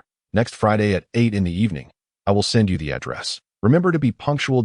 In the following days. Lu Sairu busied herself helping Gu Mingqi penetrate the business circle, soon forgetting about the evening banquet. When she recalled the event, it was already past 7. The little pup was still working overtime at the Engineering Institute, chatting with her through wireless earphones. Suddenly, she halted, glancing at the WeChat message from Lu Sairu. I must go. I forgot about the banquet tonight. On the way, she relayed the situation to the little pup, who smiled and remarked, Sister, you seem a bit hasty in your work. Who can I blame? You insisted on a 3-hour voice call, causing me to forget everything completely. After returning home, she changed into her gown and applied a simple makeup look. As she admired her still beautiful reflection in the mirror, her demeanor carried a touch of aloofness, reminiscent of a swan's grace. Shinfubai slightly narrowed his eyes, observing her in her splendid attire. Sister, you are so dazzling. I feel quite uneasy. She smiled. Darling, I am well aware of your little thoughts. Should you dare to tease your sister again, I will ensure you cannot go to work tomorrow. He had been so busy lately that he hardly had time to accompany her. Yet he still had the audacity to jest. Shen Fubai chuckled helplessly. What kind of banquet is this? How come you never mentioned it before? It is hosted by an old classmate. They claim to have opened a hotel. The scale is quite impressive, with many former classmates invited, including a few from the Securities Regulatory Commission. Lu Sairu insisted I attend, fearing I might be criticized. His gaze shifted from the computer, the Waina Lake Hotel. After she got into the car and fastened her seatbelt, she asked, "You've heard of it? It seems to have quite a reputation." "Yes, I've seen news regarding them." Lin Shiqing drove swiftly, since it was not far from her home. They arrived just as the banquet was beginning. Lu Sairu waited at the entrance for a while, relieved when she saw Lin Shiqing had not arrived late. "That I thought you had forgotten about this." Lin Shiqing smiled faintly. "If you hadn't reminded me, I truly would have forgotten." The two stunning women, exuding charm, entered on their high heels, immediately drawing numerous gazes that a few male classmates approached to greet them. And since they were accustomed to each other, the interaction was not awkward. During university, Lin Shiqing had always been somewhat reticent, maintaining a frosty demeanor. Though the male classmates admired her, they dared not approach too closely. The Ice Princess was not to be trifled with. Lin Shiqing politely greeted everyone and found a secluded spot to sit, attempting to avoid drawing attention. Meanwhile, Lu Sairu animatedly conversed with the old classmates, frequently glancing back at her, worried she might feel out of place and sneak away. Observing her quietly seated alone, and with no one daring to disturb her, Lu Sairu finally felt relieved to continue chatting with other executives. As the banquet officially commenced, the hostess appeared in a stunning mermaid-style red gown, the lights focusing solely on her. Jiangya descended the stairs hand in hand with her boyfriend, and those unaware might have thought it was their wedding ceremony. Her wealthy boyfriend simply read a thank you speech, and the host wasted no time in warming up the atmosphere before resuming the music, allowing everyone to return to mingling freely. Lin Shiqing found it somewhat dull and, after taking a sip of champagne, set down her glass, preparing to leave when an old friend called out to her. Manager Lin. Chapter 66. Who are you, after all? Lin Shiqing turned around to see General Manager Wang from Demon approaching with Tang Jixia. She greeted him courteously. "Long time no see." General Manager Wang that he nodded politely. "Manager Lin, did you come without a male companion?" Beside him, Tang Jixia smirked disdainfully. "That little boyfriend of yours probably wouldn't be able to handle such an event." Tang Jixia had yet to forget the grudge she held against Lu Sairu for causing her product's launch to be delayed by a week, resulting in her being scolded by her father. Originally looking down on such small operations, she was astonished to see them rise to prominence, leaving her at their mercy. Tang Jixia could not help but feel frustrated, believing these two women were merely lucky. Yet her resentment had not faded. Lin Shiqing ignored her. General Manager Wang was joking. "He is working overtime, so he couldn't accompany me." General Manager Wang, unaware of their underlying rivalry, continued, "But one thing was certain, Lin Shiqing had someone backing her." The evening's main hostess approached, her face filled with surprise as she spotted Lin Shiqing. "Shiqing, I didn't expect you to come. I'm so happy." She stepped forward to embrace her. The feigned enthusiasm compelled Lin Shiqing to reciprocate. "Indeed, long time no see. You look lovely today." Jiangya, with a smug smile, replied, "You look great too." Her wealthy boyfriend, accustomed to seeing beautiful women, found Lin Shiqing's fresh and delicate appearance quite rare, instantly captivated by her icy demeanor. "Xia, who is this?" The wealthy boyfriend, sporting slicked-back hair, exuded a capitalist aura, clearly someone who had returned from abroad, hence his unfamiliarity with the crowd. "This is my university classmate, Lin Shiqing. She dropped out in her third year because..." As she spoke, she abruptly halted, pretending to have misspoken. Let's not dwell on the past. She intentionally left a cliffhanger, leaving room for speculation. The wealthy boyfriend extended his hand. "Hello, I am James." Lin Shiqing felt a sense of distaste. A man who could be attracted to Jiangya likely possessed a shallow perspective. She shook his hand briefly before withdrawing it quickly. The wealthy boyfriend wore a courteous expression. "Miss Lin, did you not bring a partner today?" Just then, the host suddenly took the microphone. "Excuse me, everyone, we just received a gift from the second owner, meant for the sister-in-law. May I ask who is Miss Lin Shiqing?" Lin Shiqing was taken aback. She had wished to avoid excessive attention, but now the spotlight was directly on her. The host smiled upon seeing her and explained, "The second owner specifically instructed that if the sister-in-law is not accustomed to such occasions, She may retire to a private room upstairs. Whispers began to circulate among the guests. The upstairs gathering was reserved for higher-ups, while those on the second floor were industry leaders. Lu Xiru quickly set down her drink and approached her. Whispering, "What's going on?" Lin Shurqin was equally perplexed, glancing at the host who had delivered the message. "Thank you." Turning to Lu Xiru, she added, "I think I should head back." The host hurriedly interjected, "Miss Lin, our boss would like you to join us upstairs." Before Lin Shurqin could decline, Lu Xiru chimed in. "All right, let's head up now." Grabbing Lin Shurqin's hand, her eyes filled with urgency, she whispered, "What a wonderful opportunity. The upper tier is filled with industry leaders. Once we make a name for ourselves, it will be more valuable than spending on advertising. Sister, can't you just bear with it?" With no choice, Lin Shurqin allowed herself to be led upstairs. A multitude of eyes watched them ascend, filled with envy as they walked. Lin Shurqin remarked, "They are calling me sister-in-law. Could it be that they are friends of Shen Fubai?" Lu Xiru laughed. "Your little pup is truly a mystery. I still have no idea how capable he is." The host led them to the door of a private room, where two attendants promptly opened the door for them. Inside was an opulent table where 5 or 6 men sat. The one at the head of the table dressed in a fitted suit. Observing the two women with interest, "Let me guess, which one of you is my sister-in-law?" The man was Jean Juifan, James's uncle and the second-in-command of the family. He had spearheaded the hotel opening and intended to hand it over to James to manage, allowing him to gain experience. However, he had just settled into his seat when he received a message from Shen Fubai indicating that his girlfriend had arrived. Asking him to look after her. "I wager it's the one in the white dress. She must be my brother's girlfriend." Jean Juifan exuded the charisma of a mature man, his speech refined, unlike his nephew downstairs.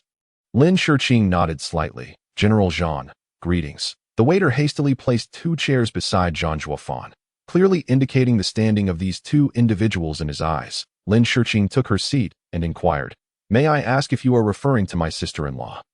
And if so, do you know Shen Fubai?"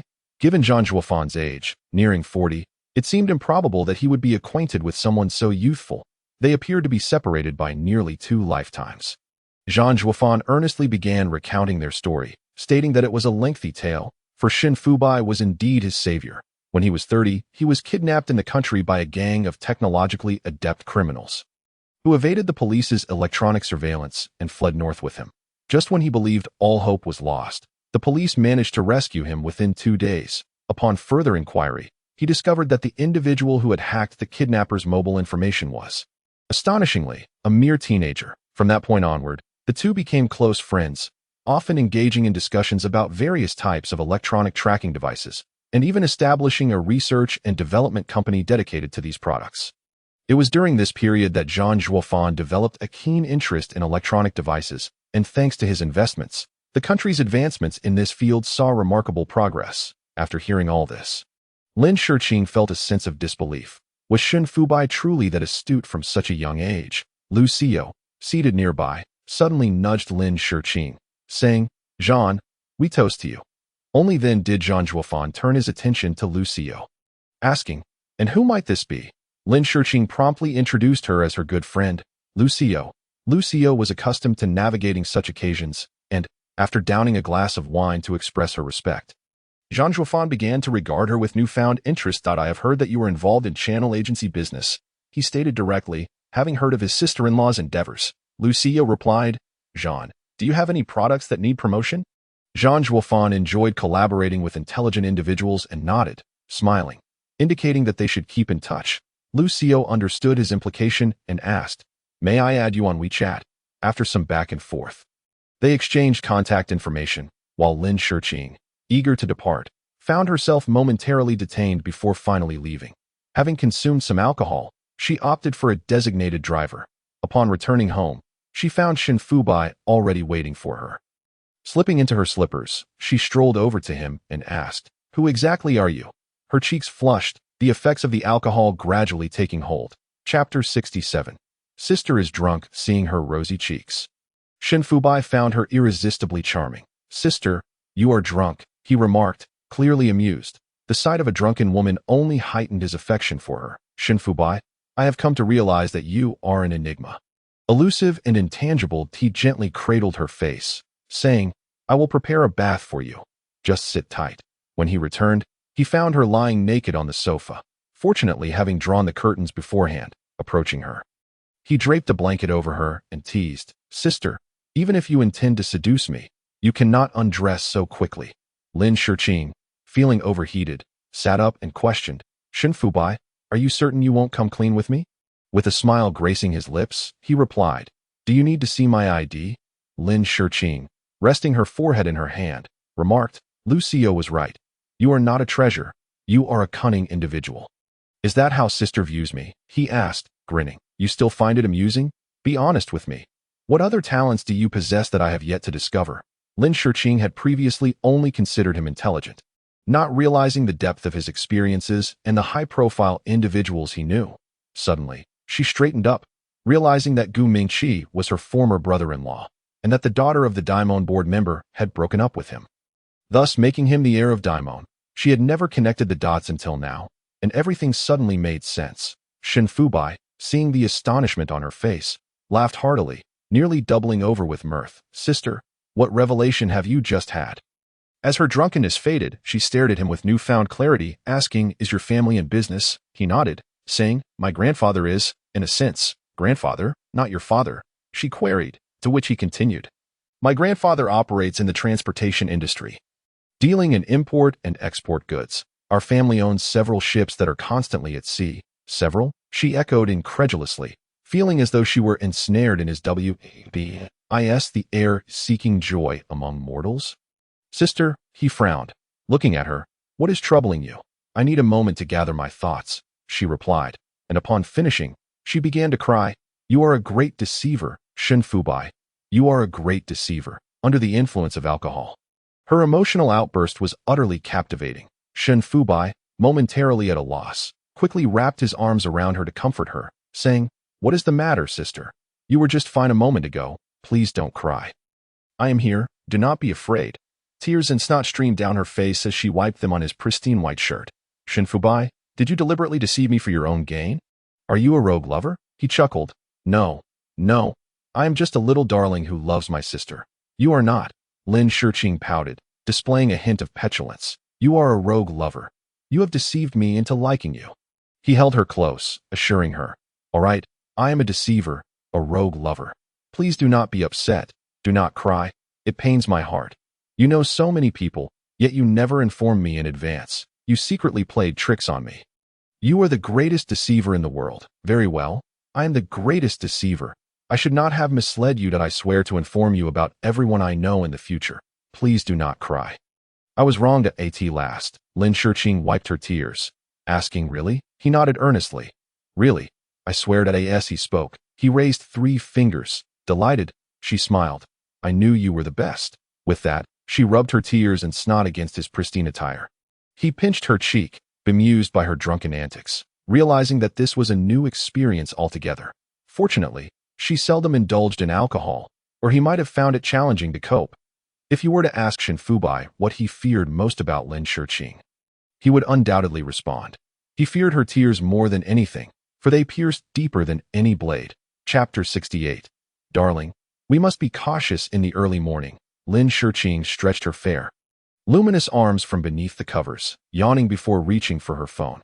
After a fruitless search, she opened her eyes and squinted, taking in her surroundings. Suddenly sitting upright, she realized she had caused quite a commotion the previous night.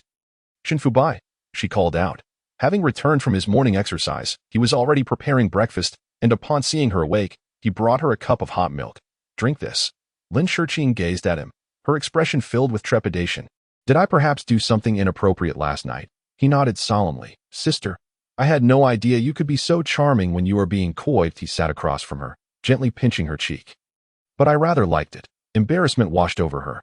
How could she have acted so foolishly after just a few drinks? Hastily, she grasped his arm. "Did I say anything strange?" Shenfubai replied with a smirk. "You insisted that I marry you." Covering her eyes, she groaned. "What have I done?" He chuckled. "I was just teasing you. You did not say anything out of line." Only then did she open her eyes, declaring, "I intend to rest today.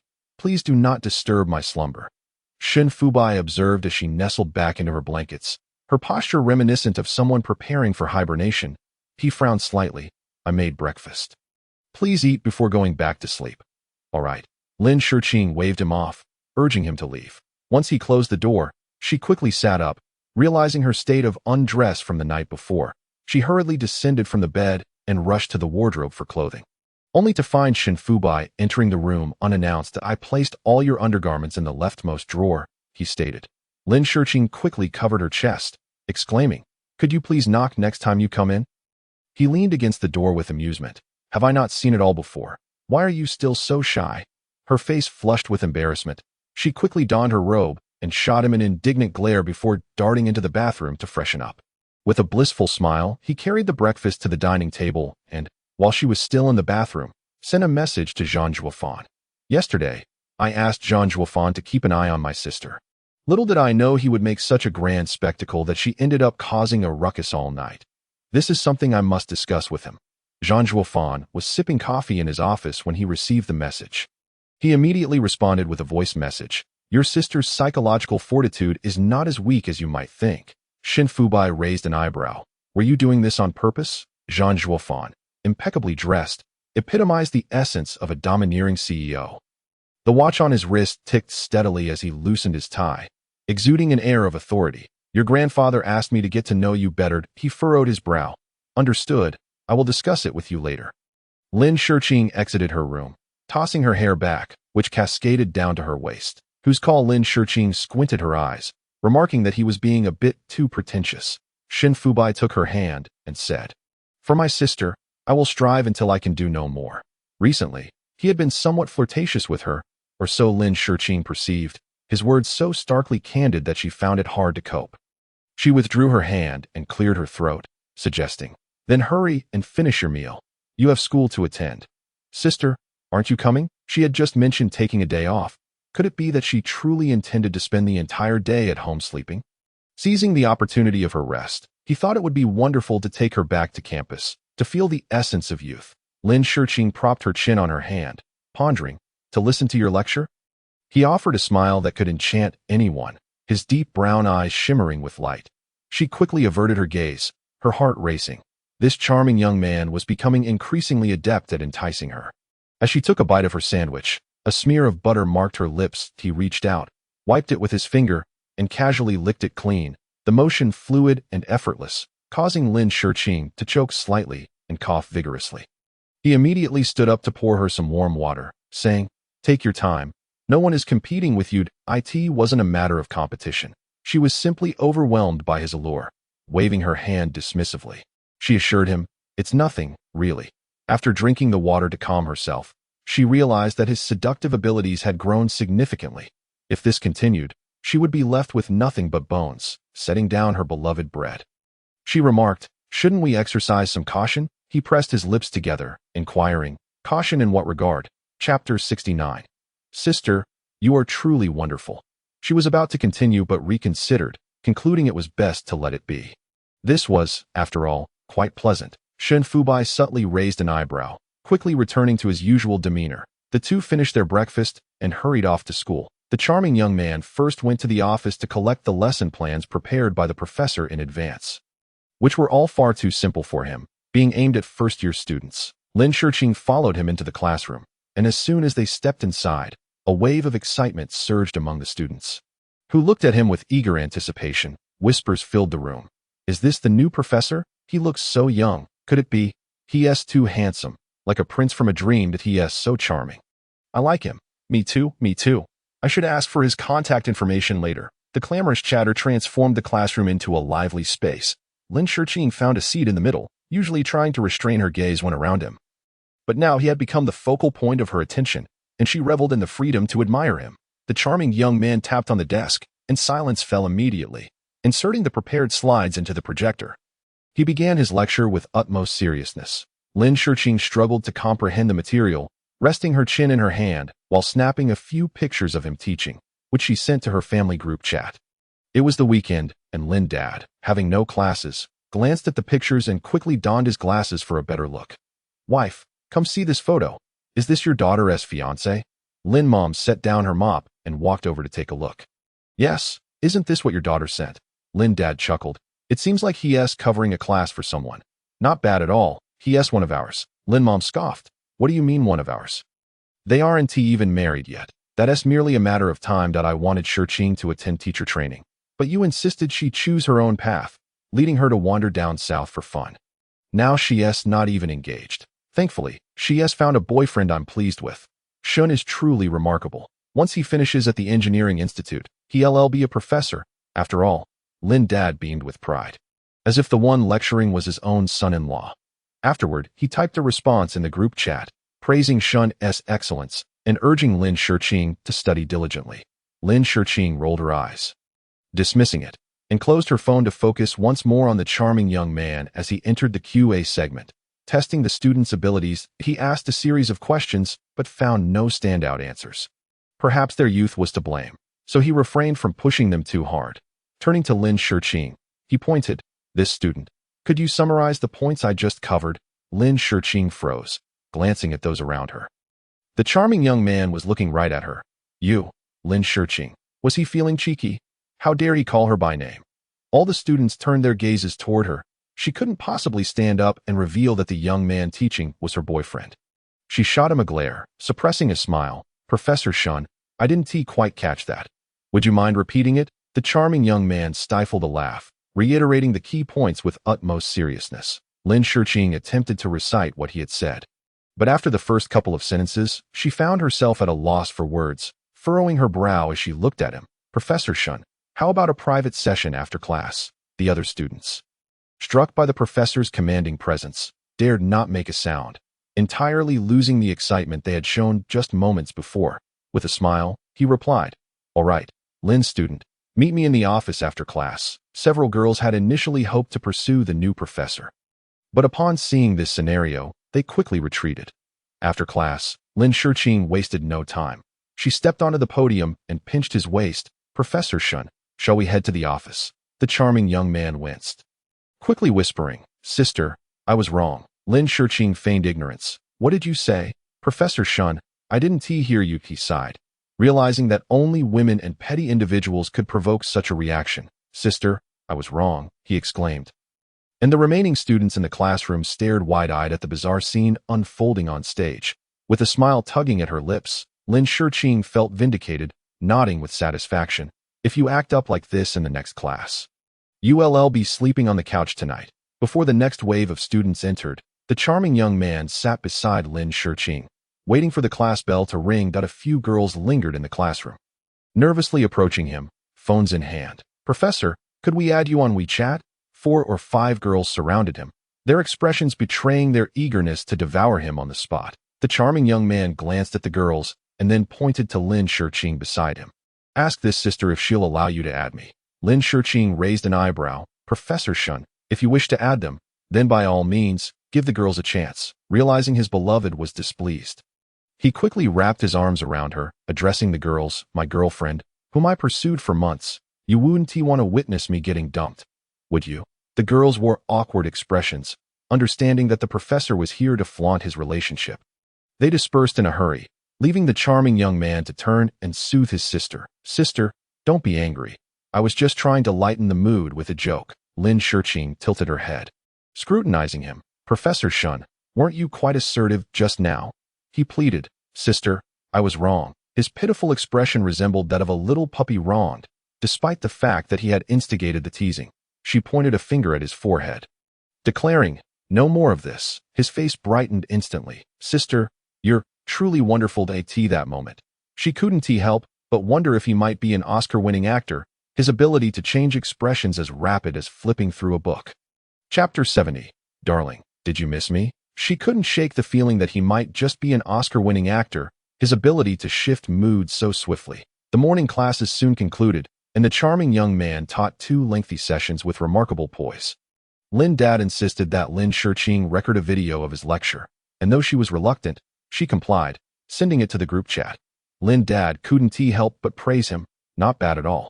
He has quite the presence." Lin Shurching muted the group chat, fearing the charming young man might become overly proud. "What shall we have for lunch?" she mused, tidying her notes that were scribbled haphazardly. The charming young man wiped his hands with a wet wipe and suggested, "There's a Korean restaurant nearby. Would you care to try it?" As it was the weekend, the place was likely bustling. He took her hand and led her into the restaurant, selecting a window seat. Sister, I might need to go to North City again next week. For work? As he placed their order, he explained, there's a national security system sector that requires an upgrade. The director wants me to accompany him for some hands-on experience. All right, when do you leave? He replied, they said next Tuesday, but I haven't received the exact time yet.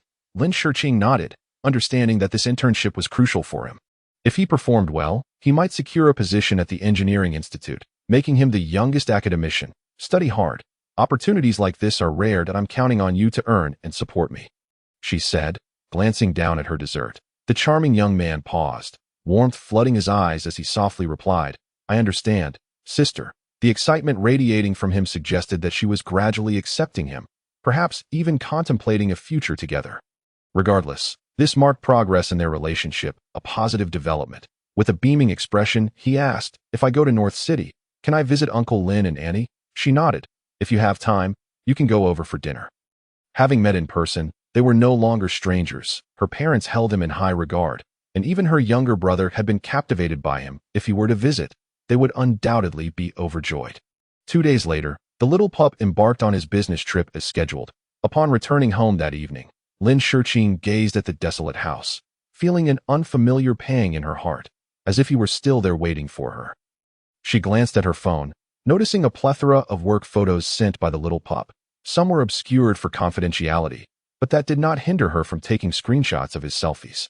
He initiated a video call from the hotel, seated in a chair, clad in a crisp white shirt and jeans, exuding charm and tidiness. Sister, while I am away tonight, remember to check the room door before sleeping, he said, concern etched across his features, fearing she might not take care of herself. Fresh from her shower, Lin Shiqing lay on the large bed, a smile gracing her lips as she acknowledged his care. After a moment, she inquired about the progress of his work that day. Was he adjusting well? As a newcomer, he was bound to feel somewhat awkward, but he would soon become familiar after shadowing the manager for a few days. Some issues were indeed challenging, and the little pup delved into research, only stopping when she returned home. While he was getting accustomed, the complexities of the tasks exceeded his expectations. The manager advised her to prepare for the possibility of staying for a month. Lin Shiqing nodded. This was beneficial as it would provide him with valuable experience for his future employment endeavors. Sister, I want to be able to see you for an entire month, he said, his expression a mixture of reluctance and concern. She nodded, her long hair cascading down her back, her figure perfectly framed on the screen. I will come to accompany you when I have the time. Recently, she had been inundated with requests from Gu Mingqi, who needed her assistance in Beijing. Especially after learning of her close relationship with Li Zhe, he practically wanted to tether her to Beijing. In the following week, Lin Shiqing busied herself wrapping up last quarter's work. Over the course of 2 quarters, their performance had skyrocketed by over tenfold. Lucio, rubbing her neck in exhaustion, looked at her aunt. Let me take a break for a quarter. I am utterly drained. Lin Shiqing set down the contract. I must head to Beijing. Lucio was taken aback. You're abandoning me to frolic with the little pup? She raised an eyebrow. Am I that kind of person? With a resigned sigh, she revealed the message from Gu Mingqi, stating he was at a critical juncture and needed her assistance. After glancing at the message, Lucio remarked, I've noticed that since Gu Mingqi went to Beijing, he has become quite mysterious, not revealing why he needs you there. Lin Shiqing chose not to delve further into the topic, knowing if she revealed that she was letting go of such a lucrative opportunity, it might cause an uproar. I will pack my bags. It may take 2 weeks to conclude. Keep an eye on things here at the company. Lucio nodded. Rest assured, I've got this. You can go in peace. Your thoughts have long since drifted to your little pup. Lin Shiqing smiled faintly, indeed missing him a little. After all, she had not seen him in days and wondered if he was eating on time. In the afternoon, she set off, the traffic being quite congested, taking over 4 hours to reach his hotel. Dragging her suitcase, she stood at the entrance and rang the doorbell. The little pup was engrossed in reviewing documents when he rose to answer the door. Upon seeing her, he was momentarily stunned, unable to believe his eyes. Sister, what brings you here? He exclaimed, sweeping her into his arms. His joy palpable, he embraced Lin Shiqing tightly, one hand grasping her suitcase, pinning her against the door as he kissed her lips. I've missed you so much during this time apart.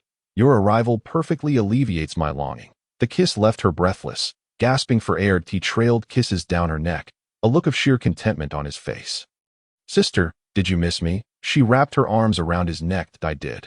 The ache of longing was unbearable. She had nearly become a nun, surviving on a diet of vegetables, eagerly awaiting the end of the quarter to find him.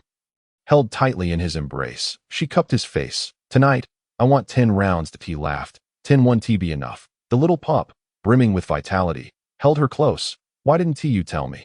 I would have come to fetch you in advance. As her hand softly traced circles on his chest, she replied, I wanted to surprise you. She then looked up at him. Do you like it? His smile was sweet. I do. The two enjoyed a peaceful night together.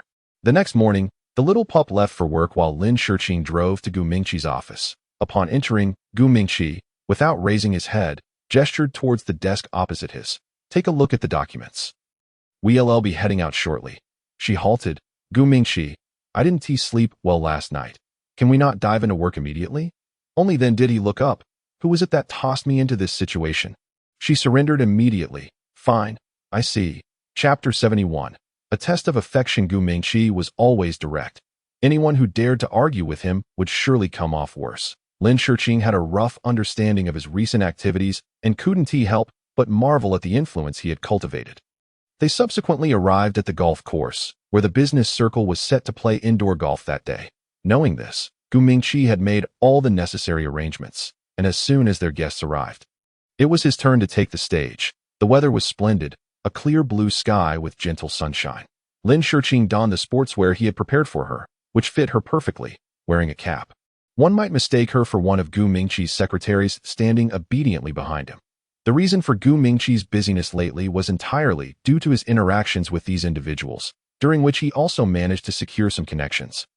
Having such a complete network motivated him even further. The more elusive something is, the more one desires it. Gu Mingqi was precisely that type of person. The 5 individuals in the circle all recognized Lin Shiqing. And the reason for their familiarity was likely due to Helan not having mentioned her to Gu Mingqi. Is President Lung not attending today? Gu Mingqi asked, sipping his coffee from his chair. Lin Shiqing, seated behind him and wearing sunglasses, felt a sudden jolt that hadn't he settled abroad. Could it be?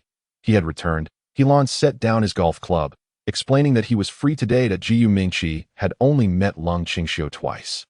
The mutual admiration between men often leads to a profound respect.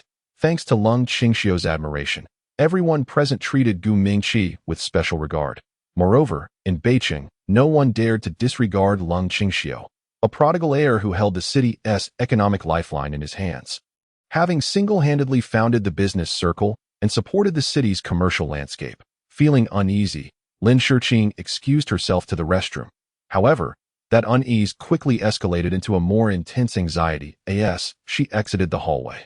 She accidentally bumped into a ball boy, causing a basket of balls to scatter across the floor. She hurriedly apologized. Together, they collected the balls, and as she reached for the last one, she found herself face to face with the person she never wished to see again. Lang Qingxiu's aloof gaze locked onto her, those deep, dark eyes seemingly trying to penetrate her soul. His handsome features remained as striking as during their university days, breathtakingly exquisite. She took a nervous step back, only to hear him speak first. Long time no see. Indeed, it had been a long time. 8 years since their graduation. That he glanced at her, and beneath his cold exterior lay a hint of concern. There are many people here. Be careful. With that, he strode away, offering no chance for her to respond. Witnessing how some people could remain so nonchalant even after 8 years was disheartening. Gu Mingqi, having waited a while, without seeing Lin Shiqing, stood to find her, encountering Lung Qingxiu at the entrance. President Lung, care for a friendly competition? Lung Qingxiu, in high spirits, replied. The loser treats everyone to a meal. Easy enough. The two men genuinely began to compete, sending the ball soaring far into the distance, prompting the waiting ball boy to rush to mark it. The others merely watched, relishing the spectacle. After all, it was rare for Lung Qingxiu to return home. Seeing him take an interest in this young man suggested they shared similar temperaments, indicating that perhaps Gu Mingqi was being groomed as a successor. When Lin Shiqing returned, her hair was damp from the splash of ice water, radiating a fresh and alluring aura, prompting Helan to stare in astonishment. Junior, the attention of several individuals shifted towards her, yet Lung Qingxiu continued to play, seemingly unaffected. Helan swiftly pulled her aside, whispering, What brings you here? Her complexion paled slightly. Ji Mingqi said he wanted to bring me along to meet everyone. I had no idea Long was here. Helan glanced uneasily at Lung Qingxiu, who was absorbed in his game. Well, it's been so many years. You two should reconcile. Lin Shiqing turned to look at Lung Qingxiu, a wry smile gracing her lips. When did you return to the country? Not long ago, he replied, then asked, how did you come to be here with Gu Mingqi? Are you quite close? Lin Shiqing nodded. We've collaborated before. Suddenly, the crowd erupted in cheers, indicating the outcome of the match, prompting the two women to head over. Let us go. Today, I'll treat. Lung Qingxiu did not seem perturbed by his recent defeat. Rather, he willingly treated everyone to dinner in the banquet hall on the third floor. The manager had long prepared their seats. Helan sat beside Lung Qingxiu, a gentle smile gracing her face that I didn't expect to encounter the junior sister, Ji Yuzong. You should have mentioned that you knew her, she remarked. Ji Mingqi cast a cheerful glance at Lin Shiqing.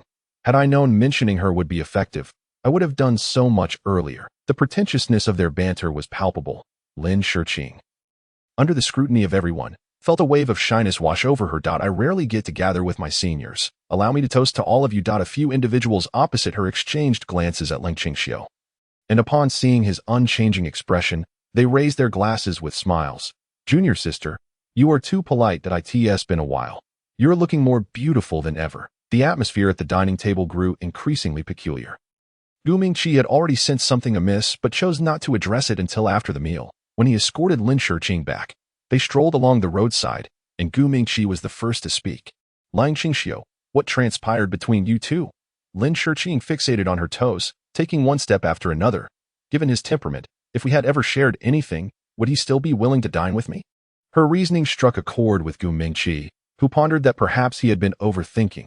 Yet, the atmosphere during dinner felt distinctly off, prompting him to send Lin Shiqing home before turning back to seek out Helan. Upon seeing Gu Mingqi return, Helan showed no surprise. So, you wish to stay and enjoy a lovely evening with me. She was tidying her belongings as she spoke, casting him a glance that I just want to chat with you for a moment. She smiled and settled into a chair. What is going on between Lin Shiqing and Lang Zong? Gu Mingqi's lips curved into a slow smile. If anyone understood him best, it was undoubtedly Helan. They seemed to have a history. It was no wonder the atmosphere at the dining table had felt so strange, neither awkward nor comfortable, merely unsettling. What kind of history? He leaned back in his chair, crossing his legs, his athletic attire accentuating his handsome profile, exuding an increasingly domineering aura. Would you believe me if I said they had mutual affections? Gu Mingqi's calm eyes finally showed a flicker of intrigue. Mutual affections?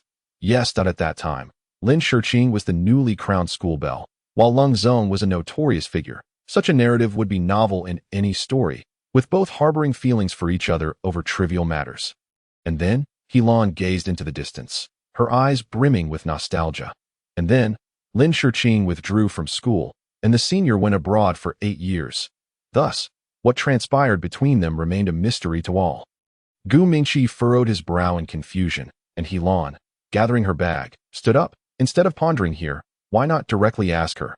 After all, the parties involved are the ones most aware of what transpired back then. Before she leaves, it's not impossible for her to withdraw from her business circle. It just depends on whether you are willing. Chapter 72. Call me brother, he frowned. He grasped the implication in Helan's words. Trading Lin Shiqing for this position seemed a poor bargain. Moments later, he rose with nonchalance. Some matters required a gradual approach. Some individuals needed to be understood over time, and some objectives demanded patience to fulfill. After returning to the hotel, Lin Shiqing found Shen Fubai had finished work and was busy reprogramming. He stood up to embrace her. Sister, why didn't you text me today? It was only then she remembered she hadn't responded to his messages all day, too caught up in her affairs. He smiled. It's fine. I understand you're busy, so I waited for you to return at the hotel. Just as they were conversing, a knock on the door interrupted their discussion. Is this the room of Miss Lin Shiqing? He frowned, opening the door. What's the matter? A courier held a bouquet of flowers. Please sign for this, Miss Lin Shiqing. She stepped to the doorway, glanced at the sender, and replied, I'm sorry, please refuse this. Shutting the door, she pulled Shen Fubai back to the sofa, his face contorted in confusion. Who is so audacious as to compete with me for my sister? After saying this, he wrapped his arms around her waist. Sister, You shouldn't dress so attractively when you're out. She reached out to caress his face. Silly boy, aside from you, no one else finds me attractive. That might not be the case. Lin Shiqing's phone vibrated. Displaying Ling Qingxiu's name, she glanced at it, initially intending to hang up, but after a moment's thought, she picked up. Senior, did you receive the flowers? His mood appeared buoyant, especially upon seeing Lin Shiqing. After all these years, they remained unchanged. The flowers don't suit me. I had the courier return them. Then I shall send you something else next time. Senior, Lin Shiqing interrupted, I already have a boyfriend. Lung Qingxiu's grip on his phone tightened slightly before he replied. I heard from Professor Lin that he is 8 years younger than you. Lin Shiqing was taken aback. Did he go to see my father? Last week, I happened to run into Professor Lin, and he informed me. She paused for a moment, and Shen Fubai kissed her neck, causing Lin Shiqing to snap back to reality. Senior, is there anything else? He gazed out at the scenery. Oh, you have time?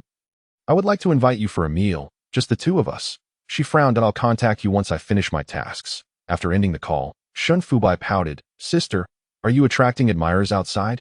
She pinched his cheek. It's just an older classmate from school who just returned from abroad, wanting to have a meal together. He never doubted her.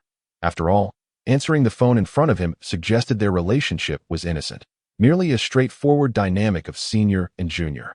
However, that night, Lin Shiqing found herself unable to sleep, memories crashing over her like waves, making slumber elusive. In a state between wakefulness and dreams, she heard Lung Qingxiu's heart-wrenching words. Lin Shiqing, I will never let you go in this lifetime. His eyes were filled with anguish as he gradually faded from her sight. She abruptly opened her eyes, gasping for air, her forehead beaded with sweat. Shen Fubai was awakened by her distress and hurriedly turned on the light.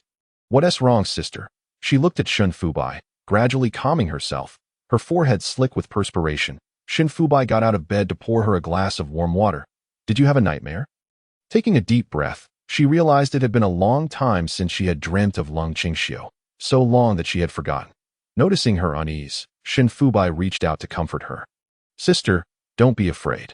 I'm here. Lin Shiqing gazed at him, filled with tenderness, and couldn't he help but caress his cheek. I'm not afraid. I've merely been avoiding the issue, deliberately entangling myself.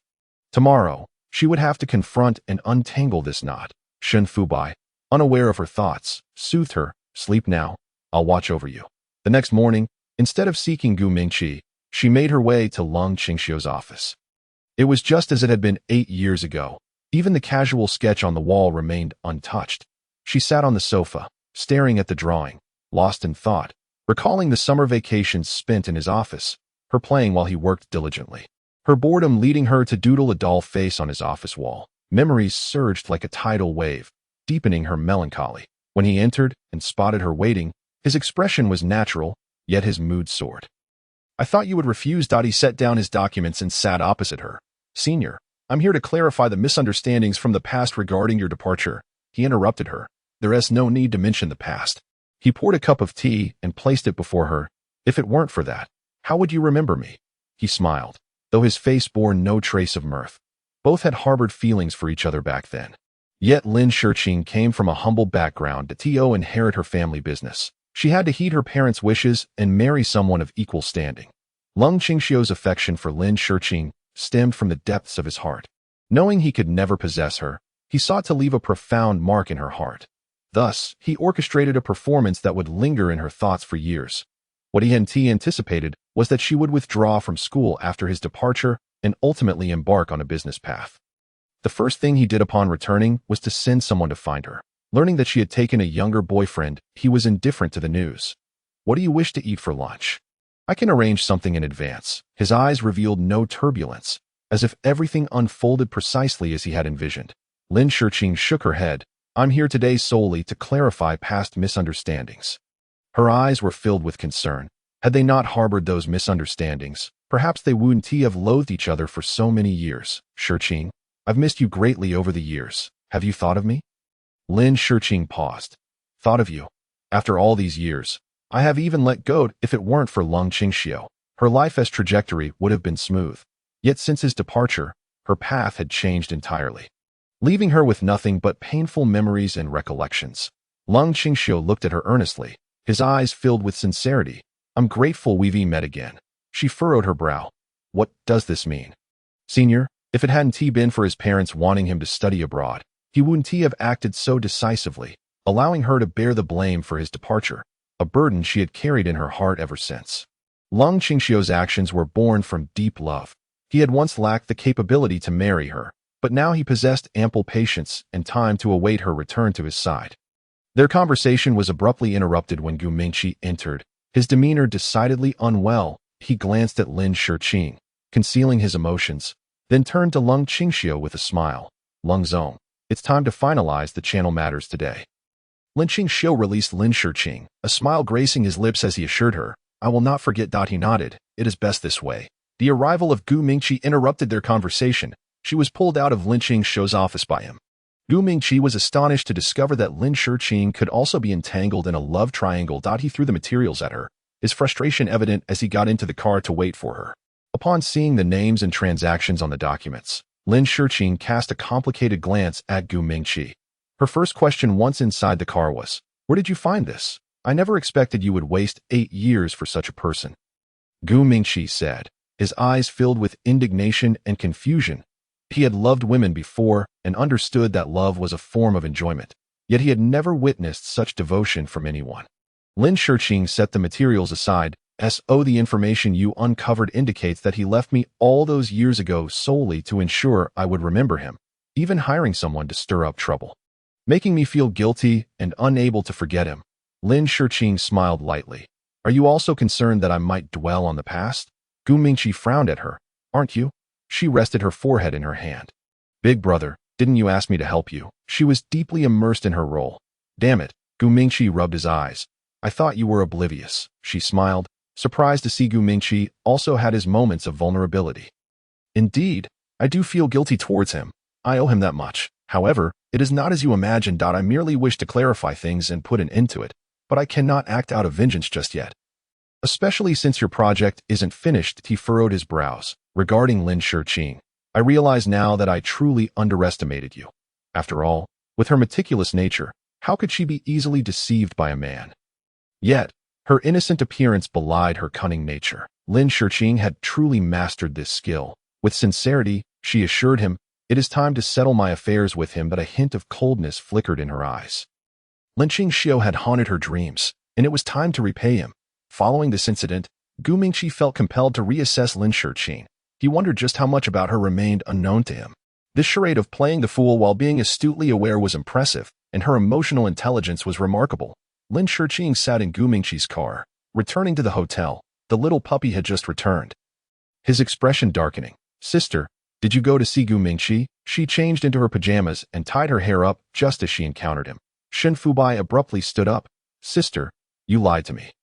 She frowned and turned back. I did not deceive you. It was purely a coincidence. His face was ashen, silently scrutinizing Lin Shiqing, seemingly trying to discern why she would lie to him. She sensed something was amiss. Who have you been listening to? He handed her his phone, revealing a photo of her laughing with Gu Mingqi in the car, clearly taken and sent to Shen Fubai. She did not lock her expression, but her mind raced with other thoughts. Shen Fubai's sulking demeanor made him even more endearing, prompting Lin Shiqing to chuckle. You are still laughing. I'm already upset. She quickly soothed him. All right, don't be angry that I'm putting work aside for you. He raised his gaze to meet hers. The nature of this is different.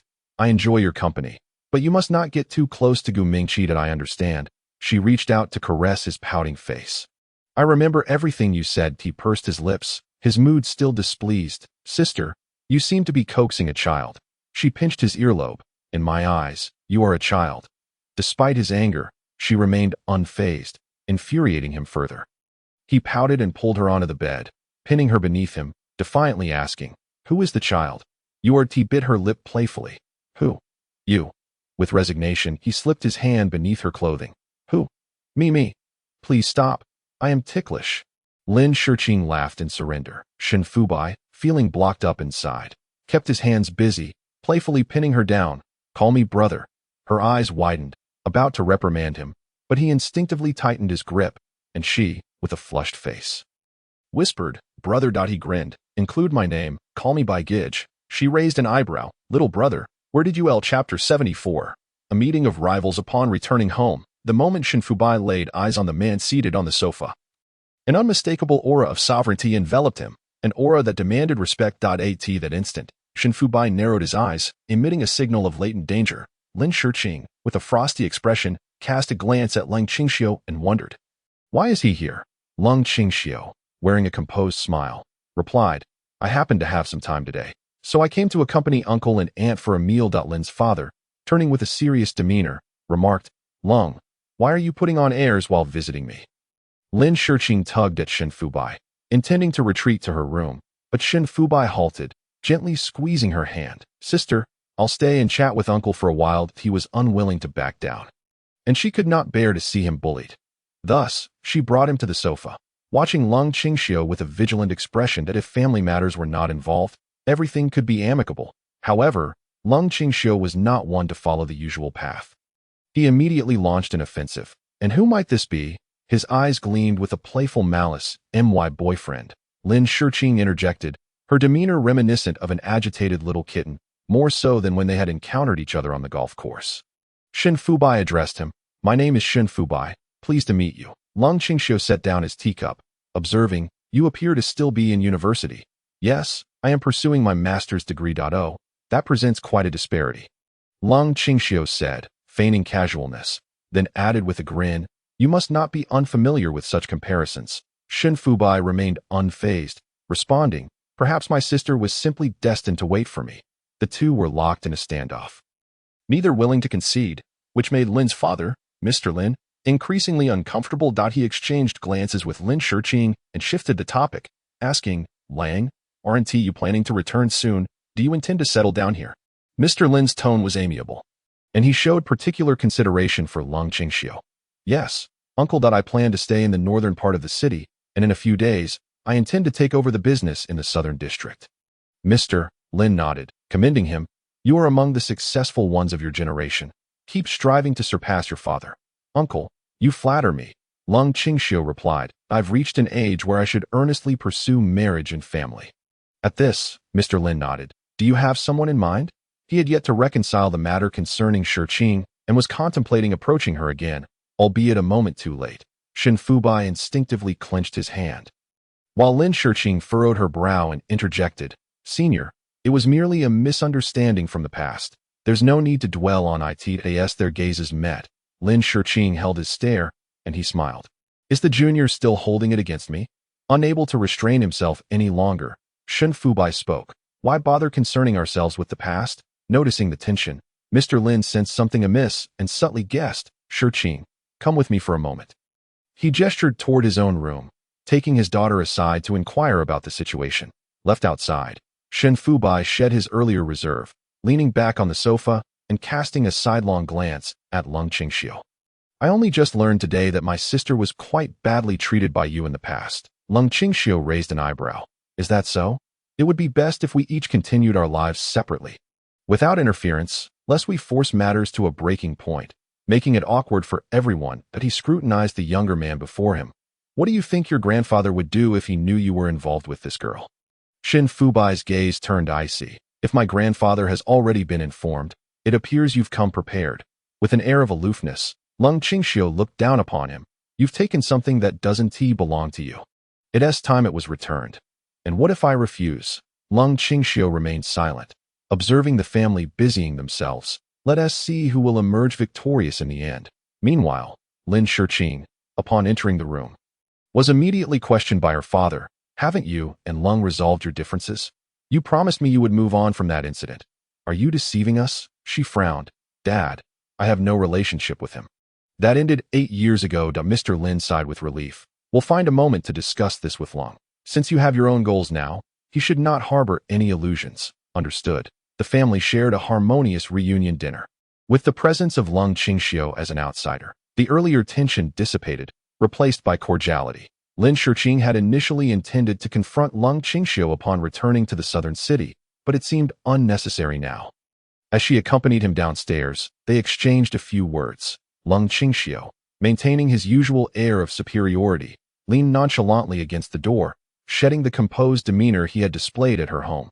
"Your little boyfriend is rather intriguing." "Senior," she replied, meeting his gaze, "this is more than a mere fling for me. I genuinely care for him. He clarified our past. And Haven T, we all been doing well these years, with his hands tucked into his pockets. Lung Qingxiu smiled at her. What are you so anxious about? Her expression hardened, and she slowly shook her head. I'm not. Your demeanor suggests otherwise, as if you fear I might disrupt your relationship with your little boyfriend. Lin Shiqing, you still resemble that cautious little girl from years ago. She furrowed her brows, finally responding, I am no longer that little girl. Is that so? He replied, a smile playing on his lips as he reached out to stroke her long hair. Leaning in to whisper in her ear, I recall saying before I left that you were to wait for my return. 8 years have passed. Whether a nightmare or a sweet dream, one must eventually awaken. Startled, Lin Shiqing took a step back. That's enough, senior. He smiled gently. Tomorrow, let us have dinner together. I'll send you the address via WeChat. Chapter 75. Threats and rejections. She did not respond, watching as he got into his car. The window slid down, and he said, if you don't come, I'll take Uncle and Aunt out for dinner. His blatant threat was met with her firm refusal. Upon returning home that evening, Shen Fubai awaited her in the room. Noticing her distracted demeanor, he surmised that Lung Qingxiu had not spoken kindly to her. He wrapped his arms around her waist. Sister, I'm here. Don't worry. Feeling fatigued, she leaned against him.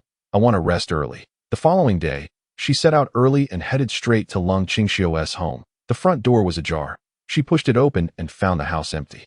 Turning around, she spotted Lung Qingxiu emerging from the bedroom in his pajamas, holding the water cup she had once gifted him. Have a seat. Would you like something to drink? Lin Shiqing stared at him. Boiled water. Lung Qingxiu handed her the cup. Gu Mingqi is the one you sent to Beicheng, correct? I remember his family is in real estate. She frowned, realizing she had intended to expand her business territory, but inadvertently forced him to return early. Don't be anxious. I called you here to discuss your next steps. He was aware of her efforts over the years, of her clever mind brimming with ideas, and he knew she had worked hard for them. Now that he had returned, it was time for him to assist her with certain matters. I have no plans, she replied bluntly. Lung Qingxiu reclined on the sofa, falling silent for a moment before changing the subject. Have you learned anything about your little boyfriend? Lin Shiqing remained silent. She understood that the more she spoke, the more she revealed, with a smile. Lung Qingxiu asked, are you still afraid of me? Having paid the price for her youthful naivety, Lin Shiqing now yearned for a life of peace, not to face another storm. Senior, stop playing games. We're adults now. Some games should have ended long ago. Lung Qingxiu set down his cup. I don't see it as a game. Perhaps it is to you, but for me, it's my entire life. Lin Shiqing. Since you sought me out, our story is far from over. His eyes were earnest. Over the years, he had toiled alone abroad, always carrying items she had gifted him, never forgetting her. Yet upon his return, he learned she had found someone else, someone 8 years her junior, that he could not accept it. Indeed, we once shared mutual affections, but that was merely youthful folly. After all these years, we've developed our own lives. If we can't be friends, let us be strangers, living without interference. She could not comprehend whether his feelings stemmed from lingering obsession or wounded pride. Cold light emanated from his piercing gaze as he scrutinized her. And after a moment, he said, you still Haven T answered my question. How much do you know about Shen Fubai? She shook her head, silent, wishing only to extricate herself from this tangled dilemma. His grandfather owns the largest chemical processing plant in the country, with business ventures extending overseas. Do you believe you can fit into such a family? The issue was not merely about fitting in. The age difference alone rendered any possibility moot. Lin Shiqing fell silent, having never considered delving deeply into her little boyfriend's background, only to discover it was quite formidable. Previously, he had merely mentioned that his grandfather was involved in shipping, unaware that it was merely a fragment of a larger business empire. Lung Qingxiu moved closer, extending a sincere invitation. Come back to me. I have fulfilled my parents' promises, and now I can openly be with you. Lin Shiqing gazed blankly at the man before her, numbly unsure of how to refuse him. She was acutely aware of the depth of her love for Shen Fubai and recognized the arduous path that lay ahead. However, she was certain that she would not relinquish her feelings so easily. I'm sorry. The one I love is, and can only be, Shen Fubai. Lin Qingxiu was well prepared and promptly revealed his final trump card, a list containing the names of all the girls who had interacted with Shen Fubai over the years, including the amounts his grandfather had spent to send them away. Each figure pierced Lin Shiqing's heart like a sharp dagger, rendering her immobile with pain. She could not recall how she left his home or returned to the hotel. All she knew was that she wanted to ask Shen Fubai if his family truly was as he had described. Lin Shiqing lay on her bed, drifting into a hazy sleep, and when she finally opened her eyes again, Shen Fubai had returned with food. "Sister, are you hungry?" he asked, opening the takeout box while explaining, "I worked overtime today and texted you, but you didn't." He replied that I thought you had gone back to Nanjing. His face bore a hint of happiness. He was always cheerful when she was around. Lin Shiqing maintained a serious demeanor. "Darling, come here. I have something to ask you." He rose and sat beside her, wrapping his arms around her waist. "What is it, sister? Tell me, what does your family do?" He hesitated, his gaze flickering. "Why are you suddenly asking this? Answer me. What business is your family involved in?" Upon seeing her earnest expression, which bore an undercurrent of restraint, his heart sank. "Did someone say something to you?" She merely stared at him, silent. Shen Fubai's anxiety intensified. "Sister, did someone tell you something?" Lin Shiqing grasped his hand. "Darling, don't lie to me. Tell me, what does your family do?" After a moment of silence, he finally replied, "We run a factory. Is your business exported overseas?" He nodded. "So. Everything you said before was intentionally misleading. No wonder you never seem to lack money and never ask me for any. I used to think I was treating you poorly, but it seems you've always been playing me." A true second-generation rich kid, having exhausted his youthful pursuits, had turned his attention to older women. Her mood grew heavy. Even if he had informed her beforehand rather than through others, it wouldn't have hurt so much. Just as Ling Qingxiu had said, did she truly deserve him? Lin Shiqing suppressed her anger. "Are you serious about me? Or is this just a game to you?" Shen Fubai's expression shifted. "Sister, I've never been playing. I take our relationship seriously. I've even thought about marrying you." "Marry me? With what?" "Do you know how I ended things with Ling Qingxiu? His parents found me at school, humiliated me, forcibly sent him abroad, even pressured me to drop out. What do you expect me to continue with?" Having experienced such a situation once, Lin Shiqing could not bear to go through it again. When Ling Qingxiu's parents had thrown money in her face, she had even contemplated suicide. Lin Shiqing stood up. "We should take some time apart to cool off."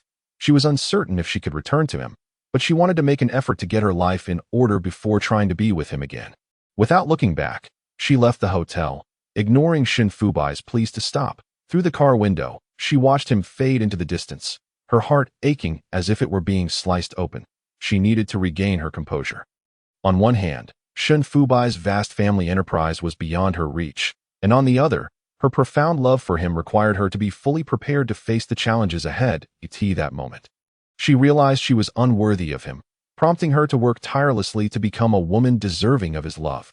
That night, Lin Shiqing drove back to Nanjing, as Shen Fubai incessantly messaged her. She resisted the urge to respond, determined not to allow her life to repeat such a tragic incident. Upon returning, she moved into a second apartment she had purchased with Lu Sairu, originally intended for their future together. Now, she contemplated the difficulty of ever marrying, but before her grandfather found her, she had to become an exceptional person, one worthy of standing by his side. Previously, she could accept a puppy like him. Thinking he came from a normal family with slightly better circumstances, running a small company with some shares, she had not anticipated the strength of his family's influence, which rivaled that of Ling Qingxiu's. Letting go of unrealistic aspirations, she realized that she was fighting not just for herself but for Shen Fubai as well. She channeled all her energy into her work, making Lu Sairu think she had gone mad. "What's wrong? You've been working like a maniac since you returned." Lin Shiqing showed no signs of emotion. "Wasn't I like this before?" "Not really. Ever since you got involved with Shen Fubai. You were always the most eager to leave work." Hearing this, Lin Shiqing smiled slightly. "Sister, Ling Qingxiu is back."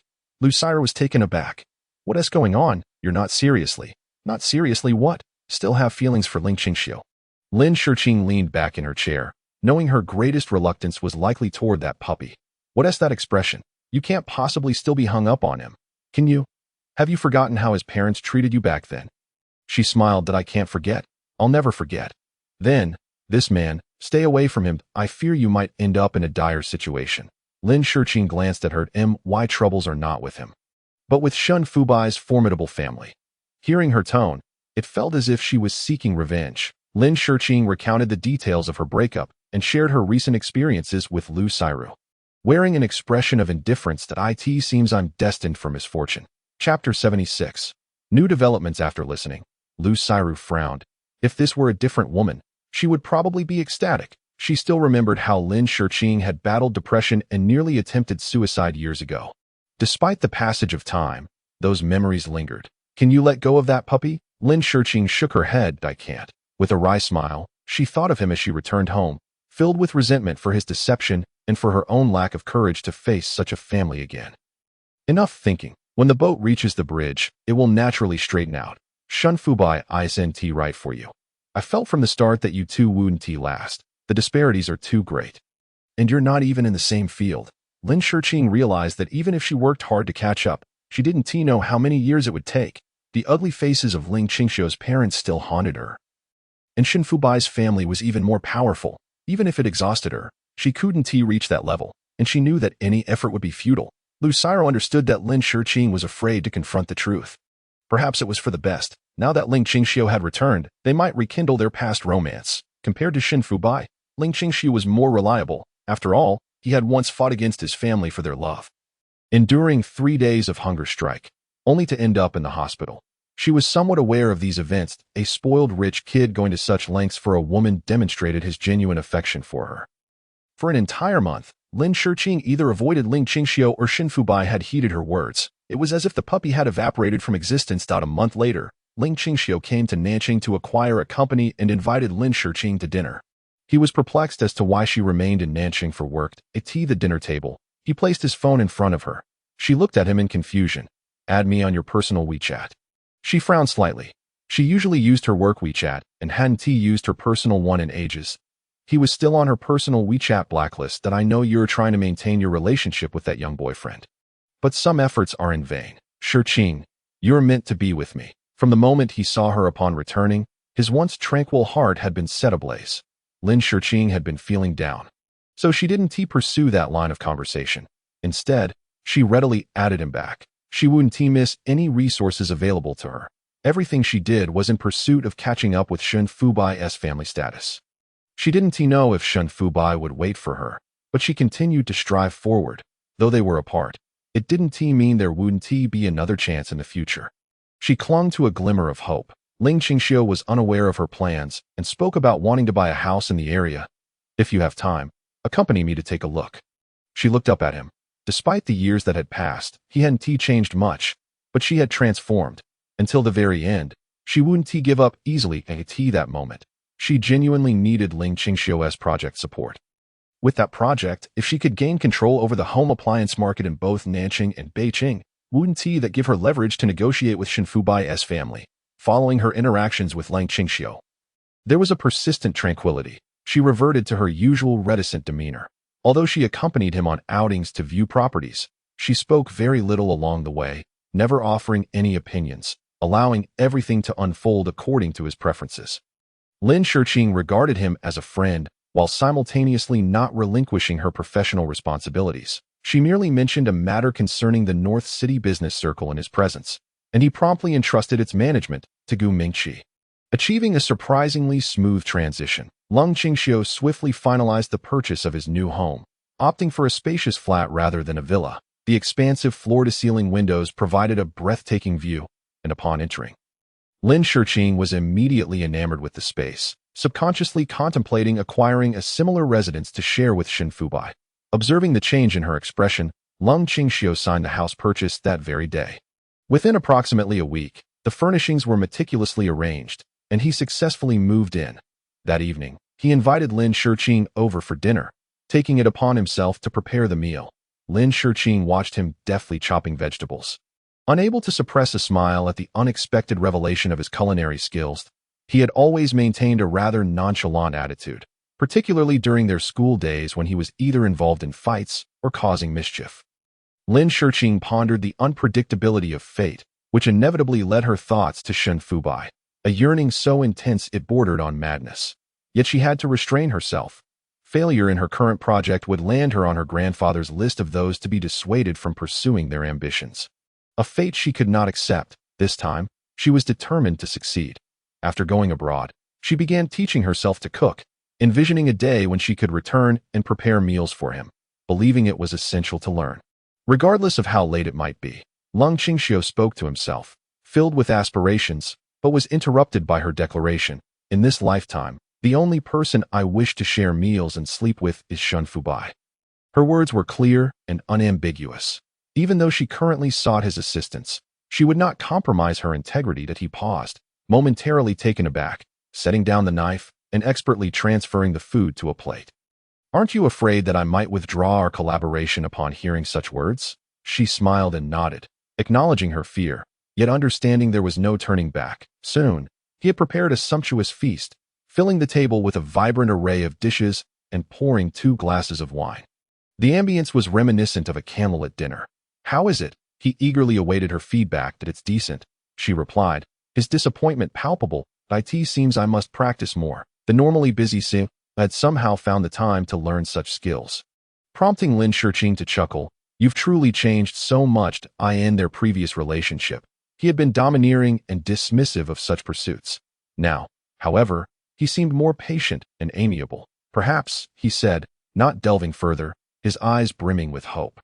Shiqing, may I have another chance? I desire to start anew. His earnest gaze and the atmosphere at that moment would have compelled Lin Shiqing to agree without hesitation in the past, but now, things were different. Her heart belonged to Shun Fubai, who had placed an invisible shackle upon it, rendering her resolute in her commitment to strive for what she truly desired. Shiqing, he called, bringing her back to reality. I'm sorry, but I'm not yet prepared to embark on a new chapter. She rejected him, her heart still tethered to Shun Fubai, the man she was unwilling to forsake. There's no need to refuse so swiftly. I can wait, he responded, determined to remain by her side until she came to terms with reality. On the critical date marking the commencement of their project, she received an unsettling phone call from a highborn young lady who possessed considerable knowledge about Lin Shiqing and had received a gift from the esteemed elder. Hastily, she arranged to meet Shun Fubai, whom she had not seen in ages. He gazed at the sister he had longed for, aware that she had her own plans. Sister, I've been good, waiting for you, he declared, knowing all too well how difficult it had been for him. Lin Shiqing, in anguish, placed the gift before him. Shun Fubai, perplexed, opened it to discover a notification from her company, containing over 30 investigation forms and a substantial fine. What does this mean? He asked, bewildered. Lin Shiqing, suppressing her emotions, replied, I tried my best. In the face of a formidable family business, she felt as insignificant as an ant. The investigation forms were enough to condemn her for a lifetime. Although she remained oblivious to how her adversaries exploited her company's vulnerabilities, she found herself with no option: either continue her romance with Shun Fubai and risk being reported, dragging Lu Sairu into the mess, or decisively end her relationship to preserve her current standing. Shun Fubai's expression seemed to convey understanding. I don't know how to assist you. You must tell me. Assist? Lin Shiqing was reminded of the day years ago when Lung Qingxiu's parents had forced her to drop out, and she yearned to continue loving the man before her. Yet she could not allow herself to be selfish and risk imprisonment for love. I'm sorry, but I might not be in a position to continue with you right now. Her hands trembled beneath the table, while across from her sat the man she adored. How could she bear to part with him? Who could rescue her? If only the divine could hear her pleas and guide her on how to spare him from sorrow. Taking all the anguish upon herself, Shun Fubai observed her expression, realizing this time she was not jesting. Since leaving North City, he sensed trouble brewing. Now, it appeared she had reached her breaking point. With his eyes welling up, he struggled to suppress his pain. Could you keep my contact information? In the ensuing months, life continued with an unsettling calm. Lung Qingxiu aided her in overcoming her challenges, while Lu Sairu was repeatedly summoned for questioning, with Lung Qingxiu covering the financial gaps each time. Lin Shiqing often found herself dining at his home, attempting to lock Shun Fubai away in her heart, even daring not to think of him, fearing she might succumb to the urge to seek him out.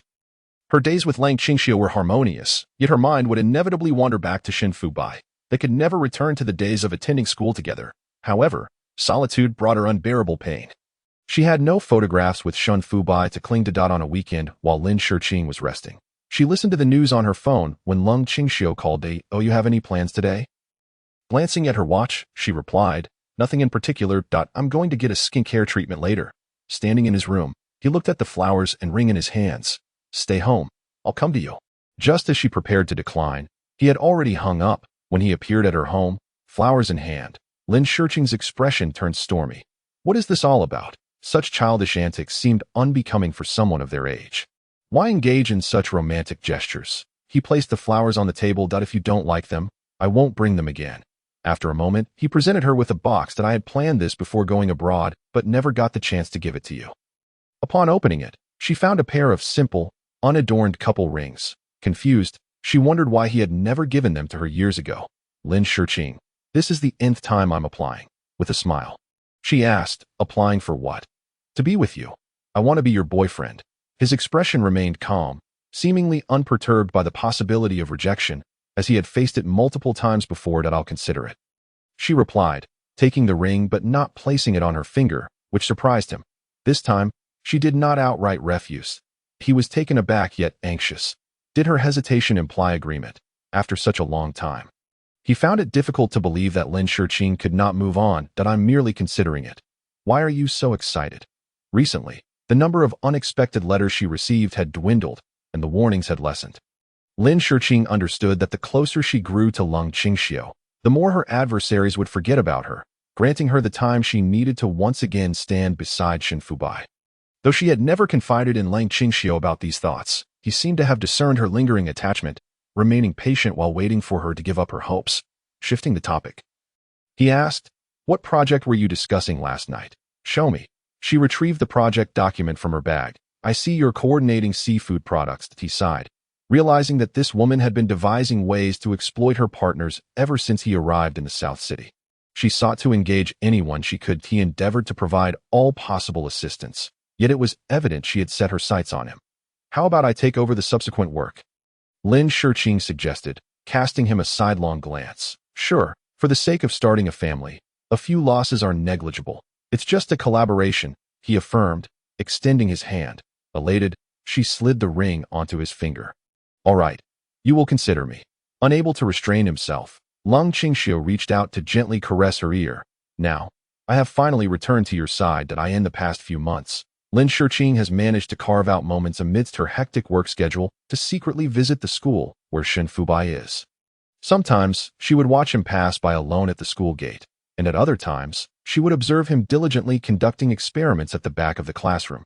Each time she witnessed him, a renewed sense of hope would fill her life, allowing her to adjust her mindset and return to her duties with fervor. Determined to overcome all challenges, she owed a debt of gratitude to the old man for his hints.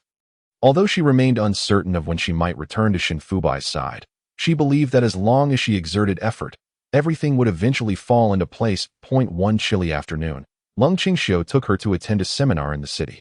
Focusing on the sales of new agricultural products. It was rumored that the agricultural industry had now achieved full automation in planting, with electronic machinery taking center stage. Lung Qingxiu had keenly identified this emerging field and aimed to glean insights from it.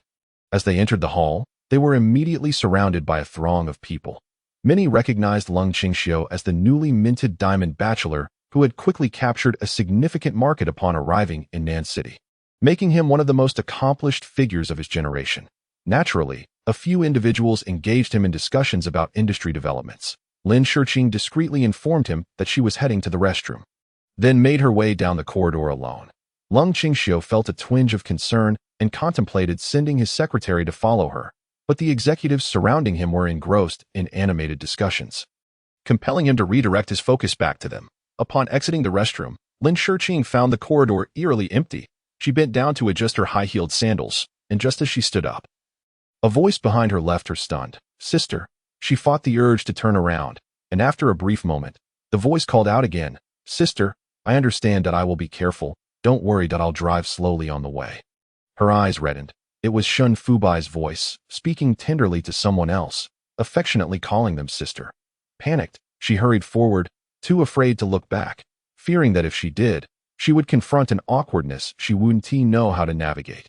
Returning to Lung Qingxiu's side, he cast a glance at her, finally feeling reassured, oblivious to the redness around her eyes, and led her into the conference room.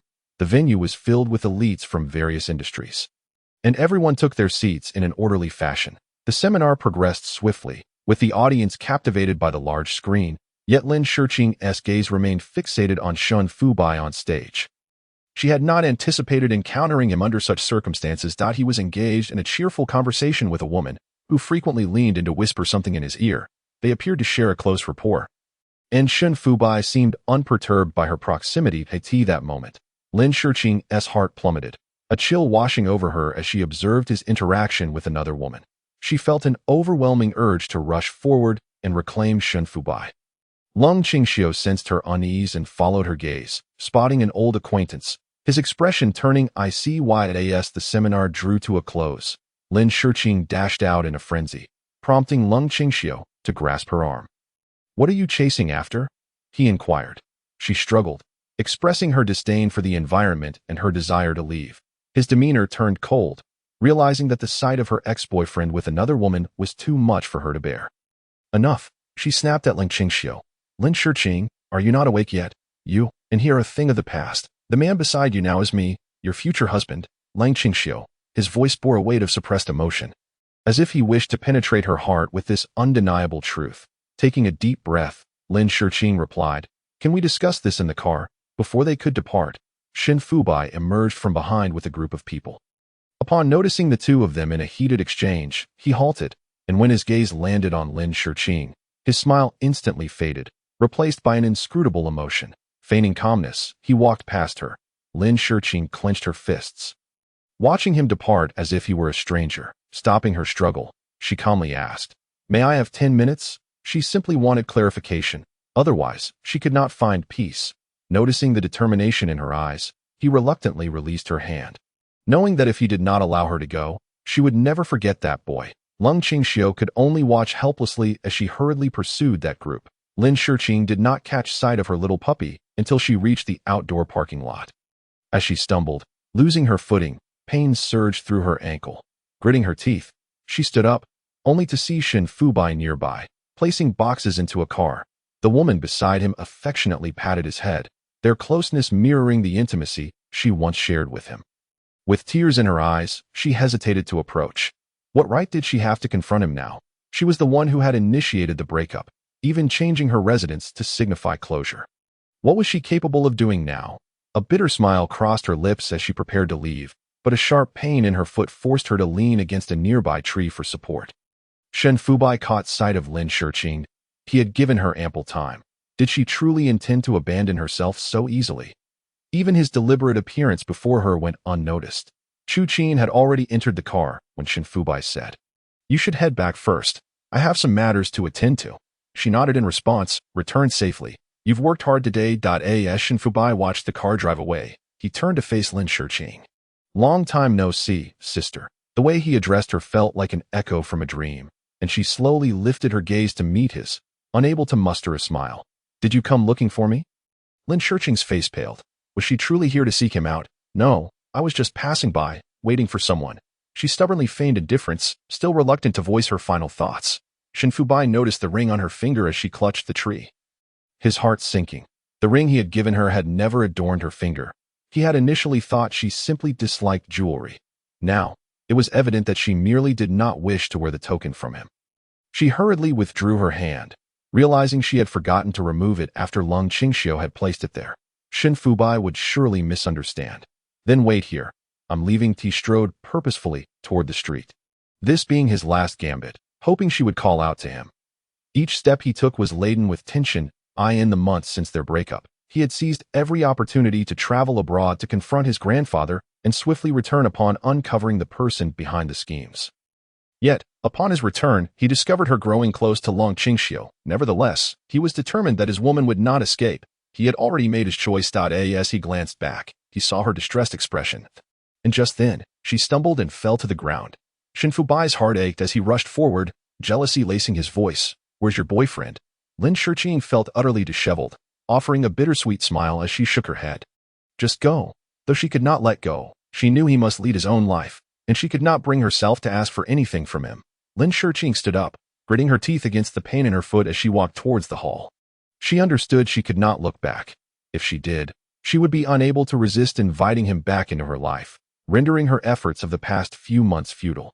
Shen Fubai watched her retreating figure, his fists clenched. After their breakup, he had immediately booked a flight abroad. Upon discovering the source of the malicious emails, he was eager to return and explain, only to find she had even changed her residence. He had endured a long period of anguish, his eyes red as he sought out her parents, only to learn of her struggles during her university years. Lin's parents regarded the tearful Shen Fubai and remarked, Xiao Shun, Shurqing can be quite stubborn. Once she sets her mind on something, it's hard to change it. However, those past events have indeed impacted her significantly. Emerging from their home, Shen Fubai was haunted by their words. Particularly the revelation that Lin Shurqing had nearly taken her own life due to her depression following Lung Qingxiu's departure. That we hope she doesn't repeat that cycle. We understand your background. But with these circumstances, we feel unworthy of your family. Shen Fubai expressed his resolve, assuring her parents that he intended to marry her. With that, he hurried back, determined to address his woman and ensure she understood the depths of her suffering before reconciling. Chapter 78. A Reunion. Just to test him, Shen Fubai stifled the urge to rush up and embrace her once more, remaining rooted in place as he observed his sister retreating step by step. An inner voice clamored within him. This woman truly goes too far. Shen Fubai, let her feel the pain of losing you. In an instant, he took swift strides toward her, enveloping her in his arms. His face pressed against her ear, greedily inhaling her scent. His heart ached. How could he bear to see her suffer? He held her tightly, wishing to merge her essence with his very being. Sister, sister, sister, he murmured, his voice trembling, a sound only they could hear if only time could freeze. He longed for it to pause at that moment.